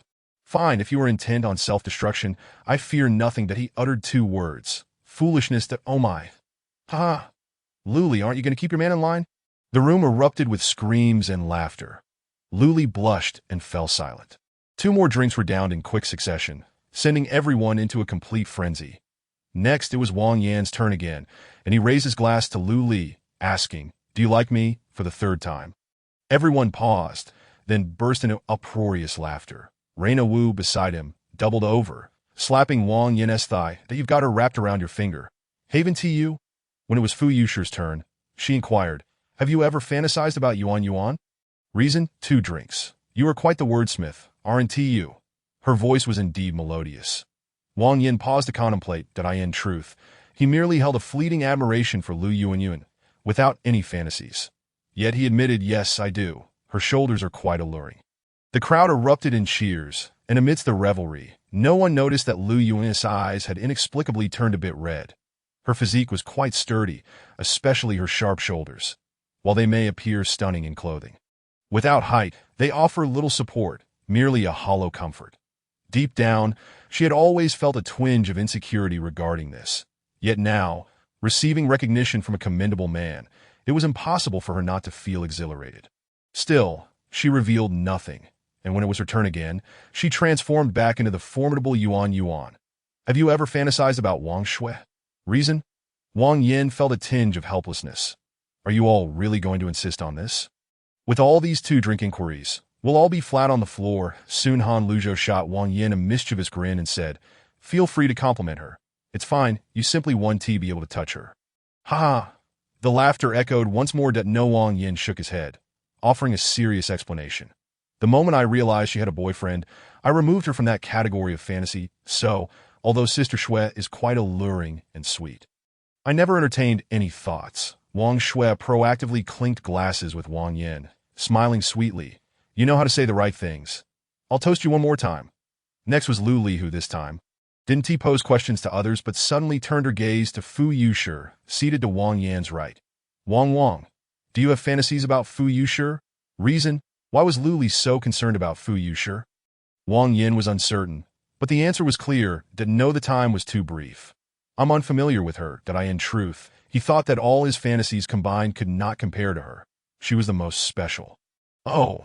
The crowd erupted in cheers, and Reina Wu, seemingly caught up in the excitement, suddenly reached for the ceiling and shouted, "I want to fall in love." Wang Shui echoed, "No, you don't." "I want to find a boyfriend." "No, you don't." Wang Shui handed her a bottle of alcohol, mercilessly countering, "Drink this, and banish those thoughts." Wu twisted her body, her flowing hair dazzling Wang Yin into a daze. "No, I want to drink. I just want to fall in love." After a while, when the laughter had subsided, Wang Yin raised his glass. "Come, sisters, I thank you all for your support and affection towards me and Lu Li. Let us raise our glasses to celebrate this wonderful meeting today." Next, we need to get Sister Wei Wei in the spirit too, right? Though everyone teased him for being shameless, they laughed and toasted, then shifted their focus to find Lin Wei Wei, with 3 challenges successfully overcome and 5 adversaries vanquished. It was time to reap the rewards. Chapter 33. What is this? Some things, once made clear, no longer require further elaboration. Wang Yin pulled Lu Li into a corner and sat down, his left hand toying with her delicate fingers while his right arm encircled her slender waist. Feeling quite content, Lu Li did not resist. With the influence of alcohol, having consumed nearly 10 glasses in quick succession, and the satisfaction of fantasies regarding beautiful women, it is safe to say that such matters were trivial. The societal atmosphere today is no longer akin to that of the early century. Today's girls, possessing even a modicum of experience, do not take a boy's reasonable fantasies too seriously. Lu Li, while relatively innocent, is not foolish, nor is she completely naive. She cares not whether Wang Yin has imagined her or even acted upon those thoughts. As long as he is honest, they can continue to connect. Wang Yan's demeanor surprised her entirely. Candid, generous, yet with a touch of appropriate assertiveness, utterly captivating. Especially when Wang Yin asked if she liked him, then directly reached for a drink, Lu Li felt her heart flutter. What was once an ordinary face now appeared increasingly intriguing. Lu Li realized she was succumbing. The time felt significantly shorter than anticipated, yet it was not love at first sight. It was a gradual conquest. One cannot blame oneself for being too naive, as all her friends have spoken highly of him. Wei Wei remarked, "He is quite charming." Yuan said, "He might be a player in relationships. But he is a good person," Sister Shui advised. "If you have the chance, seize it at Wu." Wu said nothing, her eyes nearly piercing through. Even Han Luzhou commented, "This guy is not bad. He is wealthy, but doesn't he have too many complications? With everything going well and a sense of destiny, why not him?" It simply had to be him. Completely immersed in sweet reverie, Lu Li not only did not shy away from Wang Yan's embrace, but even nestled closer into his arms. As the warmth of alcohol began to wash over her, she felt a stirring heat within her being, inducing a languorous desire to remain still. Wang Yan was not particularly obedient, but given the setting, pushing boundaries would be too disrespectful. Moreover, he was already enjoying the moment. With a dancer's waist, she was a lethal weapon. Just as they were lost in their intimate moment, the crowd finally dispersed, each engaging in their own pursuits. Those who wished to sing sang, those who wanted to drink drank, those who wanted to chat chatted, and those looking to flirt sought their opportunities, fully embracing the liberal spirit of the gathering. The room was filled with beautiful women, and the few new boys seemed indifferent to Lu Li as a potential romantic interest, thus rarely interrupting Wang Yin. Rarely, meaning there were still some. The first to approach were Wang Shui and Han Luzhou, who raised their glasses to greet Wang Yin, announcing their intention to leave. Wang Shui was candid. "We are both usually busy, and it's rare for us to gather like this, so we want to disrupt your fun. Let us have lunch together tomorrow to send you off, all right?" Wang Yin said nothing further, simply drinking while watching them depart. As they exited, Han Luzhou couldn't help but exclaim, "This guy really doesn't seem like a high school student." Wang Shui's assessment was astute. In truth, he may not have seen much of the world, but he seems to possess good composure. That in itself is quite an accomplishment. I must admit, I feel somewhat inferior. In a few years, she is bound to become a formidable presence. Wang Shui shook her head, letting out an enigmatic chuckle, musing on Xiao Liuli's astonishing luck. After Wang Shui and her partner withdrew, another man and 2 women departed, none of whom Wang Yin recognized. Now the private room was left with 5 young men and 7 young women, creating a significantly more spacious environment. Yet, despite the ample space, Reina Wu still found it insufficient, bustling over to Lu Li's side and plopping down beside her, nudging her inward a couple of times. Then, with a decisive tug, she pulled Lu Li from Wang Yan's embrace, wrapping her arms around her instead. "Come on, let me have a turn." Not only did Wang Yin grit his teeth in frustration, but Lu Li also expressed her discontent, rolling her eyes dramatically. "Why don't you hug Wei Wei or Yuan instead? They aren't nearly as petite and adorable as you." Reina dismissed her concerns nonchalantly, even daring to invite Wang Yin for a drink. "Come on, Wang, let's have a toast." Wang Yin, at a loss for words, took a sip before he could respond when suddenly another person sat beside him. "Hey, buddy, you seem a bit out of place. What do they call you?" It appeared that Reina was here to evade someone. The newcomer, presumably a young man in his early 20s, had tousled hair and sported a distinctive ear stud, dressed in a trendy manner with a rather handsome appearance, exuding an air of roguish charm. Wang Yin couldn't fathom why Reina was hiding from him, but since he was already here, they might as well manage the situation. After all, what else could they do? Just turn around and leave with Lu Li? That was hardly an option. Wang Yin, he replied coolly, raising his glass in a gesture of camaraderie. Care for a drink? Guozaheo, a native of the old capital. You don't seem like a local. Where are you from? Guozaheo was clearly quite tipsy, his spirits high though he hadn't overindulged. Under normal circumstances, one would take the hint and withdraw when the other clearly wasn't interested in engaging, but such etiquette was scarce in the realm of drinking. Guozaheo's sense of superiority surged when he learned Wang Yin was from out of town, and he asked condescendingly, Hey, little bro, are you classmates with Reina and the others? Just friends of friends. What a coincidence. I'm friends with Wei Wei's brother. Meeting like this must be fate. Let's toast. Wang Yin watched as Guozaheo raised his glass, and he followed suit, finishing a drink. And then it's off to the restroom. He thought as Guozaheo continued to prattle on. What is the point of just drinking? Come on, Reina, little bro, let us play a game and liven things up. Reina and Lu Li exchanged whispers, pretending not to hear. Wang Yin outright declined. Guogu, if you want to drink, I'm game, but games are a no-go. I'm not good at them.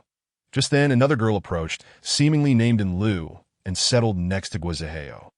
She pulled Fu Yusher along, and after Fu Yusher sat down, another young man joined them, holding a drink and standing across from the coffee table. The corner of the sofa was now encircled by a total of 7 people. On the other side of the room, an unfamiliar girl was pulling Lin Weiwei and Lu Yuanyuan into a karaoke session, with 2 boys cheering them on, seemingly focused on the affluent and beautiful Lin Weiwei. What is going on here? Wang Yin thought, feeling frustrated. Their once peaceful 2-person world had inexplicably turned into a spectacle, all thanks to this chaos. He shot a glare at Reina, who merely tucked her chin down and stuck out her tongue, offering a sweet, albeit guilty, smile. Chapter 34. The perils of comparison. Reina was undoubtedly attractive, as were Fu Yusher and Lin Weiwei, all of whom had admirers that in contrast, and Lu seemed to only be able to flirt ineffectively. While Lu Yuanyuan was left singing alone, she attempted to curry favor with Wang Yin, and not only did he find it hard to stay angry, but even Lu Li couldn't bear to scold her. Merely pinching her waist lightly as a form of punishment, everyone exchanged pleasantries and shared another drink. Guozaheo was about to propose a game once more when suddenly, a flash of light from Wang Yan's watch caught his eye. Hey, nice watch. Where did you get it? It's a fake, just for show. The room was dimly lit, and although Wang Yin was clad in luxurious Hermes attire, it was all understated, lacking any prominent logos, making it nearly impossible to discern its brand. Guozaheo, oblivious to Wang Yan's disinterest in engaging, took it as a sign of shyness from the out-of-towner and was delighted. Well, whether real or not, knowing how to appreciate watches show style. Let me tell you, us folks from the old capital love our toys that used to be flowers, birds, and walnuts, and then it shifted to wooden beads, but that all feels too old-fashioned young people. We should be into watches. A young man across the table chimed in. Exactly, Guogu. That green submariner you have is now worth more than any amount you can throw at it. Guozaheo beamed with pride, raising his left hand to remove his watch, generously offering it to Wang Yin. Here, bro. Take a look. Feel free to play with it. If you scratch it, it's on me. Reina and Lu Li exchanged glances, feeling a sense of déjà vu from those words. Wait, didn't T. Wang say something similar during lunch? In contrast, Guozaheo's attitude was rather off-putting. However, neither of them dared to voice their thoughts, as they were completely unaware of what the green submariner represented. Given Guozaheo's demeanor, it could very well be worth more than Wang's Patek Philippe. Perhaps Wang Yin, being another novice when it came to watches, had merely done some research on the top 10 brands after deciding to purchase one. With so many models available, he couldn't possibly look at them all, so he set his price range between 200,000 and 750,000. Thus, he had no recollection of this particularly distinctive green-dialed watch. Could it possibly be $1 million piece from some high-end brand? Of course, Wang Yin wasn't intimidated. Every breath he took was worth a few bucks, and buying $1 million watch monthly was as easy as pie. However, while he didn't mind in principle, in such a chaotic environment, A rational person would steer clear of such troubles to no. That's inappropriate. Wang Yin promptly declined, even leaning back slightly. Seeing Wang Yin hesitate to touch it, the young man across scoffed and took the watch back, handling it with great affection. Good, this watch is probably worth at least 80,000 even on the second-hand market, right?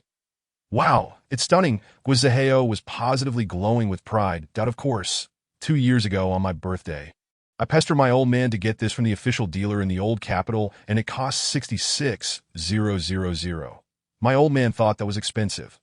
Now, if you want to buy it at the official store, you'll have to wait at least 2 years in line to pay the full price of 80,000. Wow, and Lu exclaimed in awe. Meanwhile, Wang Yin, Lu Li, and Reina exchanged bewildered glances. Did we hear that right? Was it really only 66,000? Surely not in euros. Hard to say. The three watch novices held back their questions, choosing to observe the unfolding situation. Guizaheo noticed their reaction and interpreted it as having stunned the previously aloof Wang Yin, which only boosted his mood. He took the initiative to toast Reina. Come on, Reina, Lu Li, little Wang. Let us drink. Reina graciously took a sip, while Lu Li clung to Wang Yin's arm, signaling her disinterest in drinking. Wang Yin had to step up for the three of them, feigning a playful tone as he countered, Guigu, drinking is fine, but toasting 3 people with just 1 glass doesn't seem right. Does it? His tone was light-hearted. Yet such individuals could be quite petty, always seeking a spectacle. Guizaheo's expression shifted slightly, but Wang Yin remained unfazed, ignoring the provocateur and calmly facing Guizaheo. So, Guigu, what is the plan? Shall we drink one by one? Or do you want us to make room for you? Reina and Lu Li clung to each other tightly, their message clear. They were united as a trio. Guizaheo clenched his teeth. Fine, it's my fault. Let us drink one by one. Ah, now that makes things easier. First drink, I'll accompany you. Wang Yin chimed in. The second drink followed immediately with Lu Li. And before Guizaheo could catch his breath, Reina had already poured the third drink. The square glasses meant that 3 drinks equated to more than a bottle, which was rather taxing on the system. With that, they raised their glasses and downed them.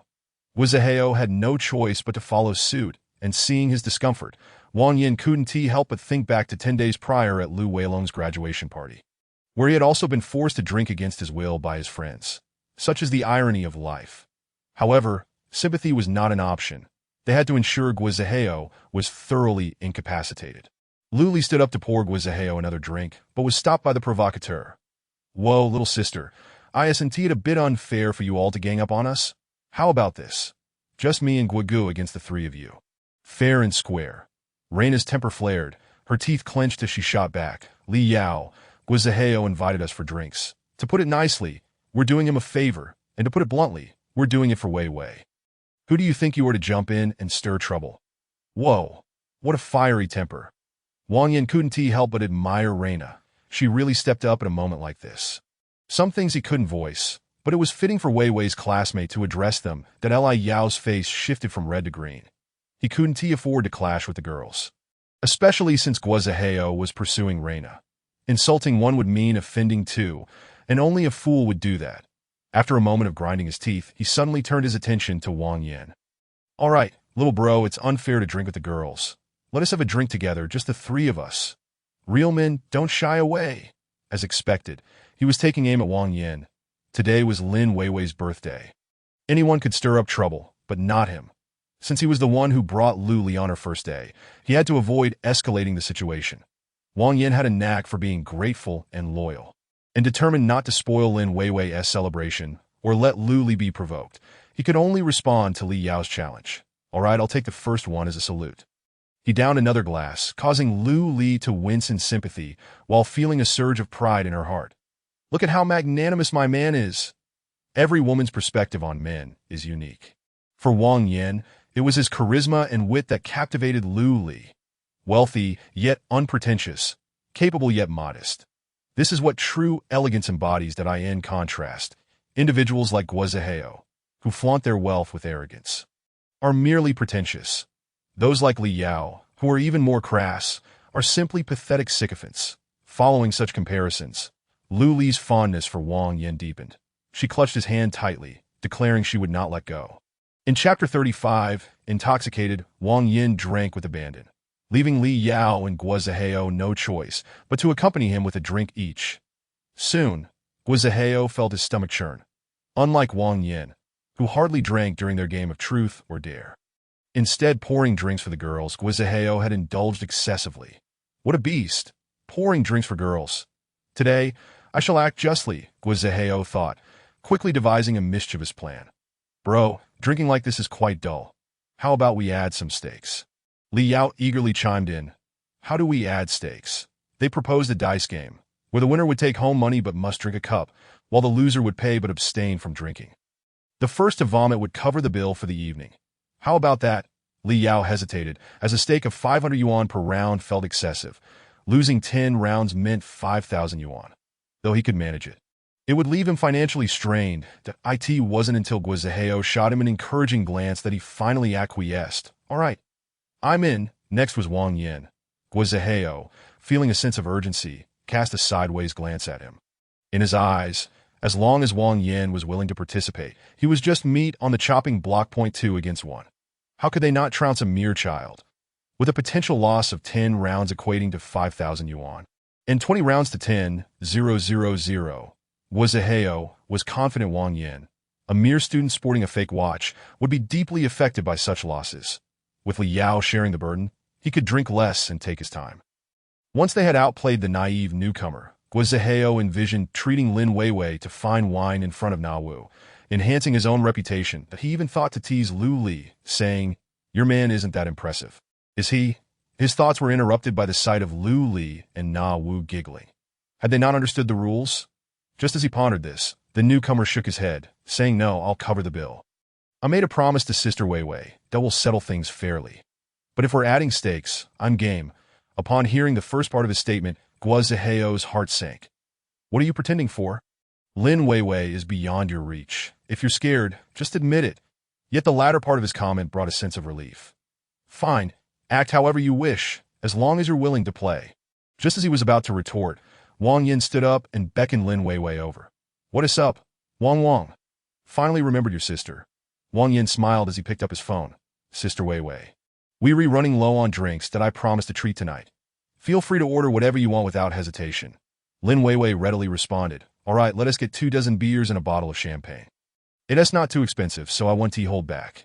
Indeed, it was not a significant expense. A bottle of beer cost 24 yuan, totaling 576 for 2 dozen, while the previously ordered champagne was about 398 yuan, altogether under 1,000 yuan. Guo couldn't let Wang Yin take on this tab.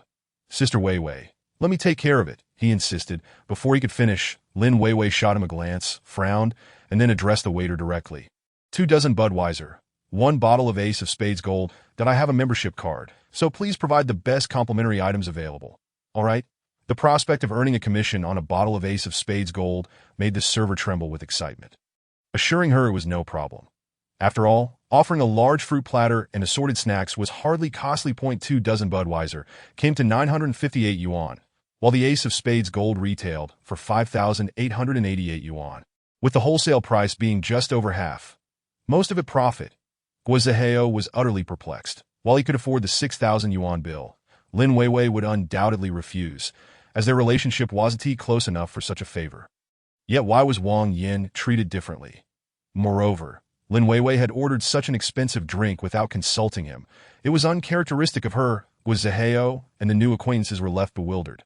What was going on?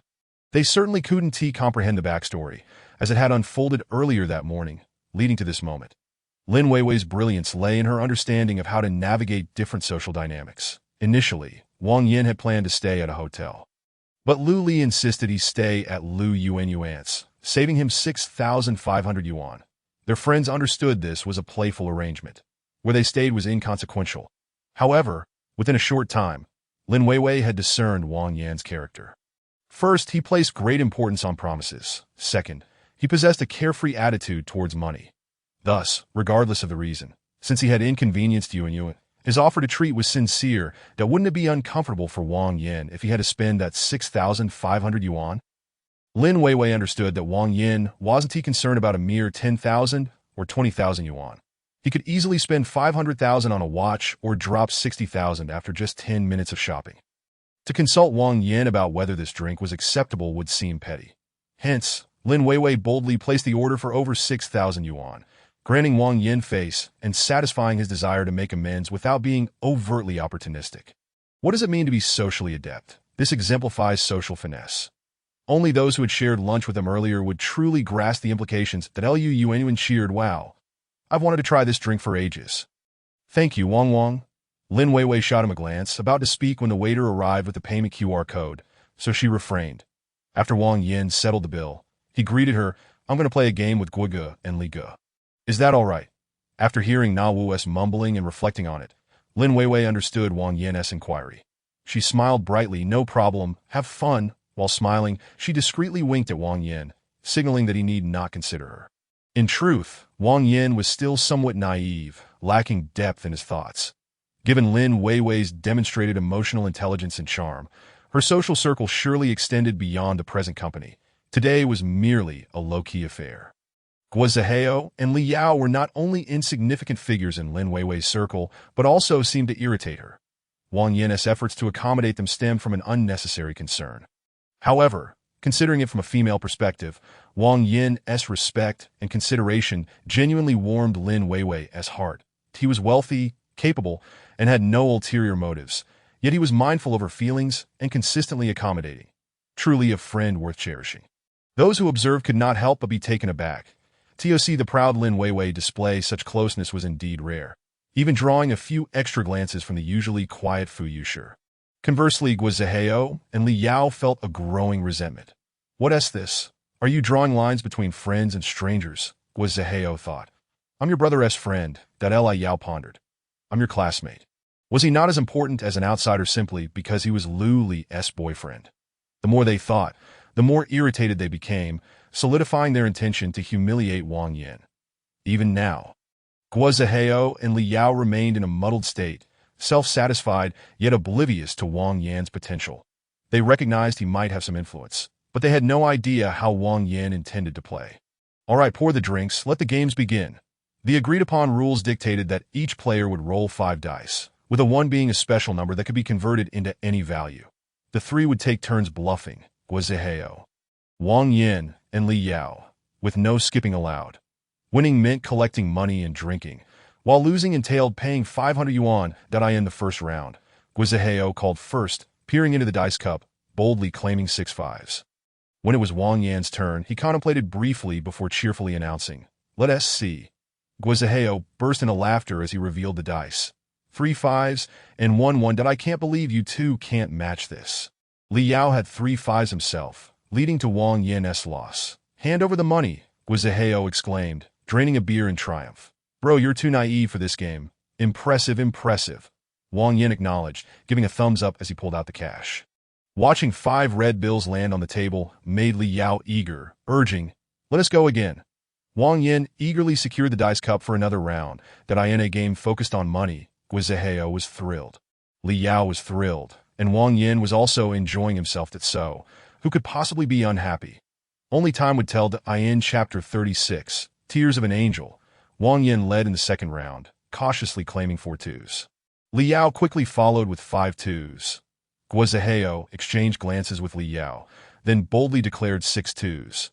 Wang Yin, with a serious demeanor, suddenly jumped to 8 2s, exclaiming, "Open!" Li Yao eagerly revealed his cup, only to find 1 1. Guo Zihao had 1 2 and no other points. Even if Wang Yin had 5 2s, he was bound to lose. Wang Yin simply chose not to reveal his dice, instead counting out 500 yuan and handing it to Li Yao. "Bro, you're not cut out for this." Li Yao chuckled as he shook the money. "I'm just warming up." Wang Yin sincerely nodded. "Indeed, I'm not very good at games." Guo Zihao scoffed and shook his head. "Just don't be timid. Today, my friend shall impart a phrase to you. When venturing outside, one must be prepared to lose gracefully and enjoy oneself." "Very well, very well." Wang Yin, with a smile that radiates warmth, remains unperturbed and composed. Subsequently, as if bewitched, Wang Yin suffers an astounding defeat, losing 13 out of 15 rounds, resulting in a staggering outflow of 7,500 yuan. Guo Zihao, with a steely resolve, calls out for 8 5s, yet Wang Yin remains unfazed, boldly countering with 9 5s. Whoosh! Another 500 yuan vanishes into thin air. However, at a price, Guizaheo has already consumed 6 cups.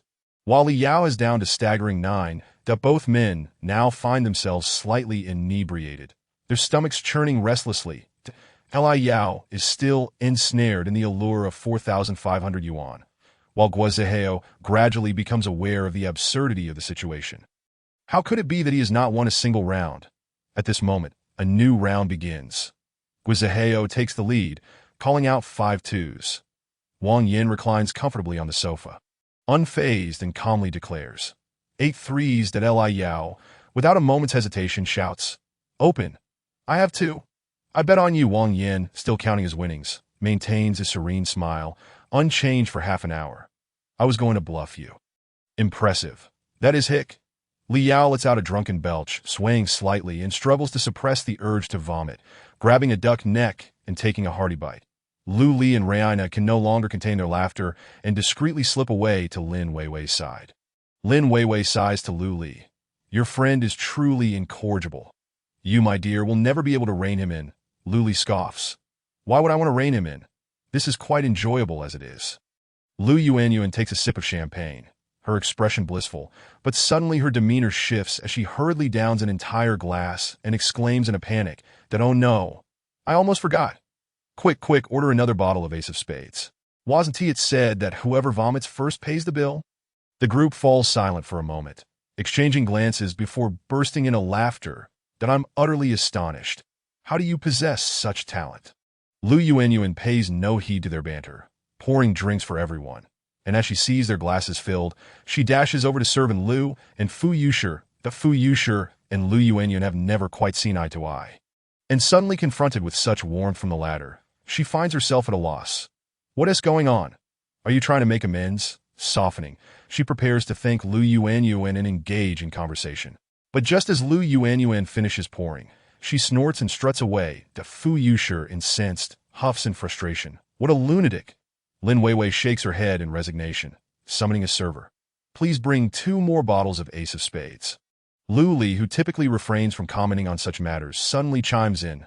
4 bottles. The group turns in unison, eyes wide in disbelief. Truly protective of her own, the vengeful spirit of women. This couple is a perfect match. No wonder they fell in love at first sight. Lu Li beams innocently, pretending not to comprehend, while internally she vows, "I shall not allow you to bully Wang Wang, Guizaheo, and Li Yao." Upon hearing this, would likely weep in despair in the restroom. Who the hell is bullying whom? Guizaheo, shaking his head, eyes reddened, peers into his dice cup. 1-1, 3 5s, 1 6.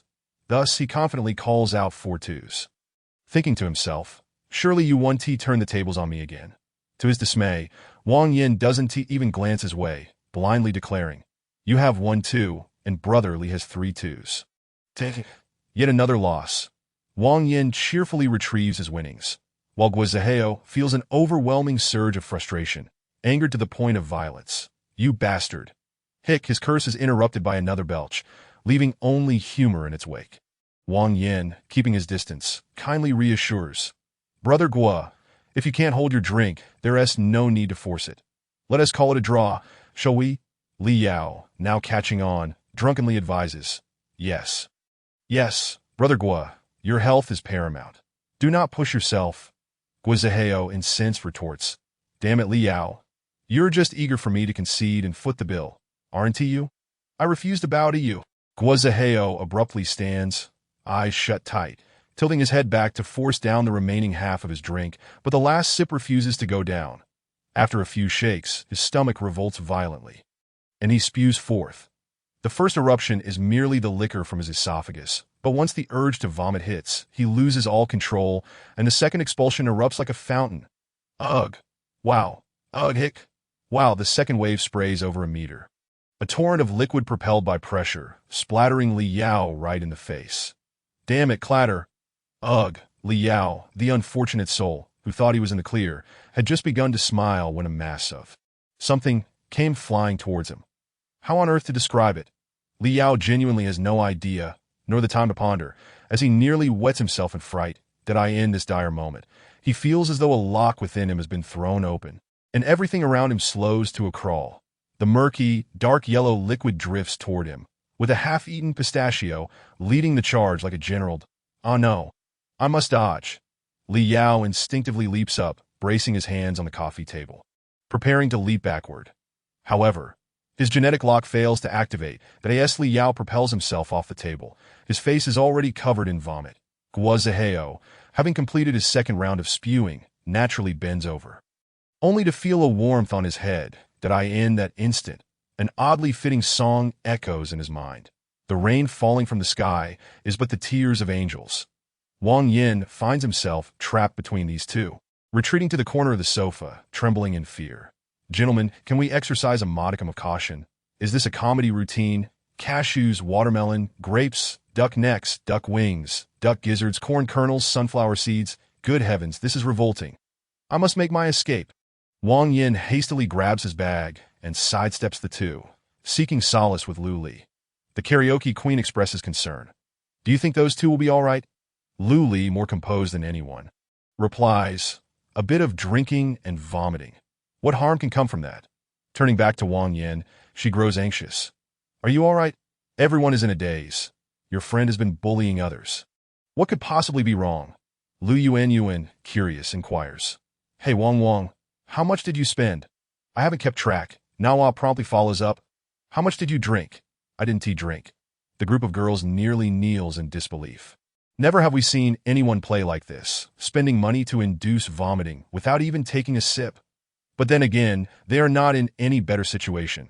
Amidst their laughter and chatter, no one seems inclined to check on those two unfortunate souls. Only Lu remains steadfast, attending to Guo Zihao with unwavering support. What could Lu possibly want? Guo Zihao hardly seems like a suitable match. Such matters are beyond the understanding of outsiders. Wang Yin suddenly recalls the sunk cost of being a sycophant. He figures he will likely never experience such a day. Reflecting on this, he pulls Lu Li closer, wrapping his arms around her waist. Meanwhile, Guo Zihao has nearly finished purging. Having consumed a hasty drink, once expelled, it's all over. He feels clearer than he did 5 minutes prior, albeit still quite nauseous. Upon glancing down, he notices his clothes are splattered with a fair amount of filth. Instantly feeling repulsed, suddenly his scalp begins to itch. He reaches up to scratch. Good heavens! He bends over once more, expelling the acidic contents of his stomach. The two unfortunate souls, having exhausted themselves, lean on each other for support and stagger into the restroom. The young server, witnessing the chaos, is moved to tears, desperately wanting to cry. Wang Yin quickly offers encouragement. "Young man, take the clean bills from the table. 10 of them, as a cleaning fee." "All right." "Absolutely." The young server beams with delight, no longer minding the mess, and eagerly begins to clean. Nawa bursts into laughter, collapsing on Lu Li while playfully scolding. Wang, you're so wicked. That poor fellow has so little consolation left." Lin Weiwei, Lu Yuan, and Lu Li huddle together, unable to stop laughing. When Guo Zihao and Li Yao finally emerge from the restroom, having cleaned themselves up, they find the group in high spirits, laughing and frolicking, completely unconcerned about the severity of their earlier predicament. Guo Zihao's eyes blaze with fury that if only someone would mock him, then at least he would feel a sense of existence, even if it were uncomfortable. The current indifference is far more painful than any ridicule.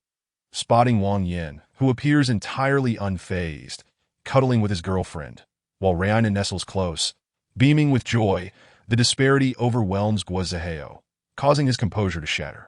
And he erupts in anger. "Damn it! You little brat! Are you playing me for a fool?" Chapter 37. To accompany to the end, Guo Zihao's outburst catches everyone off guard. Lin Weiwei furrows her brow, standing tall to confront Guo Zihao. "Brother Guo, sit down and take a moment to rest. Have some fruit to settle your stomach. You've had too much to drink." Some individuals lose control of their emotions when intoxicated, while others use it as an excuse to vent their frustrations. Regardless of the reason, attempts to placate them only exacerbate the situation, akin to a child who cries more the more they are soothed.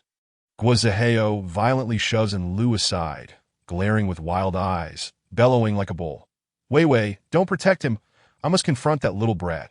Can't you see he's deliberately messing with us? Lin Weiwei's expression suddenly turns icy. Guo Zihao, you're determined to cause a scene at my birthday party. Aren't you? The more Lin Weiwei defends Wang Yin, the angrier Guizaheo becomes.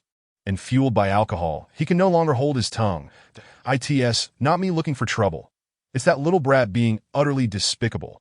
A newcomer from outside, a mere bumpkin, dares to make light of your brother's friend and your classmate. And you still choose to defend him?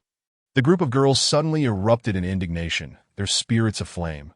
Guizaheo, whom are you addressing as an outsider and a bumpkin? If you can't handle it, then don't engage. The person was merely sitting quietly, seeking your attention. What do you want from them? Have you no sense of shame? The intensity of their fury was such that Guizaheo found himself at a loss. Unable to discern whom to look at, utterly at a standstill, that moment, Huang Su, who had been a silent observer, suddenly fixed his gaze on Wang Yin and spoke in a tone that was neither harsh nor soft. Buddy, if you have issues, handle them yourself. Are you just going to sit there and let a bunch of girls fight your battles for you? Everyone paused, instinctively turning their attention to Lin Weiwei.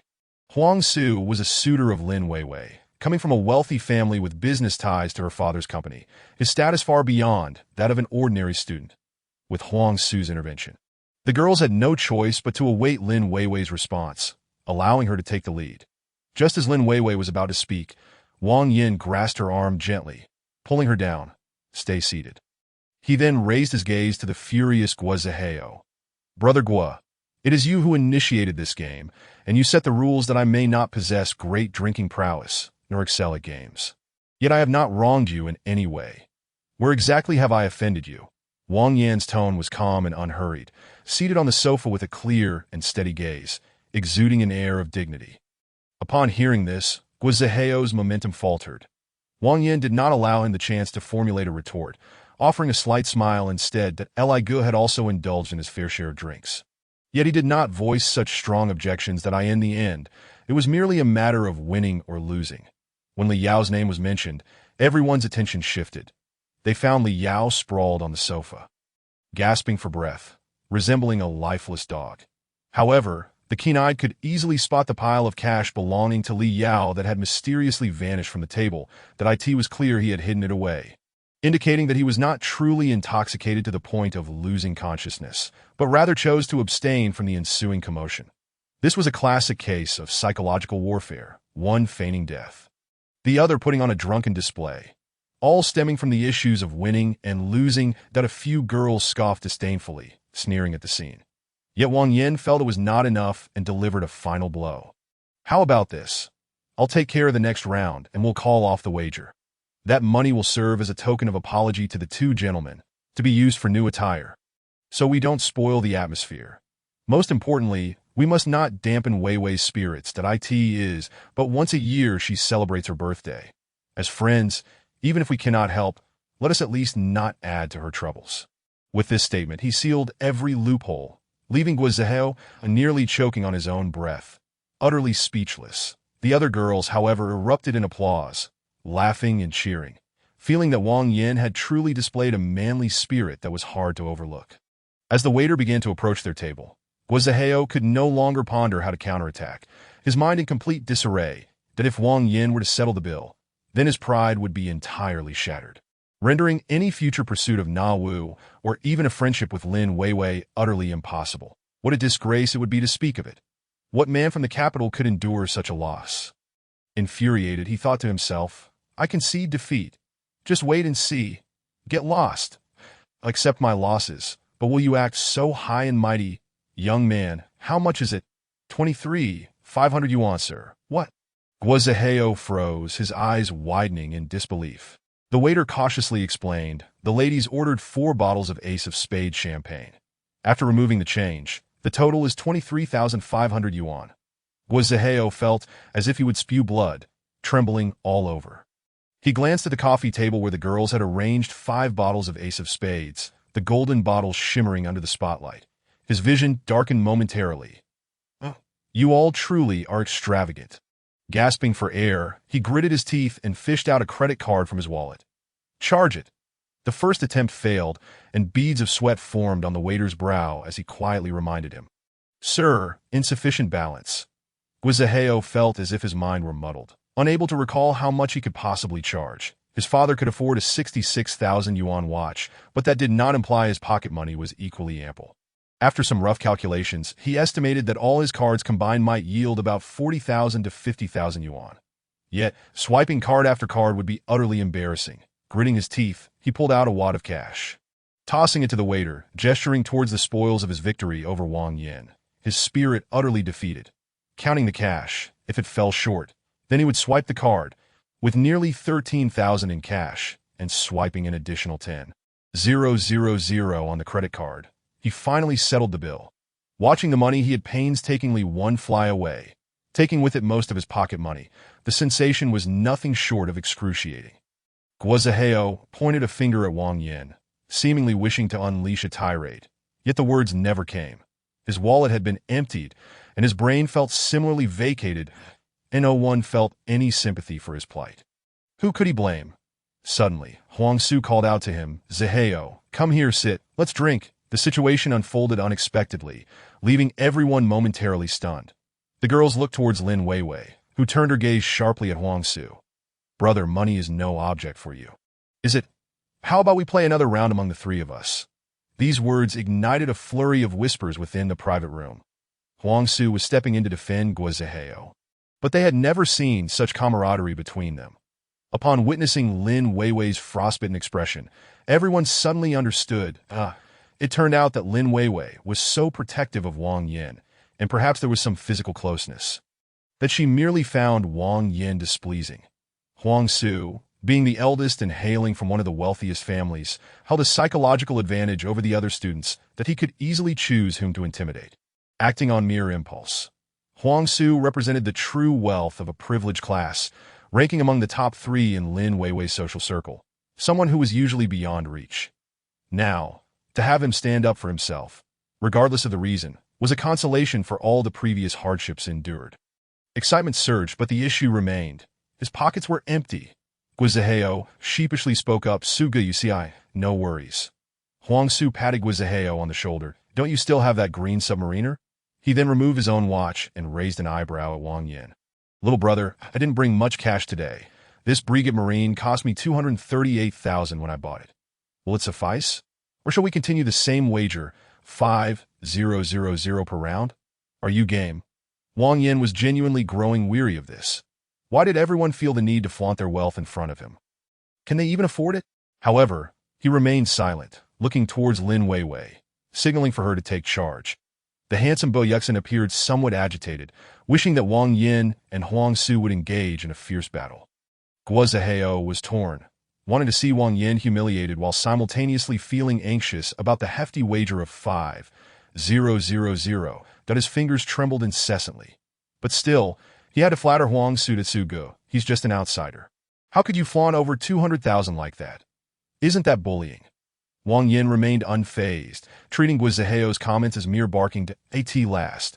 Lin Weiwei exploded in anger. Wang Yin had only recently been introduced to them. Yet he consistently defended her, considering her feelings, which made her feel warm inside. Meanwhile, those who had known each other for a long time, full of airs and conceit, acted as they pleased, treating her as if she were nothing. Wang Yin had casually spent 550,000 yuan, as if it were merely 55 yuan, and he had every right to act superior. Why should she have to suffer their disdain? If they wished to confront him, had they consulted her first? Lin Weiwei's heart surged with emotion as she boldly tore off her mask of civility. "Wang Yin, can you take off your watch?" Wang Yin chuckled, casually removing the watch and placing it on the table. "Young Master Huang, this Patek Philippe I just bought this morning. I accompanied you to purchase it, and it cost 488,000. You can call Uncle Huang right now and ask for an additional 250,000 in cash to cover the difference. Then I will speak on behalf of my friend, and you can play however you wish today. So, what do you say? Do you dare?" The room fell silent. The sound of a pin dropping could be heard. Chapter 38. Naivety. Lin Weiwei's declaration was akin to a shockwave, sweeping across the room. Present were all young individuals, none older than 23, in a stage of life where they had everything but money. However, they were not entirely naive. Living in the capital, they had frequent encounters with luxury goods and affluent individuals, thus having a profound admiration for high-end watch brands. For instance, Guizheo's submariner was something Li Yao genuinely envied. Yet, Huang Su's Brigade Marine was a different story. They could not bring themselves to covet such extravagance, fully aware that such items were beyond their reach. Now, with the sudden appearance of a 500,000 yuan Patek Philippe, how could they not be startled? Especially since that watch adorned the wrist of Wang Yan, who had always been low-key and accommodating, leaving them utterly astounded. Initially, she held a rather indifferent view of Wang Yan, perceiving him as dark and short, resembling a boy who had yet to mature. In comparison to Guizheo, he seemed like a pure 24K loser, even casting a slight disdain towards Lu Li. What kind of taste was that? Even if Zheheo and Yusin had no interest in her, surely she couldn't just settle for a random carrot. Such narrow-mindedness, during a game of truth or dare. Her opinion shifted slightly, realizing at least his character was acceptable. However, when Wang Yan had Guizheo drinking like a fountain, and Lu nearly lost her composure, gritting her teeth in anger, though she refrained from cursing him out. It was merely out of respect for Lin Weiwei. She thought to herself, what right does this outsider have to act so arrogant compared to Zheheo? What makes him even remotely superior? Nevertheless, all of Lu's fury and her lofty demeanor were utterly shattered by a single remark from Lin Weiwei. No matter how little one comprehends the intricacies of watches, the price speaks volumes. Guizheo's 8,000 for a submariner barely scratches the surface of what others possess, that a six-fold disparity renders any comparison utterly moot. Gazing at the seemingly inconspicuous young man, one is astonished to discover he possesses a wrist adorned with a watch worth 500,000, his wealth surpassing that of Huang Su. Was Lu Li lacking in discernment? Quite the contrary. Her insight was astoundingly acute. The man she ardently pursued was dubbed a male deity. Yet, the individuals whom even the deity must revere are known as lords. Men wealthier than these lords are simply deemed unapproachable. Aware of this reality, what folly it would be to boast, is she foolish? And Lu immediately seized Guizheo's wrist, terrified that the deity might lose his temper and confront. Guizheo gaped, unable to close his mouth for an eternity, as the mingling scents of smoke, alcohol, and fermented pistachios assaulted his senses, causing his temples to throb painfully. Looking down at his own submariner and recalling the earlier moment when he carelessly allowed others to toy with it, he felt a burning shame wash over him. What a heavy slap to the face. At least 4 girls had been watching. What an utter embarrassment. Moreover, Nawu had clearly been aware of the situation all along, which explained her indifferent demeanor towards him. Tio flaunt a 6,600 watch in comparison to someone wearing a 500,000 Patek Philippe would be laughable to anyone. Who's embarrassed? Come, let us have a laugh. As he battled his shame, the desire to compete with Wang Yan was swiftly extinguished by an overwhelming sense of futility. Anyone capable of wearing such an extravagant watch, even if they hailed from another region, was not someone he could provoke. Best to keep a low profile while he still could. He wasn't timid. He simply valued harmony.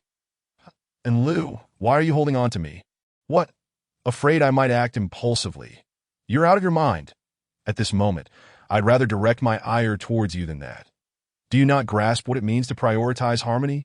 The girl, initially resolute in her decision to remain uninvolved, now regarded Lu Li with a thumbs up. You are impressive, truly commendable. In comparison to a prestigious watch, she admired the composure and grace Wang Yan exhibited as a man far more. Money was not the crux of the matter. Thus, let those who envy continue to do so. It mattered not to her. Fu Yushi, typically quiet and reserved, found herself unable to maintain the same composure as Lu Li. She slightly parted her lips and glanced sideways, discovering that Rena was stifling a laugh, prompting her to lean in and gently wrap her arms around Rena's waist. She whispered, "Do you all know? Is it truly 500,000? Rena beamed with pride, nodding with a mischievous grin. Is there any doubt? Wei Wei and Li Li accompanied him. Then how? Fu Yushi pondered, asking why Wang Yan was so agreeable, but then reconsidered. What did his demeanor have to do with her? Hence, she refrained from voicing her curiosity. Huang Su was the most incensed, his hands trembling with rage. Lin Weiwei, are you referring to a local lad we just met as we? What am I then? Infuriated yet deeply apprehensive. Huang Su himself owned a $2 million supercar, resided in an apartment within the Third Ring Road, and possessed 2 watches valued at around 20,000 each, with annual expenses exceeding 800,000. Thus, Huang Su was more adept than the other students in understanding the significance of wearing a 50,000 watch. Theoretically, without accounting for property, possessing assets in the millions while driving a luxury car, and owning 2 watches worth 10,000 each was a reasonable expectation. After all, both cars and watches serve as symbols of status. Everyday expenditures far outweigh those items. True affluence is understood by those who have it that if you drive a luxury vehicle worth $1 million, your lifestyle must reflect that caliber. Otherwise, it is mere pretense inviting disdain. Take, for instance, the living standards in the capital. Dining, attire, gifts, entertainment, insurance, daily expenses, children's education, and healthcare. Any casual calculation reveals a necessary monthly expenditure of 50,000 that annual income below 600,000 would render survival impossible. Any practical adult keeps mental accounts, aware of their status and what kind of property, vehicle, and watch they ought to possess. Huang Su's father is a quintessentially successful businessman, owning 2 watches, 1 Breguet and 1 Rolex, valued at 750,000 and 118,000, respectively. Influenced by his father, Huang Su would spend around 20,000 on a watch with his allowance. Spending more seemed unnecessary, and he truly could not afford it. His father neither bore the surname Ma nor Wang. He was merely a fourth-tier rich second generation, having saved for half a year to purchase a watch worth over 20,000 that if his entertainment expenses exceeded the limit. He had to ask his mother for money. What could he possibly compare? What kind of family could afford to buy their child a watch worth 50,000? No, what kind of background would child need to casually pull out 50,000 for a watch? The former suggests wealth at home. The latter implies that the child possesses extraordinarily disposable assets, indicating an even wealthier family. Regardless, Huang Su could never muster 25,000 in cash. He could request money from his father, providing a suitable rationale, and it would be transferred in an instant. Was his reasoning a matter of pride in a bet? He could easily receive the cash. Just as Huang Su began to feel a rising sense of unease, he overheard a muttered remark from Rina and Fu Yushi. Wang has over 50,000 just sitting in his WeChat wallet. You saw it. What is so surprising about that? Huang Su reflected on his own wallet, realizing it had never exceeded 2,000, leaving him utterly dumbfounded. Who would keep that much cash in a wallet? The only reasonable explanation was that 5,000 was inconsequential to him, so he casually kept it there as loose change. The truly unreasonable answer was the reality. He had connections. Yet who would even consider that? Huang Su was not delusional, and thus he found himself thoroughly intimidated by Wang Yin. First, his demeanor was extraordinary, suggesting a refined upbringing, likely cultivated from a young age, akin to that of privileged offspring. His eyes sparkled, and his presence radiated an inexplicable intensity. Surely, his elders must hold significant positions. His actions and speech were meticulous, undoubtedly influenced by his upbringing. He maintained a low profile, instinctively concealing himself, remaining unruffled even when provoked. His family background must be quite sensitive. Without a doubt, his skin bore a slight tan and roughness, reminiscent of someone accustomed to maritime activities, yet hailing from a mining province. He likely vacationed in the south every holiday, right? To dare wear a 50,000 Patek Philippe, his parents must be engaged in business, and his grandparents likely held positions of power. Mystery solved. Convinced he had unraveled Wang Yan's secrets, Huang Su felt a surge of pride swell within him, to as if he were a master of disguise. Hiding behind a fade. You think you're clever? I've seen through you. You're impressive, but I want to play your game. You think I've read enough web novels to fall for your tricks? Ah, how naive. A smirk of arrogance crept across Huang Su's lips as he, under the watchful eyes of the crowd, firmly pressed his lips together. Ha! Everyone appeared bewildered, exchanging glances. Yet Huang Su truly fell silent, choosing not to create a scene based on his family background. The others were left perplexed. Only Guizhao, able to glean part of the truth, that in fact, the contrasting behaviors of Guizhao and Huang Su exemplified 2 extreme traits common among affluent second-generation individuals in the capital. When encountering outsiders, they flaunt their superiority with reckless abandon. Yet when faced with the inscrutable, they instinctively elevate their estimation, quickly retracting at the slightest hint of trouble. The unique environment of the capital cultivates distinct commonalities among its wealthy offspring. Wang Yin might never comprehend that sensation. Regardless, since Lin Weiwei spoke, Huang Su had remained silent for quite some time, gradually diffusing the previously tense atmosphere. Wang Yin took a while to regain his composure. What was happening?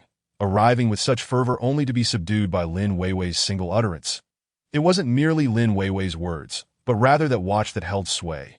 Curious, isn't it? To be fair, Huang Su's assets far eclipsed those of Wang Yin. The capital is indeed a realm of hidden talents.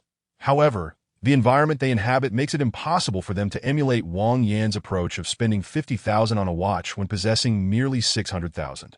Everyone was captivated by Wang Yan's unconventional demeanor, each conjuring their own interpretations. Ironically, Wang Yin himself remained oblivious, indifferent to contemplating the situation further. Isn't it infuriating? A few minutes later, Li Yao shook his head and sat up, seemingly just regaining consciousness, and approached to join his brother. An Lu was surely by Guo Ziheo's side, while the unfamiliar girl was called over by Li Yao, and the group erupted into lively chatter once more. Fu Yushi sat at the center, serving as a dividing line between the two sides. What a thick skin, Rena softly murmured. Drink, drink. Lu Yuanyuan clung to her bottle of spade, reluctant to part with it. Thank you, Lin Weiwei expressed her gratitude towards Wang Yin, raising her glass in a toast. Happy birthday. Wang Yin smiled warmly. Lu Li, who had not touched her drink for a long time, now raised her glass in companionship. At 11 o'clock, Lin Weiwei announced the gatherings E&D that Li Yao and Huang Su felt as if they had been granted a reprieve, hastily bidding farewell without casting a glance in Wang Yan's direction. Some appeared unsteady, drowsy, and swaying before being caught by Wang Yan. Lu Li. Startled, Lu Li's drowsiness vanished. No, I can't. I'm so tired. I have to accompany you in the morning. The little white rabbit was simply too adorable. Wang Yin couldn't resist teasing her once more. Wang, please let go of me. Someone is watching. Only when Wang Yin was compelled to release her did he relent that we haven't done anything. Let them watch.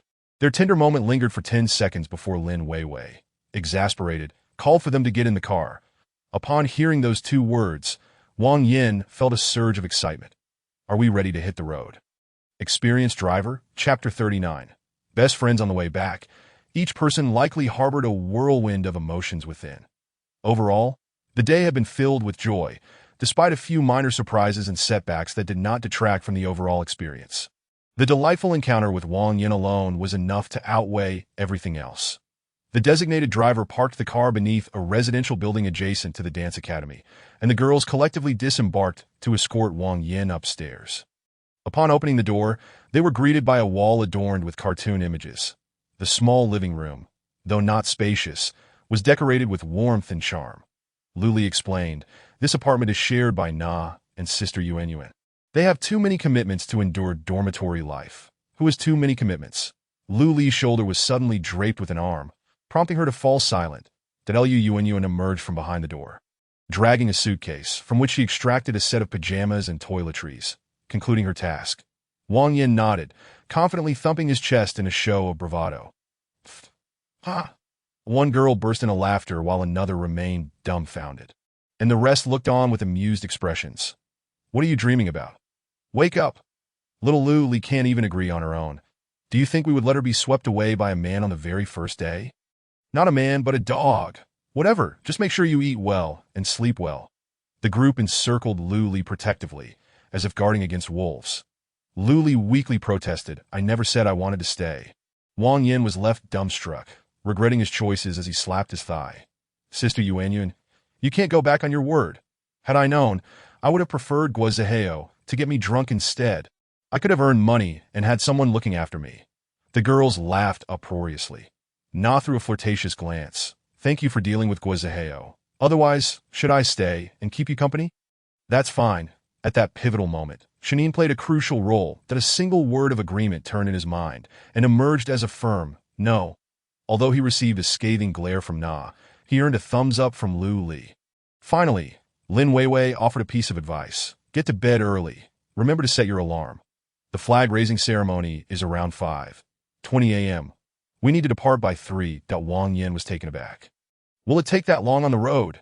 It's not the travel time. Lin Weiwei shook her head. When you see the flag being raised, you surely want to stand in the front row. Right? Arriving early is the only way to secure a prime spot in the center. Lu Yuanyuan nodded vigorously. Exactly. If we arrive at 4, 30, you can forget about squeezing into the first 5 rows. All right, then we shall go early to secure our positions. Wang Yin was unperturbed by the wait. He would rather wait an extra 2 hours to relish the perfect experience. Upon hearing they could only sleep for a little over 3 hours, Wang Yin surprisingly began ushering everyone out. The girls exchanged looks of exasperation, rolling their eyes as they retreated. After setting their alarms, they took quick showers, then flopped onto their beds. Wang Yin, with barely a thought, fell into a deep slumber within 2 minutes. On the journey back to school, the girls chattered animatedly. "Little Lu Li, what luck you have. That dog is quite handsome." Lu Li retorted stubbornly, "Where is he handsome? He is all dark and unremarkable that if you don't like him, let him go." That comment left her momentarily speechless. What followed was a cacophony of praises. "So composed. He feels more reliable than our senior in the 4th year. I'm telling you, when that dog played dice with Guizaheo, it was hilarious." He closed his eyes and shouted, "Roll!" Then immediately acted clueless, saying, "Oh dear, I really don't know how to play." "Yes, I saw it." His face was practically screaming. "Take my money and let me drink." "Huh, all right." It looked like he was being bullied, but in reality, he had Guizaheo and Li Yao dancing to his tune. Guizaheo is truly getting cocky. Li Yao isn't foolish. Why would he pay 500 for a drink? That guy's almost drowning in cash, yet he still dares to think about Fu Yushi, who says otherwise, with Fu Yushi's status. Even if Li Yao hit the jackpot, he wouldn't stand a chance that I think that dog has a shot. Fu Yushi's gaze towards him has changed. Going by your logic, even Riri's look at the dog seems unusual. Are you serious? You want to get killed? Oh, are you enraged enough to silence me? Care to claim you haven't noticed? Yet Sister Weiwei even took the initiative to hug him. Everyone knows Lin Weiwei is a superficial beauty. Who knows, she might end up dating a male model one day. Who are you calling a superficial beauty? You, what of it? I can't believe it. The conversation spiraled further off course, chattering all the way, scattering youthful exuberance. Upon returning to the dormitory, they each washed up and agreed to gather in Lu Li's room for a late-night discussion.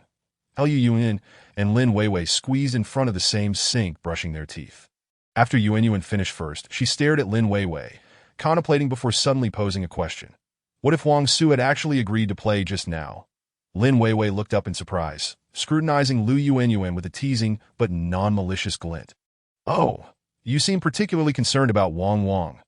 Liu Yuan sighed, briefly recounting the incident during the Truth or Dare game, that I know that dog doesn't like me. He is just sparing my feelings, saying I appreciate him feels a bit exaggerated.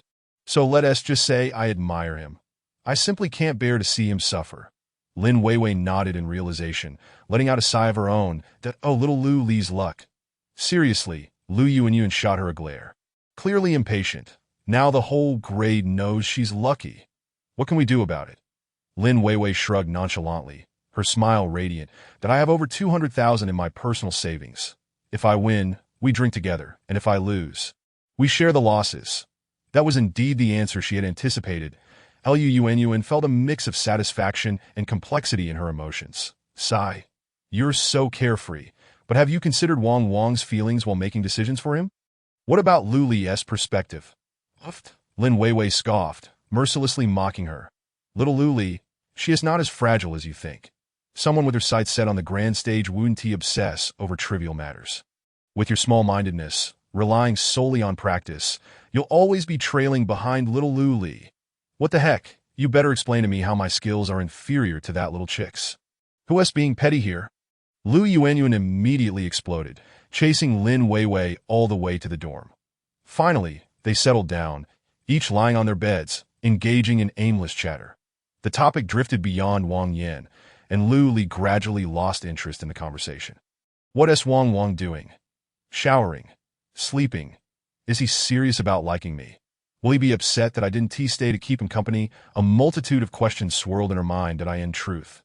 Lu Li was capable of feeling conflicted, yet she refused to allow such turmoil to interfere with her tasks. What was to be done now?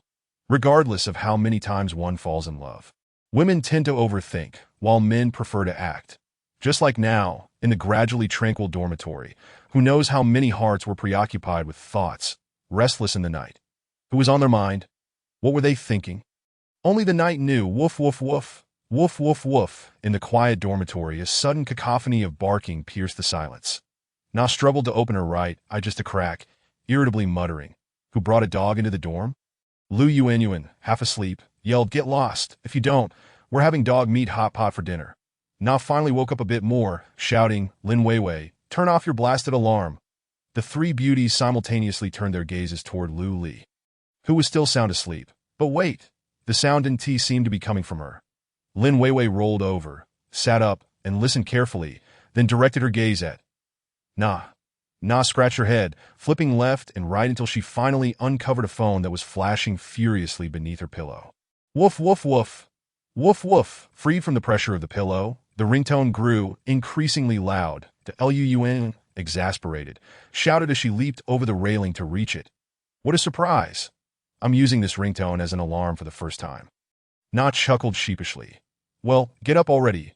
We need to wash up. Na and Lu Yuanyuan snuggled back under the covers, while Lu Li remained blissfully unaware, having been the only one disturbed. That aren't you going to see the flag raising? No way, I drank too much and feel dizzy. I didn't sleep well, and my face is puffy. I can't face anyone, Lu Li, little Lu Li. From Lu Li's bed came the sound of steady breathing. Oh my gosh, Lin Weiwei was so furious, she felt like climbing into bed and taking them all out. Fortunately, 30 seconds later, Lu Li's own alarm went off. The lyrics played softly, and just after a few lines. Lu Li, who had been undisturbed until now, suddenly sprang up, hair half covering her face, dressed in a white pajama set, her back straight as she shot upright. Had it been anyone else, they would have surely been startled to the point of wetting themselves. Even Lin Weiwei was taken aback, her teeth clenched in frustration. What have I done to deserve this? A bunch of silly best friends. Chapter 40. The exciting flag-raising ceremony when Lin Weiwei and Lu Li reached the bottom of their rented building. Wang Yin was already waiting there, full of energy.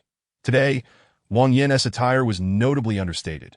An old red t-shirt, athletic pants, and a baseball cap, resembling a young lad ready to embark on an adventure. Good morning. You two haven't tea eaten, have you? I bought milk and bread from a nearby convenience store. Lu Li gleefully accepted the milk, discovering it was warm. Wow. How did you heat it? What time did you leave? The store has staff who can heat food. They were kind enough to help me out. Wang Yin did not articulate himself very clearly, but it is evident upon reflection that it was certainly not without compensation. Lin Weiwei inserted a straw and took a generous sip, letting out a contented sigh that he'll be able to enjoy warm milk at such an early hour. You truly have a conscience. It was not in vain to accompany you through this ordeal. The three of them, laughing and chatting, boarded the vehicle, heading straight for Tiananmen Square. Lin Weiwei cleverly parked in the lot of the Capital Hotel, paying 25 yuan for an hour, knowing that the wealthy Yin would reimburse her. After a brief stroll of 3 minutes, they arrived at security check.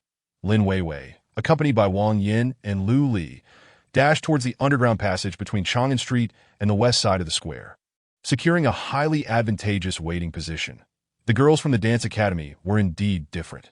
Once they took off with their long legs, they simply could not be stopped, indifferent to anyone else, having claimed a prime spot. They were left with the lengthy wait ahead. While waiting, Lin Weiwei provided some information to Xiaobai. Here, we actually have the best vantage point for the flag-raising ceremony, close enough with a good perspective. And the flag-raising squad is quite impressive. However, the watchtower cannot be captured in the photos. Wang Yin was enthralled, filled with anticipation as for the downsides. He paid them no heed. What photos? I am here merely to witness the flag-raising, not to check in like some internet celebrity. All right, when the waiting area opens, you two follow my lead, and let us seize a good position. With a spirit of determination, Lin Weiwei exchanged knowing smiles with the others. Their readiness palpable. The flag would be raised at 5:20, but they had to wait until 4:50 for the entrance to open.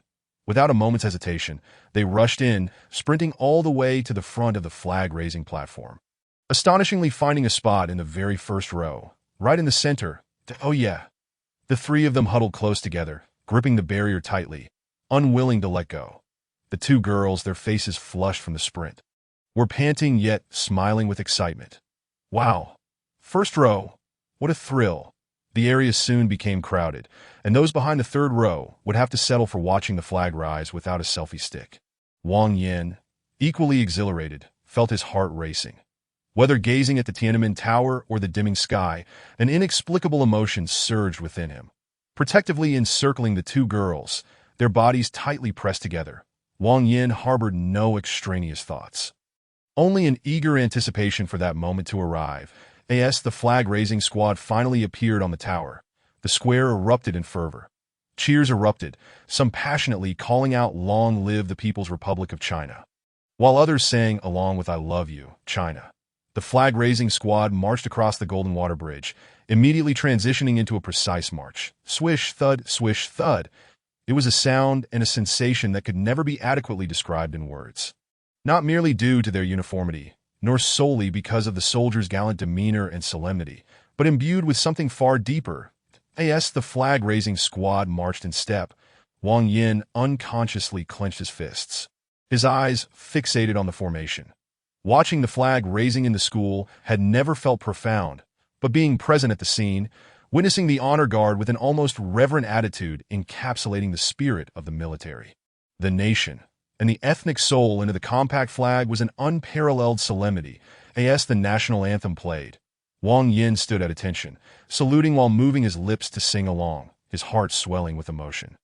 The flag rose slowly, a gentle breeze wafting through the sky, the bright red banner billowing in the wind like a fiery flame. Wang Yin could not help but reflect upon the glorious and radiant 5,000-year history of Huaxia civilization. The humiliations of modern times, the rapid ascent since the reform and opening up, and the increasingly passionate documentaries on Bilibili.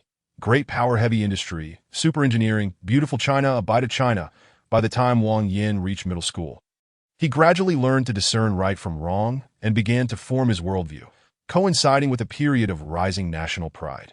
With advancements in technology and thriving industries, the nation steadily caught up with Europe and America, achieving one remarkable accomplishment after another. Every time he witnessed such feats, he could not help but feel a surge of emotion. Wang Yan's concept of country was rather vague, and his sense of collective honor was weak. Adhering to individualism, yet towards his homeland, he felt a pride that was distinctly different, that as the people's consciousness awakened, the new generation of children, untouched by negative influences like China-Japan summer camp, naturally possessed a strong sense of national pride. Becoming more confident, self-respecting, open-minded, and inclusive. All of this was thanks to our great motherland. Wang Yin was acutely aware that he was not a pure patriot, yet in that moment of gazing at the rising flag, his heart was unblemished. Indeed, the wealthy are respected wherever they go. However, without a nation, one lacks roots. That a wealthy individual without a homeland is akin to a wandering spirit, missing a piece deep within their soul. How could they find joy? Otherwise, why would the Jews tirelessly seek to restore their homeland? Such a simple truth. If one were to ask Wang Yin to sacrifice his life for his country, he would have to decline that if offering half of his fortune could secure a national-level victory. Take it all. He could not recall which master once said that one should have sentiments. Wang Yin felt it could be amended. When one has the means and no longer worries about material needs, one should possess sentiments. Otherwise, even the joy of spending money would be diminished. After the ceremony concluded, the three exchanged smiles, an inexplicable sense of camaraderie blossoming. The crowd at the square gradually dispersed. Some appeared invigorated, while others seemed to have merely witnessed a spectacle. Some things cannot be forced most. It is a matter of differing paths, leading to no collaboration. Luli stretched lazily, letting out a sound from her throat. Ah, that was refreshing. Indeed, witnessing the flag raising up close stirred a profound emotion within. Lin Weiwei mimicked her, arms wide open, as the two girls joyfully walked side by side, forming a beautiful scene. And then, what shall we do now? Sleep. Wang Yin felt tired too, and naturally had no objections. Together? Go away. Everyone was quite considerate in hosting Wang Yin, specifically choosing to dine at Quanjude for roast duck. Wang Yin devoured the food with relish, while the girls primarily consumed vegetables, with only Taria Nawuz abandoning her restraint to enjoy a hearty meal. That it was not about the money. Rather, the recognition was heartwarming. After dining, Wang Yin prepared to board the train home. Following heartfelt farewells, Lu Li and Lin Weiwei accompanied him to the station. As they held hands, approaching the ticket check, Lu Li finally posed that question. When will you come back to the capital to play? Wang Yin leaned in closer to her ear, grinning mischievously. Whenever you have time, I will come then, that if you miss me but lack time, I may consider it, but I will ultimately come that if I miss you. Then I need not say, I will definitely come, that so you see, there is really nothing to worry about. This temporary separation is merely to pave the way for a more beautiful reunion. Luli gazed at him, her expression one of playful disdain, yet she nodded slightly. Throughout, there was no confession. However, that subtle, elusive feeling, teetering between acceptance and rejection, was the most captivating of all. Just before parting, the young lady's ears flushed crimson as she shyly uttered, "Next time, I will dance for you." Wang Yan's thoughts momentarily strayed to her belly, the pole dance, and the garments that would flutter down, laughing with an insatiable appetite. Finally, the train arrived, and despite the reluctance, he had to shoulder his bag and wave goodbye. Sister Weiwei, farewell. San Juan, farewell. Capital, farewell. On the journey back, he quietly immersed himself in a book. After 2 hours, he opened his phone to find a plethora of messages. Lu Yuan, Wang, safe travels, Taria Nuwas. Come out and chat. Are you not there? Grinning, knocking. You hurt my baby. Just 2 sentences and 3 emojis. Wang Shui and Han Luzhou each sent a farewell gesture. Likely from the same person. Lin Weiwei. Hurry and get your ticket. Come back next time. You can drive the car. Don't expect me to be your chauffeur again. Lu Li remained silent, merely changing her signature to August 1st dreamy journey, go for it. Riri needs to work hard. Sister San Juan, keep it up. Don't just practice classical dance. Learn some special dance styles that I'm waiting for you to take your brother flying. Looking forward, Wang Yin teased Lu Li for a bit longer before engaging in casual conversation with the others. Then opened the already bustling class group chat that he Ming had hosted a graduation banquet at noon today. At least 30 to 40 people from the class attended, with only a few absentees. Mostly those who did not perform well and were preparing to retake the year. Wang Yin, having deliberately distanced himself, was the sole outlier. The group was flooded with various group photos, particularly numerous pictures of He Ming. Today, she wore a shoulder-bearing little dress, paired with high-heeled sandals, her hair styled like a fairy princess. Exuding a strikingly vibrant aura, clearly setting herself apart from the high school ugly ducklings.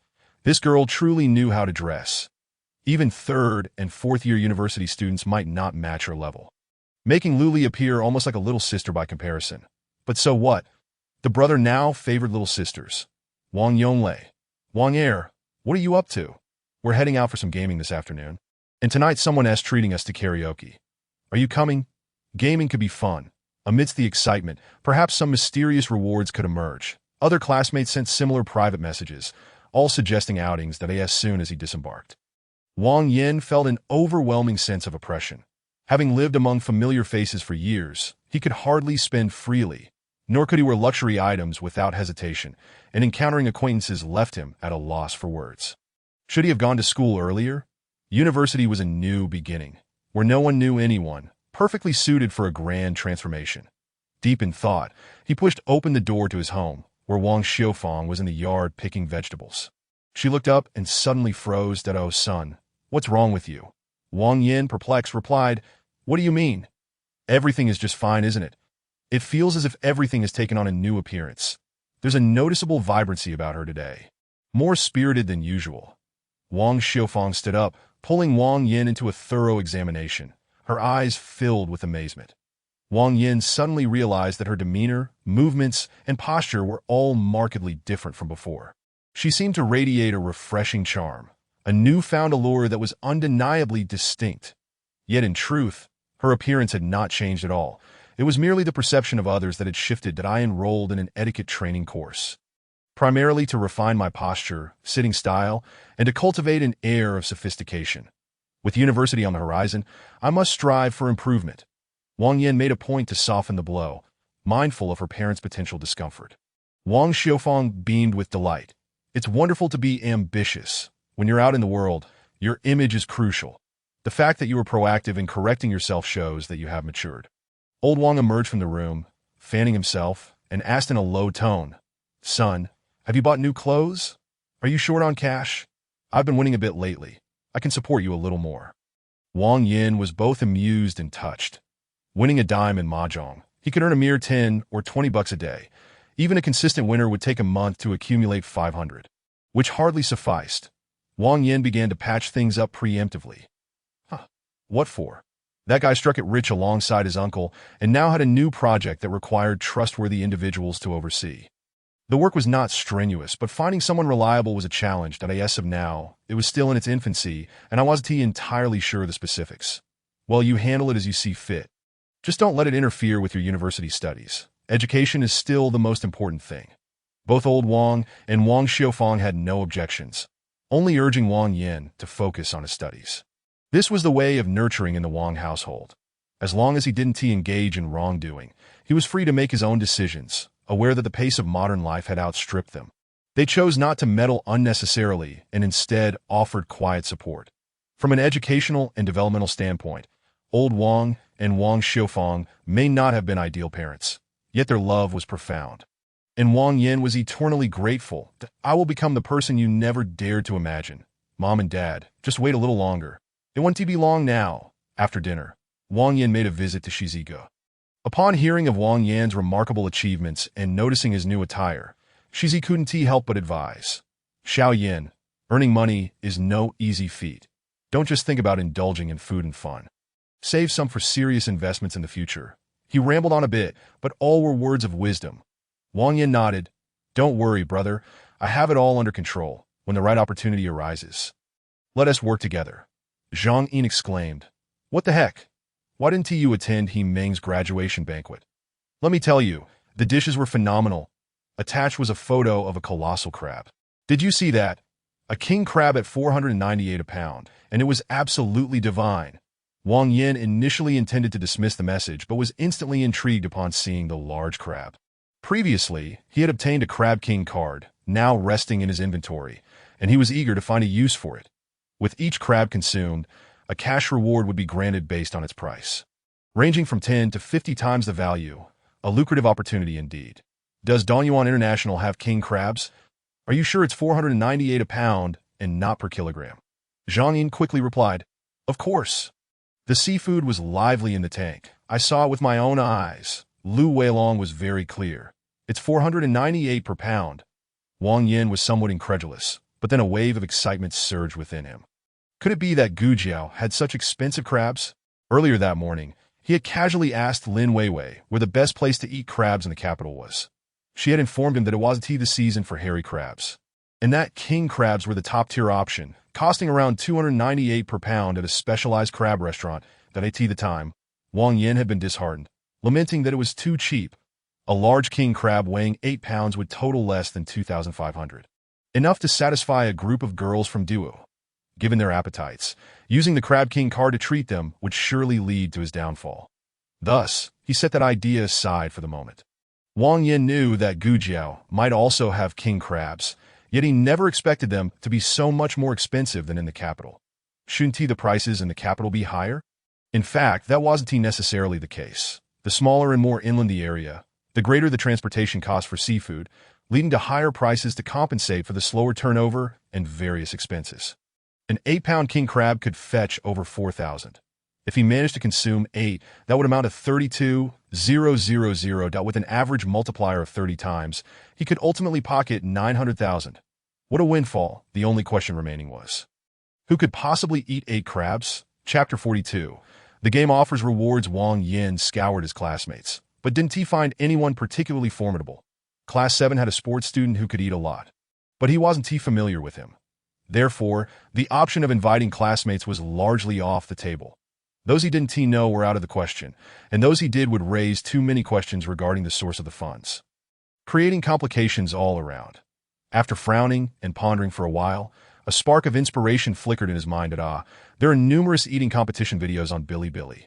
They all seem quite capable of devouring large amounts of food. With that thought, Wang Yin could hardly sit still, promptly hailing a cab to his rented room, setting up his Alienware laptop. Searching on Bilibili, he quickly found a plethora of competitive eating videos, clicking on one at random. He was met with a petite girl speaking Japanese, engaged in a hamburger challenge. Halfway through, Wang Yin's eyes widened in disbelief. Goodness, a girl weighing less than 90 pounds managed to devour over 60 hamburgers without a break. Can you believe it? Wang Yin certainly couldn't, and after repeatedly reading the comments to confirm, he was astounded. Yes, this is exactly what I need. Japan is too far, and the language barrier is a challenge. I should search for competitive eaters from my own country. Unfortunately, it seems that competitive eating contests are primarily held in Japan and the United States. There are currently no similar challenges in the country that are in the realm of eating broadcasts. The domestic scene lags slightly behind foreign counterparts. And online, there was only one program with over 70 episodes titled Hwasha Eating Broadcast is here.at the very least. After watching 10 episodes, ENT encountered anyone who could match the prowess of the Japanese girl. In the first episode, a girl finished 7 bowls of noodles in 5 minutes. In the ninth, another consumed approximately 2.5 kilograms of food, which was quite impressive, yet still far from the heights of a top competitive eater who could easily consume 7 or 8 kilograms. It was no comparison. Wang Yin almost wished he could fly to Japan, gather the top 7 competitive eaters from the last contest, and hold a crab-eating competition. Alas, there was no avenue to make that happen. It was nearly impossible. As a second option, he sought out the organizer of Hwasha Eating Broadcast is here on Weibo, named Marindingji Mickey, and sent a private message that I would like to collaborate with you to host a large-scale eating broadcast event. I will provide the funds featuring king crabs as the main ingredient, challenging competitive eaters that if interested. Please contact 138-943-848. The quirky phone number was Wang Yan's own. It wasn't particularly appealing, but was surprisingly memorable. As the organizer, they likely had a wealth of information on competitive eaters, so he decided to follow up tomorrow as a backup plan. Next, there was little else for Wang Yin to do but wait. The main issue was that there wasn't a suitable promotional platform in the country to accurately target competitive eaters with advertisements. Otherwise, spending a few thousand on specialized promotions would suffice to attract participants. Since that wasn't an option, Wang Yin resolved to stop overthinking, rolling up his sleeves in preparation to enjoy his Alienware gaming laptop. The most popular game of 2015, without a doubt, was League of Legends. Wang Yin hadn't played games for over a year due to his focus on the college entrance examination, and he was completely lost regarding the current meta. As soon as he logged in, he was taken aback. With low-level champions like Xiao Xiao Sung, Childlike Thief, and Tor Saw, he left his teammates in disbelief with his poor play. After being berated, Wang Yin, in a fit of frustration, pressed Alt F4, deciding to bid farewell to competitive gaming. What the heck? My reaction time may be lacking, and my awareness may be poor, but I have money. Forget this game that doesn't cater to pay-to-win players. Let us switch it up. Searching on Baidu for games with the most female players, he then looked for games that favored those willing to spend money that he stumbled upon a link titled Game Tycoon Rankings.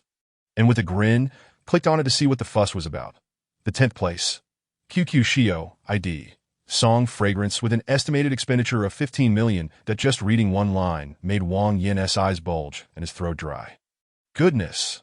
Is this for real? What on earth are these wealthy individuals thinking? Spending 15 million on a game? As he glanced at the top 3, his previously inflated sense of self-worth deflated entirely. Oh, Qin Fun. King, each with expenditures in the hundreds of millions. Wang Yin seriously suspected that these individuals were shills for the gaming companies, yet the webpage even detailed how Xingdao was forced to modify levels due to one player's actions. It was impossible for a shill to challenge a gaming company or deliberately disrupt game balance. So that 8L player was someone who had spent 100 million on gaming over a decade ago. Truly a legendary tycoon? Well, the spending of these big shots was real. Even if the rest had some exaggeration, at least half of it was true. And no wonder the domestic gaming market could rake in thousands of billions annually. It was all backed by money. Wang Yin completely forgot that he himself was the richest tycoon, and instead, he felt utterly disillusioned with gaming. What is the point of playing games? It's a distraction. Focus on studying. As for that 2-game crit reward, sigh, that would just be a waste, right? Deflated, he swallowed back the boastful words he had spoken and reopened the client, angrily depositing 10,000 yuan, that I am not particularly skilled in team play. Nor am I adept at developing, and ganking is not my forte either. But surely my skins are impressive. I purchased all the heroes and then began to indulge in a lottery. Congratulations, you have obtained a Guan Chang skin. Congratulations, you have received a Pippi shrimp skin. Congratulations. After approximately several hundred attempts, when Wang Yin began to feel a bit vexed, an unusual notification suddenly appeared. Congratulations, you have activated a probability reward and won a Longxia reality skin. A critical reward in the game. Just as I was pondering, it arrived. Those hundreds of attempts were not in vain. Wang Yin was overjoyed and eagerly turned to read the description. Equipment effect. What a delightful surprise. Although it doesn't increase height or alter the overall body proportions, simply changing the legs is enough to propel Wang Yin a significant step forward on the path to handsomeness. His calves were slightly bowed, and his thighs and calves were proportioned evenly. They weren't hideous, but certainly not appealing. Previously, he hadn't paid much attention to this. After all, men don't often pity themselves in front of the mirror. However, who wouldn't be willing to look better? Eagerly donning the skin, Wang Yin watched as his legs morphed like putty, twisting and then settling into shape. His calves became long and straight, muscles flowing seamlessly, and his thigh muscles were well-defined, with a slight exertion. A surge of power coursed through him. Splendid. The natural beauty of those lines was something Wang Yin, despite never having studied art, could appreciate. Instinctively, he lifted his leg high, and with a whoosh, his toes nearly touched his forehead. Startling himself that my goodness, did I just acquire a remarkable skill? Wang Yin stared in curiosity, gradually performing a split, effortlessly achieving a perfect straddle, distinctly feeling the coolness of the floor beneath him. Young master Wang felt an exhilarating novelty, yet couldn't help but feel a mix of amusement and frustration. For a girl, being able to do the splits is a wonderful thing, as it unlocks so much knowledge. But for a burly man like him, what purpose does that serve? Chapter 43. The modifier Wang Yin did not attempt it. Just because he could jump and do the splits didn't mean he should recklessly do so. Only children bounce around all day. The etiquette training had brought a significant change to Wang Yin, making his habits increasingly composed. His mindset remained youthful, but that doesn't mean all young people enjoy sports. Did you not notice that during his habit-forming phase, he didn't even choose to work out? After all, who finds sleeping less enjoyable than exercising? After spending 10 minutes snuggling with Miss Lu Li, he quickly fell into a deep slumber. August 3 RD, Monday, still no rain, still high temperatures. Upon waking in the morning, the first thing he did was check the system panel. The sleep reward hadn't appeared, but the mall had refreshed, revealing a new item in the otherwise empty marketplace. Attribute modifier, excellent. After purchasing, you can use money to modify your physical attributes up to the excellent level cap of 79 points. Price, 500,000. Oh my goodness. Wang Yin gasped, exclaiming 4 words in astonishment, and then began rolling on his bed. Is it exhilarating? Of course. Is it troubling? Absolutely. Spending 500,000 for a chance to modify physical attributes. If those wealthy magnates found out, they might offer 500 million without a second thought. But the issue is, our funds are limited. After buying this thing, if I spend more to modify my attributes, well, stop dawdling and rest my eyes. Nevertheless, even if I had to sell everything I owned, I must acquire it. In the end, such a happy trouble is merely a triviality born from excess. Thus, Wang Yin began calculating his experience and estimated income. Currently at 87,100 experience points, he had less than 100,000 in funds. Before nightfall, if he could sell 100 melons, he would have enough money to upgrade the system and purchase the attribute modifier. In fact, it was entirely feasible to upgrade the system now and leave the attribute modifier for the weekend to assess the situation. After all, it wouldn't disappear from the mall, and buying it early wouldn't guarantee having funds to modify attributes. Therefore, the most pressing matter was to promptly fill up to 130,000 experience points to receive the doubled breathing salary. Essentials. Goodness, the essentials for college are just too numerous. Where can I procure them all at once? Furthermore, I can't carry everything. I had already planned to go to Xinjiang to buy them, fearing I wouldn't manage to transport them. Wang Yin found himself at a loss, staring blankly at the system panel. Wait, King Crab card? Haha, the required expenditure has finally revealed itself. Wang Yin leaped up, quickly washed his face, and drove straight to Dongyuan International Hotel. Dongyuan International is a renowned 5-star hotel in Gujiao, offering a buffet of the highest caliber. Priced at 258 yuan per person, and its grand banquet hall is a hot spot for weddings. One must book a month in advance to secure a table, since he was going to fetch watermelons later. Wang Yin dressed simply in a mediocre quality t-shirt and shorts, donning a baseball cap and black-rimmed glasses, appearing somewhat rustic. Therefore, when the manager first emerged, he did not afford Wang Yin the respect he deserved, displaying an air of arrogance. Which one? Oh, little brother, are you looking for me? How may I assist you? With little time to spare, Wang Yin cut to the chase that I want to reserve 20 king crabs. Around £8 each, at your selling price. But I can't guarantee when I'll come to eat, so you'll have to keep them for me. The manager was taken aback, his expression turning serious. What shall I address you as? Sir, if you can't specify a time, I won't be able to prepare a hall for you. No need for a hall. A private room will suffice. The number of guests will not exceed 10. The manager was even more perplexed, his eyes widening in disbelief. 10 people. 20 crabs weighing £8 each. Wang Yin waved his hand impatiently. You don't need to concern yourself with how I plan to eat. I will pay the full amount for the crabs now. The cost for drinks and the dining area will be settled later. Just tell me if it can be done. Of course. Absolutely. The manager bent down, a broad smile gracing his face. That I assume you are worried about not having large enough crabs. Rest assured, we will select them right away and keep them aside for you. When it's time to eat, we'll weigh them and adjust accordingly, ensuring you don't lose a single cent. Wang Yin glanced at the time. It was nearly 8:30, and he had no interest in further banter, promptly pulling out his phone. The manager grinned widely. Actually, 80,000 will suffice. 80,000 will do. Discounts and refunds will be arranged properly for you. Wang Yin narrowed his eyes. I don't want discounts on the crabs, not a single cent. If you wish to offer something complimentary, find it elsewhere, understood? To be honest, the manager was baffled. His forehead was covered in question marks, feeling as if he had encountered a fool. Was there really a difference between a discount on the total price and giving away drinks with crabs? Wouldn't the invoice be the same regardless?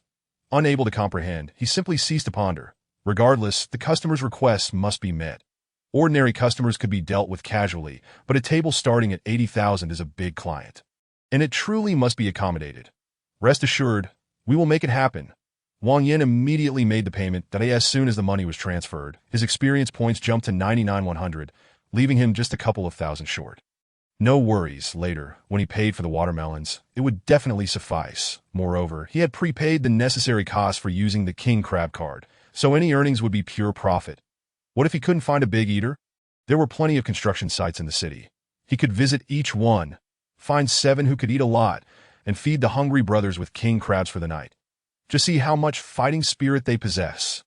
As long as the mindset remains strong, solutions will always outnumber the difficulties. That if it weren't for the lack of a good reason to explain the source of the funds, Wang Yin would have already treated his family to air conditioning, color televisions, and massage chairs. As soon as he completed the payment, a phone call came through.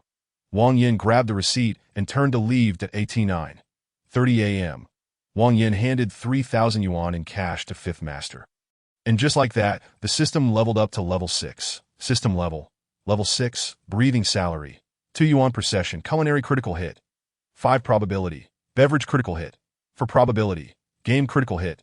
3 probability, deep sleep critical hit. 2 probability, reading critical hit. 1 probability, mall, attribute modifier, experience. 0500. Wang Yin realized that the name of this system was indeed aptly chosen. It was clearly designed to facilitate a comprehensive lifestyle.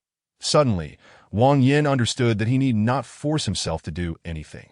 He could simply go about his life as usual, that if he craved something delicious, he could treat himself. If friends gathered, he could enjoy a drink. If he wished to study, he could do so, and if he didn't, he could play. If he was tired, he could sleep, since every activity held the potential for delightful surprises. Why force himself to pursue anything? There was no need for self-imposed pressure. In this world, everyone leads similar lives. The difference lies in the fact that others merely live, while we grow alongside our existence.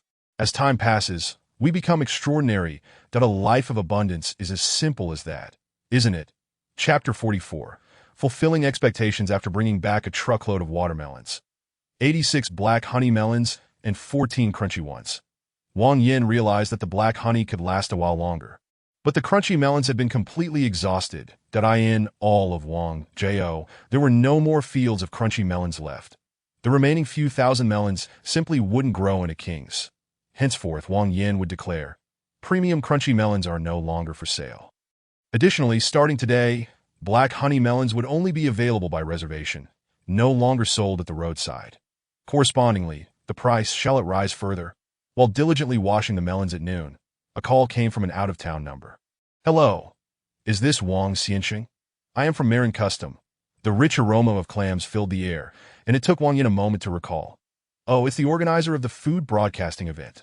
His tone immediately became enthusiastic. Hello, may I know your name? My surname is Lu Yuanfang. Mr. Wang, could you elaborate on the specifics of the collaboration you mentioned?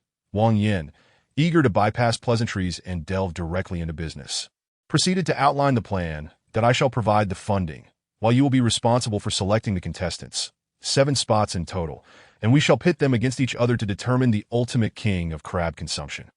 The Alaskan king crabs weigh no less than 8 pounds each, and as long as the contestants can consume them, they shall have their fill. The champion will receive a prize of 20,000, while the others will receive a uniform compensation of 5,000 for their time. Additionally, all expenses for flights and accommodations will be covered.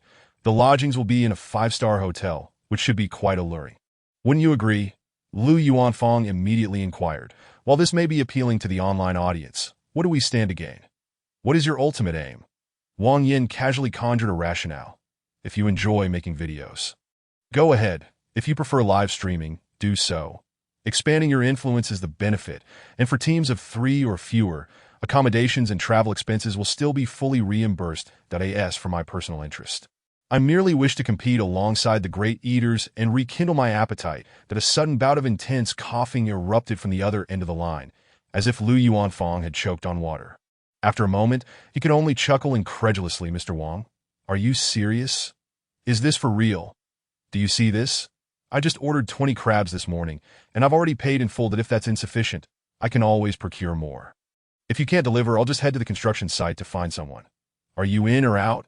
Initially, a thumbs-up emoji was sent, followed by a kneeling emoji, and finally, the response came, no problem. We'll start selecting participants right away and contact the targets. Rest assured, boss. Although Lu Yuanfang's words bore a hint of self-promotion, Wang Yin found them quite agreeable. That in this current situation, only Lu Yuanfang possessed such abundant resources of competitive eaters. And what Wang Yin required was simply a large appetite. As for Lu Yuanfang, he undoubtedly stood to profit. Without Wang Yin's funding, where else could he find so many 8-pound king crabs to provide for free? Driven by mutual interests, Lu Yuanfang became invested, and Wang Yin felt reassured, setting the wheels of this endeavor in motion. In the afternoon, while selling watermelons, as soon as the truck came to a halt, throngs of nannies and housekeepers rushed over, and within an hour, 100 watermelons had vanished. Having witnessed the splendor of the capital, the purchasing power of Xiangshan Yuan no longer moved Wang Yin, who cheerfully pulled Uncle Zhang to sit beneath a sculpture at the entrance. Uncle Zhang, have a smoke. The plump manager cast a sidelong glance. What? Have you earned enough and are thinking of bolting? Hey, a sharp one. This remark bore implications not to be pondered deeply. Overthinking would only lead to a headache. Wang Yin candidly shared his plans. I can source up to 300 more watermelons of the same quality. I'll sell them to you directly, Uncle Zhang. What do you think? The plump manager's eyes gleamed with interest. Supply and demand, do you understand? Not really, just looking to make some profit, Wang Yin replied, his face a picture of innocence. Anyway, they're all yours at 20 a pound. After that, it's no longer my concern. If you agree, just transfer the funds. If not, consider this conversation null and void. 300 watermelons weighed over 4,000 pounds, amounting to over 80,000 yuan. That sum represented Wang Yan's potential earnings. With someone capable enough to manage operations, doubling that figure to 160,000 would be a breeze. The plump manager patted Wang Yan on the shoulder, exhaling deeply. All right, Uncle Zhang will take your offer.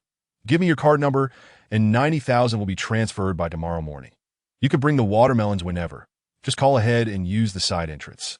After a pause, he added, if there are any complications later on, Uncle Zhang will handle it. What complications could arise? There won't be any. Wang Yin reassured him that he sought convenience and efficiency, wishing to focus on other matters. Having already savored the richest parts of the fish, he felt no guilt in sharing the remaining scraps with Uncle Zhang, who had aided him. Prioritizing significant gains while ensuring equitable distribution of benefits is essential for anyone aiming to achieve great things. All right then, I'll bring you fresh watermelons over 3 days. Is that settled? Indeed, it's settled. Upon returning home, Wang Yin took a shower, chatted with Lu Li, then read before bed on the 4th at 8 a.m., while en route to Wangjiakao. Lu Yuanfang called Mr. Wang.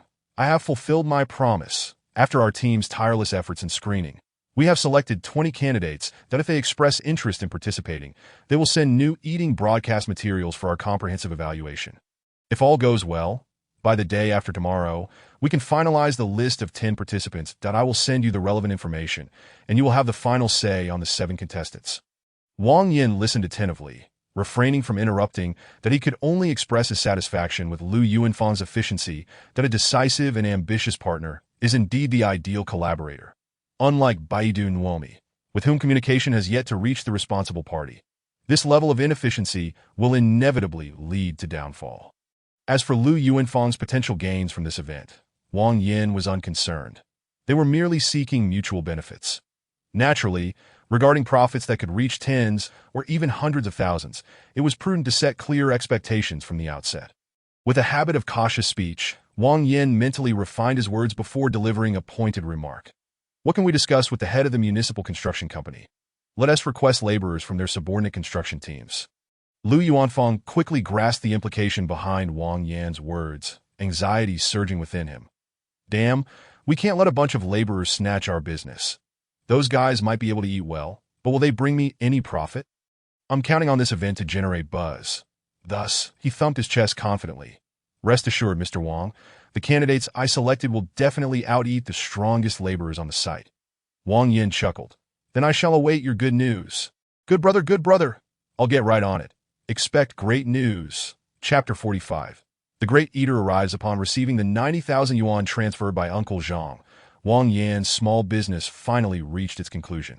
He couldn't help but reflect entrepreneurship is no easy feat.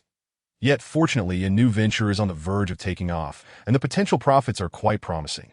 Before the show officially commenced, a text advertisement flashed on the screen. We are about to host the most extravagant eating contest in history. Featuring 4,000 yuan king crabs. The victor will receive extensive promotion from us, along with a 20,000 yuan prize. All expenses will be covered by us. Do you have confidence in yourself? If your answer is yes, please contact us. Let us work together to ensure the boss goes bankrupt. Upon reading the final line, Wang Yin chuckled that I'm not worried about your capacity to eat. I'm more concerned about whether you can keep up. I could supply 1,000 king crabs. If anyone can consume them, I'll erect a monument for them. One must admit, the advertisement was quite persuasive, although a last-minute effort may not yield substantial results. Who knows, perhaps a hidden gem of a contestant with an enormous appetite could be discovered, leading to significant profits.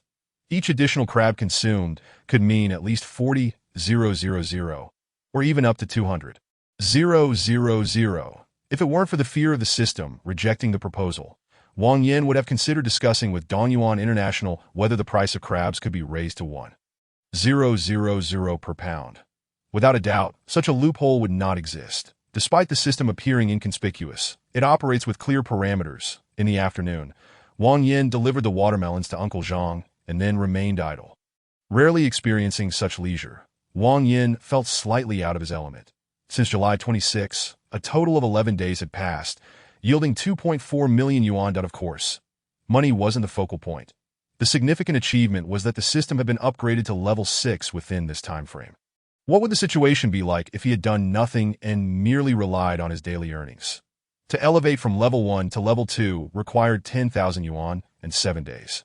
While progressing from level 2 to level 3 demanded 30,000 yuan and 10.5 days. As of today, the system was only at level 2, providing approximately 2,800 yuan in daily earnings. Wang Yin would receive around 24,000 yuan in total wages, missing the opportunity to acquire the habit cultivation device and continuing to long for the attribute modifier. Without going to the capital, he wouldn't have met Lu Li. Certainly, Wang Yin would eventually become a legendary wealthy figure, but with a somewhat lecherous demeanor, an inflated ego, and a behavior akin to a petty person at the time when he should have been bold. Embracing challenges and establishing values, he instead chose to count money at home, indulging in trivial gains, leading to such an outcome. Had Wang Yin done nothing, he would likely have reached level 6 of the system by the 93rd day, accumulating a total of 1.4 million in wages. Yet now, in the first 11 days, he earned 120,000. Starting from the 12th day, it would be 57,000 daily, reaching a total of 4.8 million by the 93rd day. This isn't merely about the additional 3.4 million in passive earnings and 2.4 million in bonuses. The rapid leveling up would trigger a synergistic effect beyond mere monetary value. The countless invisible benefits hold far greater importance than money. Strength in one step leads to strength in every step. This aptly describes Wang Yin in his current state, a transformed individual, self-assured and resilient, a seed of a wealthy figure. Presently, Wang Yin enjoys 57,000 yuan in daily income, allowing for normal expenditures, with no fear of overspending. Thus, even though the experience required for the next upgrade skyrocketed to 5 million, intimidating as it may seem, our wealthy brother remains optimistic. The worst-case scenario is merely enduring another 80 days, that if the King Crab card can maximize its potential, perhaps it could all be accomplished in just 10 days to half a month. As the saying goes, heaven helps those who help themselves, and without a doubt, among all beings on this earth, the one favored by fate is none other than Wang Yin, the illustrious young Master Wang. Upon calculating the profits, Wang Deshao couldn't contain his joy, rolling about in elation, his admiration and reverence for himself flowing like a mighty river, an overwhelming sense of satisfaction enveloping him, that his emotions finally began to settle. Wang Yin turned his thoughts to the upcoming crab feast. That moment, a call came from Lu Yuanfang. Mr. Wang, please log on a QQ shortly. I will send you 10 videos and materials. You can start selecting participants now. Ah, what a double delight. At last, he could initiate his plans. How exhilarating. Wang Yan's spirit soared as he promptly logged on a QQ, receiving the materials and perusing them one by one. The 10 candidates varied in gender, size, and appearance. Some were attractive while others were not, indicating that Lu Yuanfang had not merely selected based on visual appeal for streaming purposes. That it is undoubtedly easier for good-looking individuals to gain popularity. Yet Wang Yin prioritized those with substantial appetites, regardless of their innate talents for broadcasting. From the videos, 4 individuals stood out for their extraordinary eating capacities, distinctly surpassing the others. 1. A tall and hefty man named Gang Ge devoured a staggering 20 pounds of pig trotters and noodles. Admittedly, a significant portion of that weight came from bones, but his appetite was undeniably impressive. Another contender, a young lad named Xiao Dai, only 17 years old, consumed over 5 pounds of beef and 3 large bowls of rice in one sitting, moving about effortlessly afterward. Next was a rather attractive young lady named Mi Zi, who, despite her less fortunate circumstances, managed to finish a quantity equivalent to 4 of Wang Yan's meals, consisting primarily of dry bread. Lastly, there was a girl who showcased an exceptional ability to consume seafood, leaving behind a mountain of shells that filled an entire table. A truly astonishing sight. Without hesitation, Wang Yin decided to select all 4, leaving the choice of the remaining 3 participants to Lu Yuanfang, confident that he would select individuals who were both pleasant to look at and engaging in conversation. Based on their commercial viability, for Wang Yin, it made little difference. However, for Lu Yuanfang, it was crucial, as it directly impacted future monetization opportunities. The more aesthetically pleasing, the better. He had exerted considerable effort to leverage his connections and coordinate the live streaming arrangements with Douyu, aiming to create a significant spectacle. However, not every contestant was willing to sign on for the role of a food vlogger, making those 3 spots exceedingly important. With the autonomy to choose, he could elevate his own acquaintances and ride the wave of popularity. Thus, despite being aware of the somewhat manipulative nature of the arrangement, Lu Yuanfang remained profoundly grateful to Mr. Wang. Rest assured, Wang Yin, uninterested in flattery, was solely concerned with when the big eaters would be ready to arrive. Is Saturday feasible? Lu Yuanfang asked cautiously. Saturday happened to be Wang Yan's graduation celebration. Whether he would have time that evening was uncertain. Lu Yuan promptly adjusted his proposal. How about Friday noon? We can start the broadcast that evening. Such efficiency was unparalleled, and Wang Yin was certainly pleased. Please handle the airfare and transportation expenses up front. Just tally the total, and I will reimburse you double. By the way, how many days will you need the hotel for? Lu Yuanfang, not wanting to overstay his welcome, quickly replied, 1 day is sufficient. All right, I will make the arrangements for the rooms and tables tomorrow. That's a total of 10 people, correct? Yes, that's right. We will have 3 of us and 7 contestants. Then it's settled. Let's keep in touch. Hello, Manager Liu. This is the client who ordered 20 king crabs. Mr. Wang, greetings. How may I assist you? Manager Liu responded with an overly courteous tone, bordering on obsequiousness. Such treatment was expected for a major client. After all, 20 banquet tables might not even reach the level of 80,000, while one table costing 80,000 represented a different echelon altogether. Wang Yin chuckled, not continuing the pleasantries. Manager Liu, please reserve 10 single rooms for Friday night. Additionally, could you arrange for a vehicle to pick up the guests from the train station on Friday noon? Manager Liu immediately agreed, of course. The single rooms are priced at $798 per night, and I will provide you with 10 breakfast vouchers and 10 spa experience cards. Will a 12-seat minibus suffice for the pickup? That will be enough. Also, how many king crabs do you typically have on hand? At least 50. Generally, we maintain a surplus of 20 each day to accommodate unexpected demands. That doesn't include my 20. Right? Of course not. Those are specially reserved for you. Are you planning to hold the crab feast on Friday night? Yes. Please reserve a spacious private room for me. Rest assured, the Imperial Hall will be reserved for you. Perfectly suited for a king crab feast, ensuring your satisfaction. Very well. Let's communicate promptly if any issues arise. Wang Yin finally felt at ease, confident that there would not be a scenario where they could eat, but the crabs would fall short. As for how much they could actually consume, he would wait and see that he had done everything within his power, and now all that remained was to patiently await the outcome. Over the next 2 days, he read books, played games, flirted with Lu Li, and salivated over the attribute modifier, without spending any additional money. His days were filled with eating, sleeping, and gaming, devoid of any critical moments. Yet Wang Yin remained undeterred.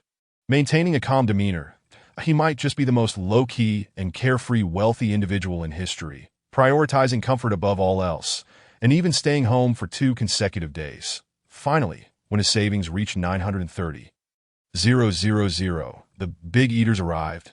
Chapter 46. Where's the organizer? Wang Yin did not go to meet the guests or check on the contestants, merely sending a WeChat message to Lu Yuanfang.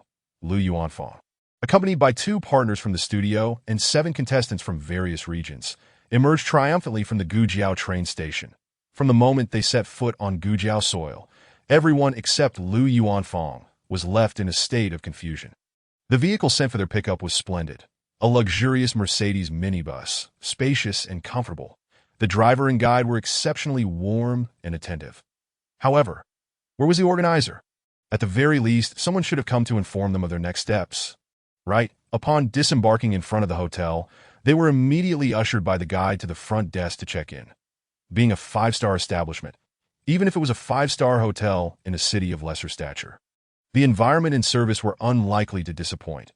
Each person received a single room, with 30 square meters of space, containing only a large bed, spacious and comfortable. Yet, the same question lingered. Where was the organizer? A few of the now familiar young women began to bounce from room to room, chattering and taking selfies. After a while, they suddenly exchanged glances, bewildered. What are we supposed to do next? Lu Yuanfang waved his hand. Rest. Each of you has 1 complimentary spa session. You can go now or later in the evening. All right, if the wealthy are treating us, let us go. The spa was a delightful experience, and the group of individuals, unaccustomed to such luxury, indulged themselves to the point of losing track of time. However, by 5 o'clock in the evening, unease began to settle in everyone's hearts, and no matter the myriad of enchanting possibilities. One question remained. Where was the organizer? Their anxiety was not unfounded. Who had ever encountered such a disorganized event organizer? You might tout a grand event, with Lu Yuanfang extolling its virtues. Reimbursements for travel, luxury accommodations, unlimited king crabs at 4,000 each, a 5,000 welcome bonus, and a 20,000 prize for the champion. By the bare minimum, it was likely to cost at least 100,000 or more. Yet with all that money, couldn't they spare someone to make an appearance and reassure the participants? But the disconcerting reality was that providing funds without any personal engagement was even more frightening than offering nothing at all. Lingya slumped onto the table, wailing in despair. My heart is racing. Are we being lured here for some nefarious purpose? Before she could finish, Mizi was already trembling in fear. Kidnapping? Not just that. The gang grinned ominously, narrowing his eyes. Ever heard of how cults welcome their brethren? No, I haven't. The gang clenched his fist and slammed it down. They locked men and women together in one room, sharing blessings and burdens alike. And when they step out to reminisce, hey, it's all one big family. The most attractive Mizi and Lingyu exchanged apprehensive glances at Gang Ji's deliberately sinister smile. Nearly losing control of their bladders, Dai, somewhat Navi, looked up with a hint of shyness and excitement, asking, "Brother, is that really true?" "Got it. Found a place to vent." Just as Mizi and Lingyu prepared themselves for an impending disaster, Lu Yuanfang interjected, halting the frivolous chatter. "Stop joking around. The organizer is a wealthy young man. He has no ulterior motives, just creating an event for some merriment." Wow! Everyone ceased their antics, their faces filled with shock as they pressed for more details. "Is that true? What is the deal? Just for fun?" "Damn, rich people are truly eccentric. A wealthy young man. How old is he?" Lu Yuanfang, lacking further information, feigned an air of mystery, maintaining a composed smile. Just then a server knocked at the door, inviting them in, prompting Lu Yuanfang to clap his hands to rally the group and shift the focus. "Brothers and sisters, the glory of success is within our grasp. Let us not dwell on useless thoughts. Prepare yourselves and let us give it our all." The 10 of them followed the server to the Imperial Hall on the 8th floor. The vast room, likely over 100 square meters, featured a reception area, waiting area, changing rooms, and restrooms, all impeccably furnished. In the center of this opulent space lay a massive dining table designed for 20. Although only 12 chairs were set, rendering it particularly spacious, the 7 contestants exchanged glances once more. Wow, what an extravagant setup. Lu Yuanfang had no time to dawdle. He quickly began to set up the equipment. Adjacent to the reception area were sofas and a coffee table, where he positioned a laptop.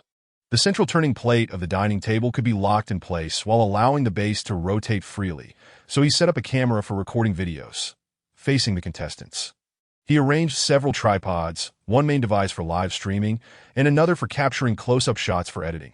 The live broadcast is scheduled at Douyu, with Lu Yuanfang having already communicated with the officials, ensuring a prominent feature on the homepage. The room is aptly named the first great eater of Huaxiao PK contest online premiere, dipping in a king crab. At 5:30, everything is set up, and the preheating begins as soon as the room opens. Visitors flood in, drawn by its position on the homepage. Although it may not be in the central recommended section, the traffic is still considerable. In the current landscape of the live streaming industry, outdoor live streaming is on the rise, yet has not reached its zenith, and the frenzied style of competitive eating is scarcely mentioned.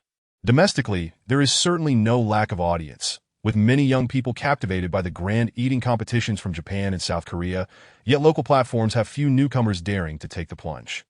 It is this very trend that prompted Lu Yuanfang to embark on the series Huaxiao Eating Broadcasts Are Here. However, despite producing over 70 episodes, he has yet to uncover the crucial profit model. It is only when Wang Yin proposes a grand eating contest that Lu Yuanfang suddenly realizes this could be a breakthrough opportunity. Whether it will succeed remains uncertain, but regardless, they must navigate the initial hurdles with caution. As the preheating commences, Lu Yuanfang's partner takes the stage as a guest host, energetically promoting the highlights of this broadcast. What are the highlights? 7 participants, a mix of genders, sizes, and appearances, collectively challenging. Who can eat the most? The stark contrasts in their physiques promise to add intrigue to the competition. The food is also a significant draw, featuring a king crab weighing at least 4,000 grams, weighed live on stage. The 8-pound crab, vibrant and full of life, stretches its claws, reaching lengths of up to a meter, delivering an unparalleled visual impact. Today, dear friends, we shall challenge this world-class delicacy, the Alaskan king crab. They often remark on my large face. But dear friends, do I truly have a big face? It's rather small. Holding the crab to obscure my face, only to reveal, upon its removal, that it indeed is quite large, highlighting the crab's immensity. The audience's enthusiasm surges to a peak. Chapter 47. The arrival of the big shot. In ordinary eating broadcasts, as long as the host is entertaining and aesthetically pleasing, it is already quite engaging. Coupled with such lavish ingredients, the allure is simply overwhelming. Wow, I could barely manage one of these. Send me a leg, and I'll show you, brother. A crab leg doesn't cost much, about 200 or so. Get lost. If my father had even 20 yuan, would he be watching your nonsense? As comments flood in, the audience's excitement is palpably on the rise, particularly due to the fiery exchanges between a few irate viewers and pretentious commentators, quickly stirring the crowd's emotions. The host timely concludes the introduction, not forgetting to express gratitude towards Wang Yin, that we must extend our heartfelt thanks to Mr. Wang for his generous support and sponsorship. All expenses today are graciously covered by Mr. Wang himself. Mr. Wang prefers to remain out of the spotlight. Let us now focus on the contestants preparing for the challenge. The camera shifts, instantly capturing the attention of Mi Zi and Ling Ye. Lu Yuanfang, displaying remarkable insight, has strategically positioned two visually appealing contestants flanking the most robust competitor, Gang Ge, creating a striking contrast. Gang Ge, sporting a crew cut, exudes confidence as he crosses his arms. The muscles on his shoulders are nearly the size of their faces. Wow! Hello, big brother! Hello, sister-in-law. Hello, second sister-in-law. Step aside. Let me take my turn. Is this a fair competition? That big brother-esque belly could accommodate a sister-in-law. Yikes. I have no proof, but I can't shake the feeling that someone is trying to show off. The audience's fervor reaches new heights as comments begin to form a train. Next, Lu Yuanfang introduces each contestant individually, while manager Lu takes the king crab to the kitchen for preparation. Before the crabs arrive, manager Lu presents the other prepared dishes. The enormous dining table boasts a three-tiered structure, with a massive ice sculpture at its center, surrounded by dry ice, creating a misty, ethereal atmosphere. Below, two grand dragon boats lay adorned with crushed ice and a variety of fruits, alongside scattered sashimi, Arctic clams, and sea urchins. The presentation is truly a labor of love, exquisite yet diminutive in portion size. Manager Lu comprehends that today, no one will touch the other dishes. Everything presented is merely decorative. Thus, he focuses on aesthetics, serving as an advertisement of sorts. The remaining dishes fall into this category, flamboyant yet lacking in substance. However, the viewers in the live stream remain oblivious, gazing at the vast array of dishes on the table. They salivate profusely. Wait, aren't we here to eat crabs? Looking at these appetizers is already filling me up. Host, provide an address. If you're not eating those dishes, it's a waste. I'll take them. Host, I'm broke, but I can have those two ladies cover my meal. Step aside. I'm bursting. I'll go first, as 20 king crabs are presented, filling the outermost tier of the dining table. The atmosphere finally reaches a crescendo point 20. Just one plate is nearly basin-sized. The fierce-looking, crimson shells of the crabs arranged in perfect symmetry, creating a visual spectacle that evokes concern. How on earth can we finish this? With such a setup, not only the viewers but also the contestants feel a twinge of anxiety. Point 20 colossal king crabs, arrayed in a circle, create an astonishing visual effect. The central ice sculpture continuously releases mist, swirling around the menacing shells of the crabs, resembling a mythical sea creature. Not to mention eating. Merely gazing at them can induce shivers. Ling Ye shifts nervously, her demeanor radiating apprehension, whispering, "Where's that big brother? Why is he so calm? Indeed, why hasn't he arrived yet? It's almost time." Gang Ge, with his formidable physique resembling a member of a northeastern gang, immediately imparts his wisdom that don't pry into others' affairs. Can you even comprehend what that big brother is about? Brace your belly. It's time to feast. Next to him, Mi Zi, an inexperienced girl fresh out of university, currently continuing her studies at home, glances nervously and asks Gang Ge, "Aren't you nervous?" "Hey, big brother, don't shake your legs." Wang Yin, keeping a watchful eye on the clock, arrives precisely at 6 o'clock, 5 minutes before the start. Upon hearing from manager Lu that the live stream is already underway, he decides against using the main entrance and opts to enter through a side door. Standing before the entrance, he takes a deep breath, slightly tilting his chin upward, a subtle smile gracing his lips before adjusting his cap. Following closely behind, manager Lu notices a remarkable transformation in the young man before him. He had appeared as a lazy cat basking in the sun, but now he resembled a young tiger, still relaxed and devoid of any aggression, yet distinctly different. Today, Wang Yin is clad entirely in Hermes, carrying a blue-black Mosaic Avenue shoulder bag, adorned with a watch worth $500,000, and sporting light sunglasses from Armani, his cap pulled low. Wang Yin possesses an innate ability to carry such expensive attire with grace. His poise exudes an aura of confidence, as if trained by the world's foremost etiquette masters, moving with a natural rhythm that captivates attention. As he strides into the room, his walk is neither a runway strut nor a red carpet entrance. Yet it remains equally striking that if one must compare, it resembles a well-fed tiger, moving gracefully among a throng of lesser beings, surveying its domain without ostentatious displays of authority, yet naturally commanding respect. Upon catching sight of Wang Yin, Mizi instinctively rises, her mind racing, and soon, all 6 contestants follow suit. That you've seen the god of gambling. Right, it's that vibe. The waves surge, flowing endlessly, the mighty river never rests. Mizi and Lingya silently scream within. Big shot. He is definitely a big shot. Lu Yuanfang, caught off guard, senses an aura of innate nobility emanating from the young man before him.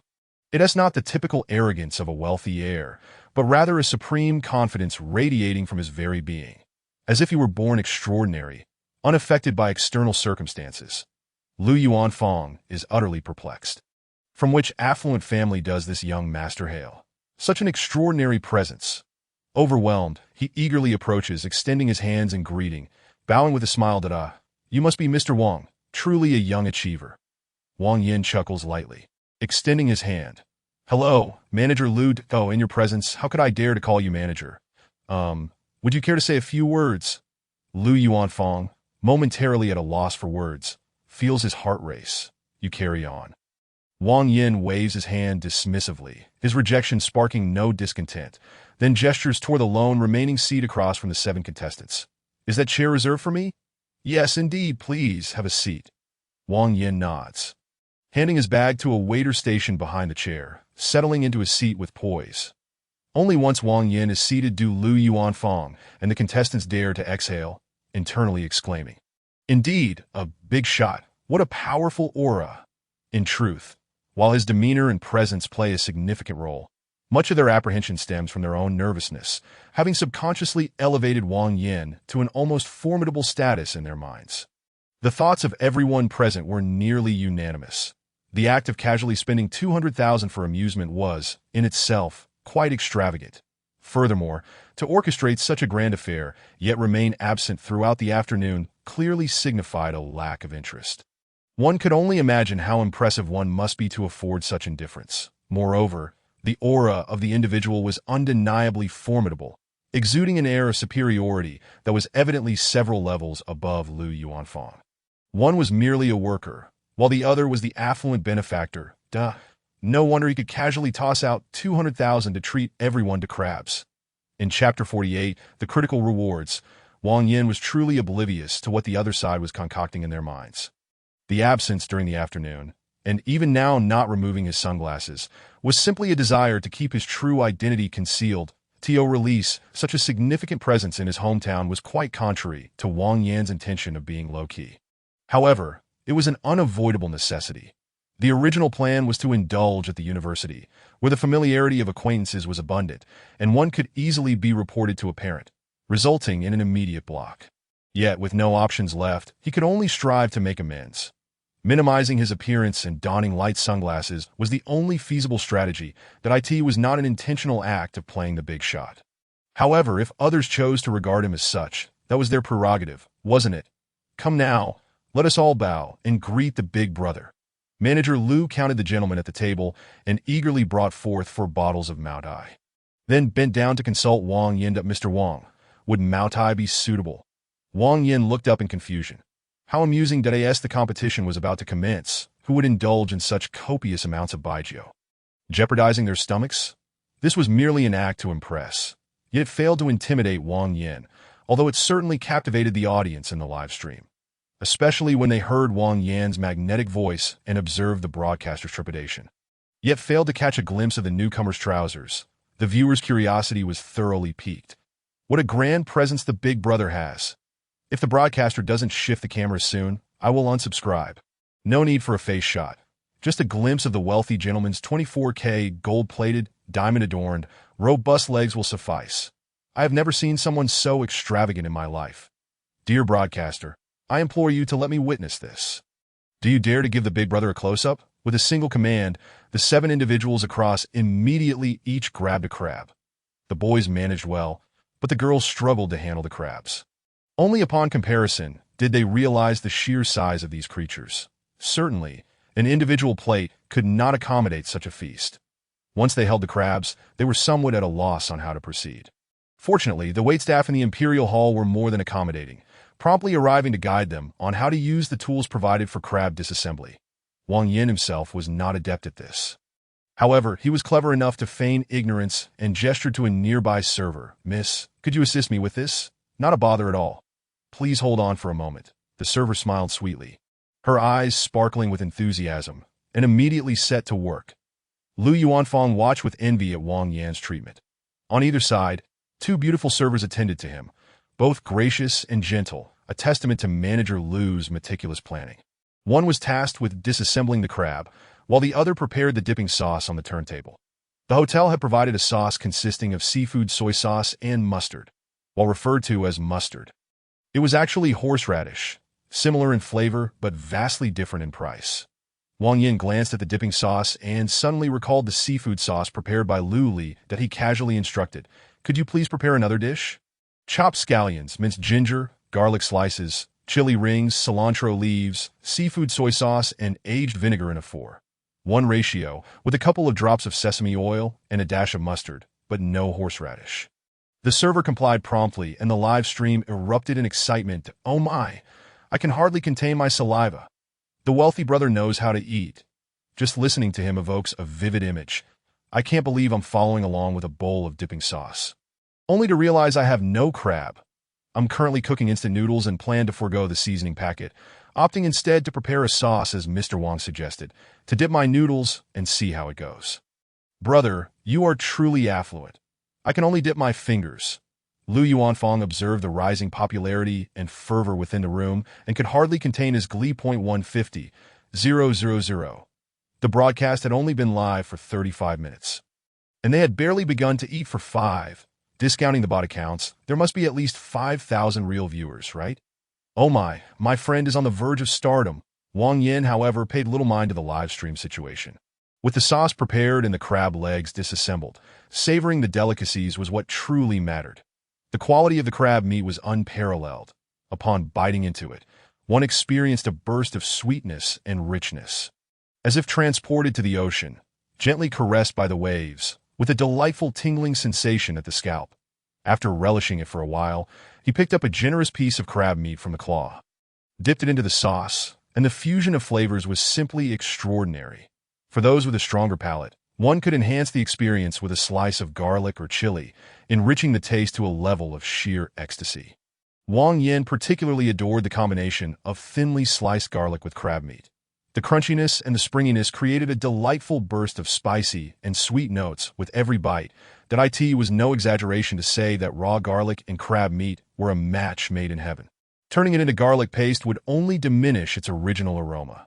Feeling thoroughly satisfied, Wang Yin glanced up and met the gaze of a certain young lady named Lingya, whose eyes were filled with longing. Prompting a smile to grace his lips, that he turned to the server. "Please inform the kitchen to prepare 7 more bowls of dipping sauce." Then he addressed everyone with a smile. "Relax, everyone. Enjoy your meal. Engage in conversation and interact more with the viewers in the live stream." The live chat erupted with comments. "So the wealthy brother is aware of the audience." At that moment, the viewership surpassed 300,000 and continued to rise. Observing this, Lu Yuanfang immediately contacted his arranged supporters, and soon, the screen was filled with rockets. The current platform utilized a treasure chest feature with a site-wide broadcast effect, proving highly effective in attracting attention. However, whether they would remain depended largely on the content of the stream. That today's broadcast, without a doubt, was both entertaining and refreshing, leading to a rapid surge in popularity. Lu Yuanfang adeptly explained the competition rules. Today's PK is limited to 3 hours. The one who consumes the most king crab shall be declared the champion. That in the event of a tie, the weight of the remaining crab shells will determine the winner. The one with the lightest weight shall be the champion. During this process, no artificial purging is allowed. Once one expels their food, their score is finalized. Thus, today is a true test of endurance. Unfortunately, this had little relevance to Wang Yin. Having sat for less than half an hour and hardly lifted a finger, he was already feeling quite full. The tally was less than 1 crab, with 3 legs remaining. The total weight of the king crab was around 8 to 9 pounds, yielding about 2 pounds of edible meat, which was already equivalent to 2 meals for many. Although Wang Yin had performed exceptionally well today, he still had not managed to consume an entire crab, leaving him with a sense of regret. However, there was some good news. You have consumed 1 king crab. The king crab card is activated. You receive a 42x critical hit, 8.8 498 4218 4060, earning you a cash reward of 184,060 yuan. How splendid! With 3 legs remaining counted as fully consumed. And a critical hit of 42 times, fortune was indeed on his side.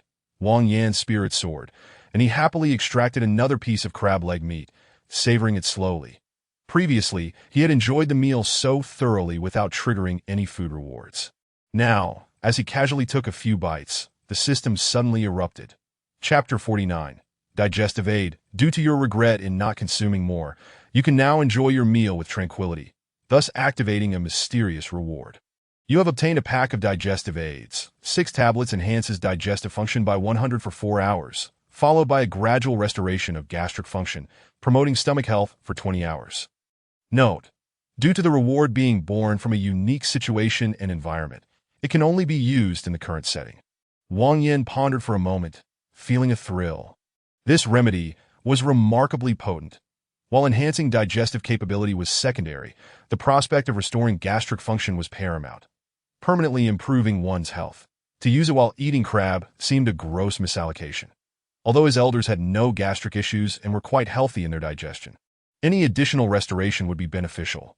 Regrettably, the remedy itself had arisen from his own obsessions, and it seemed destined for use only at the table. Shaking his head in mild regret, Wang Yin encountered another dilemma, with 8 individuals and only 6 tablets. How should they be distributed? After a moment's contemplation, he glanced at the 7 youthful faces before him and sighed. Turning back to the server, he requested a bag, feigning to rummage for something, and casually retrieved the digestive aids from the system. Placing them on the second turntable, facing the others, that I have a pack of digestive aids here. Anyone who wishes to take one may do so. However, there are only 6, so one person will miss out. Everyone fell silent for a moment, then looked pleasantly astonished that Mr. Wang has prepared digestive aids for us. How thoughtful of our generous benefactor. Thank you, big brother. Thank you, Mr. Wang. Expressions of gratitude rose in chorus. Wang Yin himself had no intention of partaking. He had ample justification. First, his stomach was in perfect health, and he could modify his attributes to enhance his physique, rendering them unnecessary. Second, he saw no need to continue grappling with the crabs. Third, Wang Yin felt compassion for some of those present. There were 3 types of big eaters.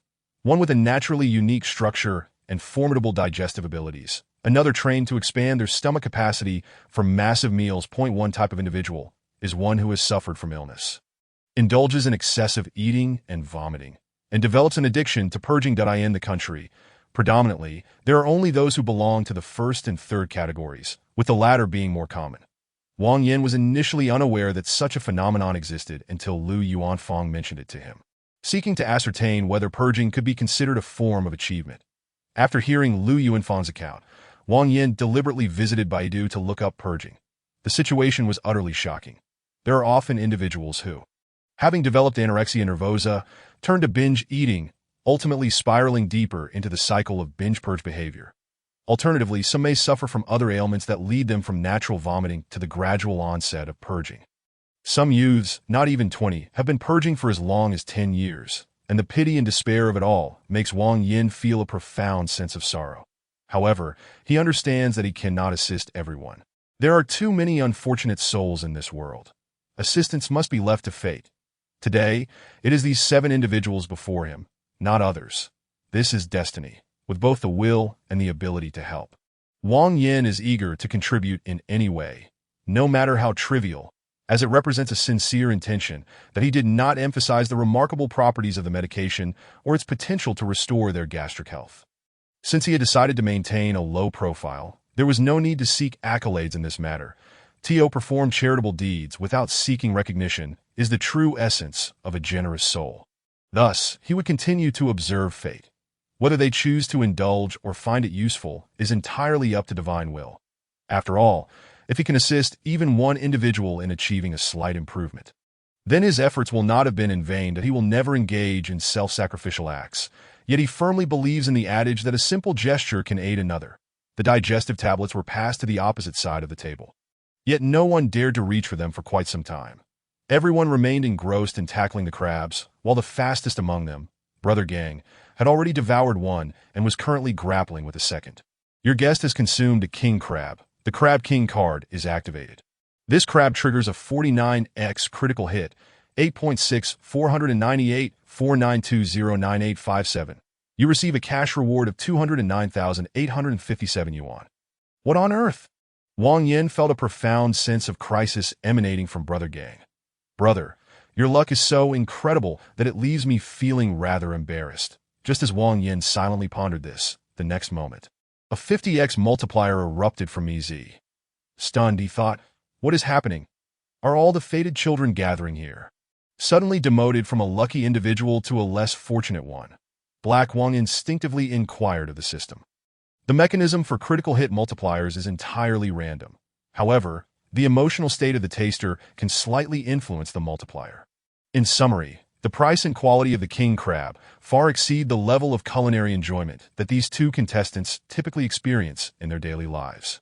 And under extreme joy, the probability of high multipliers significantly increases. Got it. I understand now. It seems these two have had a rather difficult life, and the flavor of the king crab has left them astounded. Wang Yin chuckled to himself, recalling his own humble beginnings merely half a month ago. Back then, if someone had invited him to eat a 4,000 yuan crab, he might have shed tears of disbelief. And now, eating it every day feels like no big deal. Thus, it seems that Brother Gang is indeed the luckiest. Since he could no longer eat, Wang Yin decided not to impose further. With him present, the 7 contestants appeared somewhat restrained. While they were enjoying the food, they seemed particularly shy, hardly engaging with the live comments. Rising from his seat, he waved to Lu Yuanfang, saying, "You all carry on. I'll step outside for some fresh air." He then instructed Manager Lu, "If you need more, bring it out. Provide whatever they desire." His words were succinct yet powerful. Manager Lu immediately assured him, "Rest assured, I will take excellent care of our esteemed guests."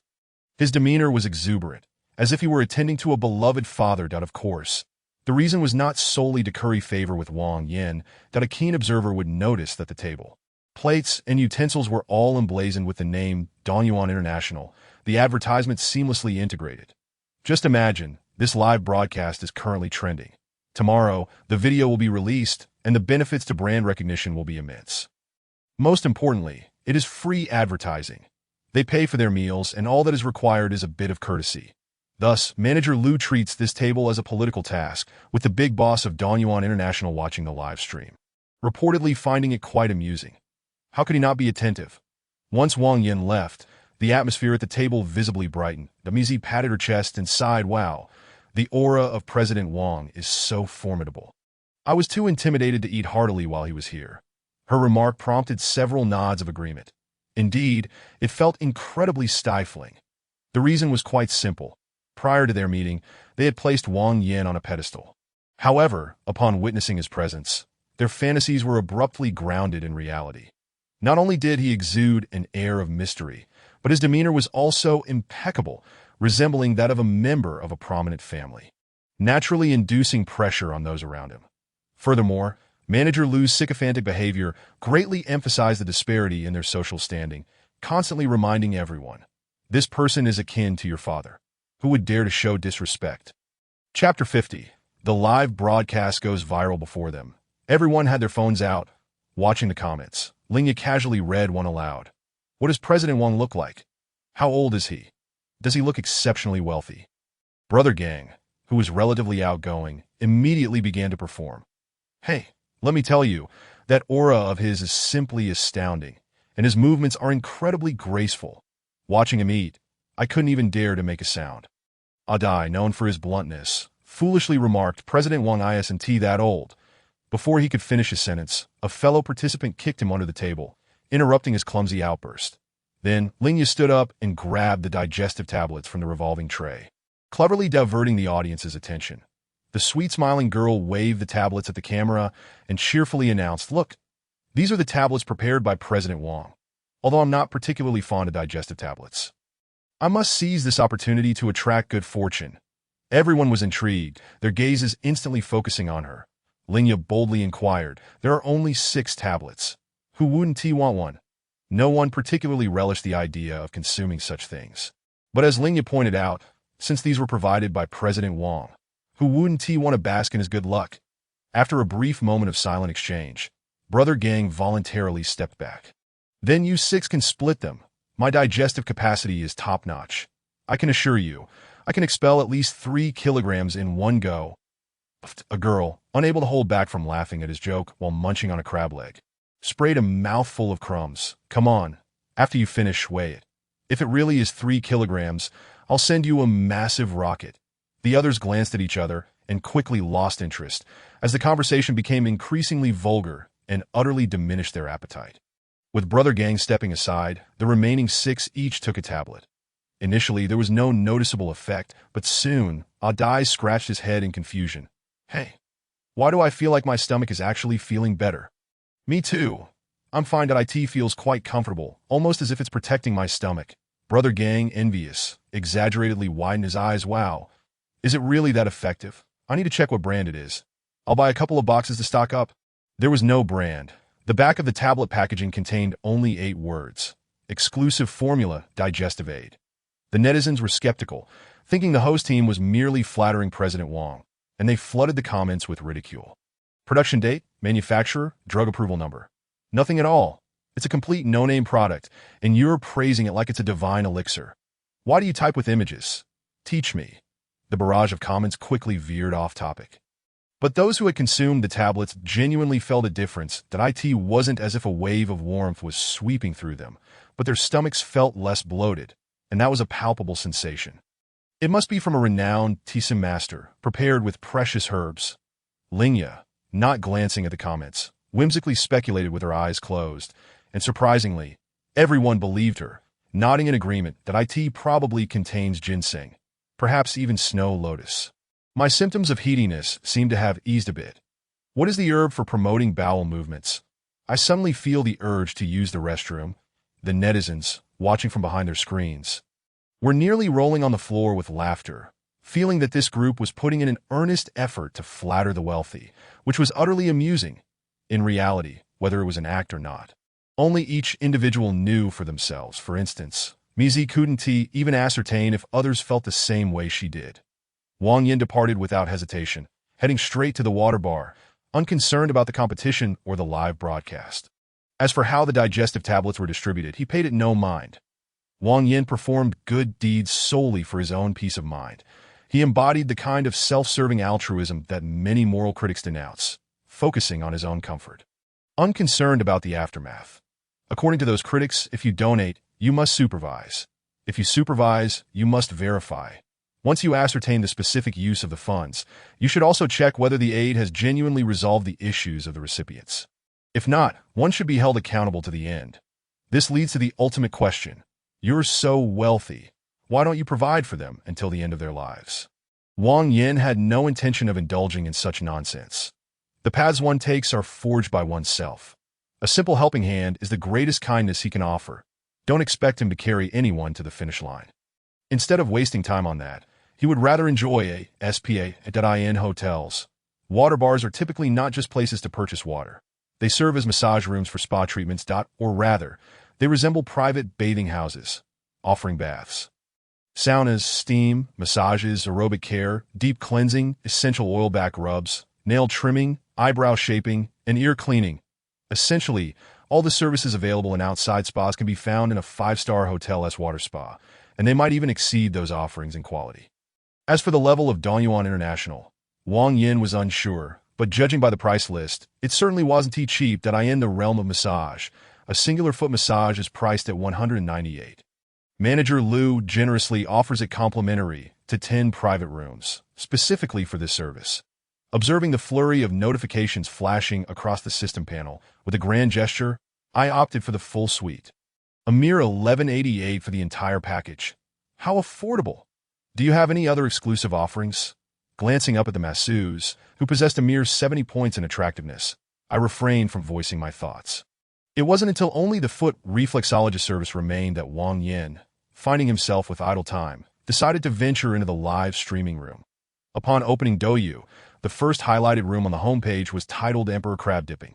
Leaving me curious about their performance, that as the visitor login prompt repeatedly appeared, Wang Yin decided to register an account, opting for the rather simplistic username Wang Fugue, exhibiting his down-to-earth and warm-hearted nature beneath the surface bravado. Where does this warmth stem from? The mere sight of any beautiful woman would ignite a desire for a hug. How heartwarming. With no sense of self-awareness, warm Wang entered the room, akin to a drop of water merging into the vast ocean of his peers. At this moment, the PK competition was in its final half hour, with 7 contestants, each having devoured an average of 3 crabs. Wang Yin took a moment to check the room's popularity, which showed an impressive one. 82 million viewers. Clearly, the numbers were inflated to an alarming degree. However, in comparison, this was still a remarkable achievement for Douyu at this time. Currently, the top 2 streamers, Xiaoji and Wu Kai, were live, boasting 2.3 million and 1.98 million viewers respectively, while the third contender, Qi Gu, had only 1.26 million viewers.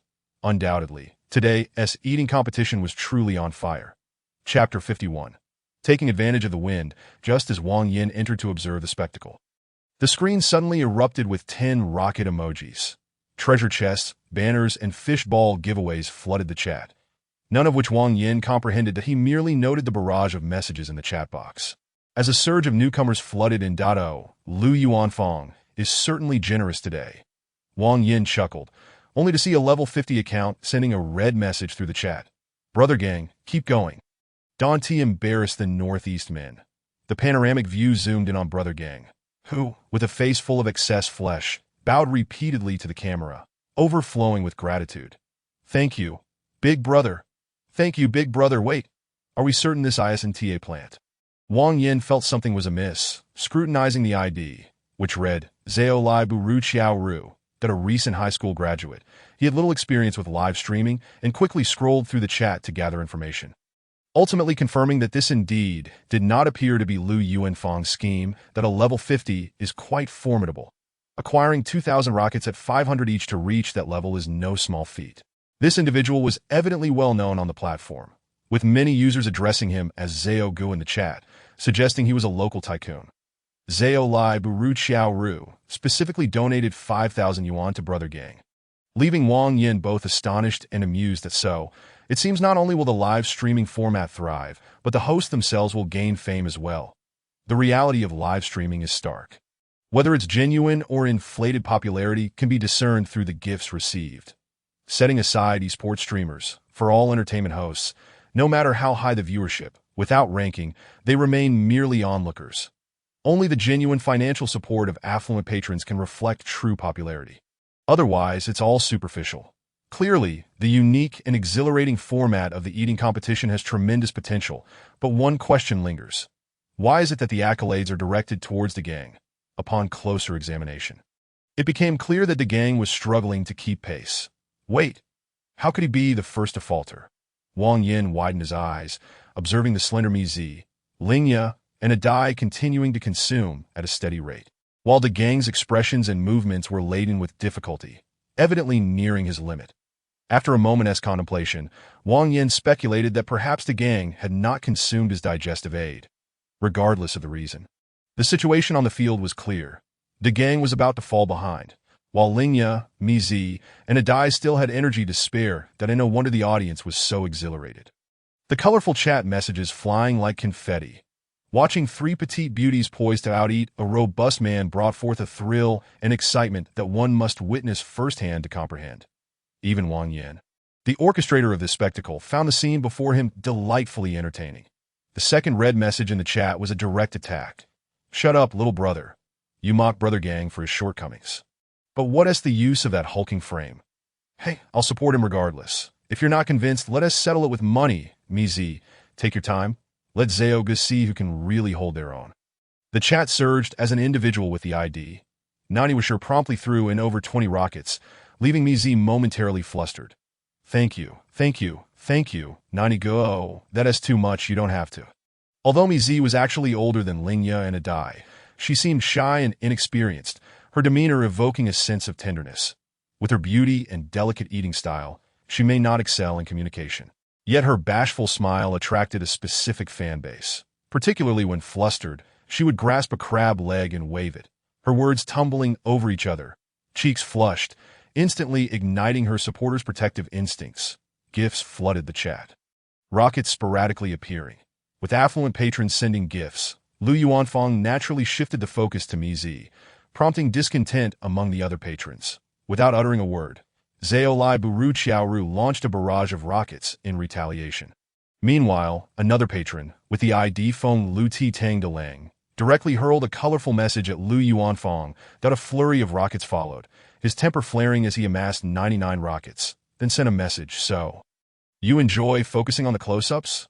Let us give Lingya a full 99 seconds." The supporters of Lingya erupted with a multitude of messages. "Incredible! Wolf is so domineering."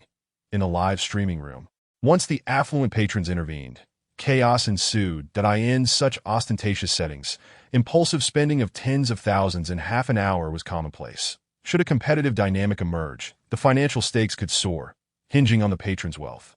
The presence of equal opponents and potential verbal conflicts, among other factors. Clearly, Lu Yuanfang and the contestants were riding a wave of good fortune. With a panoramic livestream, any focus on one contestant would inevitably upset the other supporters, leading to a cascade of confrontations. How dare they flaunt their superiority while others remain nameless? Coupled with existing grievances, this was the perfect stage for a showdown. The intense competition persisted until the end. Mi, Adai, and Lingya finished with a score of 5 crabs and 1/3, tying for first place. The ultimate champion would be determined by weight. Ultimately, the weighing results astounded everyone, with Mi narrowly clinching the championship. When Lu Yuanfang announced the results, the entire livestream erupted in cheers that Mi's supporters celebrated triumphantly, while the supporters of the other 3 felt dejected, though they didn't forget to comfort their respective streamers. Wang Yen found the entire experience amusing, even feeling a sense of accomplishment, as if he had crafted history himself. Observing the unfolding drama, there was no longer any doubt about their potential for fame. Brother Gang might be loud and brash, but Mi was beautiful and shy with an intriguing essence.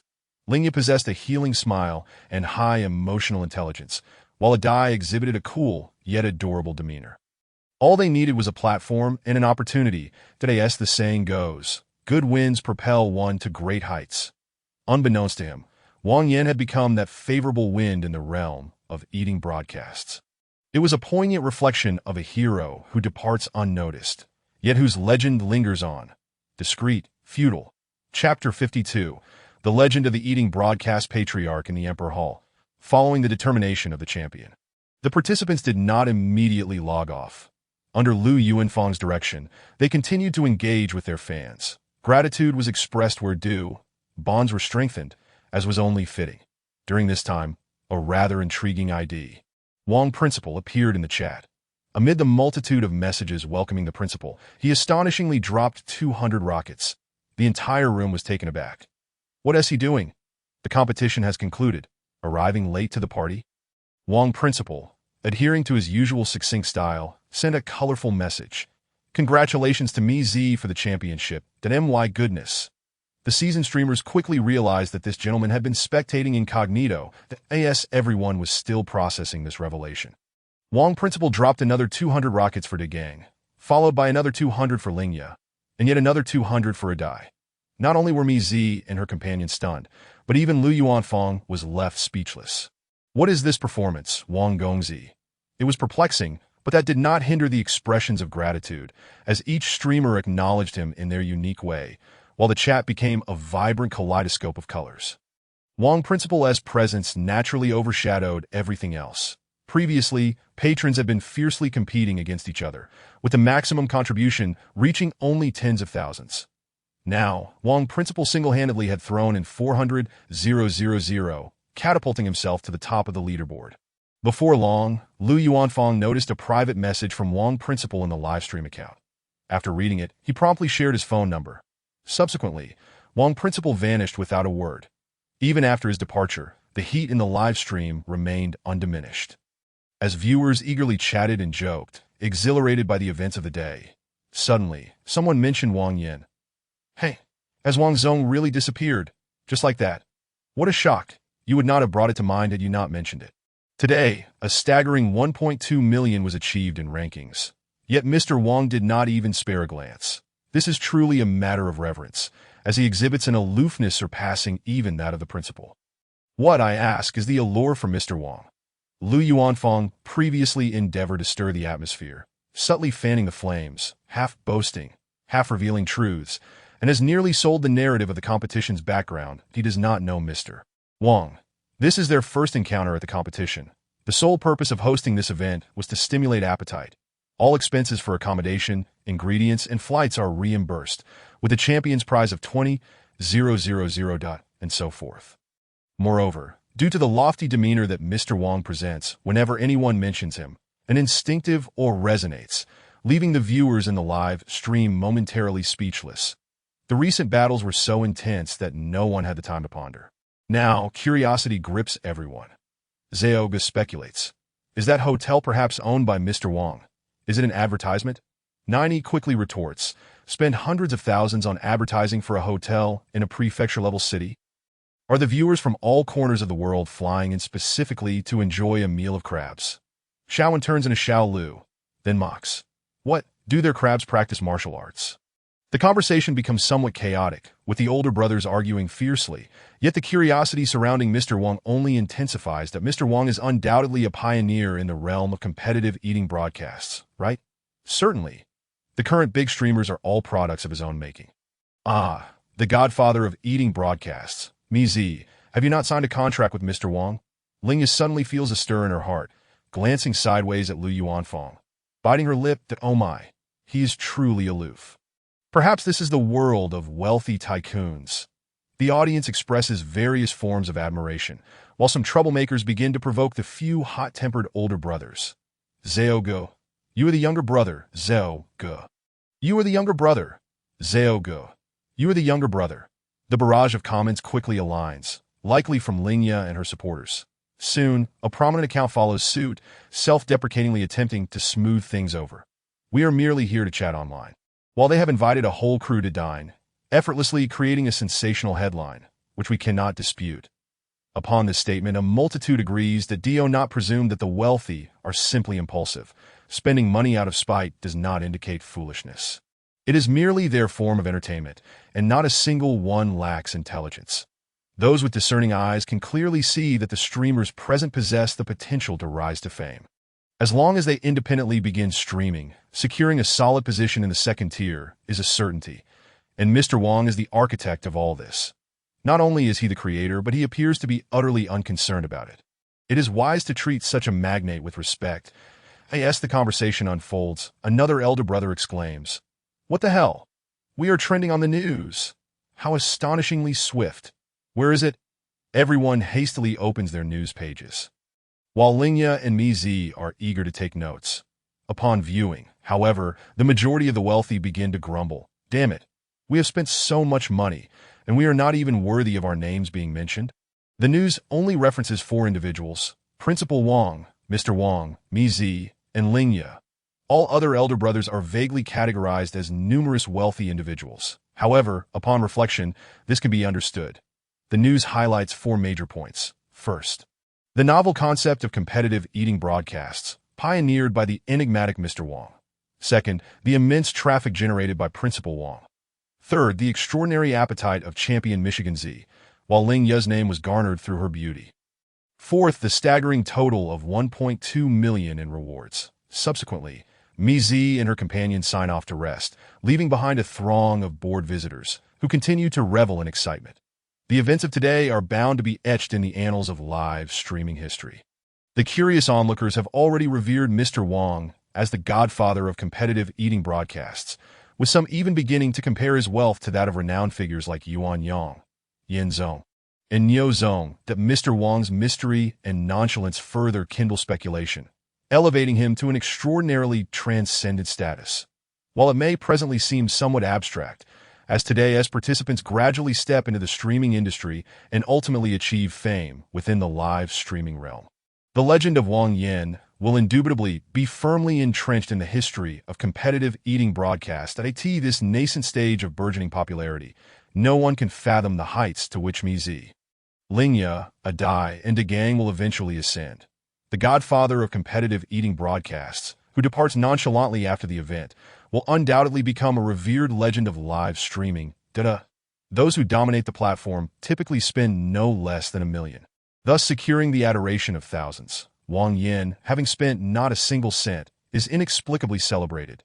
Can it be any more absurd? Indeed, it can. Presently, this is merely the beginning. Chapter 53. The legend. All right, rest assured. Yes, I will handle it properly. After hanging up the phone, Manager Lu's face radiates with joy. Grinning ear to ear, he eagerly pours tea for Wang Yin, giving him a double thumbs up. Oh, Mr. Wang, you are simply remarkable. Being flatteringly praised by a middle-aged, greasy man feels, quite delightful. Incredible. Our boss speaks highly of you, claiming you are a force to be reckoned with. The younger generation should be wary. Being complimented again, especially by a well-known entrepreneur from Gujiao City, does not please Wang Yin. Instead, he shivers. Hell no, please do not offer me any discounts. Just as this thought crosses his mind, Manager Lu, with a hint of joy, proclaims, Our boss has stated that for your expenses, we will only charge you for the price of 1 crab. What? You nearly scared me to death. Wang Yin exhales deeply, casually waving his hand. Please extend my gratitude to your boss. In the future, should I require anything, I will certainly choose Donyuan International. Mr. Wang. How magnanimous. Manager Lu is thoroughly impressed by Wang Yan's composure, once again giving him a thumbs up. Next, they settle the bill. A total of 30 king crabs was consumed, amounting to over 128,800 yuan. Yet Wang Yin insists on paying the hotel 130,000, that the small talk flows with a sense of righteous camaraderie, insisting that friends should not toil in vain. In truth, the total for all expenses barely reached 10,000. They did not even open 1 bottle of Maotai, merely sipping on some soft drinks and mineral water. Wang Yin generously tips the hotel an additional 50,000, instructing Manager Lu to withdraw cash for the participants' champion bonuses and compensation for lost work. Lu Yuanfang had previously reported travel expenses of 20,000 for 10 individuals at a standard of 2,000 each, which seemed somewhat dubious. Wang Yin, disinterested in haggling, simply transfers 40,000 yuan via WeChat, settling the matter. The total expenditure for the event stands at 220,000, with experience points rising to 22,500. Manager Lu observes Wang Yan's extravagant spending and tentatively inquires, Mr. Wang, today's live stream was tremendously successful. Did you truly gain nothing from it? I truly did not. Wang Yin shakes his head with a smile. The tips alone exceeded $1 million. Manager Lu's eyes widen. And then, what percentage does the platform provide to the streamer? Wang Yin remains unfazed. Even if it were only half, that would still amount to 500,000 to 600,000. Manager Lu finds it utterly incomprehensible. How can this young man remain so composed? That is 500,000 to 600,000, not 50 or 60. With such an expenditure today, the loss could only be around 200,000, right? Yet Wang Yin genuinely does not care about that sum. The tips given by the platform's big shots are directed explicitly at the streamer. How Lu Yuanfang chooses to distribute them is their concern. He does not have to dwell on it. A single Crab King card, 30 king crabs. What profits does that yield? For $1 million, in just the span of a meal, his savings soared to an impressive 4.97 million. In other words, not only will the attribute modifier be readily available, but the system will also level up to 6 to 8 such a juncture. How could Wang Yin be bothered to fret over Lu Yuanfang's meager funds? To speak bluntly, in Wang Yan's view, that amount is of lesser significance than tomorrow's graduation banquet. However, Manager Lu feels particularly aggrieved, muttering softly. Even if there was no prior agreement, Lu should still express some gratitude, right? Without you, how could today's event have been realized? Just then, the downstairs finance department delivers 5 stacks of cash. Manager Lu takes them and continues to grumble. If it were up to me, you should be the one funding the bonuses. Wang Yin understands Manager Lu's desperate desire to forge a good relationship with him. While amused, he also harbors a slight expectation for Lu Yuanfang that IT is not about needing your money, but rather about having an attitude. Otherwise, it would be impossible to consider you a friend. once all matters are settled. The live stream has long concluded, and 10 individuals are gathered around a large dining table, animatedly discussing something. Lu Yuanfang, with a pair of chopsticks in one hand and a bowl in the other, speaks passionately, gesticulating wildly. Upon seeing Wang Yin enter, he immediately sets down his bowl and chopsticks, rushing over with a beaming face. "Oh, Mr. Wang, today we achieved tremendous success. You were absent and missed many exciting moments, which is such a pity." He then turns to instruct everyone. "Come, brothers and sisters, let us applaud Mr. Wang for providing us with such a wonderful opportunity." Everyone begins to clap, with the gang and another young man whistling, while Lingya dances and shouts exuberantly, and Mi Zi, though quiet, displays unabashed admiration. The atmosphere is vibrant. Were it an ordinary man in such a moment, he would undoubtedly be elated. Yet Wang Yin simply waves his hand, maintaining his composure, with an added layer of humility and sincerity in his words. "Your achievements are the result of your own hard work. I dare not take credit. The platform is there, and it will not refuse anyone the opportunity to strike gold. Today, it was not I who offered you the chance, but rather you who helped me fulfill a wish, for which I am extremely grateful to all of you. Now, without further ado, let us distribute the compensation for lost work and the champion's rewards as promised." In a succinct and poignant farewell address, Manager Lu promptly distributed the envelopes he had prepared, presenting each one to the attendees. The bonus amounted to 20,000 from EZ, while the remaining 6 individuals received 5,000 each thickly bundled.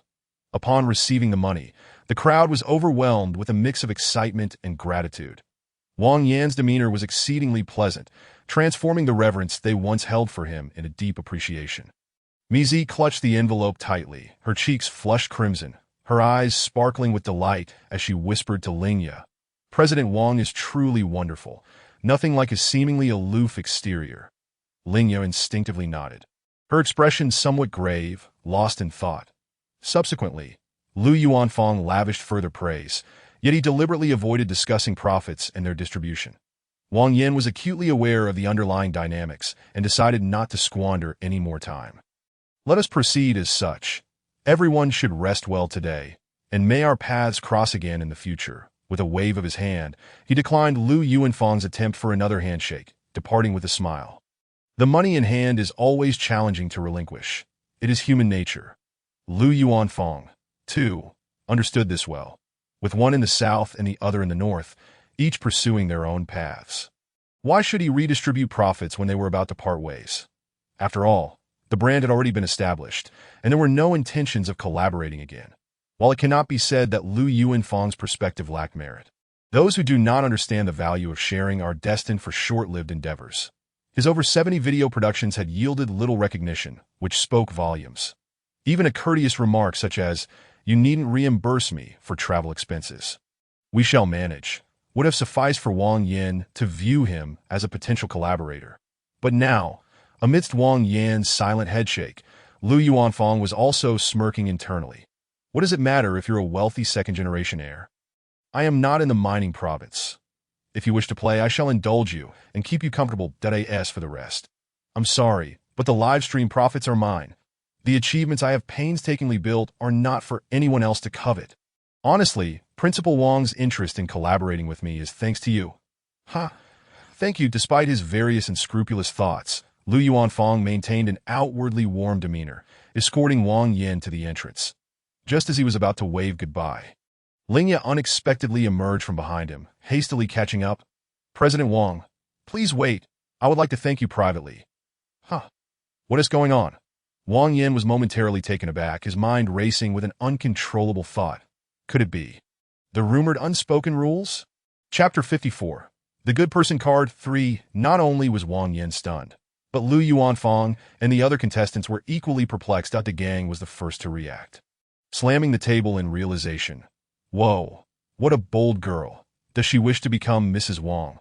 This unexpected remark erupted laughter among the group. The boys cheered, while the girls exchanged complex glances, unable to see anything outside. Listening to the laughter behind him, Lu Yuanfang's expression darkened, and a sense of panic crept in. Damn it. If you become Mrs. Wang, where will I find another beauty to replace you? However, he had no means to intervene. lacking the qualifications or authority, and silently prayed, "Wang Xiao, please don't act impulsively. Just once is enough. Don't become a shareholder." On Wang Yin's side, he was bewilderedly led by Lingya to a corner of the staircase. Before he could comprehend the situation, Lingya eagerly exclaimed, "Wang Xiao, I want to be with you, what?" Wang Yin was utterly flabbergasted, internally wailing, "Miss, please don't. Your request puts me in a difficult position." Lingya looked at Wang Yin with anticipation. Her breath slightly hurried, her chest rising and falling. Wang Yin stole a glance at her. She was in her early 20s, vibrant and lively, with a healing smile, her overall attractiveness comparable to Mi Zi. Scoring perhaps in the 80s that the score was slightly lower. "Oh, what am I saying? This is about scores. I am resolutely determined to protect my integrity." Just as Wang Yin was about to shake his head, Lingya added, "Wang Xiao, I truly do not wish to be with Lu Yuanfang." "What nonsense. Is this circle so chaotic?" Wang Yin was genuinely shocked, maintaining composure, yet his gaze had gone awry. "Not bad," clearing his throat. Wang Yin regretfully shook his head. "I'm sorry. Wang Xiao, please grant me this opportunity." Lingya pouted, her nostrils flaring, pleading pitifully. "Sister, I truly cannot afford to grant such an opportunity. Let me handle my first endeavor, and we can discuss it afterward." Just as Wang Yin was about to lay it all out, Lingya suddenly shifted her approach.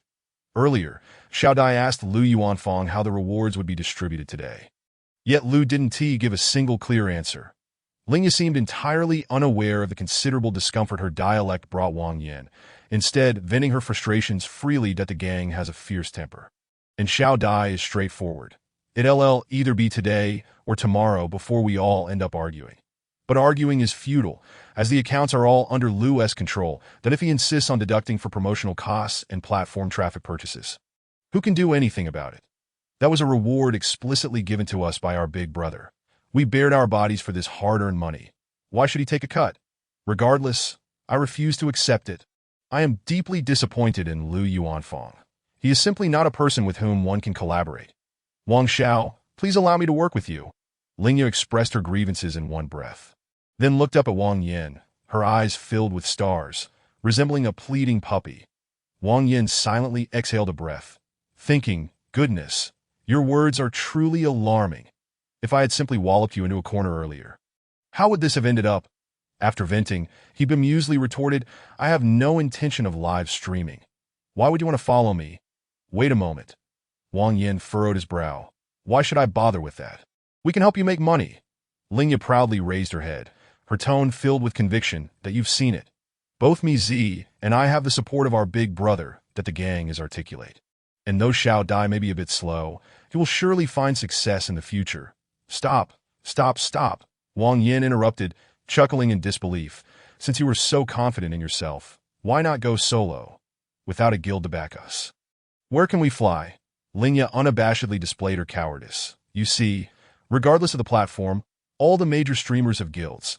Solo streamers would be bullied to death by the platforms. Furthermore, I have already inquired. Douyu only has one Kaigu with a direct contract. All other entertainment streamers, even those officially signed, ultimately signed three-party agreements. There is no escaping the guild." Wang Yin, intrigued, asked, "Isn't Lu's studio supposed to establish a management company? Haven't you signed with him?" "We only signed short-term contracts." Lingya believed she had finally swayed Wang Yin, her eyes sparkling. Lu Yuanfang is reluctant to offer formal contracts to the gang and Xiao Dai, as it would entail significant base salaries. He has no idea whether they will succeed, so he simply signs a one-month trial dual-sided short contract. He didn't want to sign long-term contracts for Mi Zi and me. But Mi Zi's family disapproves of her live streaming, and there will likely be a commotion. I simply don't trust him that I feel that Lu will use this bonus to dangle us along, forcing us into long-term contracts. I would rather forego the money than continue collaborating with that guy. Otherwise, it will only lead to more suffering in the future as long as you accept us. I guarantee that the gang, Xiao Dai, and Mi Zi will all work with you." Wang Yin increasingly found the situation amusing. Lu Yuanfang seemed poised to dig his own grave out of greed. "Yet, do you really trust me this much?" Lingya smiled sweetly, her gaze filled with admiration, showering him with flattery. "Wang Xiao, how could you possibly compare to him? You are so magnanimous. You appear aloof. but I believe you are a genuinely warm-hearted and kind person. You prepared these treats for yourself. Yet in the end, you didn't even have a piece. Ding. Good person card 1. That we all know your appetite is poor. You organized this event to connect with like-minded individuals. Alas, you spent so much money on those treats, only for us to benefit in the end, that I am truly touched. Ding. Good person card 2 to wait. What is this? Wang Yin was once again bewildered, miss. What are you all imagining? Seeing Wang Yin's expression, Lingya believed she had moved him and became increasingly immersed in her emotional appeal, nearly shedding tears herself. At this moment, I only trust you because I know you wouldn't seek anything from us. You are not greedy for money or lustful. In short, you are a virtuous gentleman and a great brother. Ding. Good person card 3. Please take us in. As you embark on your entrepreneurial journey, we will be your support. Wang Yin chuckled coldly. Little girl, you've finally let the cat out of the bag. So that earlier comment about wanting to be with me was merely a test of my character? At such a young age, how can you be so cunning? Chapter 55. Modifying attributes. Wang Yin had never paid much attention to Lingya's full name. However, he now found himself compelled to reassess this young lady. Her thoughts were organized, her reasoning meticulous, and she considered matters thoroughly. At critical moments, she could be remarkably shameless, showing no hesitation in deploying her good person cards. Wang Yin was genuinely astonished. Originally, the sweetest and most healing smile belonged to Lingya, who appeared to be an absolute foodie. Surprisingly, she turned out to be the one with the highest emotional intelligence, the thickest skin, and the most decisive nature. It would indeed be a mystery if such a girl did not rise to fame. However, she failed to consider that Wang Yin had little interest in this business venture. Do not speak to me of potential earnings. I have no need for that. As a wealthy individual, my arrogance knows no bounds. Wang Yin had contemplated establishing his own career, yet the driving force behind his ambition was not financial gain.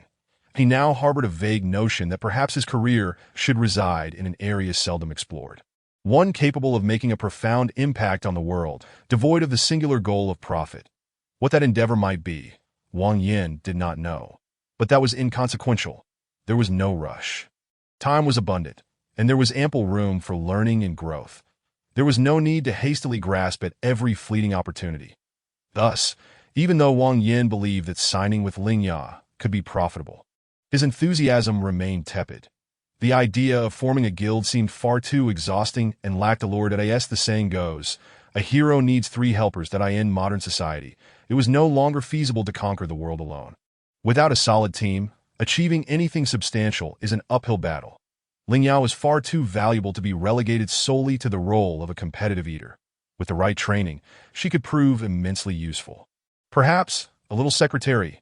No, the position of secretary must be reserved for He Ming. Lingya should be sent out into the world. Satisfied with his musings, Wang Yin chose not to close the door on that conversation. After all, didn't they have a 1-month short contract? Let's focus on doing well for now. Once the broadcast gains traction, numerous large guilds would reach out to them, and perhaps their perspectives would shift. Just as Lingya was about to confess her feelings, Wang Yin extended his hand and patted her shoulder like a leader.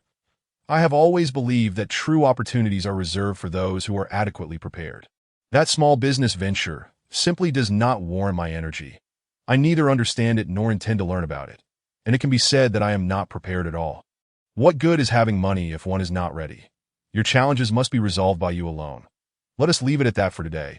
Let's exchange WeChat contacts and keep in touch. With that profound final statement, Lingya's expression shifted to one of contemplation, tinged with a hint of excitement. She understood, and Wang Yin was confident she would. Otherwise, it would not be worth investing in her. Just watch my performance. Lingya suddenly clenched her small fist, full of vitality, and declared this with enthusiasm. Then she fumbled for her phone, clumsily adding Wang Yin on WeChat. Wang Yin smiled warmly, impulsively ruffled her hair, and turned to leave. Rather than being offended, Lingya seemed to find it delightful, squinting her eyes in pleasure as she watched Wang Yin's retreating figure, muttering joyfully, "Yay! Coconut shreds! I knew you wouldn't be able to ignore me. Handsome, I am the invincible and adorable energy ball. Lingya, hee." Lu Yuanfang attempted to interject with a question, but Lingya, without lifting her eyelids, radiated a palpable low pressure, emphatically declaring, "This girl is feeling quite down, so just leave me be." As she floated past with her head down, the conversation among the others quieted, and the group soon dispersed, no one daring to inquire about her intentions with President Wang. Personally engaging in a guild was absolutely out of the question. It did not align with his identity as a wealthy individual. However, if Lingya could truly navigate through significant challenges and bring matters to a point where only money was needed, then investment might be a possibility. The amount earned was not crucial, nor was the potential for expansion. Wang Yan's objectives were quite clear. First, to invest in Lingya as a person. Second, to find a cover for his wealth. And third, to personally cultivate a few streamers. Cough, cough. The matter of cultivation could be discussed later. The likelihood of growing up together from childhood seemed far-fetched and scientifically unsound, and in any case, it was merely a casual move in the game of life. Made without overthinking.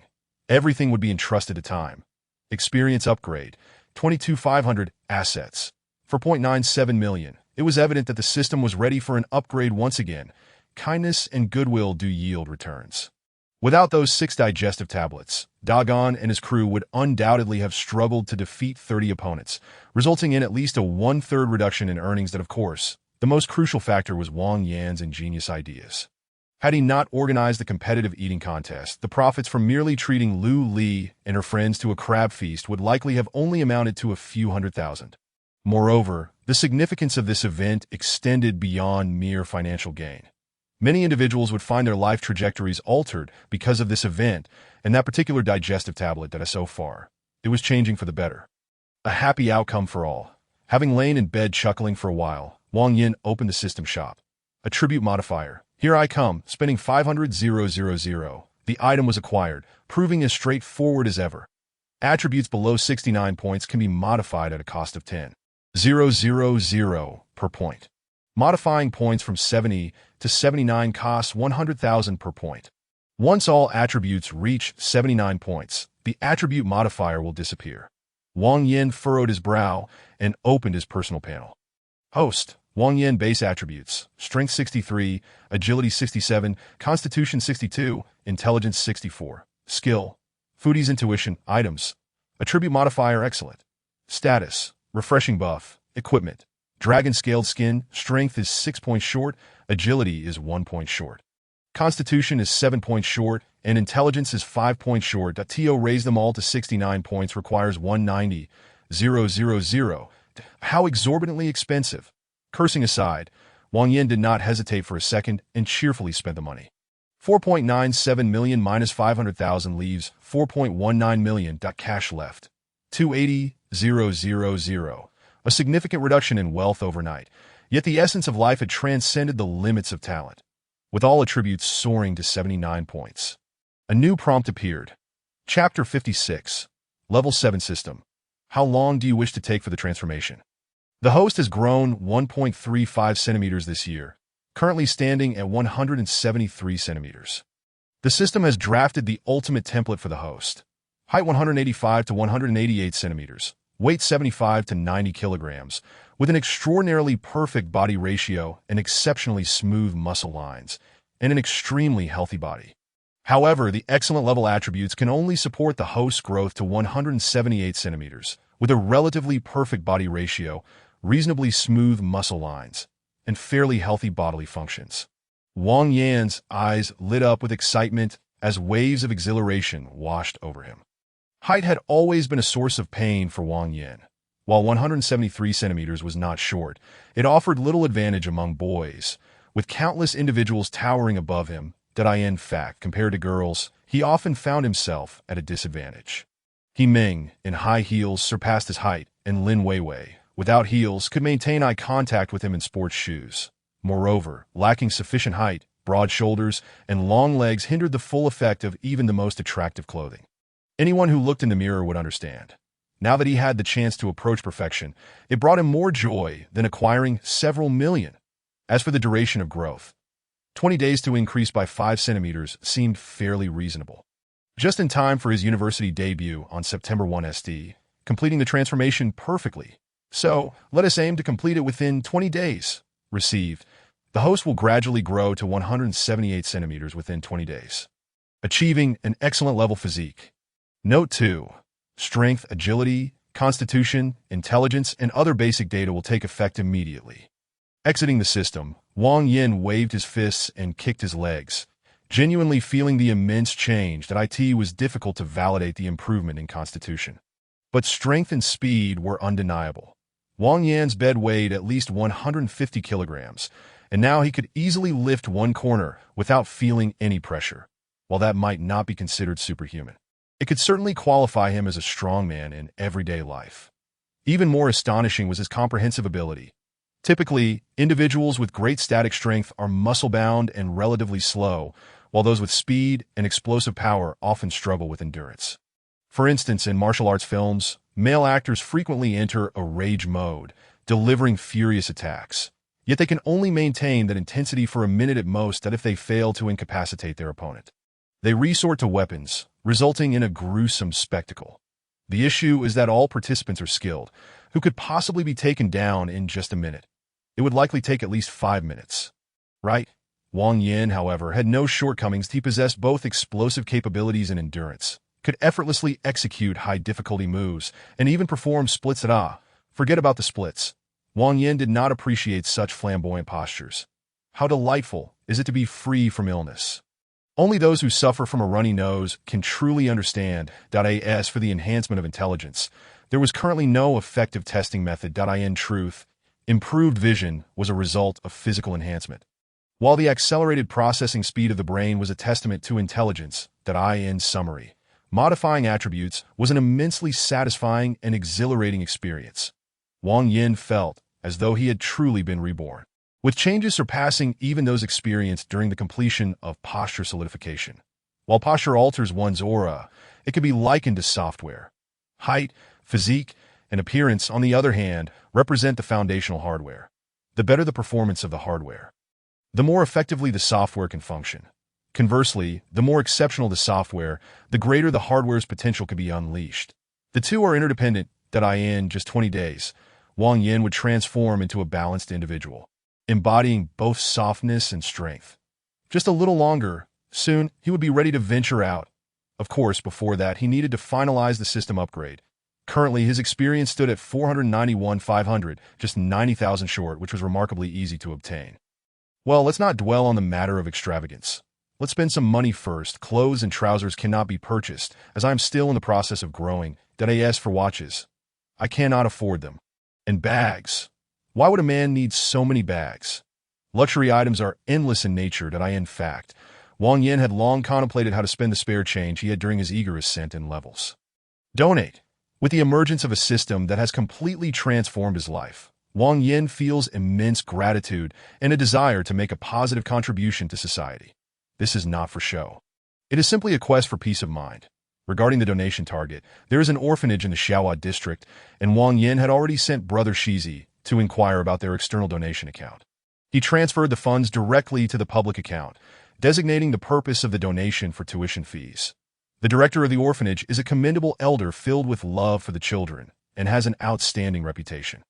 So Wang Yin trusts that the funds will be used appropriately. After making the transfer and confirming it, he felt a wave of relief wash over him. He is not an unproductive leech on society. Just as the flames of his youthful spirit blazed brightly, the system leveled up to level 7, pulling him back to reality. Breathing salary, for Yuan per instance. Food crit, 6 probability. Drinking crit, 5 probability. Gaming crit, 4 probability. Sound sleep crit, 3 probability. Reading crit, 2 probability. Exercise crit, 1 probability. Mall. Not refreshed, experience. 2,500. The breathing salary skyrocketed to 115,200 yuan per day, and the prospect of leveling up sent a shiver down Wang Yan's spine. 25 million, for heaven's sake. He knew the system would be rather ruthless, but he never imagined it would be quite this harsh. It would take a full 217 days to accumulate enough. With a lament, Wang Yin collapsed onto his bed, feeling hopeless about leveling up in the near future. The newly introduced exercise rewards did little to lift his spirits. A mere 1 probability felt almost non-existent. After a bout of venting, the emotionally volatile Wang Yin soon regained his composure. Regardless of how difficult it is to level up, for now, he felt content. At this point, the system had gathered all 6 major projects: eating, Drinking, playing, sleeping, reading, and exercising. That in his daily life, the remaining categories were few and far between. Wang Yin was genuinely curious about what the system might conjure up upon reaching the next level, that if there were no new surprises. What form would the leveling rewards take? In just over 10 days, he had traversed a path that would normally take over 3 months, yet he had not fully unleashed the power of those critical hits. Well, never mind, let nature take its course. Today, feeling good, let's splurge 30,000. Chapter 57. Why am I so good-looking? Sending a secretly observing JPG. This was the secret signal between Wang Yin and Miss Lu Li. Wang Yin had plenty of free time, but Lu Li was genuinely busy. Sometimes, even at 10 o'clock at night, when he tried to chat with her, she was still in the practice hall perfecting her moves. Wang Yin sneered. Let me clarify. You're just trying to hint that you have time and look beautiful, aren't you? I see through your little schemes. Thus, he promptly sent a cheerful video invitation. Once connected, a small head with a bun hairstyle and a layer of mud on her face appeared on the screen. My eyes. Wang Yin exaggeratedly howled in despair. Sanwan couldn't help but stifle a silly laugh. Her large eyes sparkling with 24 million soft light. The background in the video was a white wall and a floral comforter. Wang Yin recognized it as their dormitory and teased her. I don't want to see you anymore. Turn the phone around and let me see your dorm. Whoever is wearing less, give them a close-up. Lu Li's expression sharpened, a fierce aura spreading. After 0.5 seconds, she suddenly turned her head and shouted to her sisters. Wang wants to see you change clothes. Wang Yan's proud smile instantly froze on his face. What the heck? Is there anyone who sabotages their boyfriend like this? Before he could figure out how to handle it, he heard Na Wu calling out excitedly nearby. What's the point of watching through the screen? Just let him come over. He can see however he likes, and there are other benefits. Benefits? What could that be? While Wang Yin was lost in thought, he heard a cold laugh. Come on, make him hurry over. If I don't get that lecherous dog to Mars, I want to bear the surname Lu. The girls giggled and joked, while Wang Yin felt shamefully intimidated. He shrank his neck and threatened Lu Li fiercely. Little Sanwan. You resetting me up? Just wait. Lu Li laughed until she was breathless, pouting at the camera and blowing a kiss. Mua, silly Wang, go get some good sleep. TSK, how cute. I wish I could. Previously, Wang Yin could. But today, having just modified his attributes, it felt as though sleep eluded him. Damn it, with a physique of 79, how can this be so discordant? He tossed and turned until late at night before finally drifting off to sleep. Struggling to get up in the morning, Wang Yin caught a glimpse of himself in the mirror while washing his face, and suddenly couldn't help but become infatuated. How can I be so good-looking? Why are you dawdling in front of the mirror instead of hurrying to wash your face, brush your teeth, and get a haircut? Wang Xiaofang was quite displeased with her son monopolizing the bathroom without getting anything done and shouted at him. Wang Yin shrank back, washing his face and hair in a defeated manner. Today is August 18th, the day of the Wang family's graduation banquet. In fact, the current graduation banquet has little to do with the child themselves. It mainly serves as a social gathering for the parents. However, as the nominal protagonist, Wang Yin still had to prepare himself, neat and tidy as a basic requirement, and ideally, he should look as handsome as possible to leave the aunts and uncles in awe, thereby bringing honor to his parents. Just deciding what to wear today had exhausted countless brain cells. Wearing Hermes was definitely out of the question, and the previous street vendor goods were even worse. So he had to buy a moderately priced outfit that was both generous and appropriate. Next came the issue of his hairstyle. Previously, in order to cover his eyebrows, Wang Yin had refrained from getting a haircut. And now his bangs had grown to the point of obscuring his eyes, making it unbearably uncomfortable in the summer. Finally finished with practice, it was just the right moment for a new style. Both tasks had to be completed before the midday banquet. After finishing breakfast and preparing to head out, his mother Wang Xiaofang called out to him. Hey, why are you in such a hurry? Here is some money. Go buy yourself a couple of outfits. You can't go to university looking so casual. After a lengthy lecture, Wang Yin felt warmth in his heart that, of course, he couldn't accept the money. The family was not wealthy. Mom, I have enough money to buy clothes. That isn't that money saved for your tuition. How much have you even earned? The extra can go into the public account, and I'll help you save it. Not much. I'm off. Wang Yin mumbled, hastily leaving that it was truly difficult to explain the money situation. Having 50,000 left was already shocking enough, and if he told her he earned 50,000 a day, She would surely nag him to death. Once he got to university, things would be better. He wouldn't be under his parents' watchful eyes, and he could speak freely without fear of being found out. He took a taxi straight to the mall, racked his brains to pick out a pure cotton t-shirt and a pair of very comfortable crop pants. The two items totaled 350 yuan. The brand was unknown, but the quality was quite good.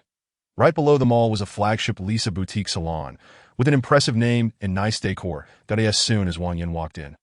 He saw a stylist introduction on the wall, with the top title being Artistic Director. Not wanting to listen to marketing chatter, he pointed directly at Han Yisen. Haircut. That one da? The receptionist was taken aback. Glancing at Wang Yin's messy hairstyle and cautiously asked, Mr. Han Yisen charges 298 yuan for men's styling. Are you sure? For expenses below 1,000 yuan, Wang Yin had reached a point where he didn't even feel inclined to consider whether it was cheap or not. It was merely a matter of breathing, right? What is the difference between 298 and 998? None. So. Wang Yin nodded. Sure. Can it be done now? Yes.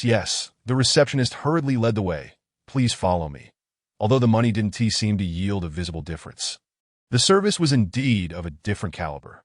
Just the shampooing took nearly 20 minutes, and the stylist's technique was superb, her little fingers gently scratching his scalp, providing a full head and neck massage. When he finally sat down in the chair, as soon as Han Yisen opened his mouth, Wang Yin realized that there was indeed a difference between a 20 yuan barber and a 300 yuan stylist. The conversation was minimal but precise, clearly demonstrating genuine skill. All right, let us go with your suggestions. Wang Yin switched to using respectful language that he has always respected capable individuals. Wealth would never make him look down on others. Han Yisen then began to work on Wang Yin's hairstyle, chatting amiably as she worked. When it comes to design, those who haven't studied art might find it somewhat abstract, but let me give you the simplest analogy. We all think that the side-parted hairstyles from 20 years ago are outdated and incredibly tacky. Right? Wang Yin pondered the so-called side-parted hairstyle, and an image of an early beau gosse suddenly popped into his mind, almost making him laugh. Why? Because the pinnacle of design is like this. Han Yisen adjusted Wang Yin's head and gestured for him to look in the mirror. Chapter 58. Bold but heartless. Wow. Is that handsome young man in the mirror really me? Wang Yin stared at the reflection, marveling at the sight before him, that a classic pompadour, tailored to fit his face. With a light tousle on top, looking effortlessly messy. The sides and back were shaved cleanly, drawing attention to the slight shadow of his eyebrows from the side. Finally, his eyebrows were slightly groomed, straight as a blade, and sharp at the edges, giving him an overall refined presence. Once the styling was complete, Han Yisen clapped her hands, regretfully saying, If only you wore an earring, I could have added a couple of etchings to enhance the effect. It would look even more exquisite and trendy. Let us forego the ear studs. Wang Yin chuckled as he shook his head, proceeding to wash and blow-dry his hair for the final styling. Once he had thoroughly completed the process and gazed into the mirror, he felt that his overall attractiveness had improved by at least 2-0. It was no exaggeration.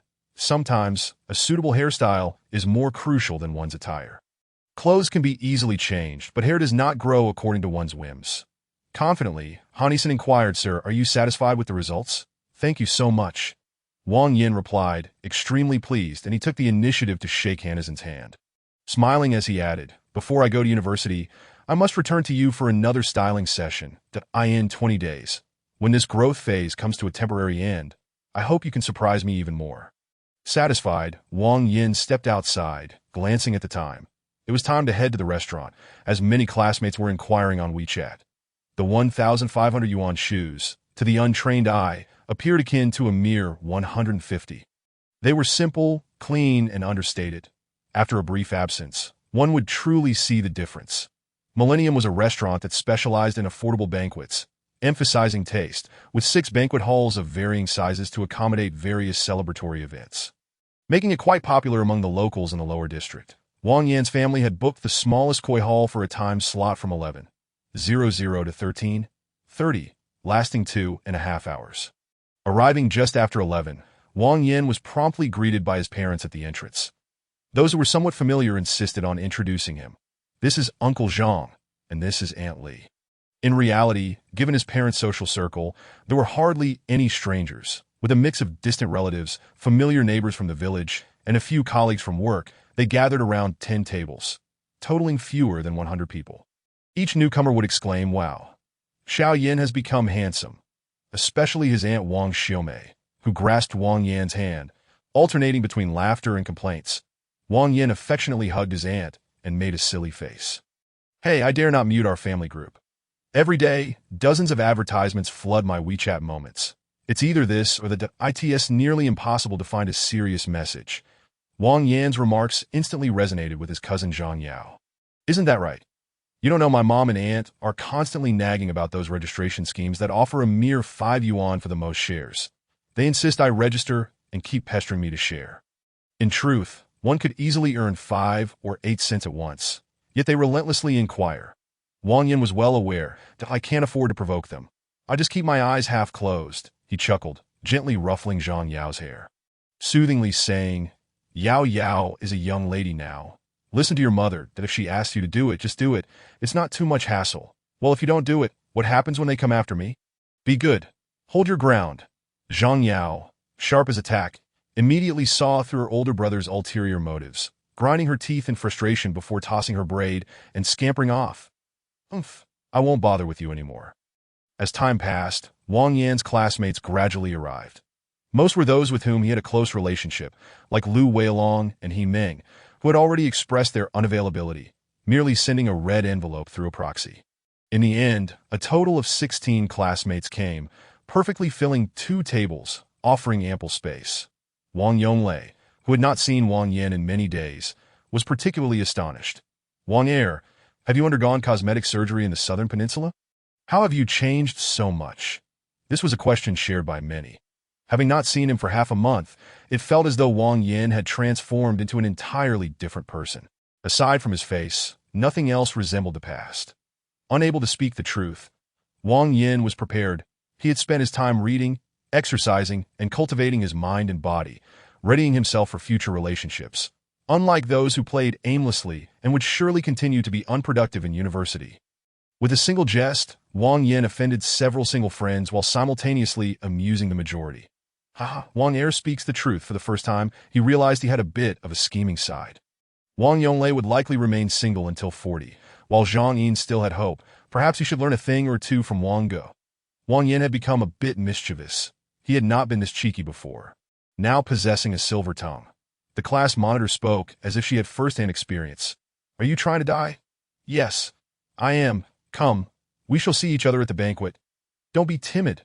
The class monitor, Yu Qiuli, slammed her hands on the table, causing the younger boys to flinch. Today, with Ming absent, Yu Qiuli was the most beautiful girl in the room, wearing a flowing skirt and a sleeveless top. Her attire was modest, yet her personality was quite bold. Within the school, her popularity was not far behind that of Ming, yet Wang Yin had never been particularly fond of her appearance.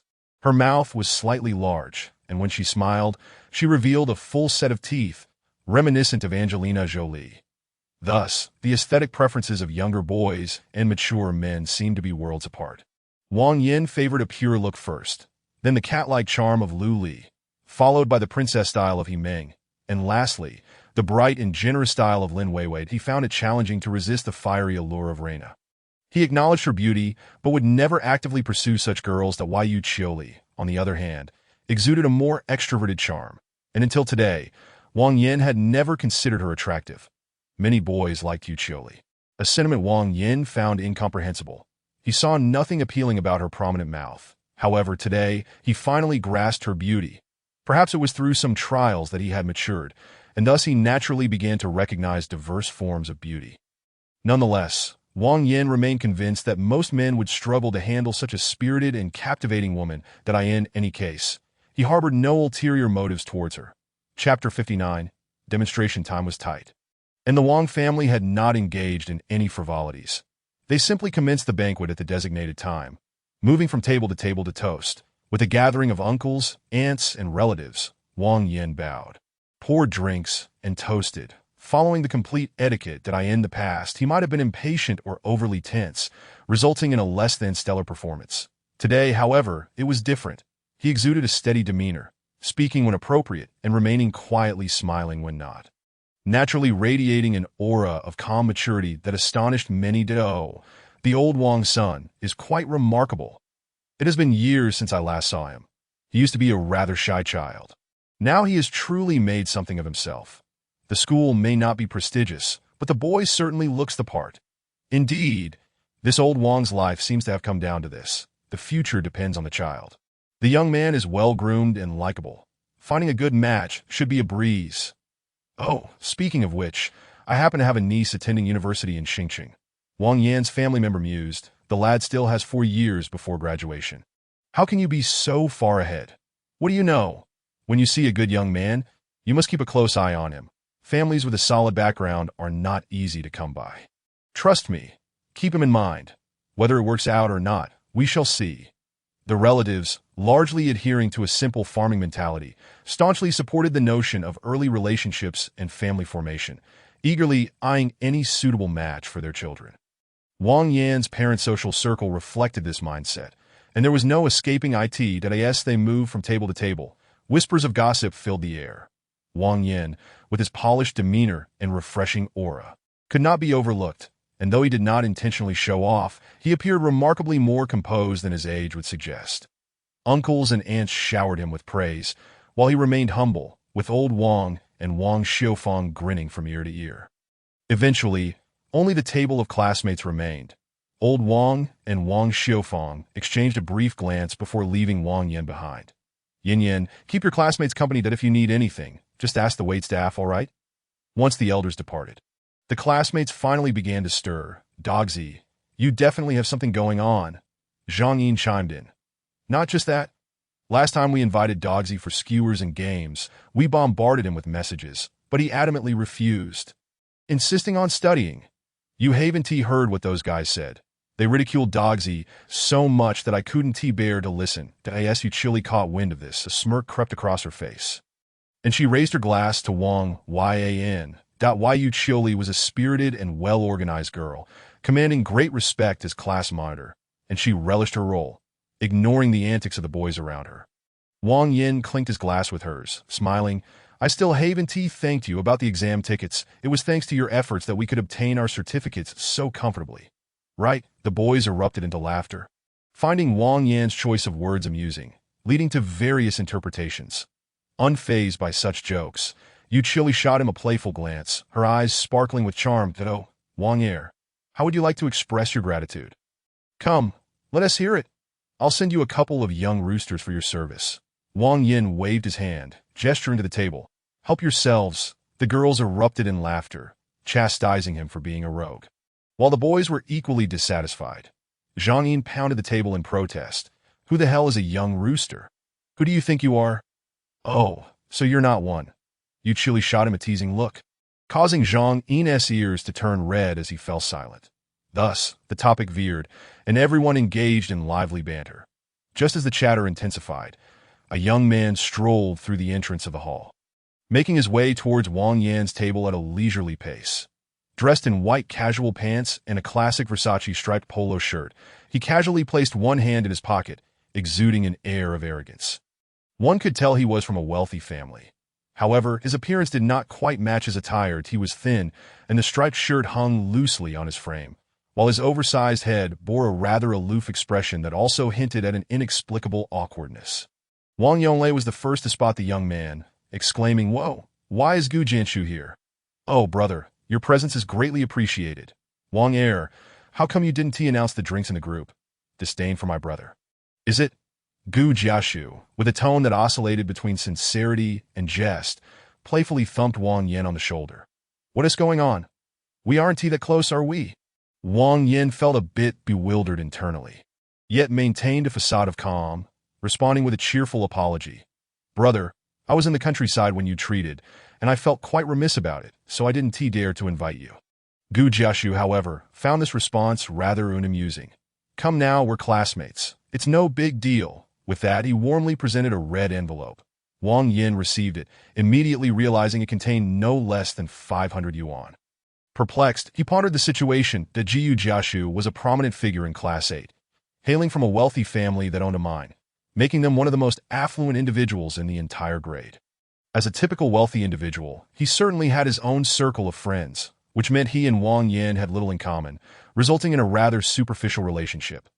Wang Yin hadn't extended an invitation to this fellow, A movie deemed polite to spare him the trouble of concocting an excuse to decline. Yet, unexpectedly, Gu Jiashu had approached him instead. Wang Yin engaged Gu Jiashu in light conversation, guiding him over to join the group. Come, the two, sit here.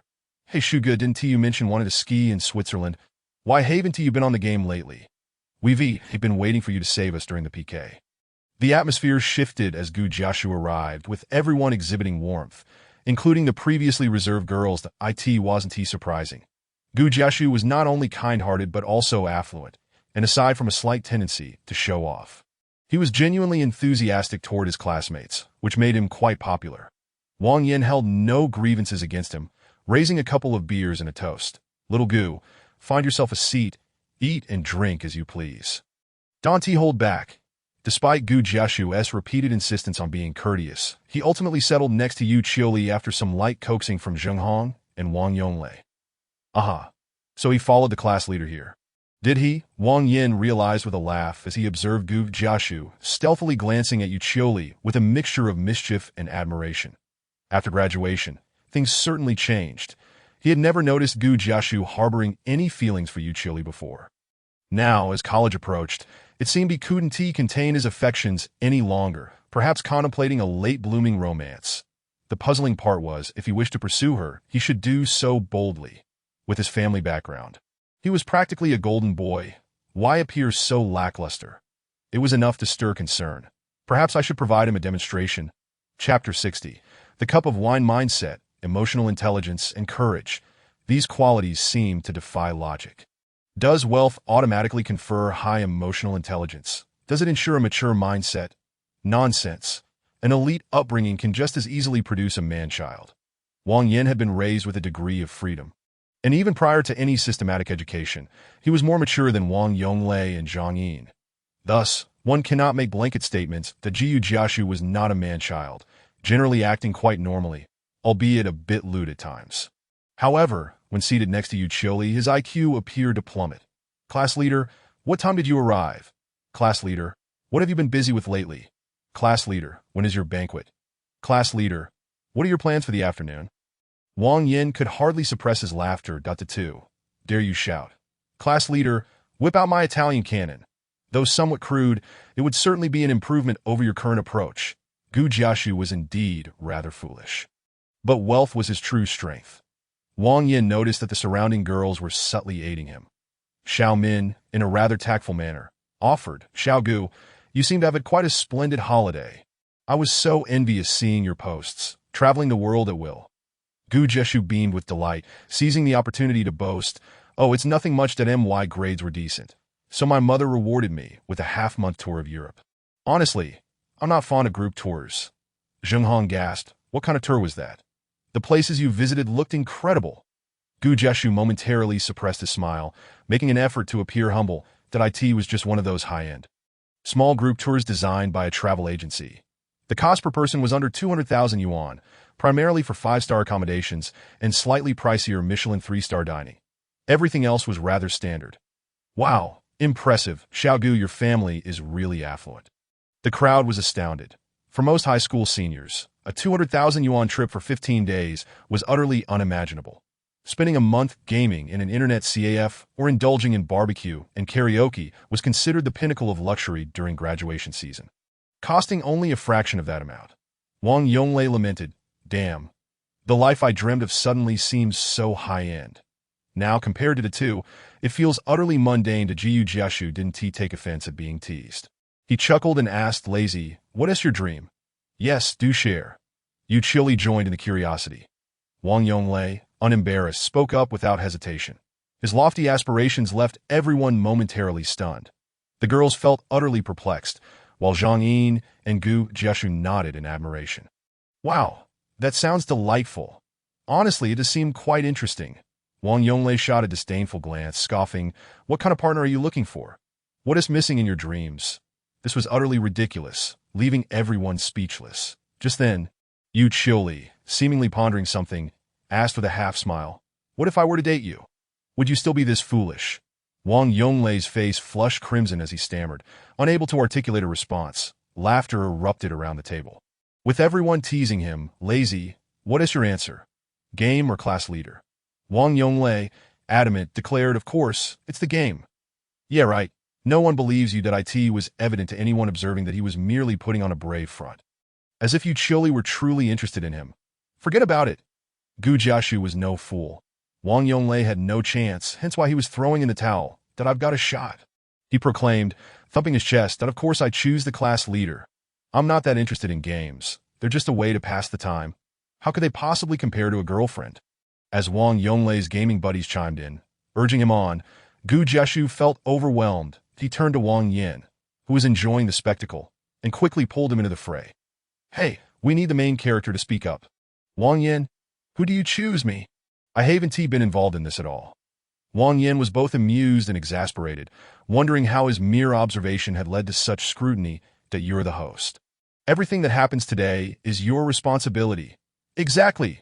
Hurry up, with you Chili's eyes fixed on him and the boys and girls all joining in. Wang Yin felt cornered.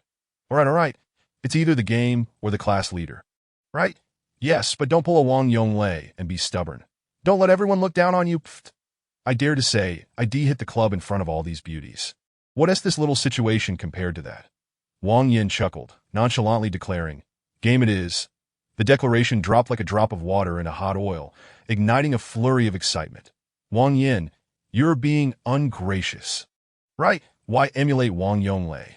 You, the host, are being so disingenuous. Wang Yin raised his hands in surrender. What do you want from me? I'm not interested in the class leader. You can't force that on me. Yu Chili retorted with gritted teeth. Yes, your heart is all for He-Ming. What do you think I am? Wang Yonglei, the big goof, jumped in, taking the opportunity to pile on. Hey, Wang Yin, why didn't you invite the beautiful He today? You re so adamant, yet can't even declare your feelings in person. How unfortunate. Oh, no worries, Yu Chili remarked coldly, that I will be sure to pass that on to Ming Ming. You can rest assured. Gu Jiashu, reveling in the drama, chimed in. Wang Yin, it seems you're the one in trouble. Surrounded by a group of mischief makers, Wang Yin felt a surge of frustration, but chose not to argue. In a lively atmosphere filled with jokes, as long as there was no malice, one had to endure the banter, but if they took playful teasing too seriously, they might as well avoid friendships and social gatherings altogether. As the few acquaintances were hardly worth falling out over, of course, the current Wang Yin was not someone to be trifled with easily. With a couple of bottles of beer popped open, he slammed them down in front of Yu Chili, boldly declaring, all right, class leader, I understand where your resentment stems from. So, let us share a cup of wine. Just leave me my right hand for using the mouse. Deal? Wang Yin's words were both teasingly suggestive and subtly flirtatious. It took the crowd a moment to catch on, resulting in a hearty laugh. Wang Yonglei and Zhang Yin, the two clowns, pounded the table in amusement. While the girls were in tears from laughing, even Yu Chili couldn't keep a straight face and burst into laughter. Wang Yin, when did you become so cheeky? Once Wang Yin inflated his confidence. He was utterly unrecognizable, standing defiantly and shouting, just tell me, is it a deal or not? Why dilly-dally? As Yu Chili prepared to retort, a fool suddenly shouted, cup of wine, cup of wine. Several boys, envious of Gu Jiashu's treatment, quickly joined in, come on, class leader, don't be shy. Take down Wang Yin. Wang Yin remained unfazed, but Gu Jiashu was flustered. Chapter 61. Strengthening Attributes. What a boost! Stop it. Look how upset you're making the class leader. I say, you lot should ease off a bit. Gu Jiashu no longer dared to indulge in the gaiety of the occasion, hastily stepping forward to play the peacemaker, that of course, Yu Chili wouldn't truly be angered. Yet at this point, she found herself at a loss for how to gracefully conclude the festivities. Reveling in merriment and sharing a cup of wine was hardly a matter of consequence. Yet the fact that her partner was Wang Yin weighed heavily on her conscience. Presently, Wang Yin had not yet fully matured in either stature or appearance.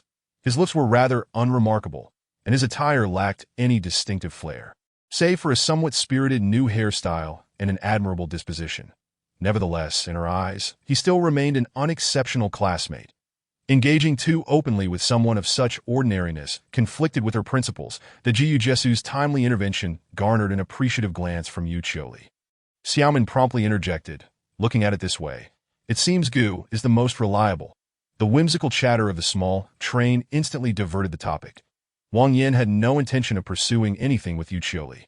A slight retort was all he desired to extricate himself. Hence he refrained from pressing further. He gave Zheng Hong a thumbs up, conceding defeat in jest, allowing the humor to pass. Zheng Hong, beaming with pride, was utterly satisfied with her cleverness, blissfully unaware of any underlying discord. Casting a sidelong glance at Gu Jiasu, she found him deep in thought, gazing intently at Wang Yin's retreating figure. What could Gu be pondering? Is he envious of Wang? Does he wish to share a cup with Chili? No, not at all. For some inexplicable reason, Gu Jiasu suddenly sensed a familiar essence emanating from Wang Yin, something ineffable, yet reminiscent of a feeling once experienced in the presence of their forebears. How could that be? He chuckled softly, shaking his head to dispel the thought that Wang Yin subdued his earlier exuberance. He now sat quietly, a silent observer, smiling as he watched everyone engage in casual banter.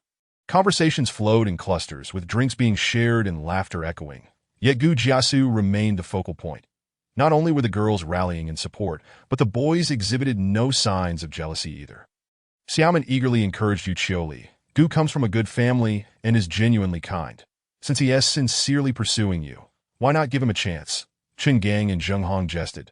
Gu is chasing the class monitor. Why are you so invested? Zheng Hong's eyes flickered. Classmates supporting one another is only natural. Gu is hardly unworthy of Qiuli. Wang Yin possessed keen senses, attuned enough to overhear whispered conversations nearby. That is such treatment. He felt neither envy nor bitterness, only a sense of reflection. Each individual's perspective was varied and layered, but at the heart of it all lay a singular truth.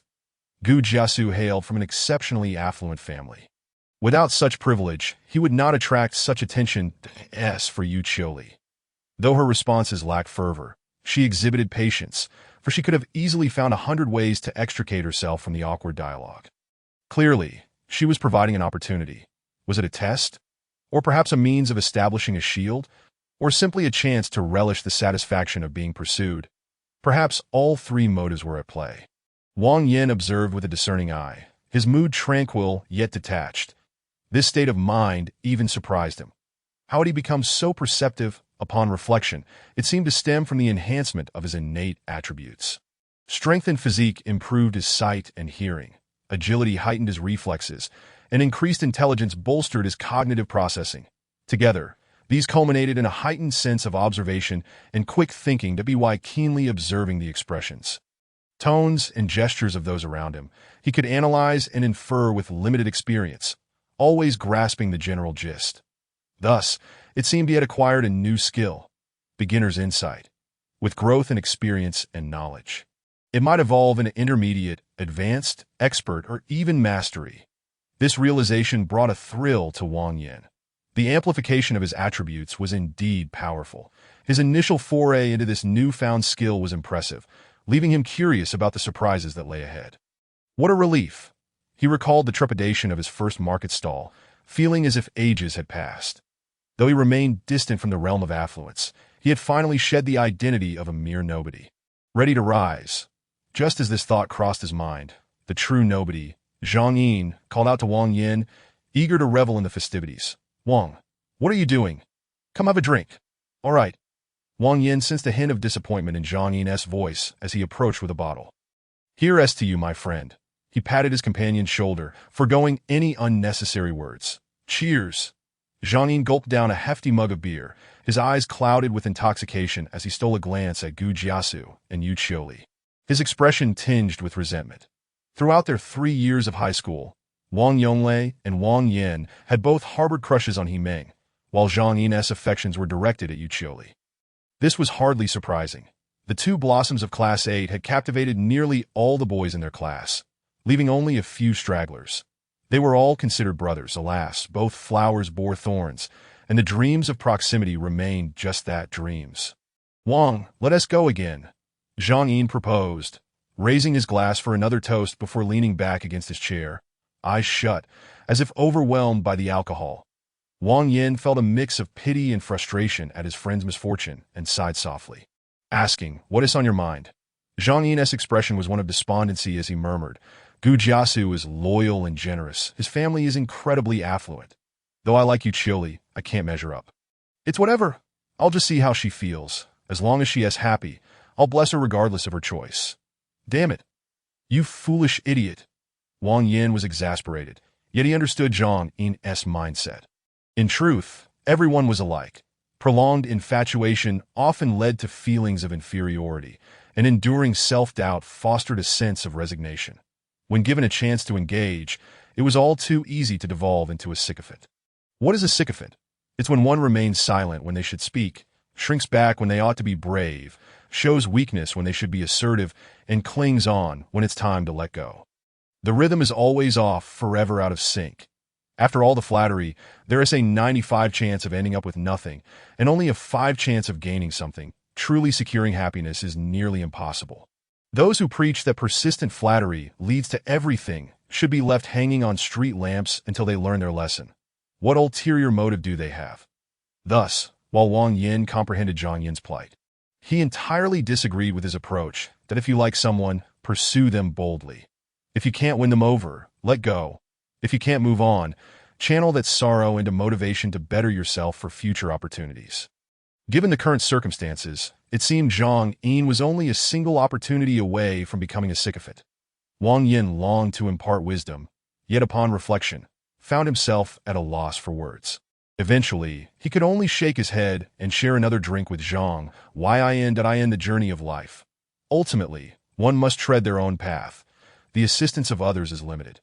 Immature young men may find that without a wholehearted attempt to express their feelings, they might never learn the meaning of self-love. The means to do so were clear enough. It's just a matter of having the courage to stand up for oneself. Chapter 62.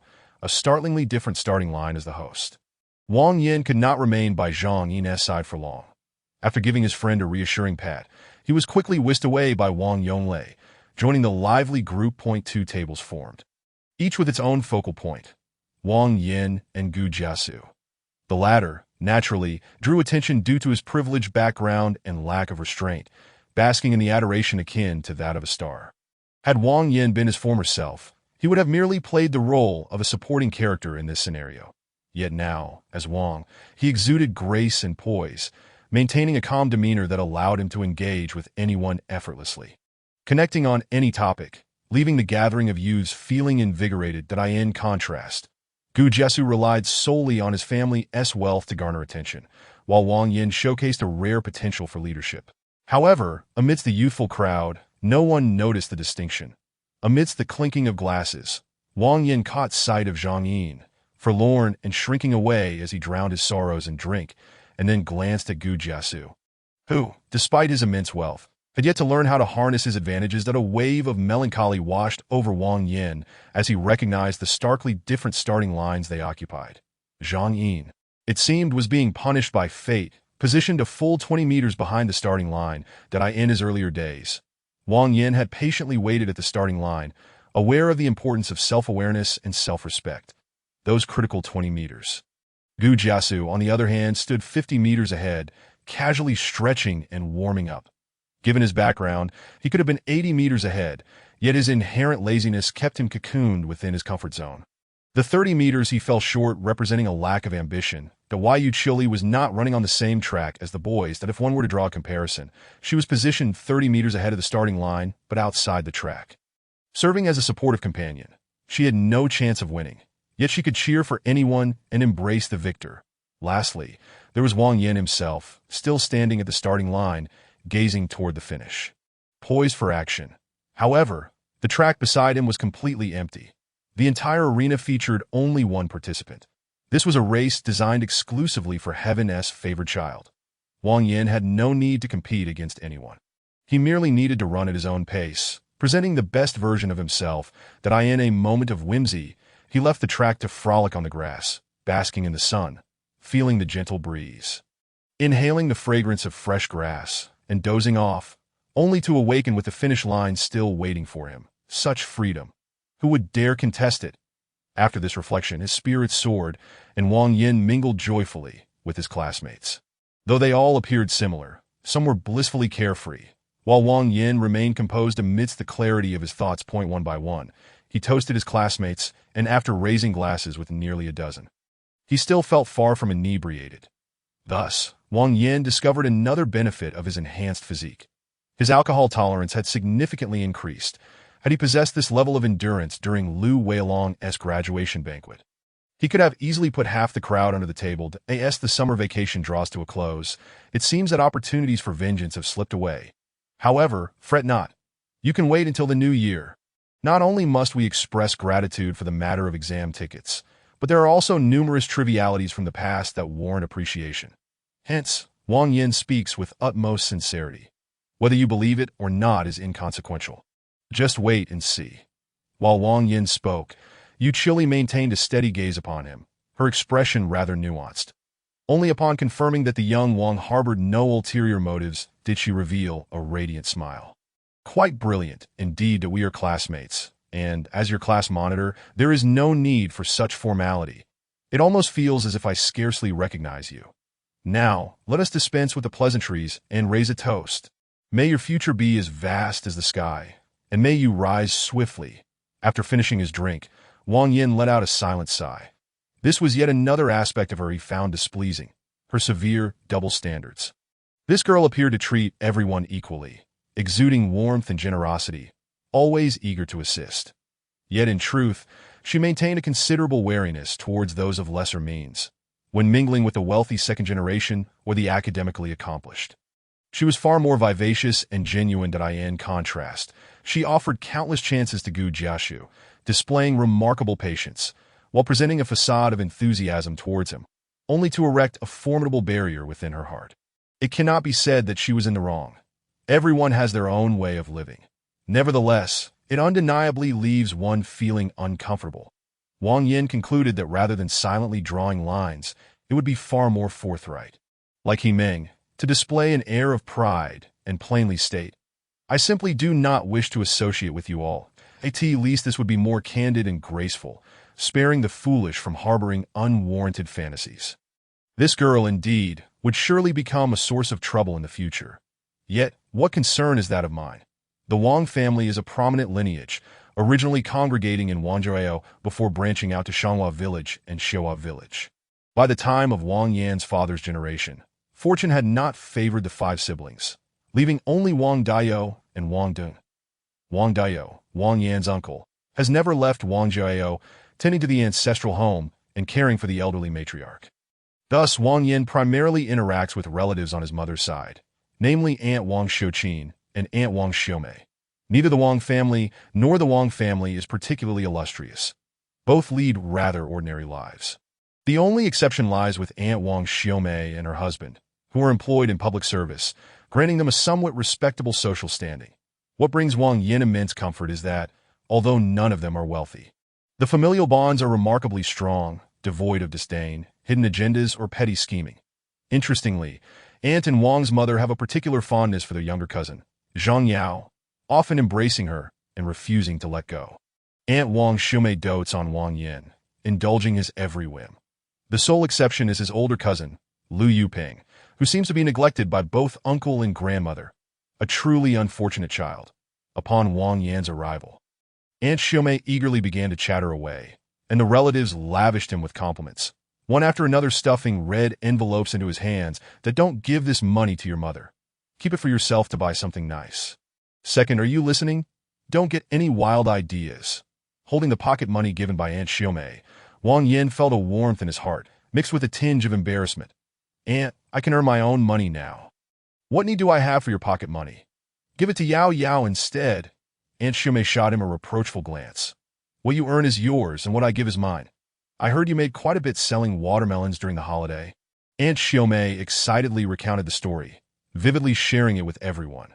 While she was uncertain of the exact amount Wang Yin had earned, she was aware of the general process, her face beaming with pride as if to say, My son is truly remarkable, leaving the relatives momentarily stunned. They showered him with praise, while Wang Di and Wang Xiufang smiled broadly, the atmosphere of the table filled with joy. Wang Yin discreetly slipped a few red envelopes under the table to Zhang Yao, exchanging a conspiratorial wink that flushed her cheeks with excitement. Aunt Xiumei caught on, shooting them a knowing look, and the two children cheekily made faces at her, ruffling Zhang Yao's little head, the usually untouchable sister. Under the allure of cash, became both obedient and endearing that a sense of tranquility washed over Wang Yin, who felt that life was indeed different. How wonderful it is to have money. Chapter 63. I am so hungry. Wang Yin spent 4 entire days in the countryside with his elderly relatives. Each morning, he would venture into the fields to gather fruits, cooling them in well water, savoring their sweetness under the sun. When the weather was mild, he would quietly read, and as the heat intensified, he'd swim in the reservoir. In the evenings, he would chat with Lu Li, occasionally teasing Lin Weiwei and Raina Wu. He took on the chores that his grandmother could not manage, earning the admiration of his grandmother and uncle's family. Wang Yin was keenly aware that his grandmother was 82 years old and likely had only a few years left. Seizing the time to accompany her, he cherished each day, determined to leave no regrets. In those brief 4 days, Wang Yan's previously restless heart found solace, and he gathered a newfound strength within. On the 12th age, the driving school called to inform him to collect his certificate, but he mentioned his intention to assist a classmate in Xingqing, symbolically accepting 200 yuan for travel expenses. On the morning of the 13th, Wang Yin boarded the train once more, heading to the provincial capital. Arriving in the capital around noon, he did not trouble anyone, instead taking the welcoming car dispatched by the Shangri-La Hotel. The Shangri-La Hotel is merely 1,000 meters from the capital dance academy, making it incredibly convenient to visit the young ladies, which is why Wang Yin chose to stay there. Upon arrival, he was escorted from the welcoming car, but rather than being taken to the front desk for check-in, the lobby manager invited him to a private VIP lounge. The reason was simple. During the online reservation, Wang Yin had checked the long-stay option, booking a specialty suite in the new wing. Spanning 200 square meters and costing over 8,000 yuan per night, he had booked a 15-day stay. Therefore, after signing the documents and paying an 80,000 yuan deposit, the Jade membership card was presented to him. In fact, he could have paid a deposit of just 30,000 yuan, but Wang Yin found it too tedious and opted to pay for 10 days upfront, leaving the final 5 days open for discussion, as he might not necessarily stay there. The lobby manager respectfully presented the card with both hands, elaborating on various details. Mr. Wang, you have automatically attained gold membership with the Shangri-La Group. In anticipation of your arrival, we have exceptionally upgraded you to a Jade status, hoping you will enjoy a delightful holiday at the Shangri-La Hotel in the capital. There seems to be a myriad of benefits, such as complimentary access to the VIP lounge, 3 welcoming gifts, a daily hotel consumption allowance of 500 yuan, and a complimentary buffet breakfast for 2, among others. Wang Yin did not pay much attention. He wondered what joy could be derived from these trifling perks. They hardly allowed for a moment's respite. After completing the check-in procedures, he proceeded directly to his room, standing before the floor-to-ceiling window, gazing out at the campus of Diwu, and eagerly dialed Lu Li's number. Hello, Wang. Lu Li's voice carried a note of inquiry, and Wang Yin instantly recognized her puzzlement over his sudden phone call. With a smile, he feigned vulnerability. I'm starving. 30,000. Chapter 64. 30,000, and Lu Li was slightly bewildered by Wang Yan's unexpected approach. If you're hungry, just go eat. What are you doing? Why aren't you having a proper meal? Because I wanted to dine with a stunning beauty, but I'm unsure whether she would grant me an audience. I just came from the practice room. Oh, you're in the capital? Indeed. Right above you, gazing at your campus. They say, so many ladies in practice attire, I can't tell which one is the exquisite 30,000. Where are you? Stay put. I'll come find you. Perhaps I should visit you instead and greet everyone while I'm at it. Just say hi in WeChat. Outsiders can't enter the campus. I'll wait for you at the gate. Okay, I'll be there in about 10 minutes. No need to come out too early. All right, see you soon. Wang Yin hung up, feeling elated, and then sent a group message in the Diwu WeChat category that a wealthy patron is treating the beauties and handsome men of Diwu to some indulgence. Who is willing to grace me with their presence? In less than 2 seconds, a notification chimed, and Wang Yin was added to a group chat named Baby is Bitter, but Baby Doesn't Tea Cry. The group was abuzz with messages, a flurry of emojis and banter, which was utterly indecipherable. Observing this, Wang Yin abandoned the idea of greeting them.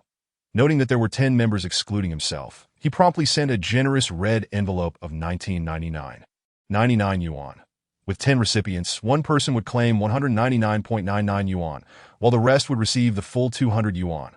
The envelope's title was changed to, Miss Lu Li is the most beautiful in Diwu. No refutations accepted. He sent it off with a mischievous grin. Within 3 seconds, the envelope was snatched up, and those in Wang Yan's WeChat began to privately chastise him. Lin Weiwei. Reina Wu, I am the most beautiful.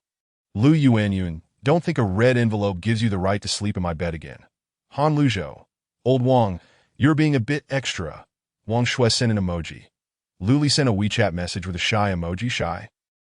Wang Yin burst into laughter, grabbing his bag and heading downstairs. Interacting with the girls from Diwu was far more pleasant than with his high school classmates. There was no need to hide or compete, which made it quite enjoyable.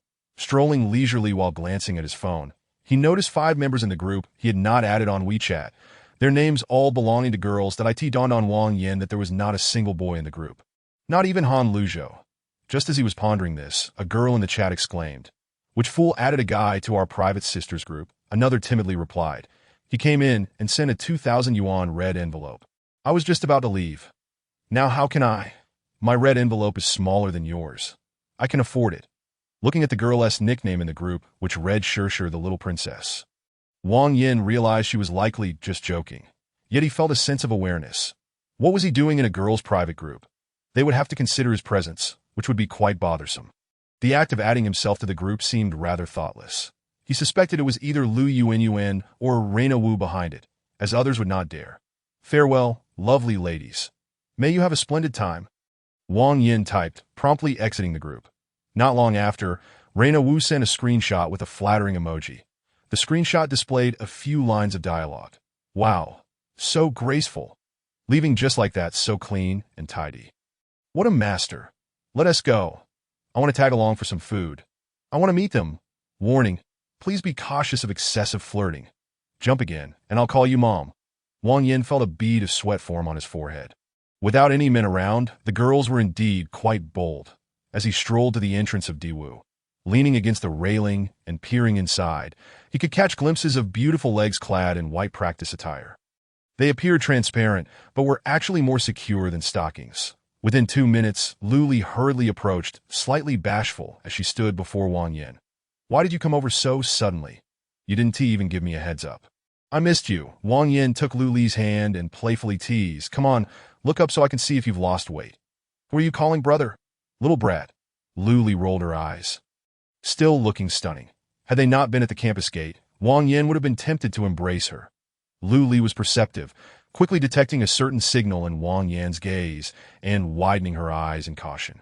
What kind of inappropriate thoughts are you having? I warn you, don't try to be lewd with me. Luli was a delightful mix of sweetness and saltiness. She maintained her composure in crowds but became shy when alone. Utterly enchanting. Wang Yin held her small hand as they strolled under the shade of the trees.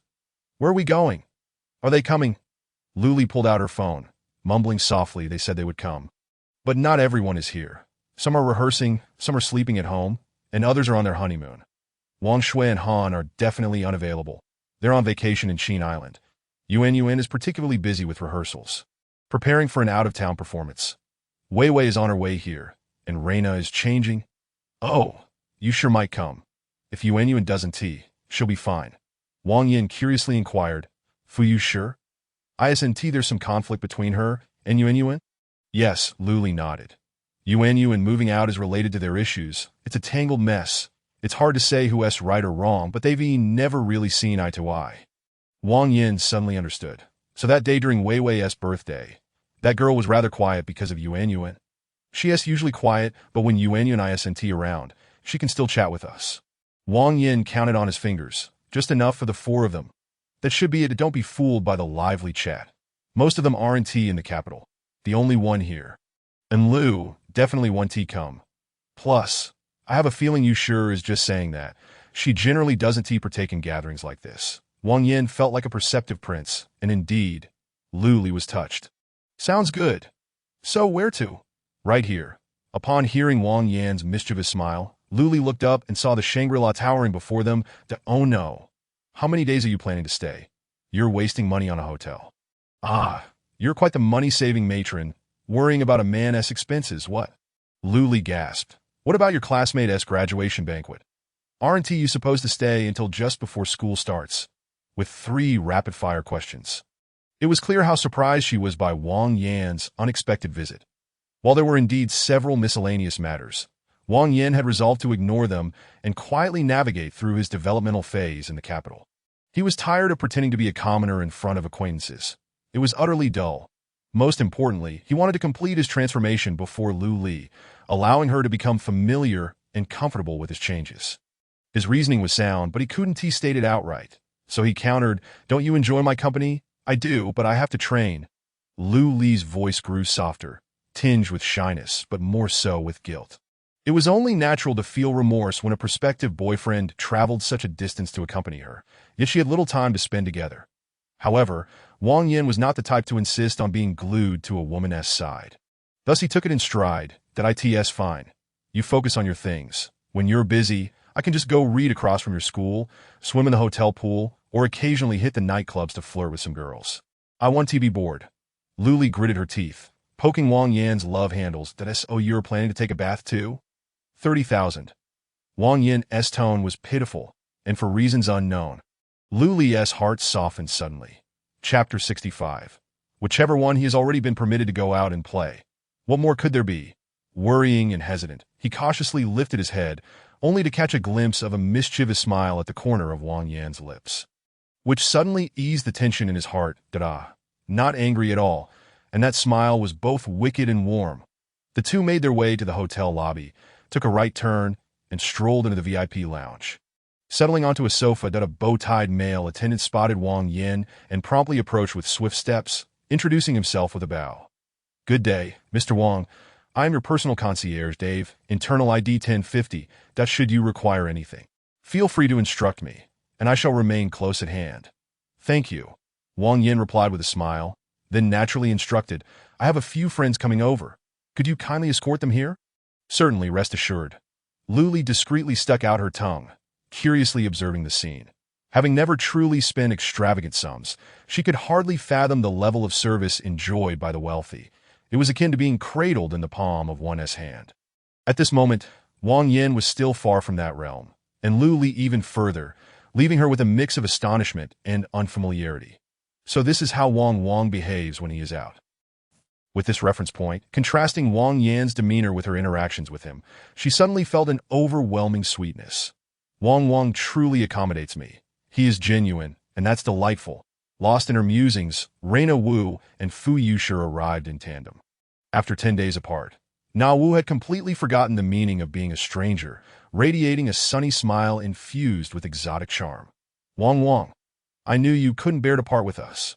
How many days are you staying this time?" Before Wang Yin could respond, Lu Li interjected with playful sarcasm.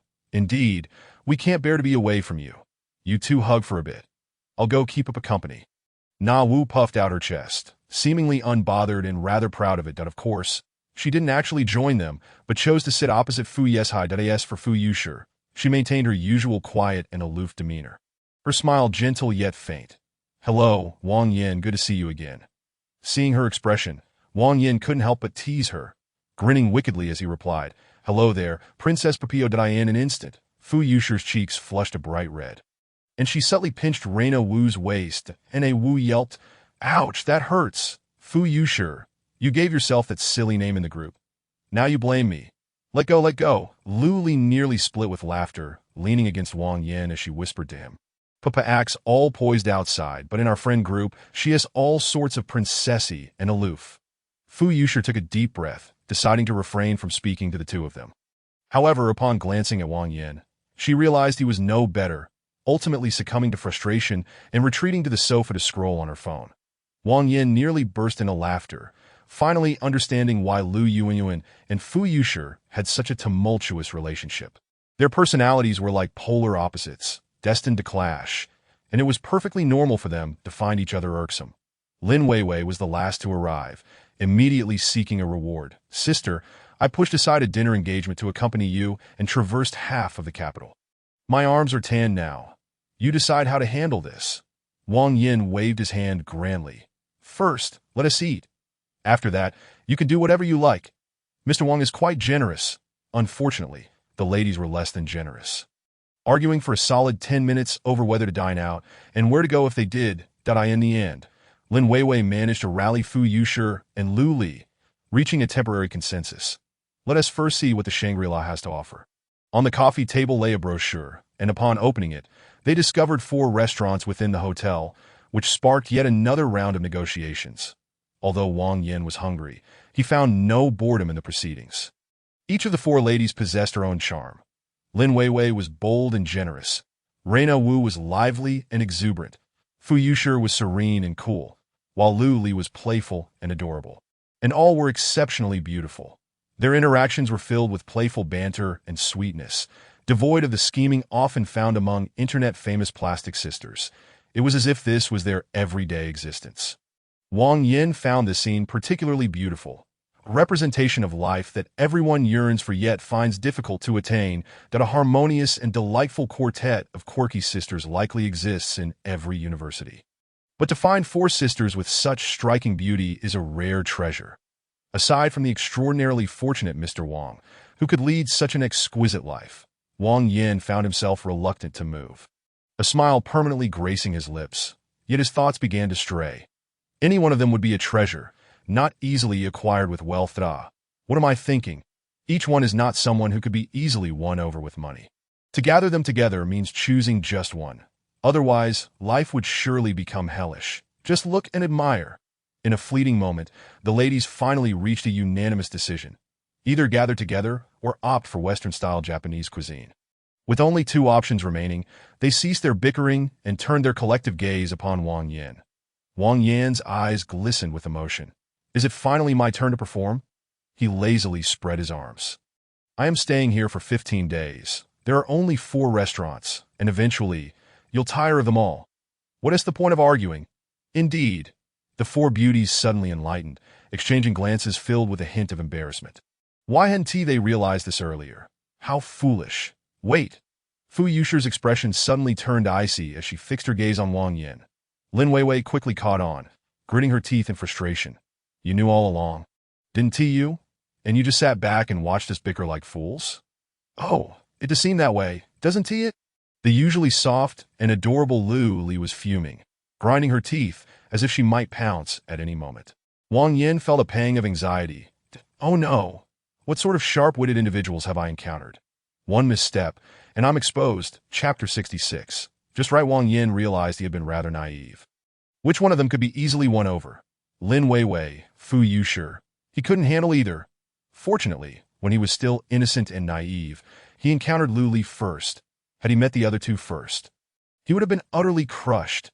However, Wang Yin now considered himself reborn, far from who he used to be, so he felt no panic. Let them be angry. I'll remain unperturbed, gracefully rising, as if nothing had happened. He smiled and said, Let us go eat. Only after we're full will we have the energy to be angry, right? That is true, but how did you become so shameless? Lu Li glared at him for a moment before finally bursting into laughter. She hadn't truly been angry, and the storm had passed. Wang Yin decided to try Azur, which appeared to be a French restaurant helmed by an Italian-Argentinian Michelin-starred chef. The girls had expressed curiosity about the chef's identity, wondering if he could blend Italian, Argentinian, and French cuisines to create something novel. Wang Yin was open to any culinary experience. He didn't idolize food, only appreciated it, with taste being his top priority. How infuriating. Upon reaching the restaurant entrance, they arrived precisely at 1 p.m., slightly past the usual lunch hour, only for the charming receptionist to regretfully inform Wang Yin, I'm sorry, sir, but without a reservation. We currently have no available tables. Upon hearing this, Lin Weiwei and Reina Wu were disheartened, while Lu Li and Fu Yushi remained indifferent. Wang Yin pondered for a moment and asked the receptionist, Can you contact the hotel's personal concierge? If there were any issues, they could seek Dave. The receptionist immediately became respectful that if her previous smile was merely professional, at that moment, it radiated genuine warmth. Guests not staying at the Shangri-La could still dine at the restaurant. A room costing $8,900 per night could still dine there. Guests with personal concierges typically stayed in specialty suites starting from $8,000. So how could they receive the same treatment? May I ask your surname, sir? Yet Wang Yin was clearly an exception, smiling as he replied, My surname is Wang. That concierge is named Dave, ID 1050. Mr. Wang, it is a great honor for Chef Morrow to know that your first meal at the Shangri-La will be at our restaurant. He will personally prepare the most exquisite culinary feast for you. Since the chef was coming to cook, was a table still an issue? Wang Yin shook hands with the chef, smiling as he greeted him. Morrow had recently arrived in China and could only say a few phrases, but he was enthusiastic with his pleasantries. Wang Yin's English was limited, so he merely smiled and responded with a simple thank you. The group was then escorted by the charming receptionist to a private room with excellent privacy. The main lobby had tables for 2 and 4, but this room was much larger, featuring a half-circular sofa and 2 chairs. Tastefully appointed, accommodating 5 people comfortably. When it came time to order, Lin Weiwei suddenly exclaimed, "Dog, how much did you spend at the Shangri-La before?" Wang Yin was taken aback. "Not much. Today is my first time staying at the Shangri-La." Lin Weiwei nodded in understanding. "No wonder. Sister Weiwei, what do you mean?" Na Wu, the least patient, was the first to inquire. Lin Weiwei shrugged, explaining half-heartedly, "First-time guests who spend a lot are typical of high-spending new clients." "Which hotel group wouldn't you want to attract them?" Lu Li chuckled in disbelief. "It's just one table." The usually quiet Fu Yushi suddenly interjected, "Actually, the resident chef at the restaurant is Daniel." Seeing everyone's surprised gaze shift toward her, she smiled softly that I came once before. Young Master Chan treated us, and I met the resident chef. Lin Weiwei readily added, "Right, as the founder, Morrow seldom makes public appearances. Were it not for Shangri-La's desire to court you, the current treatment would not have materialized. Dogzi, you must have spent quite a fortune on accommodation." Wang Yin shrugged nonchalantly and replied, "The hotel expenses are probably around 120,000. It shouldn't be considered excessive, as I haven't stayed in a presidential suite. For 15 days of lodging, meals, entertainment, laundry, and service fees, it could easily escalate to 200,000, which isn't insignificant." Lin Weiwei shook her head, delivering a piercing remark. "The most crucial point is, you are only 18. Reina was astonished, exclaiming, "Wow. I truly do not understand the world of the wealthy. It's rather terrifying." Fu Yushi spoke in a cool, deliberate tone. "The high-end service industry is willing to go to great lengths to attract affluent clients. Just wait and see.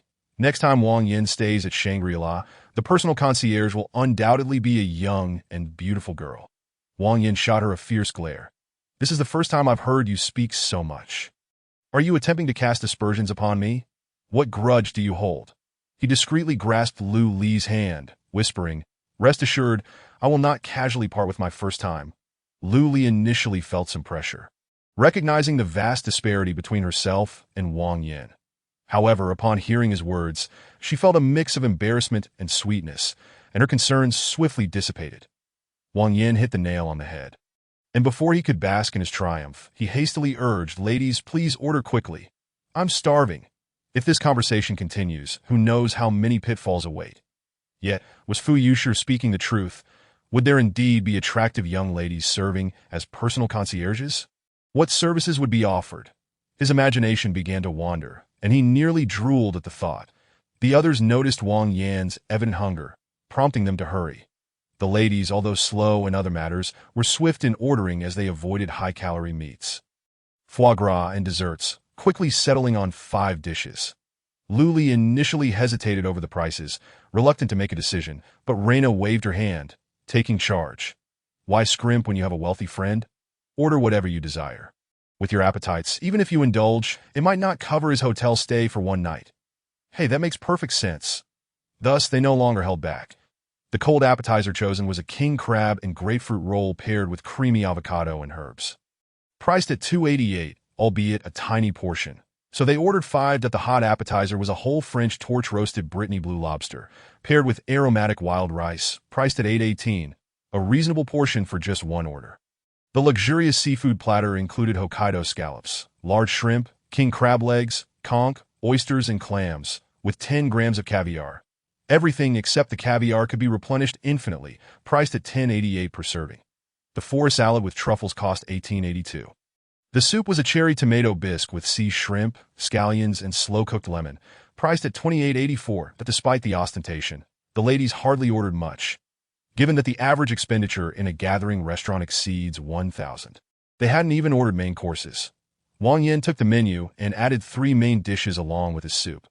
The Australian purebred Wagyu sirloin steak, M9 grade, served with grilled mini broccoli, truffle mashed potatoes, black pepper beef juice, and mustard, weighing approximately 200 grams, cost 11.58 yuan. Gina's oysters number 2, 6 pieces, paired with blueberries and raspberries, were 4.50. Miso glazed cod accompanied by tender mushrooms, fava beans, green peas, and black garlic squid ink sauce with mashed potatoes was $458.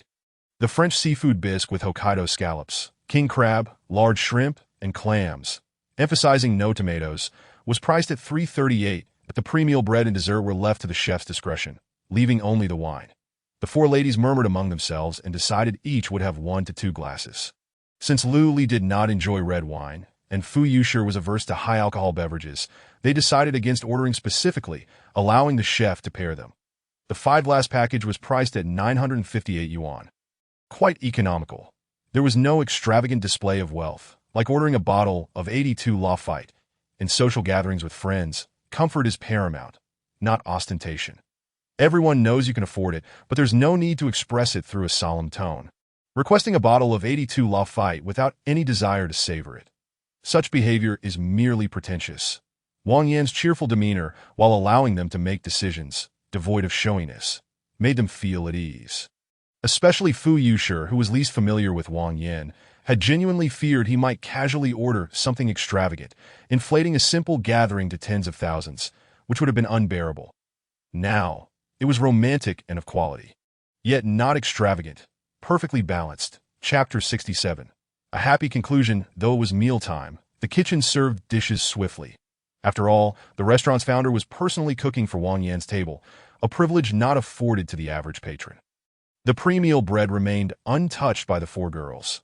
Even the most tempted Reina dared not indulge. Wang Yan, however, cared little, taking a bite from the bread basket and discovering the grandmother's bread to be the most delectable, soft, sweet, and filled with savory ham pieces that he called over the waitress, the lovely Xiao Wang. Please remove the bread basket, but leave me 2 pieces of the grandmother's bread. The young beauty smiled sweetly and complied. The cold appetizer arrived on a vast plate, yet the portions were minimal, and the ladies took their time to finish, while Wang Yin polished it off in just 2 bites that no one mocked him. Firstly, his actions were not ungainly, but rather youthful. Secondly, the so-called dining etiquette in a Western restaurant is merely a constraint for ordinary patrons. Even on the streets, girls admire the handsome gestures of those enjoying skewers. Wang Yin, in front of his family, could certainly indulge freely. The blue lobster was tender, with a crisp, roasted exterior, quite exquisite. The genus oysters paired with blueberries offered a rich, layered taste, delectably sweet. The seafood platter was quite average, as quality seafood rarely shows disparity in sashimi. However, the soup was a different matter. The French seafood bisque was nothing short of spectacular. Wang Yan's request to omit tomatoes posed a challenge for the chef. Yet Maro evidently understood Wang Yan's intent perfectly. After removing the tomatoes, he added a hint of lemon for acidity. The first taste revealed a lingering sweetness and fragrance, with a subtle fruitiness. Perfection. Wang Yan, exhilarated, found the long-silent system finally activating. The layered flavors have ignited your anticipation for culinary delights. You have received a mysterious reward related to food. Gourmet sharing card, a one-time card. Share what you deem the perfect seafood soup with the 4 ladies and invite them to rate it. On a scale of 10, the sum of the ladies' scores will be your final total score for this dining experience. During this period, no explicit or implicit hints are permitted. If a lady declines to taste, the score will be 0. Dining expenses are based on the current total. Additional dishes will not be counted. So, it essentially functions as a cash multiplier reward card. Could it potentially yield up to 40 times? Wang Yin chuckled. Though uncertain of the current expenditure, it surely surpassed 5,000. If it could multiply by 40, that would amount to 200,000. Of course, 40 times seemed a stretch, but surely 30 times was feasible. Any profit would be a windfall. What a delightful prospect. Wang Yin felt no regret over the expenditure. Instead, his enthusiasm for the game mentality was truly commendable. Hey, this soup is delightful. Try it for 30,000. Wang Yin subtly pushed the soup bowl toward Lu Li, eagerly watching her reaction. Lu Li, of course, would not refuse. She scooped a spoonful and delicately brought it to her lips. Wow, this is really delicious. Wang, you have great taste. Lu Li's eyes sparkled, and Wang Yan's spirits soared. With a beaming smile, he queried, Really? On a scale of 10, what do you give it? 10 points. Lu Li answered without hesitation, leaving the extent of her friendship points ambiguous. Wang Yin rejoiced, ready to proceed, when Reina suddenly approached, spoon in hand, eager to try. Really? Let me give it a shot. How convenient. Wang Yin was in high spirits when Reina hastily tasted the soup, smacking her lips before disdainfully glancing at Lu Li. 6 points at most. Little Lu Li, you are far too lenient, Wang Yin. Frankly speaking, if it were just Reina, Wang Yin would have liked to give her a few hearty slaps on her thick flesh. She had the audacity to step forward only to leave behind a measly 6 points. What was she trying to accomplish? However, she quickly redeemed herself by using her spoon to serve a small portion of soup to Lin Weiwei. Weiwei, you should try. Lin Weiwei took a sip, savoring it, and remarked, it's not as bad as you said. I think it deserves a 9. Oh wow. Weiwei, you are a goddess, Wang Yin beamed, glancing at the remaining Fu Yushi. Eagerly encouraging, Yushi, what do you think? Fu Yushi, smiling at Reina and Weiwei's playful banter, immediately shook her head when questioned. I won't get involved. Wang Yin nearly flipped in frustration, no matter how unreliable Reina was. At least give it a passing score, but a 0 from you? As his intellect surged, a mischievous thought sprang to mind. Little princess, do you dislike my used soup bowl? You, being called little princess again.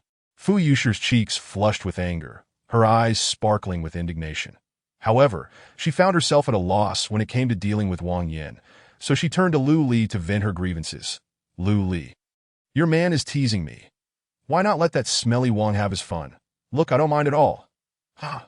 Lin Weiwei and Reina couldn't contain their laughter, while Fu Yushi shot a fierce glare at Lu Li, only to suddenly burst into laughter herself after a moment.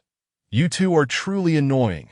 Though she scolded them, she ultimately took a sip of the soup that, oh, this tastes quite delightful.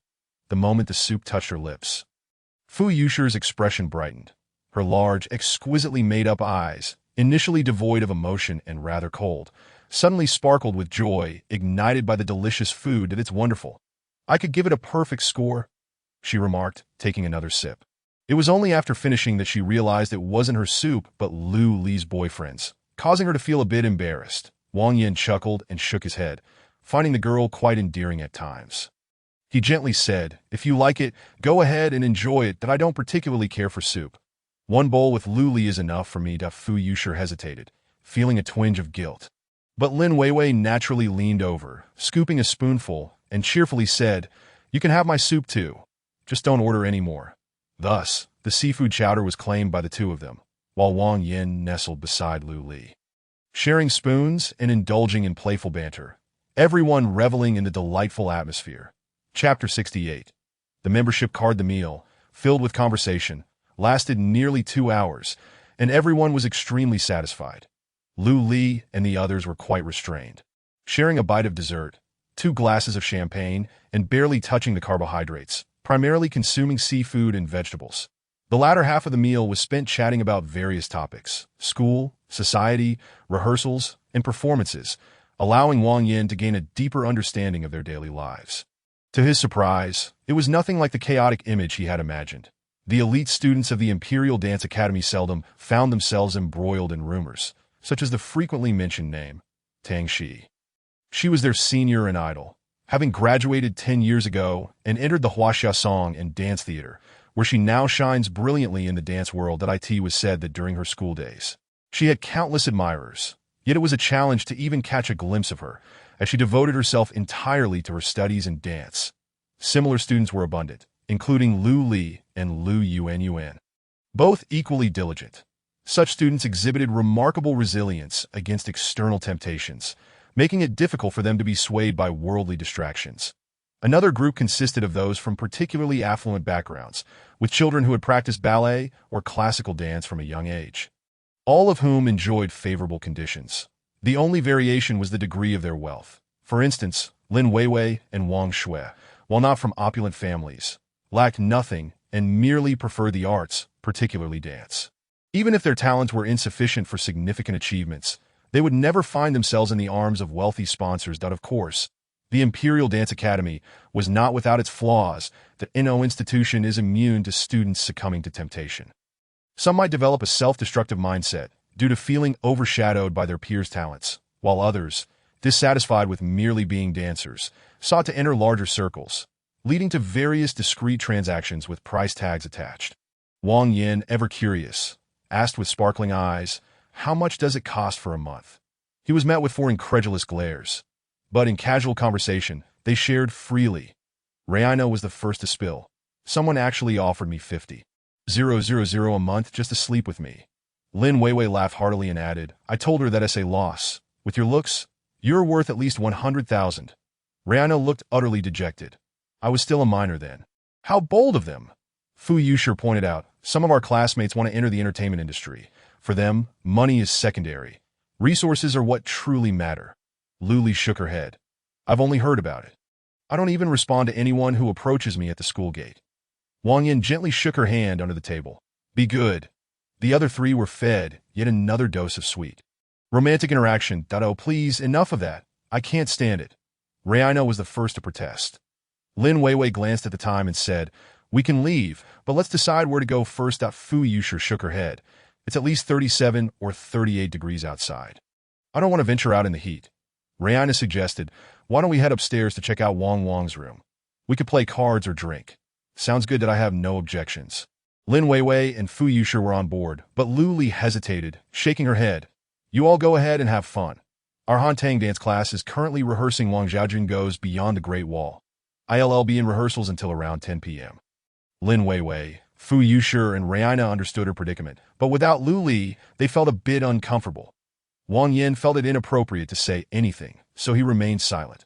Raina clarified for Luli, my major ISNT is demanding. I don't have much to do with the dance rehearsals. Weiwei's ballroom class is quite relaxed with fewer competitions and performances. Looking at it now, only Yushir's musical and Lu Li's Hantang dance were truly busy. Luli continued to persuade them, fearing that her absence might dampen their spirits, but in the end, it was Lin Weiwei who made the decision. Luli insisted on not going, but Wang Yin didn't give her the chance to take charge. When it came time to settle the bill, no cash was required. A signature would suffice to add it to the room charge, yet they would still receive rewards through the sharing card. How exciting! The total for the food and drinks came to 9,193, plus a 15 service charge, bringing it to 10,570, not including the pre-meal package and complimentary desserts. The four girls rated the seafood soup with a total score of 691 out of 1,010, achieving a staggering 35-fold critical hit. You have earned 370,000 in cash benefits through the sharing card, which has already been credited to your system salary. Wang Yin glanced at his balance, which was 800,000 before he left in the morning. After paying an 80,000 deposit for the room, his balance surged from 720,000 to 1,090,000. Initially, he felt quite pleased, but upon noticing the experience points of 8,500, well, he decided to squint at it. Luli protested, saying no, but inside, she felt a delightful thrill as she stole a kiss from Wang Yin under the shade of a tree. That was her first kiss. On the cheek, she didn't get her way, but she promised, next time, when I have time, all right? Luli purred like a little kitten. What could Wang Yin do? In the privacy of a room, there would be no issue, but in the middle of the street, how could Luli dare? Playfully, he escorted her to the entrance, then turned back, while Luli hurried off to rehearsal, enduring her classmates' teasing glances. Good day, Mr. Wang. Hello. After nodding and greeting, just as Wang Yin was about to leave, he suddenly remembered something and turned back. Dave, if my friends want to go to the gym, the swimming pool, or the spa, are there any restrictions? Is there a separate card for the gym and swimming pool?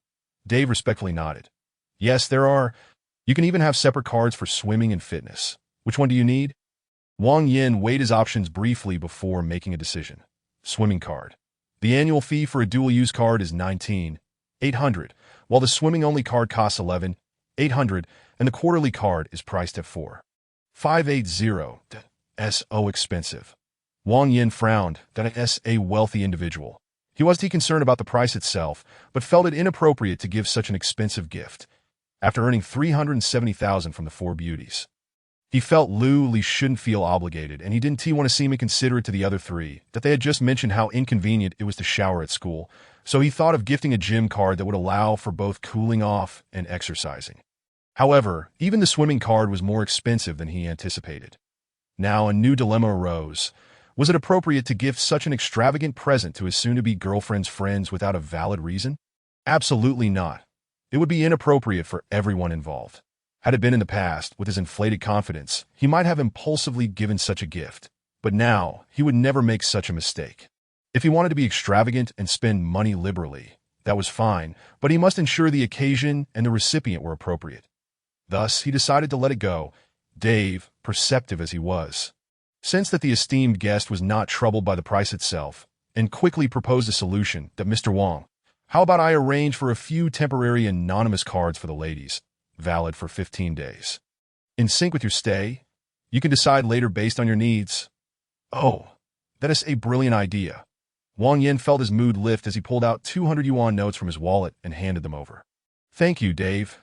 Your suggestion is excellent. The tip he offered was likely above the standard rate, given Dave's surprised expression. However, Wang Yin felt it was worth it. This guy was clever, and he would need his assistance for many more tasks in the upcoming 15 days. Chapter 69. The bonus in truth. Lin Weiwei had encountered her fair share of presidential suites, given her well-off background. After all, who doesn't want to put on a show for weddings among relatives and friends? Yet, she was still astonished by Wang Yan's decision to rent such an extravagant room for just a 15-day stay. The room charge alone was a third of the cost of her own vehicle. Making him seem utterly extravagant that Fu Yushi and Raina were equally bewildered, having never experienced such opulence before. The suite spanned 200 square meters but was merely a one-bedroom layout. The bedroom was spacious. Yet less than 50 square meters, so where did the rest of the space go? An enormous marble bathroom, a grand living room, a walk-in closet, a minibar, and an office. Fu Yushi seemed relatively unfazed, while Raina appeared completely dazed. It would be no exaggeration to say that today marked the first time Raina truly witnessed how the wealthy lived at a single lunch without any ostentatious display of wealth or wastefulness. Casually cost over 10,000. For a brief stay of 15 days, under the premise that Lu Yuanyuan would certainly be willing to lend her accommodation, a suite was silently booked, with the accommodation cost alone amounting to 120,000. After all, purchasing a watch can be financed by one's family, and a Patek Philippe watch is so valuable that it feels more like a reasonable expense. Accompanied by an investment, today's expenditure truly represents what one might consider a normal living expense. Meals and lodging are far more tangible, making it easier to reflect upon and compare with one's own circumstances. Raina's family is relatively well off. She and Lu Yuanyuan rent a small apartment outside for an annual rent of 50,000, requiring each of them to contribute 25,000. Her family, fearing she might fall into bad habits, provides her with a monthly living allowance of 3,000, along with extra funds for significant purchases like a mobile phone, indicating that materially, she is not lacking. However, it all depends on the comparison. Upon witnessing Wang Yan's spending habits today, she was utterly astounded. Just that moment, Lin Weiwei muttered, how much pocket money does this kid's family actually provide? Fu Yushi chimed in. If it's less than 500,000 a month, it simply cannot sustain such extravagance. For young people, food and housing are certainly not the primary expenses. Suddenly, Raina burst into laughter. Which of those women who frequent nightclubs can withstand the threefold cost of a dog? Lin Weiwei and Fu Yushi erupted with laughter, curiously asking, what threefold? Fu Yushi's eyes widened. What on earth is that last part? Raina shot her a haughty glance. At least 300,000 for a pregnancy. And the sky's the limit. Fu Yushi and Lin Weiwei were momentarily taken aback. Then they both collapsed onto the carpet in laughter. When Wang Yin entered, this was the scene that greeted him. Puzzled, he asked, Hey, Weiwei, sure, have you two had too much to drink? This was too much for Raina, who couldn't help but laugh uncontrollably. The three girls shared a hearty laugh, and Raina was the first to rise. Heading towards the liquor cabinet. You have some liquor in your room, right? You're a bit annoying, Wang Yin retorted playfully, waving her off casually. Upon closer inspection of the alcohol, Raina stuck out her tongue and turned to leave. Forget it, it's all too expensive. How expensive can it be? Wang Yin, intrigued, approached to examine it all, silently chuckling. Due to the angle, neither Lin Weiwei nor Raina noticed, but Fu Yushi caught a glimpse of the meaning behind Wang Yan's smile regarding the prices. To him, they were not expensive at all. Unable to resist, Fu Yushi approached the liquor cabinet and quickly found the most expensive bottle, its label reading Egon Müller-Schwarzhofer, Riesling Beerenauslese, that Fu Yushi recognized only two words. One was Riesling, a prized German grape variety, and the other was Beerenauslese, which likely refers to a selection made grape by grape. Of course, she clearly saw the price tag on the box. 28,888 yuan. In reality, if Fu Yushi had opened the box, she would have discovered it contained only an empty bottle. The hotel would not place such high-end liquor in their specialty suites. However, the 1996 Lafite below was indeed real. Priced at merely 7,888, yet this did not deter Fu Yushi's astonishment. Although she found the liquor prices unremarkable, she did not express herself like a nouveau riche, saying things like it's not expensive, just drink if you want, but instead remained composed and considerate, far from what one would expect from an 18-year-old. Suddenly, a wave of self-pity surged within her, a feeling of unfairness from the heavens, arriving forcefully and inexplicably. In truth, if one were to delve deeply, it would simply be envy and resentment over why Lu Li had such good fortune while she encountered nothing but some foolish nouveau riche. Yet, she dared not contemplate further, hastily dispelling the thought. Everyone has mundane desires, and it is perfectly normal to have fleeting thoughts. However, one must not dwell, must not linger, and certainly must not allow oneself to fall into such a trap. She warned herself thus. Reina and Fu Yushi approached to check the liquor, but upon seeing it, they all fell silent. Ultimately, it was Lin Weiwei who took the initiative, selecting a German Riesling sweet white wine, whose vineyard she did not know, but it was reasonably priced at 998 yuan. The four of them sat on the carpet beside the coffee table, sipping the wine, which felt somewhat dull without food. Just then, Dave knocked and entered to deliver cards, and they decided to ask him to fetch a deck of cards as well. A total of 4 nameless temporary cards were handed over. And when Wang Yin offered them, they initially hesitated to accept. Only when Wang Yin cheerfully informed them that they wouldn't cost anything and were valid for just 15 days did they gladly accept. Now we have a place to swim. How delightful. Reina was the first to grab a card, beaming with joy. Lin Weiwei, who spent little time at school during the holidays, found it unnecessary, so she cast a knowing glance at Wang Yin, saying, "Oh, a swimming card. You've got quite a few ideas, Wang, oh no." Lin Weiwei had inadvertently offended someone deeply. Amidst the laughter of Reina and Fu Yushi, she let out a shriek and lunged forward to hit him. Wang Yin threw himself onto the carpet, groaning, "Ah, that feels good. Yes, right there to the left, 2 more times, being so cheeky. What are you going to do about it?" Lin Weiwei was utterly at a loss, unable to retaliate or scold him, and after a moment of frustration, she found herself laughing. "You were so composed and considerate when Xiao Liuli was around, but now you act like a spoiled puppy. It's infuriating." Though she complained, Wang Yin's antics relaxed everyone at the ages of 18 and 19, who wouldn't love to play and have fun. It's absurd to expect them to sit around sipping wine in a stiff manner like old souls. They would get carried away, drink up, and go wild, which is the essence of youth. When Dave brought in the cards, Lin Weiwei's eyes lit up with mischief, proposing, "Let us play for stakes." "Oh, miss, your revenge is quite strong." What's at stake?" The most curious and excited was undoubtedly Reina. Lin Weiwei waved her hand. "Let us play a game of Pai Gao, 13 rounds. The loser drinks a glass of wine. The first to score 13 points wins, and the winner sets a challenge while the loser performs." Wang Yin's eyes suddenly took on a philosophical depth, seemingly profound. "Did I like it?" Reina and Fu Yushi had no objections either. After all, the girls of the Imperial Dance would never fear performing. "How do we divide the teams?" "By drawing lots." Ultimately, Fu Yushi and Lin Weiwei ended up on one team, while Reina and Wang Yin formed another. Wang Yin felt a pang of dread. He immediately protested. "I don't know how to play this game, and now you've paired me with Reina. Isn't that unfair?" Before Fu Yushi and Lin Weiwei could speak, Reina had already exploded. "What's wrong with being paired with me? What kind of expression is that?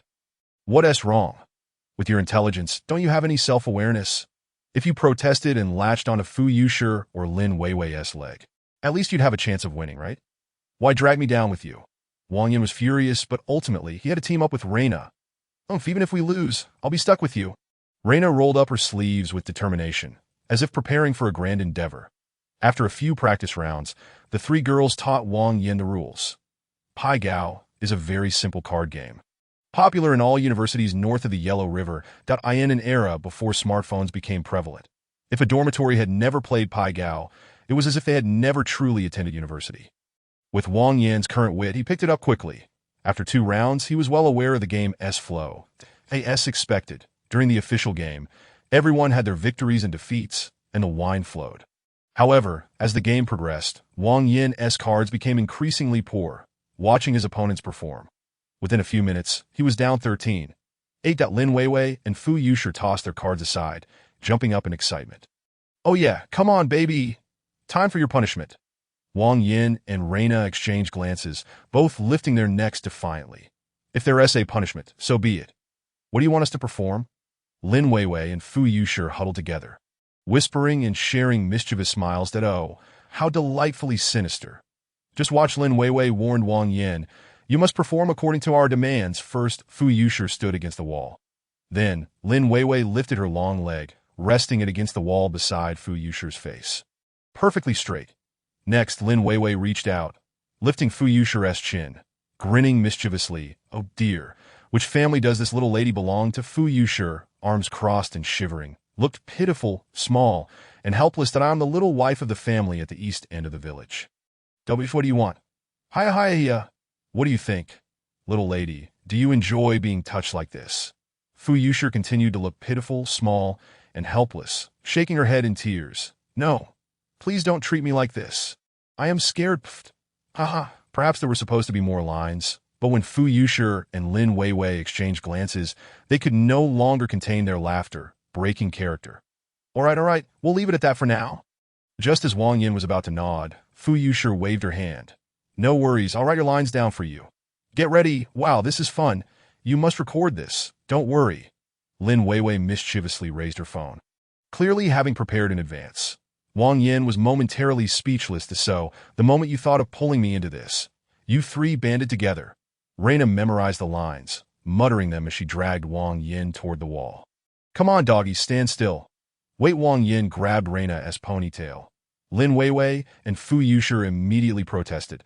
"Oh, are you trying to play tricks? Such a big shot. Can't handle a loss? Who says I can't handle it?" Wang Yin coldly snorted, tilting his head with a proud demeanor. "I'll play the bully." Huh. The three girls exchanged glances and then broke into mischievous smiles. "All right, but you got to put your legs up." Reina leaned against the wall with a charming smile, casting a flirtatious glance that was clearly a provocation.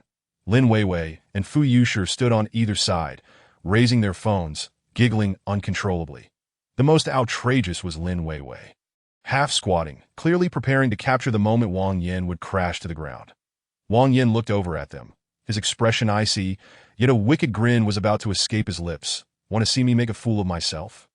You all are too naive." "No, are you ready?" No, blissfully unaware of her predicament, provocatively raised her chin. Come on.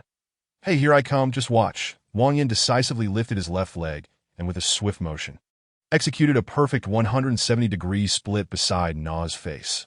With a thud, Lin Weiwei's phone slipped from her hand, crashing onto the carpet. In an instant, Reina's large eyes widened in shock, her gaze blank, utterly stunned. Huh. Fu Yushi's mouth formed an O, her brows furrowing down in disbelief, her expression one of utter confusion. Wang Yin chuckled mischievously, reaching to grasp Na's chin, asking with a devilish grin, "Oh dear, little lady, whose darling are you?" I. Na was at a loss for words. Understandably so, anyone in her position would be bewildered. However, Wang Yin had no intention of letting this moment slip by easily. "That can't keep up." "No worries, let me improvise." "Oh, little lady, seeing a dashing man like me makes your heart race. Doesn't it?" he teased while scratching Na's chin with his finger, leaning in closer by another 5 centimeters. Na squeaked in surprise, shrinking back, losing her balance, and plopping down onto the carpet. Wang Yan's supporting foot narrowly avoided being directly hit. But as Na slid forward, he instinctively stepped back, reaching out to assist her. "Little lady, with such a weak performance, you think you can play cosplay with me?" He continued to banter, inciting Lin Weiwei and Fu Yushi to grind their teeth in frustration, wishing they could pounce and bite him. Na, on the other hand, completely lost her previous bravado. Chapter 71. The little princess causes a commotion. Wang Yan's last teasing remark played a crucial role in preventing Lin Weiwei and Fu Yushi from noticing anything amiss. Reina simply lay on the carpet, refusing to get up, her lovely face flushed. The two girls assumed she was merely being teased by Wang Yan, unaware of the unexpected turn of events that had transpired privately. Coming back to their senses, Lin Weiwei and Fu Yushi were fuming. They had intended to toy with Wang Yan, making him act like a timid widow being bullied by a tyrant. Wang Yan's refusal was inconsequential. They would just have him play the bully instead. But who could have anticipated that Wang Yan, an amateur who had never learned to dance, could execute such a difficult move? In the end, he had completely outsmarted the three of them. So infuriating. Lin Weiwei and Fu Yushi were frustrated, while Reina felt completely different. Although she had been teased closely before, the surge of hormones emanating from the young man was something she had let go of. Until that final moment nearly took her breath away. Sitting directly on the back of Wang Yan's foot, Reina felt her entire body was in disarray. How could she regain her composure? Baby, I don't know. Don't think. How severe was the situation? She didn't even dare to look at Wang Yan's face. Just a glance would set her mind racing in all directions. Cursing internally. Desire, after all, knows no gender. It primarily depends on whether the other party possesses qualities that attract you to in Lu Li's circle of friends. Wang Yan had become synonymous with the ideal young companion. Though not exceptionally handsome, he was undeniably manly, charming, and irresistibly cute. A perfect boyfriend who was youthful, affluent, yet modest. Anyone who had interacted with Wang Yan would dare not claim they were not envious of Lu Li. Everyone knew that although Wang Yan had not showered Lu Li with extravagant gifts, it was because she didn't want them, not due to Wang Yan's unwillingness that if Lu Li were to express a desire, she could effortlessly receive whatever she wished for, easily earning a monthly allowance of 100,000. But the crux of the matter lay in the allure of a wealthy, stable, considerate, and humorous peer. Being kept by a middle-aged greasy man was about enduring disgust for the sake of money, avoiding discussions with friends and family. But being with Wang Yan was a source of open pride, where outings were filled with joy and life seemed to brim with surprises. Who wouldn't envy Lu Li? Yet, no matter how envious one might be, it was best not to dwell too deeply or act upon those feelings. That to do so would risk shattering their social circle and destroying hard-won friendships. Rivalries among classmates were not uncommon, which made their close-knit group even more precious. Initially, Lu Li had gathered with a few training enthusiasts, sharing common goals, encouraging one another. Gradually, Lin Weiwei and Wang Shui, hailing from affluent backgrounds yet with a laid-back mindset, were drawn closer by their pure dedication. Finally, Reina and Fu Yushi, two lonely outcasts, were welcomed by the kind-hearted Lu Li and the mature Lin Weiwei, forming a sisterhood that stood out like a refreshing stream. Reina cherished all of this deeply, especially her friendship with Lu Li. Thus, even though she had developed a vague crush on Wang Yan during their last gathering, she had refrained from any overt hints or signals. For over 10 days, she had not dared to message him excessively.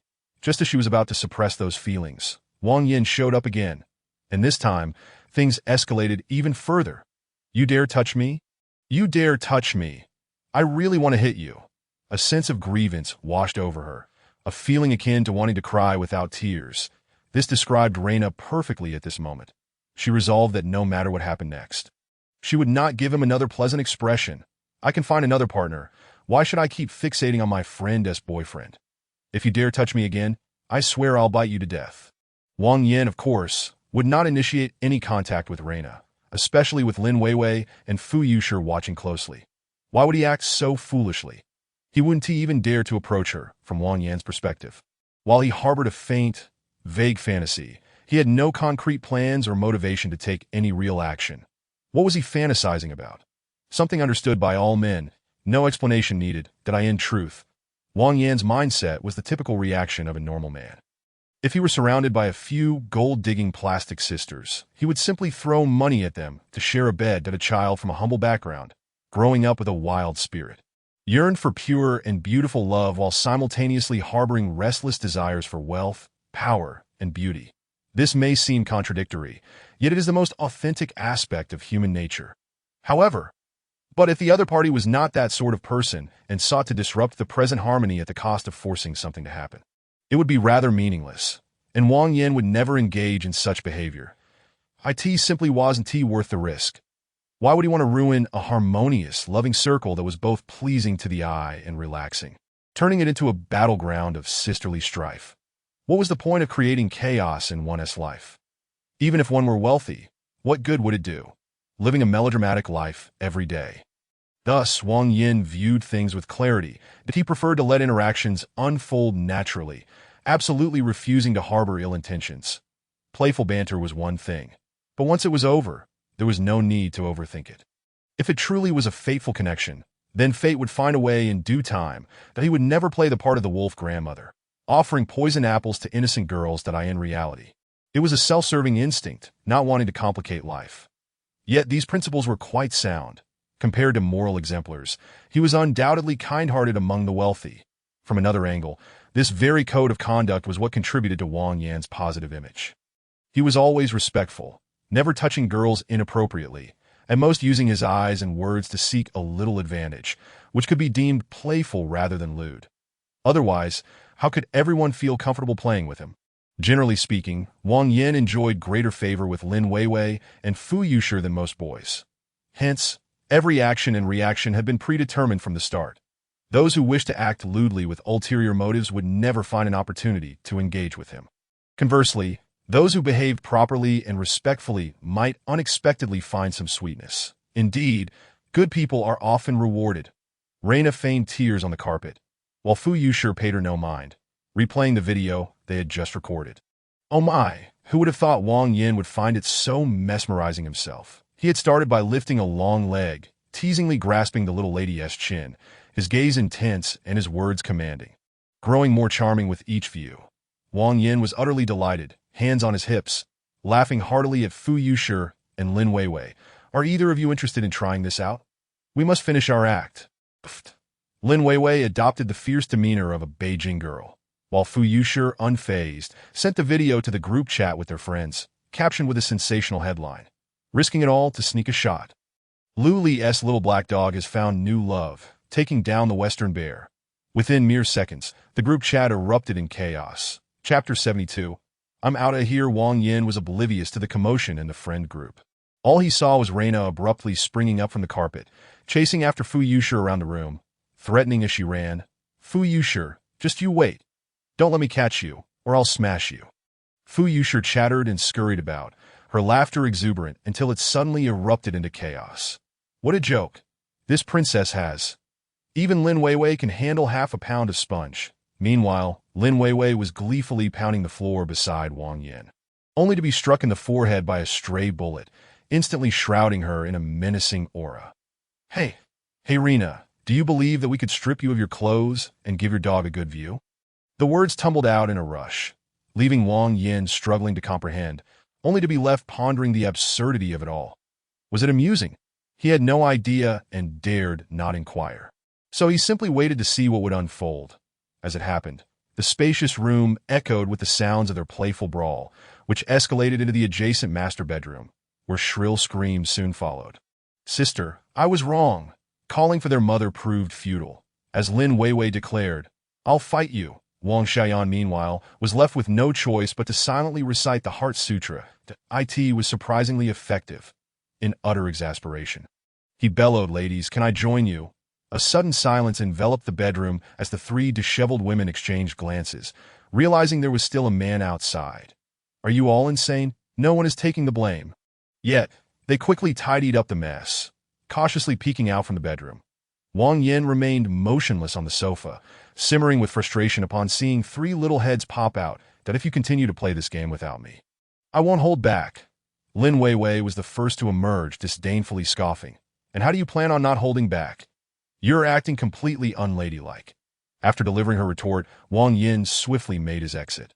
I'm going downstairs to swim for at least an hour and a half. That if you wish to bathe, you may do so here. If you want to swim, come find me downstairs. That Wang Yin left without a second glance. The three girls were momentarily taken aback. What should we do? Should we go swimming? Asked Reina, looking confused that we didn't even bring our swimsuits. Do we have to buy some? Fu Yushi, feeling annoyed, thought Wang Yin was too dismissive of their company. Three beautiful women were here to entertain, and he just ran off. Lin Weiwei, however, was not troubled by such thoughts. She gazed at the expansive marble bathroom and the oversized bathtub with sparkling eyes. Let's go take a bath and try out this giant tub. Fu Yushi and Reina, still sweating from their antics, were tempted but hesitated. Your persuasive skills are unmatched. Lin Weiwei eagerly approached the bathtub.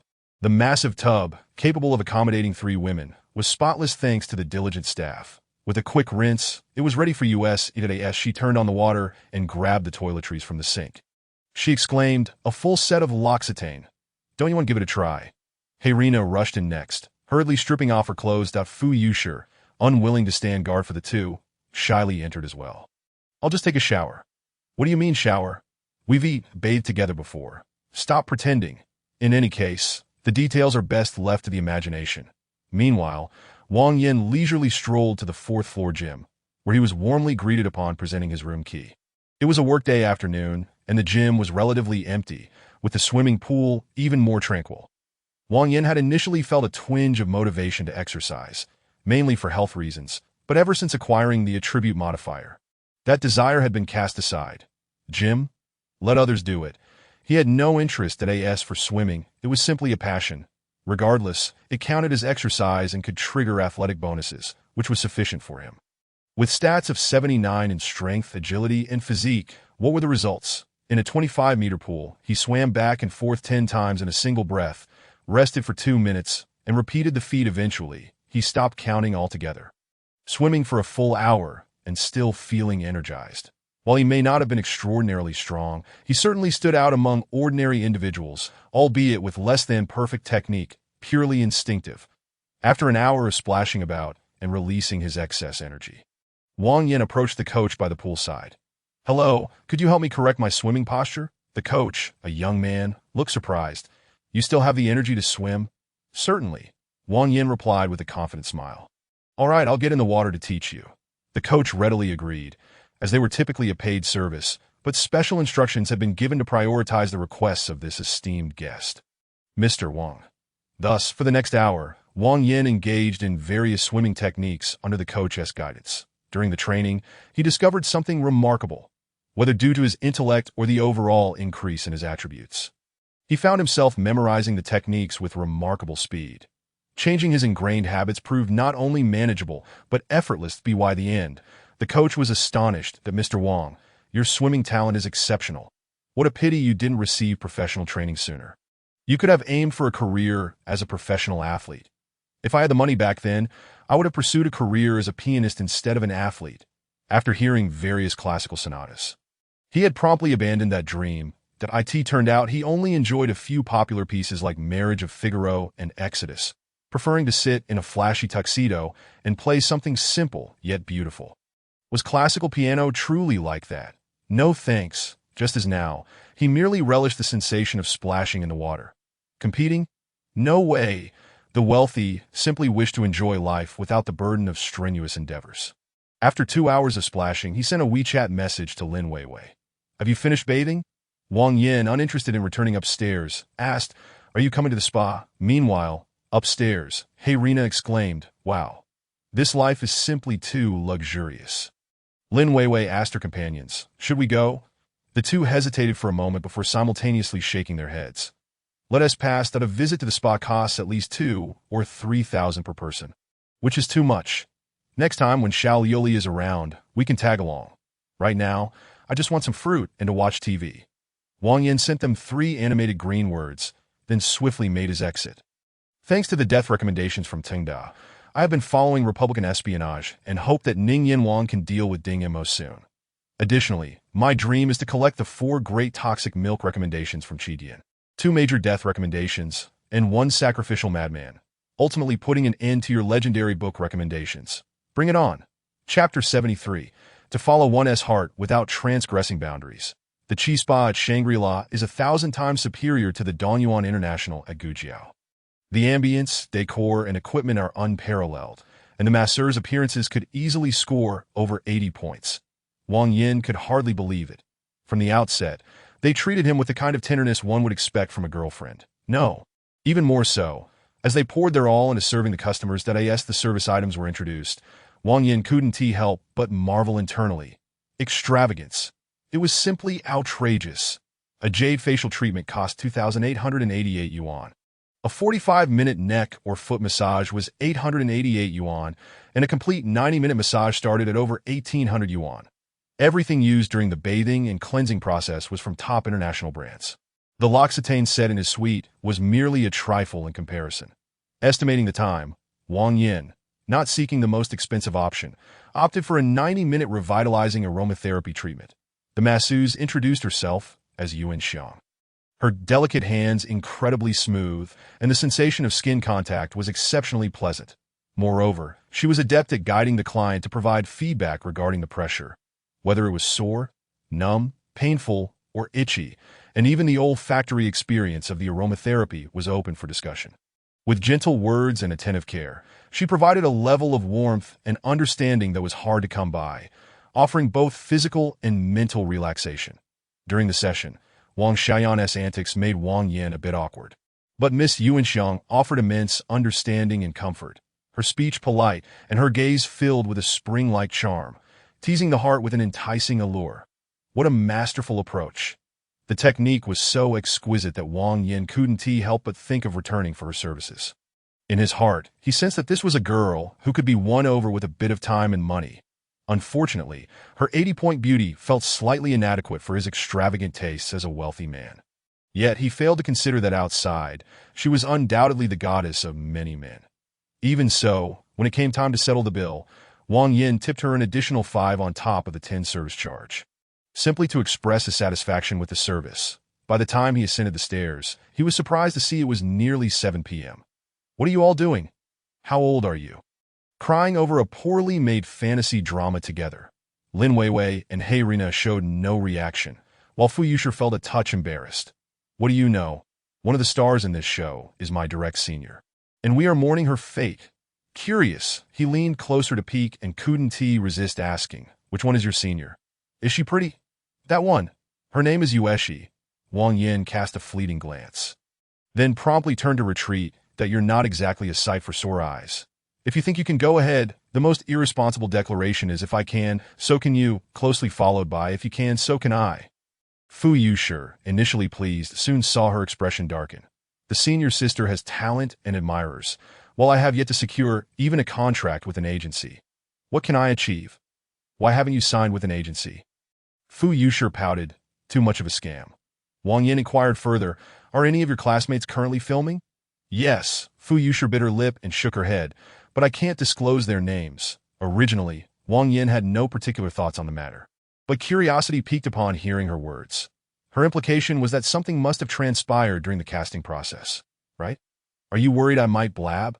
Your curiosity is futile that we at Diwu have all sorts of talent.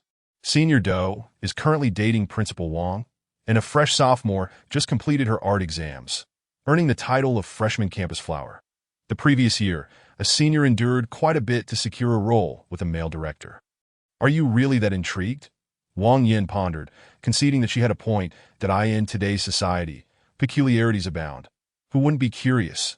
However, while many things could be disregarded, one matter must invoke curiosity. Wait, Principal Wang frequents your place without any particular reason. No one else seems to have an interest in him. Then, Lin Weiwei cheerfully raised her hand in surrender, signaling her silence. Yet, Na Wu was caught off guard when Fu Yushi revealed the truth. Hot used to idolize Principal Wang, practically wishing to become Mrs. Wang. However, as more and more Weibo posts surfaced, showcasing his girlfriend changing every 2 months, the illusion shattered. What a coy little princess, if you remain silent. No one will mistake you for a mute. Rei Na Wu was infuriated, while Wang Yin found it utterly amusing. After sharing a laugh, Wang Yin casually teased, what about you two? Lin Weiwei shot him a sidelong glance. A playful smile gracing her lips me. If I had to choose between Principal Wang and you, I'd pick you any day. Wang Yan's heart soared, nearly causing him to bubble over with joy. I actually have some competition. He chuckled. Indeed, Fu Yushi nodded, slicing into the moment with a cool remark. Even though I know you're not exactly a good man, for some reason, I feel like you might be less rotten. Seriously? Can this conversation continue? Wang Yin felt a wave of frustration, unable to refute her point. Lying is easy, but is it worthwhile? After a prolonged silence, he finally sighed. All right, to be honest, I might truly struggle to remain devoted to one girl. Compared to Principal Wang, I'm not necessarily any better. His words hung in the air. The 3 girls stared at him in shock. Moments later, Lin Weiwei, with a gentle smile in her eyes, softly remarked, That's precisely why I chose you. Fu Yushi said nothing, but her gaze toward Wang Yin was profound, as if a vortex swirled within her dark, crystalline pupils. Wang Yin wished to avoid delving deeper into this discussion. Exploring his innermost thoughts in front of beautiful women was sometimes alluring, yet at other times, it felt burdensome that he waved his hand dismissively. Let's eat. I'm starving. Anything you fancy? Fu Yushi nodded. Yes, let's eat, and then leave. Lily has rehearsal and surely hasn't had dinner. Order something convenient for takeout. All right, then let's go with West Village Japanese cuisine. Wang Yin rang for Dave, instructing him to bring 4 servings of Japanese food. The group resumed watching television while Wang Yin settled at a bar a bit further away, engrossed in a book titled The Federal Reserve's Legacy. Reading this in-depth analysis of capital, currency, and a nation's monetary policy always calmed Wang Yin's spirit, deepening his understanding of the power of money. Money possesses power, akin to a system's encouragement. Your very breath is power. Why? Because breathing earns a wage. He continued reading in silence until Dave arrived, accompanied by a team of waitstaff pushing a cart laden with meticulously prepared Japanese cuisine. The delightful dishes were exquisite, a culinary experience Wang Yin had never encountered before. Relaxing, he savored the meal. And soon, laughter filled the air once again. After finishing a bottle of 750 milliliters sweet white wine, Wang Yin drove them back to school, then returned to his studies that he read until 10 p.m., chatting briefly with Lu Li, who had finally completed her rehearsal. Her voice was laced with exhaustion, and Wang Yin, unwilling to delay her further, quickly urged her to wash up and sleep. Then, he uncorked an 8,000 yuan bottle of 96 Lafite. Holding the glass as he sat by the floor-to-ceiling window, gazing at the opulent nightscape of the capital, that a wave of artistry washed over him. Not pretentiousness, but a necessary reflection. The state of living freely without overstepping boundaries was a realm Wang Yin greatly admired. To enjoy life unrestrainedly and joyfully, while simultaneously adhering to rules, is a true test of wisdom. Rules often equate to constraints, while living freely implies breaking those constraints. How contradictory! However, to avoid being consumed by desires, one must achieve this balance. The living system of the wealthy is undeniably powerful. Without this self-reflection, downfall is inevitable. Just like in America, where news of lottery winners going bankrupt, committing suicide, or even murdering their spouses surfaces year after year, having amassed wealth, they often end up living like dogs. Wang Yin did not wish for such a fate. To be a god among the affluent requires both indulgence and stability. One must avoid pitfalls. Thus, no matter how challenging it may be, one must remain vigilant, enjoying life's pleasures while steadfastly upholding moral boundaries. Resolute, Wang Yin opened the system's marketplace. There lay a newly refreshed item for the week, thanks to the recommendation of the author Ocean. We are all favored children of the heavens.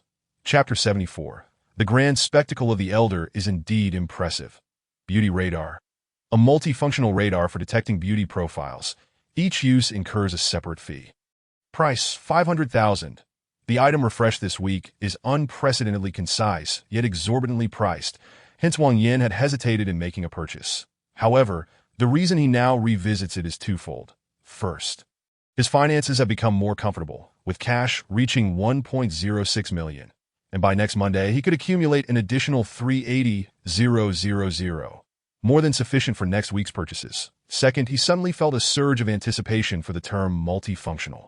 Could it possibly detect a beauty's past and present relationships? This would help him avoid unnecessary jealousy and disputes. Could it reveal if a beauty were lying? That way, he would never fall for deception. In summary, the potential applications seem vast. It surely has its merits. The question merely lies in its extent. That so. Let's buy it. Cash dwindled to 560,000. Experience points rose to 58,500, and the radar was acquired. However, his attention shifted to the beauty radar, and the first thing that popped up was an intriguing prompt. Before the official use of the beauty radar, the host's aesthetic preferences must be tested to establish a scoring standard. Please close your eyes and immerse yourself in the test. How fascinating. Their essay saying, "Beauty is in the eye of the beholder," which perfectly illustrates the uncertainty of aesthetics. Each individual's appreciation varies, leading to differing evaluations of the same woman. A prime example is Wang Yan's class monitor. He has recently come to appreciate her beauty, but what about before? His assessment back then was that she was a fright. Clearly, that was quite subjective. Wang Yin promptly closed his eyes, diving into the test. Although termed a test, it merely involved fleeting images of various women. Eastern, Western, Central Asian, African. The commonality? All were stunning. The greatest surprise? Many of the images included teachers. Were the teachers clothed? Obviously, during moments of shock, the test abruptly ceased. Then, the interface for the beauty radar emerged. Host aesthetic standards have been tested. The system will incorporate human aesthetics for a fair evaluation. Beauty radar single detection mode. Detection of acquaintances. Name and appearance suffice to activate, charging 10,000 per kilometer. Detection of strangers. Can detect within visible range during calls or online chats. Charging 10,000 per kilometer. Feedback information. Name, age, location, beauty score, physique score, special score. Just seeing this, Wang Yin was already eager to give it a try. So, let us detect Fu Yushi. The choice of this little princess stemmed purely from curiosity about her scores. If there were no pressing need, Wang Yin had no intention of probing into the 3,000, simply because he did not wish to invade her privacy. The system deducted 10,000 from his earnings. And feedback arrived promptly. Fu Yushi, 19 years old, beauty score 96, physique score 88, special score 90, current location. Diwu Building 7. Each piece of information could be expanded upon. For instance, upon focusing on her age, her exact birthday materialized.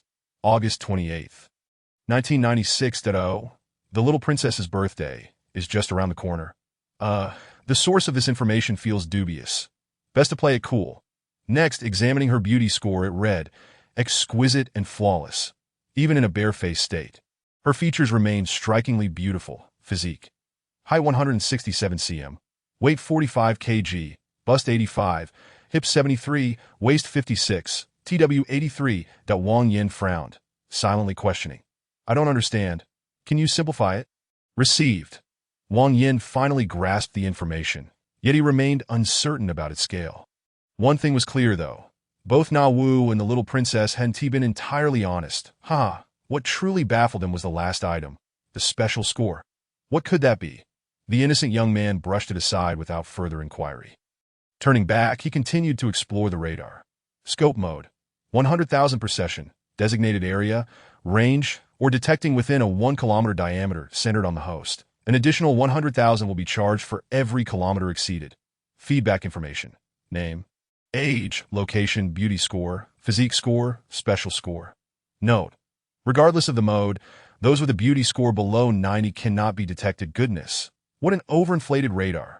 A score of 89 is already goddess level, and yet you can't even be bothered to take a look. Incredible. After the initial shock, Wang Yin suddenly felt that this range detection mode was rather exploitative. Where on earth could he find so many beauties scoring above 90? If he initiated a range scan and found no targets within a kilometer, wouldn't that be a waste of 100,000? If he truly wanted to use it, he would have to extend the range by several kilometers to avoid coming up empty-handed. This would, however, give rise to a new dilemma, spending 20 to 30,000 for a single use, only to detect a few beauties. Would that be worth it? Wang Yin was uncertain, yet he was eager to give it a try. Standing in the middle of the bar street, activating the radar should be quite entertaining. Shouldn't it? Or perhaps he should just go and try it now. Wang Yin felt a restless itch in his heart, and Wang Xiaoyan was equally stirred. However, after much hesitation, he ultimately decided to forego the temptation. Indulgence must be embraced, but not at this moment. With Wang Yan's current intellect and emotional intelligence, he had begun to grasp a principle. One should not make any decisions when desires are at their peak and impulses run high. It is essential to wait until one is somewhat calmer and more composed before making choices. Only then can one avoid being governed by desire and truly savor life. Very well, time for some rest. Wang Yin flopped onto his bed, dismissing all trivial thoughts, and soon fell into a deep slumber, enjoying a night of sound sleep that he awoke naturally in the morning. Feeling refreshed, he opened the automatic curtains to bask in the warm morning light. He stretched and felt splendid. Glancing at the time, he saw it was only 6:30, just as he was preparing to invite Lu Li for breakfast when he noticed a message from her sent at 5:50. Good boy, I have to go for breakfast now, then practice the basics, preparing for rehearsal. I have an hour and a half at noon to eat with you. So wait patiently for me. Kiss, heart, very well then. However, the two-person buffet breakfast should not be wasted. He quickly fired off a group message. Who is awake? Let's not waste the free buffet voucher. I'm recruiting a companion for breakfast. Half of the recipients remained silent, likely still asleep or preoccupied. Raina responded with a wail. Big brother, I truly can't eat anymore. Just let me be. Lin Weiwei replied. I'm at home. The gas money to get to you is enough for me to eat for a day. You can just enjoy yourself today. Funny. Wait, I meant to say enjoy yourself? Han Luzhou commented. Old man, your current extravagance is truly impressive. Thumbs up, Fu Yushi, wait for me. Alright then, having one companion is quite sufficient. I am not picky. How could that inflated dog not have a sense of self-awareness? 30 days ago, what right did he have to be choosy about Fu Yushi?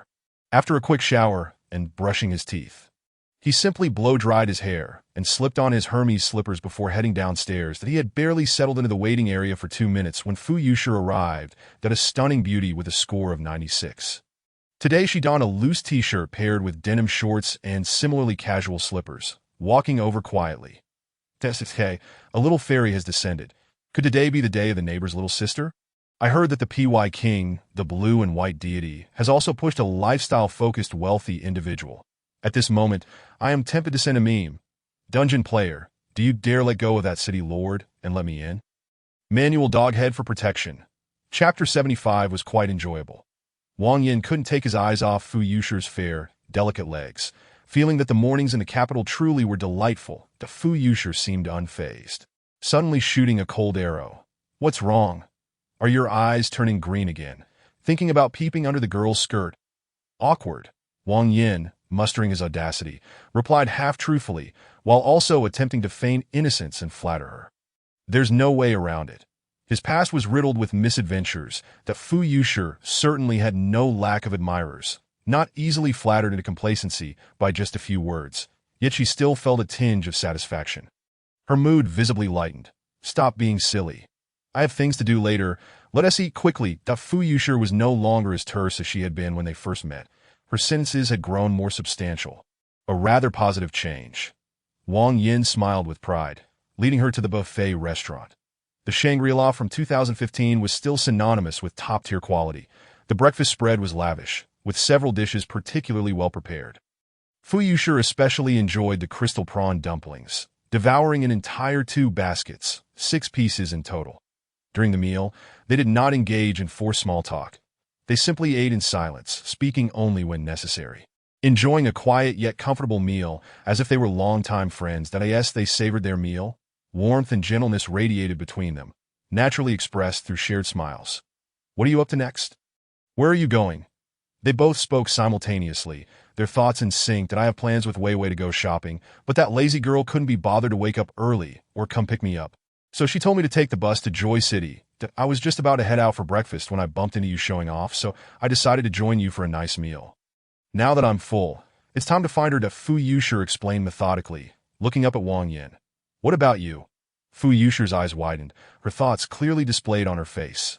You, being such a wealthy fellow. Aren't you planning on going out to enjoy yourself? Why are you up early to study? Are you kidding me? Of course not. Wang Yan's purpose in the capital was straightforward. To stay for 15 days. Experience rapid growth, procure a few outfits, and present himself anew for university. During this period of development, spending money held little significance.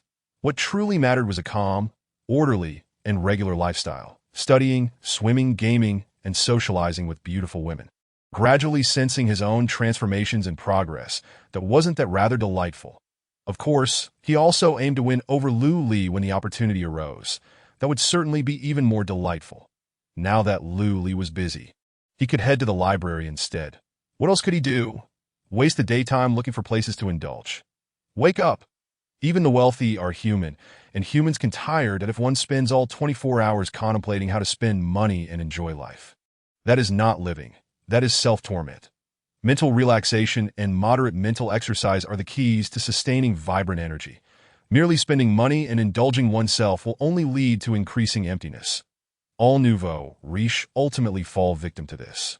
Wang Yin was particularly grateful for the habit cultivation device, which allocated 2 hours daily for study, allowing the young wealthy individual to feel remarkably fulfilled, thus preventing him from going mad with sudden wealth. Those 2 hours of dedicated reading acted as a stabilizing force, firmly anchoring the mindset of the young man. They continuously provided nourishment, enriching his impoverished soul. Wang Yin now held a profound realization. Money is an incredibly powerful force, and thus, one's inner strength must also be fortified to wield it effectively. Learning, contemplation, and patience all contribute to inner strength. Therefore, the pursuit of knowledge must not cease. Thus, amidst Fu Yusher's bewildered gaze, the two parted at the side entrance of the library. Watching Wang Yin saunter inside, Fu Yusher found it somewhat hard to believe. Unable to resist, she raised her phone and snapped a picture of his back, sending it to her group of friends with the caption, "This dog actually woke up early to go to the library to study."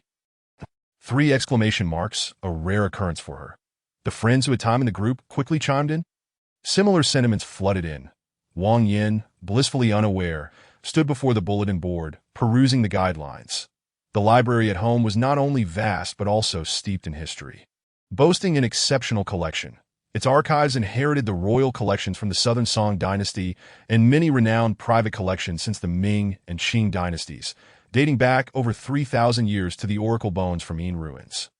The Dunhuang manuscripts, the Zhao City Gold Stash, the Yongla de Dian, and the Wenzigang Siku Quanchu are hailed as the 4 specialized collections of the home library. Wang Yin had no intention of indulging in overly ambitious academic texts. He had a clear target for his visit: Seeing Through Statistics by Jessica M. Euthys. While reading the Federal Reserve Chronicles, Wang Yin gradually developed a keen interest in economics, not for profit nor employment, but purely out of genuine fondness. Studying economics to understand the underlying principles of how the world operates wasn't that incredibly intriguing for a wealthy individual. Thus, he compiled an extensive reading list online, aiming to complete it over 4 years of university.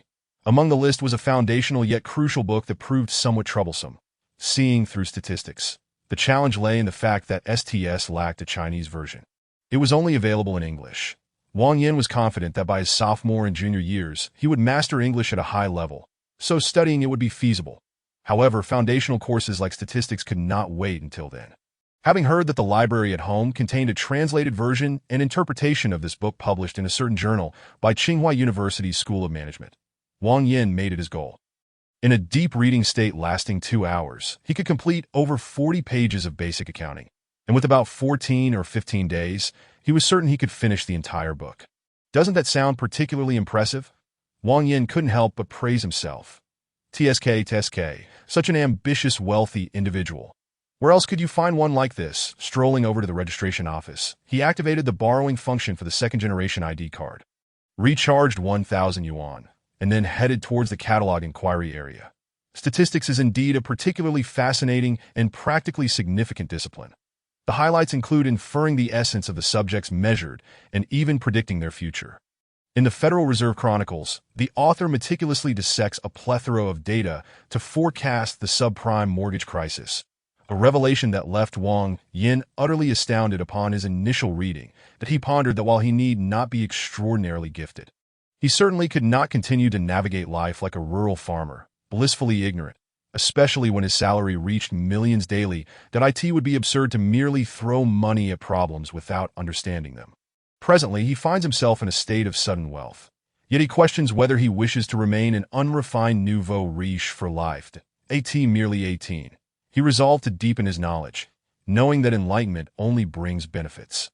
Hence, he committed to mastering his university major, aspiring to be a well-informed and broad-minded individual of considerable means that in times of poverty, studying felt burdensome, fraught with anxiety about the future. Now, however, Wang Yin relishes the act of reading. Driven by genuine interest and the desire for self-improvement, finding great joy in it. Continuing with I Am the Shadowy Tycoon, a gem within the realm of clandestine machinations, he finds it exhilarating that he delves into Chapter 76. He savors the mysterious rewards of reading. Time flies as he immerses himself in delightful reading and note-taking, the 2 hours of deep reading slipping away in an instant. Just as he prepares to emerge from his intense focus, a notification from the system jolts him. You have joyfully and attentively completed a reading session, activating a mysterious reward. Surprised by this reading bonus, Wang Yin beams with delight, but refrains from immediately checking the reward. Instead, contemplating it thoughtfully to the moment of the notification, he remains in a heightened state of concentration, his intellect and reflexes sharpened. Suddenly, a spark of insight illuminates his mind, revealing the intricacies of the system's bonus mechanism. Currently at level 7, the system's highest probability bonus is a culinary reward with a mere 6 activation chance. The triggering condition demands an entire meal experience, not just a solitary bite. Hence, each gastronomic indulgence offers a singular opportunity for assessment.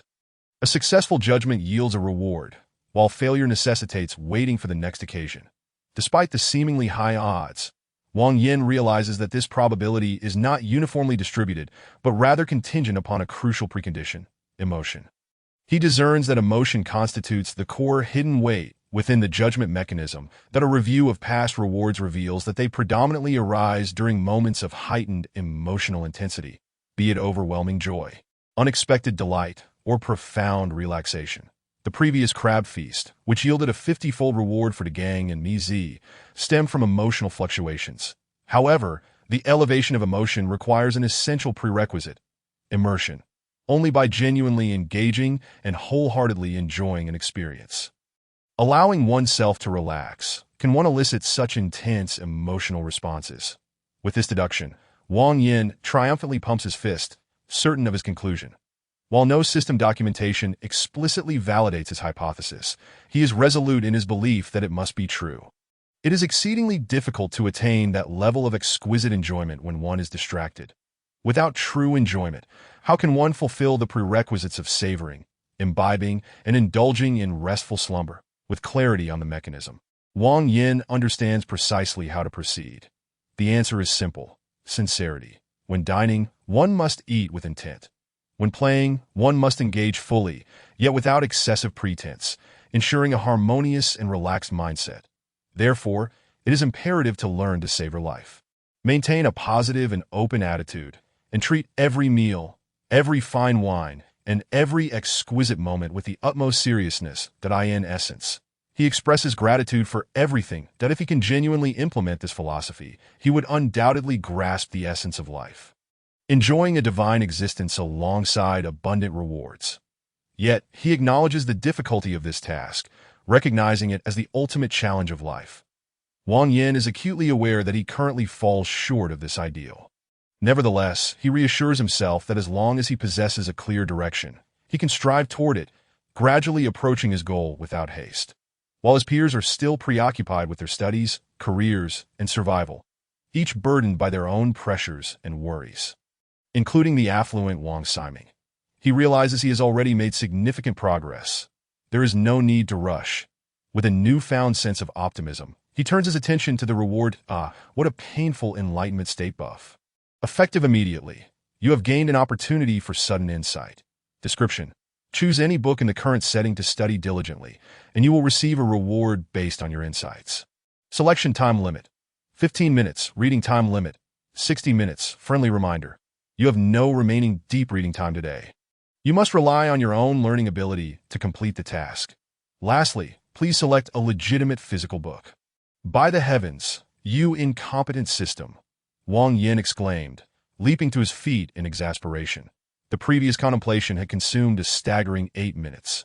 Leaving him with a mere 7 minutes to select a book, he was filled with frustration at the unexpected complexity of the reward system. Time was of the essence. He hurriedly made his way to the staircase.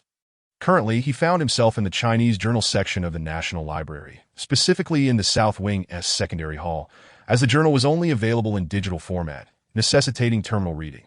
Only there could he find a sufficient number of simple texts to read comprehensively within the hour. With an impressive intelligence of 79, he quickly grasped the critical path forward. Navigating the library swiftly and quietly was crucial. Running would lead to expulsion. Thus, it took him 4 minutes to reach the open-shelf reading area for Chinese literature.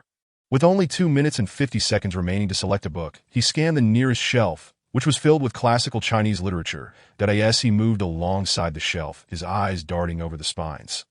One title caught his attention. The West Chambered a peculiar sense of familiarity washed over him. Inexplicably, for characters surfaced in his mind. G-N-O-B-O-K, and what on earth? Could it be that this book harbored the reading reward? Bewildered, he passed by the shelf, hesitant to touch the book, fearing it might lead to trouble.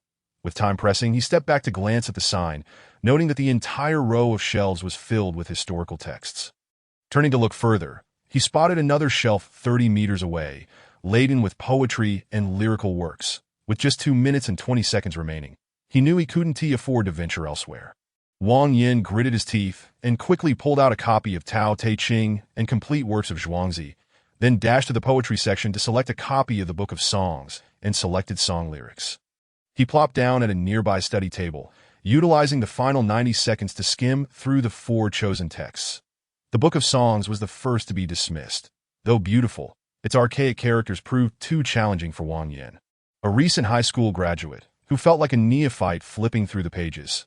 Complete Works of Zhuangzi was the next to go, with its 52 chapters daunting him. Even the first line of the inner chapters, the joy of wandering, sent him spiraling off track. The North Sea has a fish. Its name is Kuan. The Kuan is so large it cannot fit in my pocket. Ugh. This left him with only Tao Te Ching and selected song lyrics, the former. With its concise 5,000 words, was an accessible version with annotations for rare characters, making it easy to read.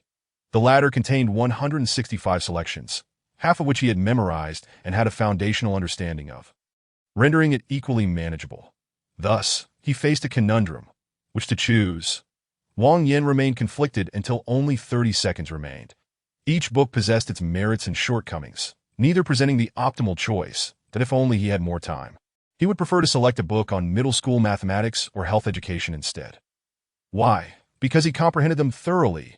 The system had clearly stated, receive rewards based on insights that no matter how impressive Tao Te Ching might be, a superficial understanding would yield minimal rewards. Ideally, he would have preferred to bring the Federal Reserve Chronicles along, having read it thoroughly, despite the many challenging aspects yet to grasp. Unfortunately, the National Library prohibits the entry of personal books, leaving him unable to find a familiar text to rely on. With no other option, he was compelled to choose between the two at hand. After much deliberation, with just 5 seconds left, Wang Yin made up his mind and seized Tao Te Ching. System confirmed the reading choice. Tao Te Ching, far more complex than selected song lyrics, was on a completely different level. Yet Wang Yin understood the significance of this selection. In essence, it represents the pinnacle of Chinese civilization and, on a broader scale, the zenith of human culture. To grasp even one of its profound teachings would elevate him to the status of a master. Naturally, Wang Yin had no desire to fully comprehend it right now, nor did he wish to delve into it prematurely. However, since a reward was attached, he opted for the finest choice available. This pragmatic approach resonated deeply with Wang Yin's upbringing and experiences, leading him to finalize his decision. The system promptly began the countdown. Insight time activated. Countdown. 59 minutes and 59 seconds. Wang Yin dared not delay further and immediately opened the book. The annotations began to unfold before him. With myriad versions of Tao Te Ching, he had no time to select meticulously, and the copy he acquired was Wang Bai's commentary. Just a glance at the first line made his head throb. The path that can be spoken of is not the eternal path. The name that can be named is not the eternal name. Oh dear, why must the annotations be so poorly done, filled with archaic language? One cannot help but ponder whether an individual of my limited understanding can truly grasp such complexities. Wang Yan's proficiency in classical literature may not be remarkable. Merely reaching the level of an average high school student, to comprehend annotations of this stylistic nature proves to be quite a formidable challenge. With a resolute determination, I have opted to set aside the commentaries and delve directly into the original text. Surrendering is out of the question. Thus I shall persevere, accepting whatever insights may come. When Wang Yan's inherent tenacity flares up, all selfish thoughts are cast aside, and he immerses himself wholly in the act of reading and comprehension. That it is indeed arduous, particularly taxing.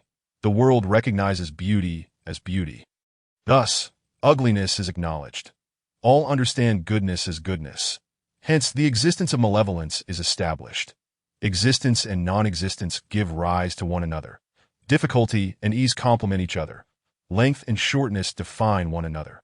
Height and depth enrich one another. Sound and silence harmonize. The past and the future follow in sequence. This speaks of contrast, where existence and non-existence emerge from mutual opposition. and difficulty and ease arise from corresponding relations. The TO express this in contemporary vernacular. Without comparison, there can be no pain, and all flaws are discerned through comparison. Upon revisiting the initial statement, Wang Yin grasps the essence. People recognize beauty because of ugliness. They acknowledge goodness due to the existence of evil. Profound indeed. Thus, one can assert that this reflects some of the earliest dialectical thought in our nation, the theory of contrast. With Wang Yan's capabilities, he can only achieve this level of understanding, yet he remains profoundly inspired. It is universally acknowledged that impoverished conditions are arduous, which consequently breeds materialism and sycophancy towards the affluent. The prevalence of pretentiousness in modern society is attributed to, wait a moment, this pretentiousness is not a modern phenomenon. It has existed since antiquity. For instance, Xie Lingyun, after indulging in drink, boldly declared, "The talents of the world are but one stone." The audience was left in awe, yet Xie Lingyun was indeed formidable, holding a high status that commanded attention. Following this, the next line extols an idol. Chao Zhejiang possesses 8 dou of talent. Fair enough. Chao Zhi was indeed remarkable, and regardless of whether one agrees, one must acquiesce. The final line is a jest. Xie Lingyun raises his wine goblet, drinks deeply, and laughs heartily to the heavens that I possess 1 dou, shared from antiquity to the present. The entire audience is left bewildered. Thus, pretentiousness is an intrinsic trait of humanity. How does one satisfy this urge? By comparison with peers. I am more handsome, more intelligent, wealthier, kinder, and contribute more to society. Naturally, satisfaction follows. Some pretentiousness is overt, while some is subtle. Yet fundamentally, it is all born from comparison and contrast. I must be pretentious in the act of comparison with others. I am exceptional, outstanding. Respect will inevitably ensue. The concept of self-actualization is simpler. I am so exceptional. My talents must not be wasted. Come, allow me to procure some benefits for those less remarkable than myself. Contributing to societal progress. See, the expression may be somewhat crude, but is the reasoning not sound? Wang Yin believes it to be so. Suddenly, a notification from the system sounds. During your reading of the Tao Te Ching, you have comprehended the true essence of pretentiousness, achieving your reading goal ahead of time. You have earned a reward. Wang Yin is utterly stunned. What is this? Must it be so hasty? Wang Yin feels as though the system is taking advantage of its lack of intelligence. Had it possessed any, it would likely have been subjected to a torrent of expletives. How dare it accuse me of hastiness? To read the Tao Te Ching and associate it with pretentiousness. How despairing this realization is. However, the system, devoid of emotions, does not retaliate, but rather astonishingly provides an explanation. The host's understanding of comparison has reached the depth of the content of this sentence, although the insight is somewhat narrow. It suffices to trigger the current highest level of reward. Upon hearing it is the highest level of reward, Wang Yin immediately has no objections, closing the book and eagerly gazing at the panel. Extraordinary prestige, possession card, usage count, 3-3. When you wish to be pretentious, you may summon an ancient master who has annotated the Tao Te Ching, gaining the corresponding aura and prestige. Duration, 10 minutes per use. Option for the master. Wang Bai, Song Huizong Zhaoji, Zhang Daoling. Upon seeing those 3 names, Wang Yin is taken aback. Wang Bai is the least familiar. Yet this annotated Tao Te Ching contains a brief biography, confirming him as an extraordinarily prestigious figure. As for the other 2, they are well-known names that if used wisely, these 3 opportunities could lead to overwhelming success. Ah, delightful. Chapter 78. Let's see where you run to now. Returning the 4 books to their rightful places, Wang Yin glances at the time, 11:20. It is just the right moment to fetch Lu Li. Cheerfully strolling towards the entrance of the imperial dance, Lu Li approaches, her small arms swinging with enthusiasm. The young lady is particularly astonished, her eyes wide as she queries, "Did you really read all morning?" Wang Yin casually brushes his hair back, concealing his accomplishments. Of course, one must not appear overly eager. Hey. Lu Li expresses her surprise but suddenly falters. After a considerable pause, she manages to utter, "With your excellence. I feel an immense pressure." Is that a flirtation or a complaint? Regardless, I shall treat it as the former.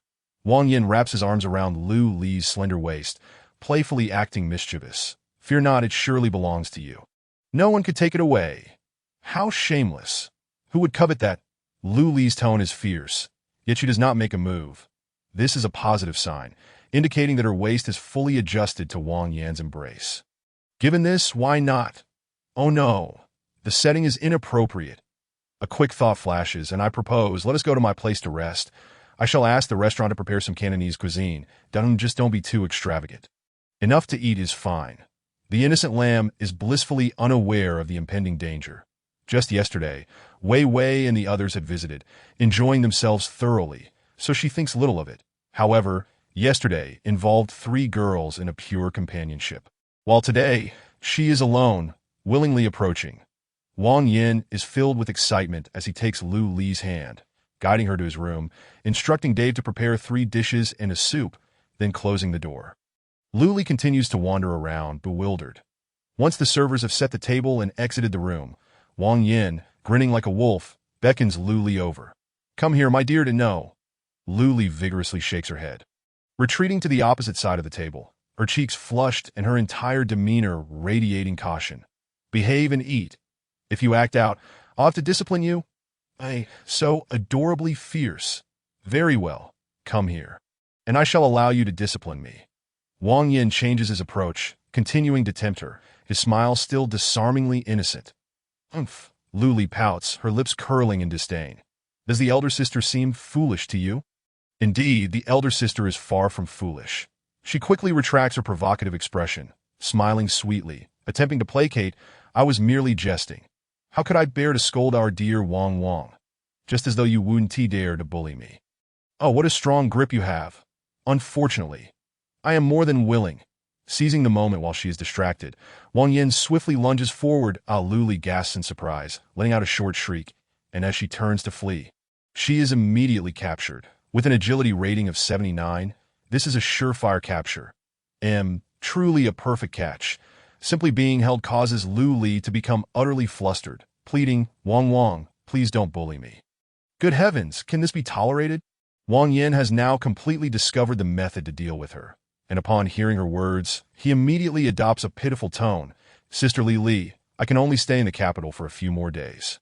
Lu Li, already soft-hearted, is now on the verge of melting. Mustering her final strength to resist, she insists, Wang Wang, I truly can't, and I need to rehearse for the performance. Yes, of course you can. Wang Yan is nearly bursting with joy. Grinning widely, good food is worth the wait. Just feed me. Pa. Lu Li's resolve is not so strong. The more she hears, the more bashful she becomes, and she cannot help but think, I must stop this. You enjoy yourself. Do as you please. For the next few days, I must focus on my training. With that, she spins around and dashes off, not even granting Wang Yan the chance for a proper farewell. The longer they converse, the more likely she is to agree to some strange request. It is only natural that with Wang Yan's audacity, he would not take a hint. Wang Yan chuckles mischievously as he watches her retreat, his mood immensely buoyant. Run along, run along. After spending a delightful and uninterrupted afternoon with a little kitty, Wang Yan feels invigorated for his swimming session. Breaststroke, butterfly, freestyle, he churns through the water like a fish. Attracting the attention of several female patrons, he reaches the 90-minute mark and pauses at the pool's edge to catch his breath. A woman in her late 20s approaches, striking up a conversation. Handsome, you swim splendidly. Could you teach me? What is this? Experienced driver, guide me. Is that the implication? Wang Yan removes his goggles and locks eyes with her, quickly confirming, that seems to be the case. Regardless, I would never agree. After sizing her up and noting that her attractiveness barely exceeds an 80, Wang Yan decisively shakes his head, that I'm sorry, but I'm about to leave, my apologies. With that, he waves goodbye and swims to the edge, leaving her no opportunity to persuade him. That he walks away, feeling inflated with pride, that once a perennial singleton, now I am the one receiving attention from beautiful women, even without relying on wealth or looks. Women are drawn to me. I must ask, who dares to challenge this? Today, let the mere mortals witness what it means to command an entrance fee. An 80-point woman dares to engage with me? Spare me. You are destined to remain unworthy. As I journeyed along the path of expansion, upon reaching my room, Mr. Wong inexplicably established rules for himself. The beauty radar seems utterly disinterested in your presence. What does it have to do with me? Recently, I have been engrossed in modifying the entire world, which has sparked my imagination immensely. I highly recommend it. Chapter 79 features an unexpected phone call. Bursting with excitement that had no outlet, Mr. Wong excelled in his gaming endeavors that afternoon. How is that even possible? Mr. Wong, in a fit of despair, threw in the towel, clutching his head in anguish. Logically speaking, my intellect and agility are both commendable, so why do I consistently perform poorly in games? Furthermore, the Naruto limited edition skin I spent over 10,000 to acquire does not even enhance my attack speed. What is wrong with you? Mahuatang? If you cannot perform, then it's time to step aside. There are plenty of individuals waiting to take your place. Mr. Wong began to fantasize about a day when he would fully acquire Tencent. Envisioning the moment he could dismiss Comrade Xiao Ma. After indulging in this daydream for a full 2 minutes, complete with a storyboard script, his mood began to lighten somewhat, tenderly caressing his exhilarating gaming device. Mr. Wong found himself troubled. The equipment is thrilling, yet the gaming experience is utterly unsatisfactory. How vexing. As a distinguished tycoon, I am on the verge of developing psychological trauma from this game. How absurd. No wonder there are no rewards. It seems I am the one being played. Damn it, this time it's truly a farewell. If I play one more round, I shall become Maha Wong, the son of Maha, resolutely determined to bid adieu to League of Legends. Mr. Wong found himself at a crossroads. What should I do next? Just as he pondered this, his phone suddenly chimed with an incoming call. Assuming it was a classmate, he casually picked it up, only to discover it was an astonishingly impressive unknown number. 1366-666-6666. Who could this be? Puzzled, he answered, calmly inquiring, Hello? Hello, Mr. Wong. This is Wong Siming. Mr. Wong was momentarily taken aback, but upon recalling the number, he considered that it might indeed be genuine, thus allowing a hint of enthusiasm to surface. Hello, Principal Wong. Your esteemed name precedes you. How may I assist you? Assisting is too much to ask. It is indeed presumptuous of me. Ha! Mr. Wong found these pleasantries tiresome, yet since Wong Siming wished to converse, he obliged, and no worries. I have long admired you, Principal Wong. The IT is truly an honor today. Engaging in mutual flattery, Mr. Wong, though inexperienced in such exchanges, was clever enough to navigate the conversation smoothly. Not at all. Mr. Wong is the one with creativity and ambition, orchestrating such grand affairs. You are now affectionately referred to online as the daddy of big eaters. What grand affairs? Who's the daddy?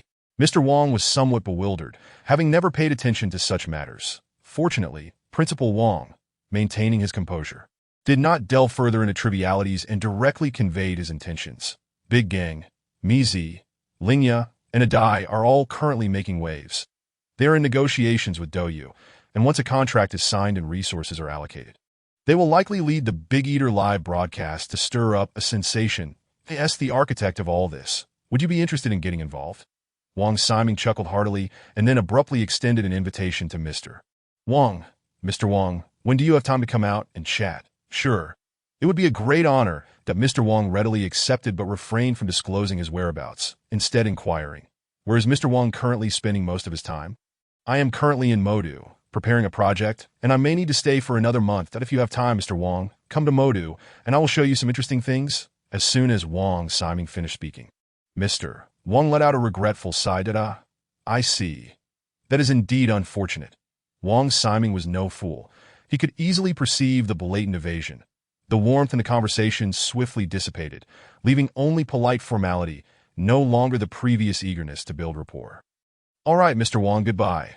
After hanging up, Mr. Wong immediately turned to the internet, his mind brimming with questions. Why would a top-tier second-generation rich kid like Wong Siming want to recruit me? I am merely a small fry. What could I possibly offer? Unable to fathom this, Mr. Wong dared not inquire with Lu Yuanfang. That fellow seemed to have already latched on to Principal Wong's coattails. Seeking answers from him might only entangle me further. Wait, did Lu Yuanfang not mention that Principal Wong had some moves in the works? Combining this with the recent call, the answer became evident that, Principal Wong intends to venture into live streaming. Perhaps preparations are already underway. On the webpage, news regarding Mizi and Gangu was just being refreshed. Upon seeing the plethora of search results, Mr. Wong was taken aback. It appeared they had indeed stirred quite a commotion. In fact, it was significant to as a burgeoning live streaming phenomenon. The Big Eater broadcast was rapidly capturing the nascent outdoor live streaming market. Those who have never witnessed it could never fathom its allure. Yet those who appreciate it can savor watching them eat for 2 to 3 hours. Gangu, the loquacious one, dares to consume anything. Mi, petite yet with an astonishing appetite, presents a stark contrast. Lingya, with her radiant smile, exudes a heartfelt sense of joy while eating. Adai, adorably naive, often unintentionally amusing, epitomizes the charm of contrast. These four, after just a few days of broadcasting on Douyu, ascended to the rank of secondary streamers, and their potential is unmistakable. Their metrics, bullet screen engagement, fan loyalty, and gift contributions are all outstanding. Collectively, they dominate 90% of the Big Eater live streaming market. Thus, Wang Ximing wishes to sign them. If he cannot secure them, perhaps he will collaborate with Lu Yuanfang to create another batch of Big Eaters. After a moment of contemplation, Mr. Wang shook his head, dismissing the latter possibility. With just these four, Lu Yuanfang had already exhausted his resources accumulated over time. Where would he find another group of newcomers? While it may be easy to find those with hearty appetites, the connection with the audience is a matter of fate. Moreover, with the rise of Big Eater broadcasts, it is uncertain if anyone else will even consider submitting to Lu Yuanfang, that if they desire fame, will they not simply try their hand at live streaming platforms themselves? Why must they rely on him for submissions? Audiences are drawn to the eaters themselves, not to the guild facilitating the broadcasts. Although Lu Yuanfang may have ignited the Big Eater broadcast trend, it does not guarantee him substantial benefits. After all, Lingya and her companions do not wish to sign long-term contracts. From Wang Ximing's probing, it can be inferred that Lu Yuanfang has yet to finalize any agreements. Otherwise, Wang Ximing would not need to call me, but rather collaborate directly with Lu Yuanfang. Ultimately, Lu Yuanfang will have to face the consequences of his short-sightedness that I cannot be bothered to argue with you, but not everyone shares my indifference. Look, you have brought this upon yourself. Deservedly so. Chapter 80. Growth is wonderful with a cheerful grin. Mr. Wang sent Lu Yuanfang a metaphorical golden character, his spirits elevated. Based on the current situation, one thing is at least certain. The other three are not particularly inclined to sign with Lu Yuanfang. It is needless to inquire further. It is undoubtedly Ling Ya's influence. Lu Yuanfang is certainly not a commendable partner. He possesses decisiveness and execution, but lacks the magnanimity to treat others with sincerity. Mi Zi and the others were not nurtured by Lu Yuanfang, and there is no emotional bond to speak of. If profit distribution is mishandled, and with Ling Ya stirring the pot, it would be surprising if no issues arose. Is Lu Yuanfang foolish? Not at all. His ability to identify the crux of the problem means he has likely discerned Ling Ya's weaknesses, and by resolving his own issues, he can subsequently manage Ling Ya, thereby securing contracts with all four individuals. Moreover, opting to have Wang Ximing make the call rather than doing it himself was a shrewd decision. Lu Yuanfang knows he has no standing with me, while Wang Ximing is a different story. Few can resist the olive branch extended by Principal Wang. It is a pity, however, that I am not an ordinary second-generation rich kid. I do not require anyone else's support. You have miscalculated. It can be said that when clever individuals cannot restrain their greed, they often find it harder to see the bigger picture than a single-minded fool. All failures have their roots. This should serve as a warning. Mr. Wang quickly pieced together the majority of the situation. It must be said that his intellect is indeed commendable. However, one aspect eluded him. Lu Yuanfang is merely the head of a small agency. Even with 4 major eaters under his belt, he should not be able to command Wang Ximing. Yet, Wang Ximing actually reached out to me personally. Why? The news has already revealed that Wang Ximing possesses a 500 million startup fund, exceeding the annual profits of large corporations. The simplest approach would be to invest 10 million in signing bonuses for each individual. If that were insufficient, he could easily increase the offer, regardless of anyone's schemes. He could bulldoze through them without needing to go through me. Mr. Wang could not grasp this. It was not an issue of intellect, but rather a lack of experience and understanding of investment and capital operations. To take advantage of an opportunity and dream big are essential skills for a competent businessman. If something can be resolved with a grand vision, there is no need to spend money. If a matter can be settled for 500,000, it is foolish to pay 1 million that the four Big Eater streamers may collectively have only 100,000 genuine viewers, and the direct revenue they can generate is negligible. However, they represent a trend, a distinct category of live streaming that enhances the overall traffic and competitiveness of the platform. How does one assign value to that? Therefore, this matter is far from over. At heart, Mr. Wang truly does not wish to get involved. Whether it be live streaming platforms, agencies, or guilds, he has no interest. The entire live streaming industry has only seen a market of less than 4 billion in the first half of this year. With countless companies entangled within, how much profit can each realistically earn? It is hardly worth the effort that AS for befriending Wang Siming. Even less interest. The disparity in our statuses is evident now, and it will only widen in the future. What purpose would such an acquaintance serve? Mutual flattery is acceptable, but face-to-face flattery is beyond Mr. Wang's capabilities. Wang Yan originally intended to immerse himself in his own pursuits, resolutely distancing himself from trivial matters. However, he now finds himself reluctantly attached to Lingya. This sentiment is unrelated to romantic feelings. Rather, he has unexpectedly discovered the joy of collaborating with such a delightful young woman. Throughout Wang Yan's brief and monotonous 18 years of existence, he has encountered little of the world and possesses only a rudimentary understanding of what true excellence entails in his life thus far. Only a scant few individuals have managed to impress him profoundly.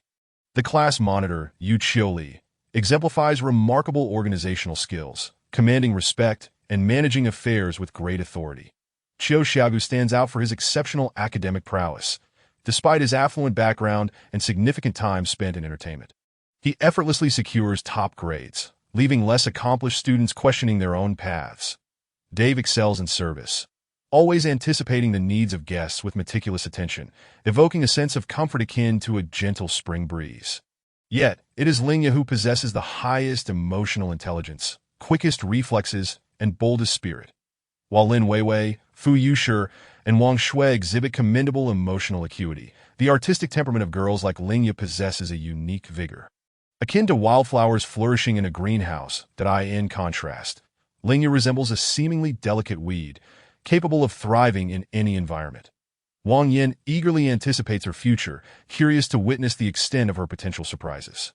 Although the live streaming guild is merely a small venture, optional and non-essential, if Lingya can excel in her preparatory work, Wang Yin is determined to offer her an opportunity. The financial outcome is inconsequential. It is merely about planting a seed and awaiting the possibility of future fruition. Join me, and I shall elevate you. Just before dinner, Wang Yin messaged Lu Li, only to receive a resolute response. I truly have no time. While her claim of being busy is genuine, her apprehension towards Wang Yan's various strategies is equally real. Wang Yin understands her feelings well and chooses not to press the issue, allowing her to concentrate on her rehearsals. Lu Li's ambition and determination are commendable, distinguishing her from the materialistic women in society. The chance to explore and share experiences with such a goddess on their first encounter fills Wang Yin with a sense of fortune. Had he encountered Lu Li on a train and randomly chosen a well-known influencer, it would have merely served as an outlet, devoid of any genuine beauty. Now, however, everything feels splendid, after a few days of quiet anticipation. He will soon savor the sweetest fruit, marking a poignant conclusion to their youthful days in a manner that will be etched in their memories forever. How wonderful it is to possess wealth. How delightful it is to grow. Having expressed his sentiments, Wang Yin sauntered downstairs for dinner, alone. That it was not that he could not find company, but rather that he saw no need to constantly seek out Lu Li's friends. Occasionally enjoying time together is fine, but being overly clingy benefits no one. That he did not make a grand show of dining. Instead, he opted for a casual meal at the downstairs buffet, priced at 298 per person. The food was quite satisfactory, fully meeting Wang Yan's culinary expectations. Would he only indulge in exquisite delicacies? A normal person would not be so pretentious. Even a newly wealthy individual would not be. Even Ma Dad, when busy, resorts to simple noodles, while Principal Wang cheerfully enjoys skewers with friends, remaining unchanged even after experiencing hardship. Hence, the key is to find joy.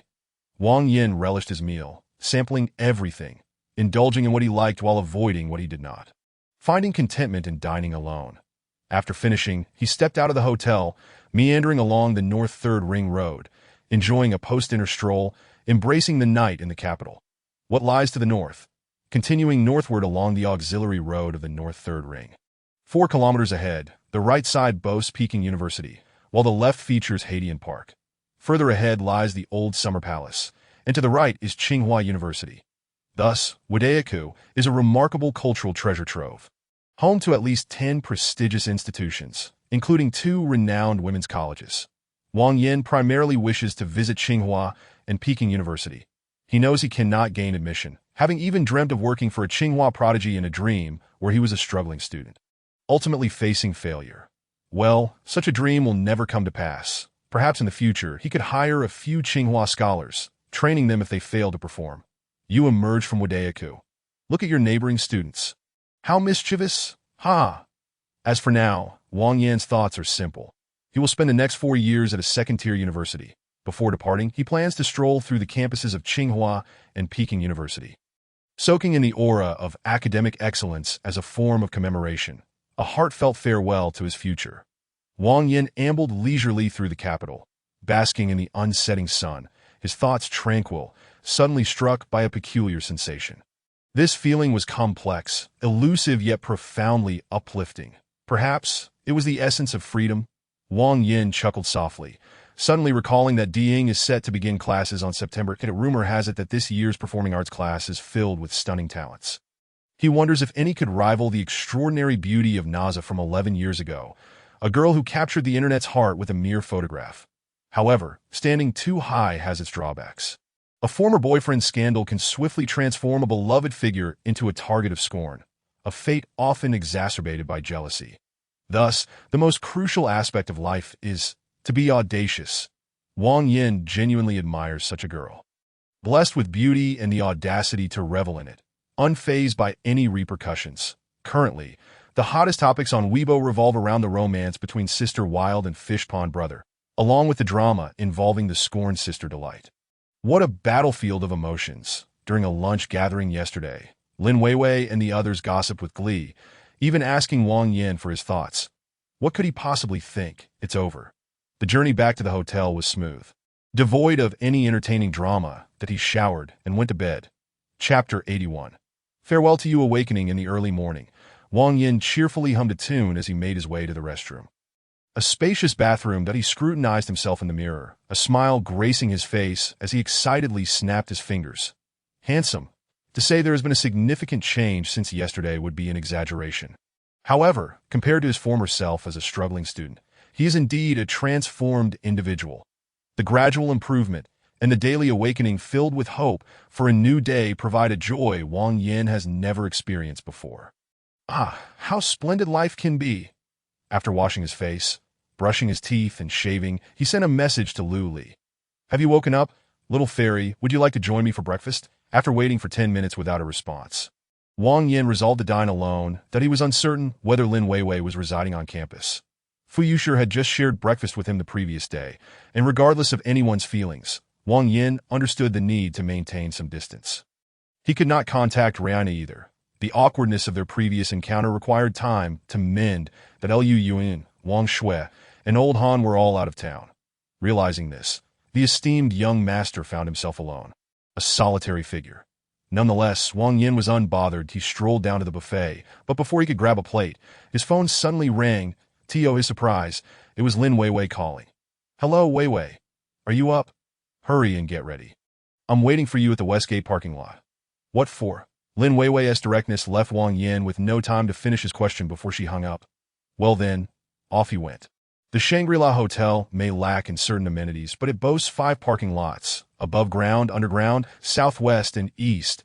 Navigating unfamiliar territory could easily lead one astray. Although Wang Yin was not well acquainted with the layout, he trusted Dave, who would undoubtedly guide him. After locating Lin Weiwei's red A4, Wang Yin opened the passenger door and sat down without greeting her first.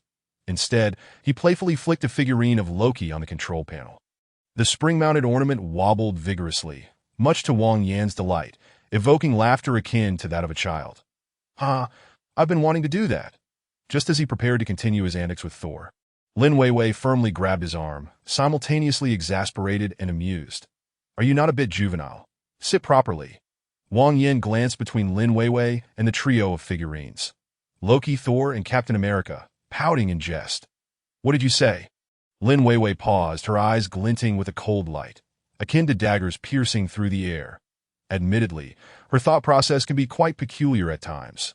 Her reaction caught Wang Yin off guard, and after a moment of contemplation, he felt a rush of regret. Who else could it be if not Lu Yuanying? The influence of her northeastern dialect was undeniable. His authentic Beijing accent now carried an unmistakable hint of corn husk. Ha! Must you be so genuine? Wang Yin found it amusing, finally voicing a long-held curiosity. Hey, Weiwei, did you often squat under overpasses listening to crosstalk as a child? You cheeky brat. This was the first time Lin Weiwei had received such an assessment, leaving her fuming. Yet before she could retaliate, Wang Yin quickly raised his hands in surrender. Sister, I was wrong. Lin Weiwei, speechless, pressed the accelerator to the floor. The Audi roared like a beast, as if panting heavily. Wang Yin, meanwhile, sat upright, gripping his seatbelt, flashing a submissive smile. Sister Weiwei, where are we headed? Lin Weiwei felt a pain deep within her heart, each word dripping with sorrow. Xiao Yoli, I worry for you, fearing you may feel bored. Please, let us take the time to explore the capital together. I only went to bed at dawn yesterday, and by 3 o'clock, I was already up, traversing half the city to bring you to savor the renowned delicacies of the imperial city. Yet, this is how you treat me. Wang Yin, maintaining a calm demeanor, cast a sidelong glance at her. She was barefaced, without any makeup, a cap perched atop her head, hair unwashed, clad in a simple t-shirt and shorts. Devoid of any special adornment. Rising at 3 o'clock? Nonsense. At most, she got up at 6, merely splashed her face with water, and dashed out the door. What is going on? Did my tricks actually work, or were they in vain? Lin Weiwei felt a bit dazed, for the first time questioning her own intelligence and emotional acuity, her mind racing with doubts. Why is this kid so difficult to handle? Only 18, a prodigy. Wang Yin gazed at Lin Weiwei's profile, stifling a mischievous grin. Continue your act. If it doesn't match the script, it's my loss. Just as he was savoring his triumph, he noticed Lin Weiwei's eyes darting playfully before her face broke into a radiant smile, as bright as a blooming peony. Sit tight. I will take you to taste the true culinary wonders of the capital, the world's rarest treasures. Huh? Are you really this agreeable? This isn't like you. Wang Yin suddenly sensed trouble, but he was already aboard the proverbial pirate ship, or rather, the pirate car, with no means to resist. He could only go with the flow. They set off, driving straight from Wadayaku to Tiananmen, still not stopping, all the way to the South Second Ring Road. Lin Weiwei parked by the roadside near Chinian Street, and Wang Yin peered through the window. Ah, not far ahead is the Temple of Heaven. Are you planning to take me to the Temple of Heaven? Lin Weiwei beamed. Let us discuss that later. First, breakfast. She turned and strode ahead. Wang Yin followed closely behind, inexplicably anxious. Why does it feel like this isn't going to end well? Before he could ponder further, they crossed a street and arrived at their destination. Looking up, he saw a nondescript, old sign with 4 large characters. In San Doji. What the hell? Goodbye. He turned on his heel and tried to leave. Although Wang Yin had lived in the capital for a while, he had never truly tasted this dish, yet he had certainly heard of its notorious reputation. Compared to it, traditional Chinese medicine was a luxury. Truly delicious. What are you doing? Why are you acting like this? I'm introducing you to a local specialty. I want to try it. Let us go to another place. Come on. I woke up early to drive you all the way to the southern city to enjoy the best doji in the capital. And you're treating me like this. You dare nod. One nod ain't enough. You keep nodding. Lin Weiwei, both exasperated and amused, took 2 steps forward and glared at Wang Yin fiercely. Really not giving me face. Without a moment's hesitation, Wang Yin bowed his head in submission, that if this were a comic, a strand of hair would surely be sticking up from Lin Weiwei's wine-red locks, accompanied by a dramatic eye roll and a furrowed brow. However, this was reality, and so Lin Weiwei merely sighed in disappointment. You must be born in the year of the monkey, or perhaps the year of the dog. Fine, let us change the location. Sister Wei is brilliant. Wang Yin instantly donned a cheerful smile and then added earnestly, Actually, I was born in the year of the ox. Huffing and puffing, a sudden sound of a cow's breath came from his side. Chapter 82. Zoxo. Lin Weiwei turned to leave, and Wang Yin, not in a hurry, knew that this girl was not one to take a joke lightly. It would be a shame not to tease her. Why did you scare me? Wang Yin genuinely feared doji, having heard countless horror stories of tourists who tasted it and immediately retched. Those were lessons learned in blood. Following behind, he watched Lin Weiwei's silhouette with unrestrained admiration. Suddenly struck by her poise, wow. She walks with a certain swagger. Her upper body remains steady, her spine perfectly aligned with the ground, her steps light and fluid. Unlike most people who step first with their legs. She led with her upper body, shifting her center of gravity before moving her legs, her thighs powering forward, her calves extending straight, covering at least 90 centimeters with each stride. That agile, graceful demeanor, the confidence in her strides, was both attractive and impressive. Additionally, she had tied her t-shirt at the front, revealing a slim waist of about 5 centimeters, allowing Wang Yin to glimpse the muscles beside her spine. With each step, 2 muscles would tighten and emerge, as if a wave of energy flowed upward from below. Truly captivating. Just as this thought crossed Wang Yan's mind, he found it absurd. Why was he so enchanted by her toned physique instead of her long legs? Was he losing his mind? Wang Yin could recognize the true focus of his admiration, proving that his taste was indeed evolving, stealing glances again and again. He quickened his pace to walk alongside her. Curious to ask, Sister Wei, why do you walk differently from most people? It seems even distinct from Sanwan. Wang Yan's gaze was unabashedly open, and his question came forth with equal candor, prompting Lin Weiwei to smile knowingly. Oh, you're quite observant. Of course it's different. Xiao Liuli practices classical dance, while I practice ballroom dancing. The core strength required is vastly different. That yes, they laughed together. She suddenly frowned. Wait, that's strange. Your posture is clearly honed too. How come you don't recognize it? I haven't practiced anything serious. I just used a cheat code. Wang Yin, feeling a bit guilty, deflected the topic that I'm not as professional as you guys. Lin Weiwei didn't press the matter, casually explaining, in ballroom dancing, we base our movements on the body, pivot from the hips, and swing our legs. The back muscles are constantly engaged, which can lead to a stocky build. Wang Yin glanced at her shoulders, neck, and back, smirking. Then you must not have worked that hard. With her straight shoulders, slim waist, and graceful lines, she was far from stout. Lin Weiwei candidly admitted, I'm slightly above the height limit. My muscles are long but not bulky, lacking the explosive power needed, and no matter how hard I practice, I won't reach the pinnacle, so I don't have high aspirations, just an appreciation, without expectation. After a pause, she suddenly turned to him, but Lioli is different. She still has room for growth that I understand, Wang Yin replied, smiling as their eyes met, his gaze clear. Wang Yin didn't quite grasp the depth of her words. Blinking in confusion, at the age of 45, many often believe family is everything in life. Some truths are simply unfathomable, while others are mere self-deception that a person's growth trajectory should be a continuous line. Without immense external force, one would never leap forward. But Wang Yin few. Even at breakfast, Lin Weiwei remained puzzled. How on earth was this child raised? Eating the Western-style buns from Shisi, she watched Wang Yin devour them heartily, rendering her speechless. Was he not the foolish son of a landlord? Truly baffling. After satisfying their hunger, Lin Weiwei inquired about his plans. Where do you want to go? Should we visit the Temple of Heaven and the Forbidden City? Wang Yin genuinely wanted to explore, but unfortunately, time was short, as he had to prepare for school soon. After some thought, he suggested, how about I take you to study instead? Lin Weiwei rolled her eyes dramatically. The National Library is right across from us. And I'm already dazed just looking at that building. You want me to sit there for a whole morning? She slapped her thigh. Look at my legs. Placing her hands on her hips, she proclaimed, look at my waist. Raising her chin, she asserted, look at my face. Conclusively, she declared, amusement parks, bars, KTV, nightclubs, little groves. Wherever I go, I steal the spotlight, and you want to take me to the library? Wang Yin glanced at her legs, her waist, and finally her face, smiling sheepishly in surrender. Sister Wei, I was wrong. Please don't be angry. Let us go read some books to calm down. Why on earth must we still go to the library? Lin Weiwei found herself at a loss with Wang Yin, biting her lower lip in frustration. Yet he showed no signs of yielding, that in the end, she could only wave her hand in annoyance and turn to leave. Wang Yin didn't want to provoke her further, stifling a laugh as he followed, engaging in small talk to ease the tension. Thus, they bickered until they reached the library, wherever Lin Weiwei's long legs passed. The bookworms were indeed swept aside.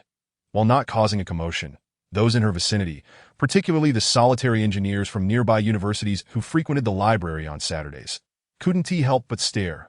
Wang Yin, bearing the brunt of countless envious glares, made his way to the periodical section, tossing aside the radiation source and engrossing himself in a book. Suddenly, her casual gaze flitted across Wang Yan's face, causing her heart to flutter unexpectedly. Was this boy truly so earnest in his reading? From the side, his long eyelashes framed his youthful face, adorned with fine, soft fuzz, the stubble barely visible, exuding a palpable freshness. His face wasn't conventionally handsome. Its overly gentle lines lacked that immediate striking impact, and even his side profile, which could typically hide flaws, had only his reasonably prominent nose worth mentioning. Yet there was a certain dignified aura that radiated from his intensely focused gaze. Enveloping the space around him, it is often said that a man who works diligently is the most attractive. It seems that earnest reading isn't so bad either. Lin Weiwei, ever the aesthetic enthusiast, didn't find herself smitten, yet she gradually felt a stirring of surprise. Thus, she ceased flipping through her book to pass the time and leaned her chin on her hand, curiously observing Wang Yin. If she hadn't witnessed it with her own eyes, who would dare believe he truly wanted to read to calm down? Lin Weiwei's emotions were a complex tapestry, almost beyond description. After a moment's hesitation, she pulled out her phone, set it to silent, and began to compose a message. The first line went to her private group of friends. If I ever go out alone with this dog again, I, Lin Weiwei, shall be a purebred husky. Lin Weiwei was gnashing her teeth in frustration, yet she paid no mind to their responses. Instead, she opened a private chat with Lu Li. The second message was sent exclusively to Lu Li. How you wish to proceed is entirely up to you, that I shall forever support and bless you. Above this statement, there are two additional sentences that conclude my conversation with Lu Li yesterday. I extend my heartfelt gratitude to everyone for their unwavering support and affection, as well as for the critiques and reproaches, all of which serve as motivation for a newcomer like me. However, I would like to gently remind everyone, we gather here through our love for literature. Where there is harmony, we unite. Where there is discord, we part ways. Let us endeavor to make reading a joyous pursuit. I sincerely thank you all. Chapter 83. Appearance fee. As Wang Yin emerged from a state of intense focus, Lin Weiwei was triumphantly engaged in a spirited exchange with her amusing friends. Feeling utterly elated, upon noticing Wang Yin stretching and lifting his head, her eyes sparkled. Have you finished? Indeed, Wang Yin nodded affirmatively. Then let us be on our way. However, Wang Yin suddenly became alert. You must clarify first. Where are we going, and what shall we do? This morning had been quite tormenting for her, leaving her spirit rather weary. How could the illustrious Weiwei goddess, who roams the vibrant East City, ever find herself confined to a room surrounded solely by books? Not to mention, there was a wooden post beside her, rendering her unable to even find someone to exchange a few words with. That was utterly vexing. Unlike Lu Li, she had no fondness for bookish boys, always feeling a sense of dissonance. Thus, while her admiration was genuine, it was equally true that they were not compatible. I am worn out by you. It's time to part ways. A sudden pang of frustration welled up within Lin Weiwei. Although it was I who initially proposed this arrangement, your expression of relief is rather irksome. I had just spoken well of you to Xiao Liuli, and yet your wife is still awake. Now that you've won her over, you should toss the matchmaker over the wall. You truly are something. Humph. With a disdainful huff, Lin Weiwei took the lead. Wang Yin, unable to resist the charm of her graceful form, grinned mischievously. While there are many girls proficient in ballroom dancing, those who can seamlessly incorporate fundamental steps into their everyday actions are, after all, a rare breed, setting her apart significantly from the average long-legged girls. It would be a shame not to appreciate this. Whenever he found himself alone with any of Lu Li's friends, Wang Yin remained perpetually cautious. His vigilance was not towards them, but rather concerning his own resistance. Everyone says youth is a blessing. Yet who truly understands the agony of possessing a vitality rated at 79, with no outlet for its release? I am worn out by you. It's time to part ways. Exiting through the northern gate of the library and walking 200 meters west along Wansho Temple Road, one would arrive at the southern entrance of the dance academy. As they walked, maintaining a distance of 3 meters apart. Lin Weiwei suddenly answered a phone call, speaking with a series of and our responses. I am at school, but there's a bit of a situation here. What brings you here? Wait, I see your car. Pausing with a furrowed brow, she waved at a flashy red sports car parked at the roadside. Soon, a man emerged from the vehicle. Wang Yin, with keen eyesight, immediately recognized him as Huang Su, the individual who had caused quite an unpleasant scene at the KTV last time. A glance at the car revealed a bare Porsche emblem on the rear, a Porsche. With Wang Yan's current knowledge of automobiles, he could discern little more than that, yet the design of the rear wing. Was it called a wing or a spoiler? Regardless, it was no ordinary sportsy air. As Huang Su stepped out and spotted Lin Weiwei, he greeted her with a beaming smile. Weiwei.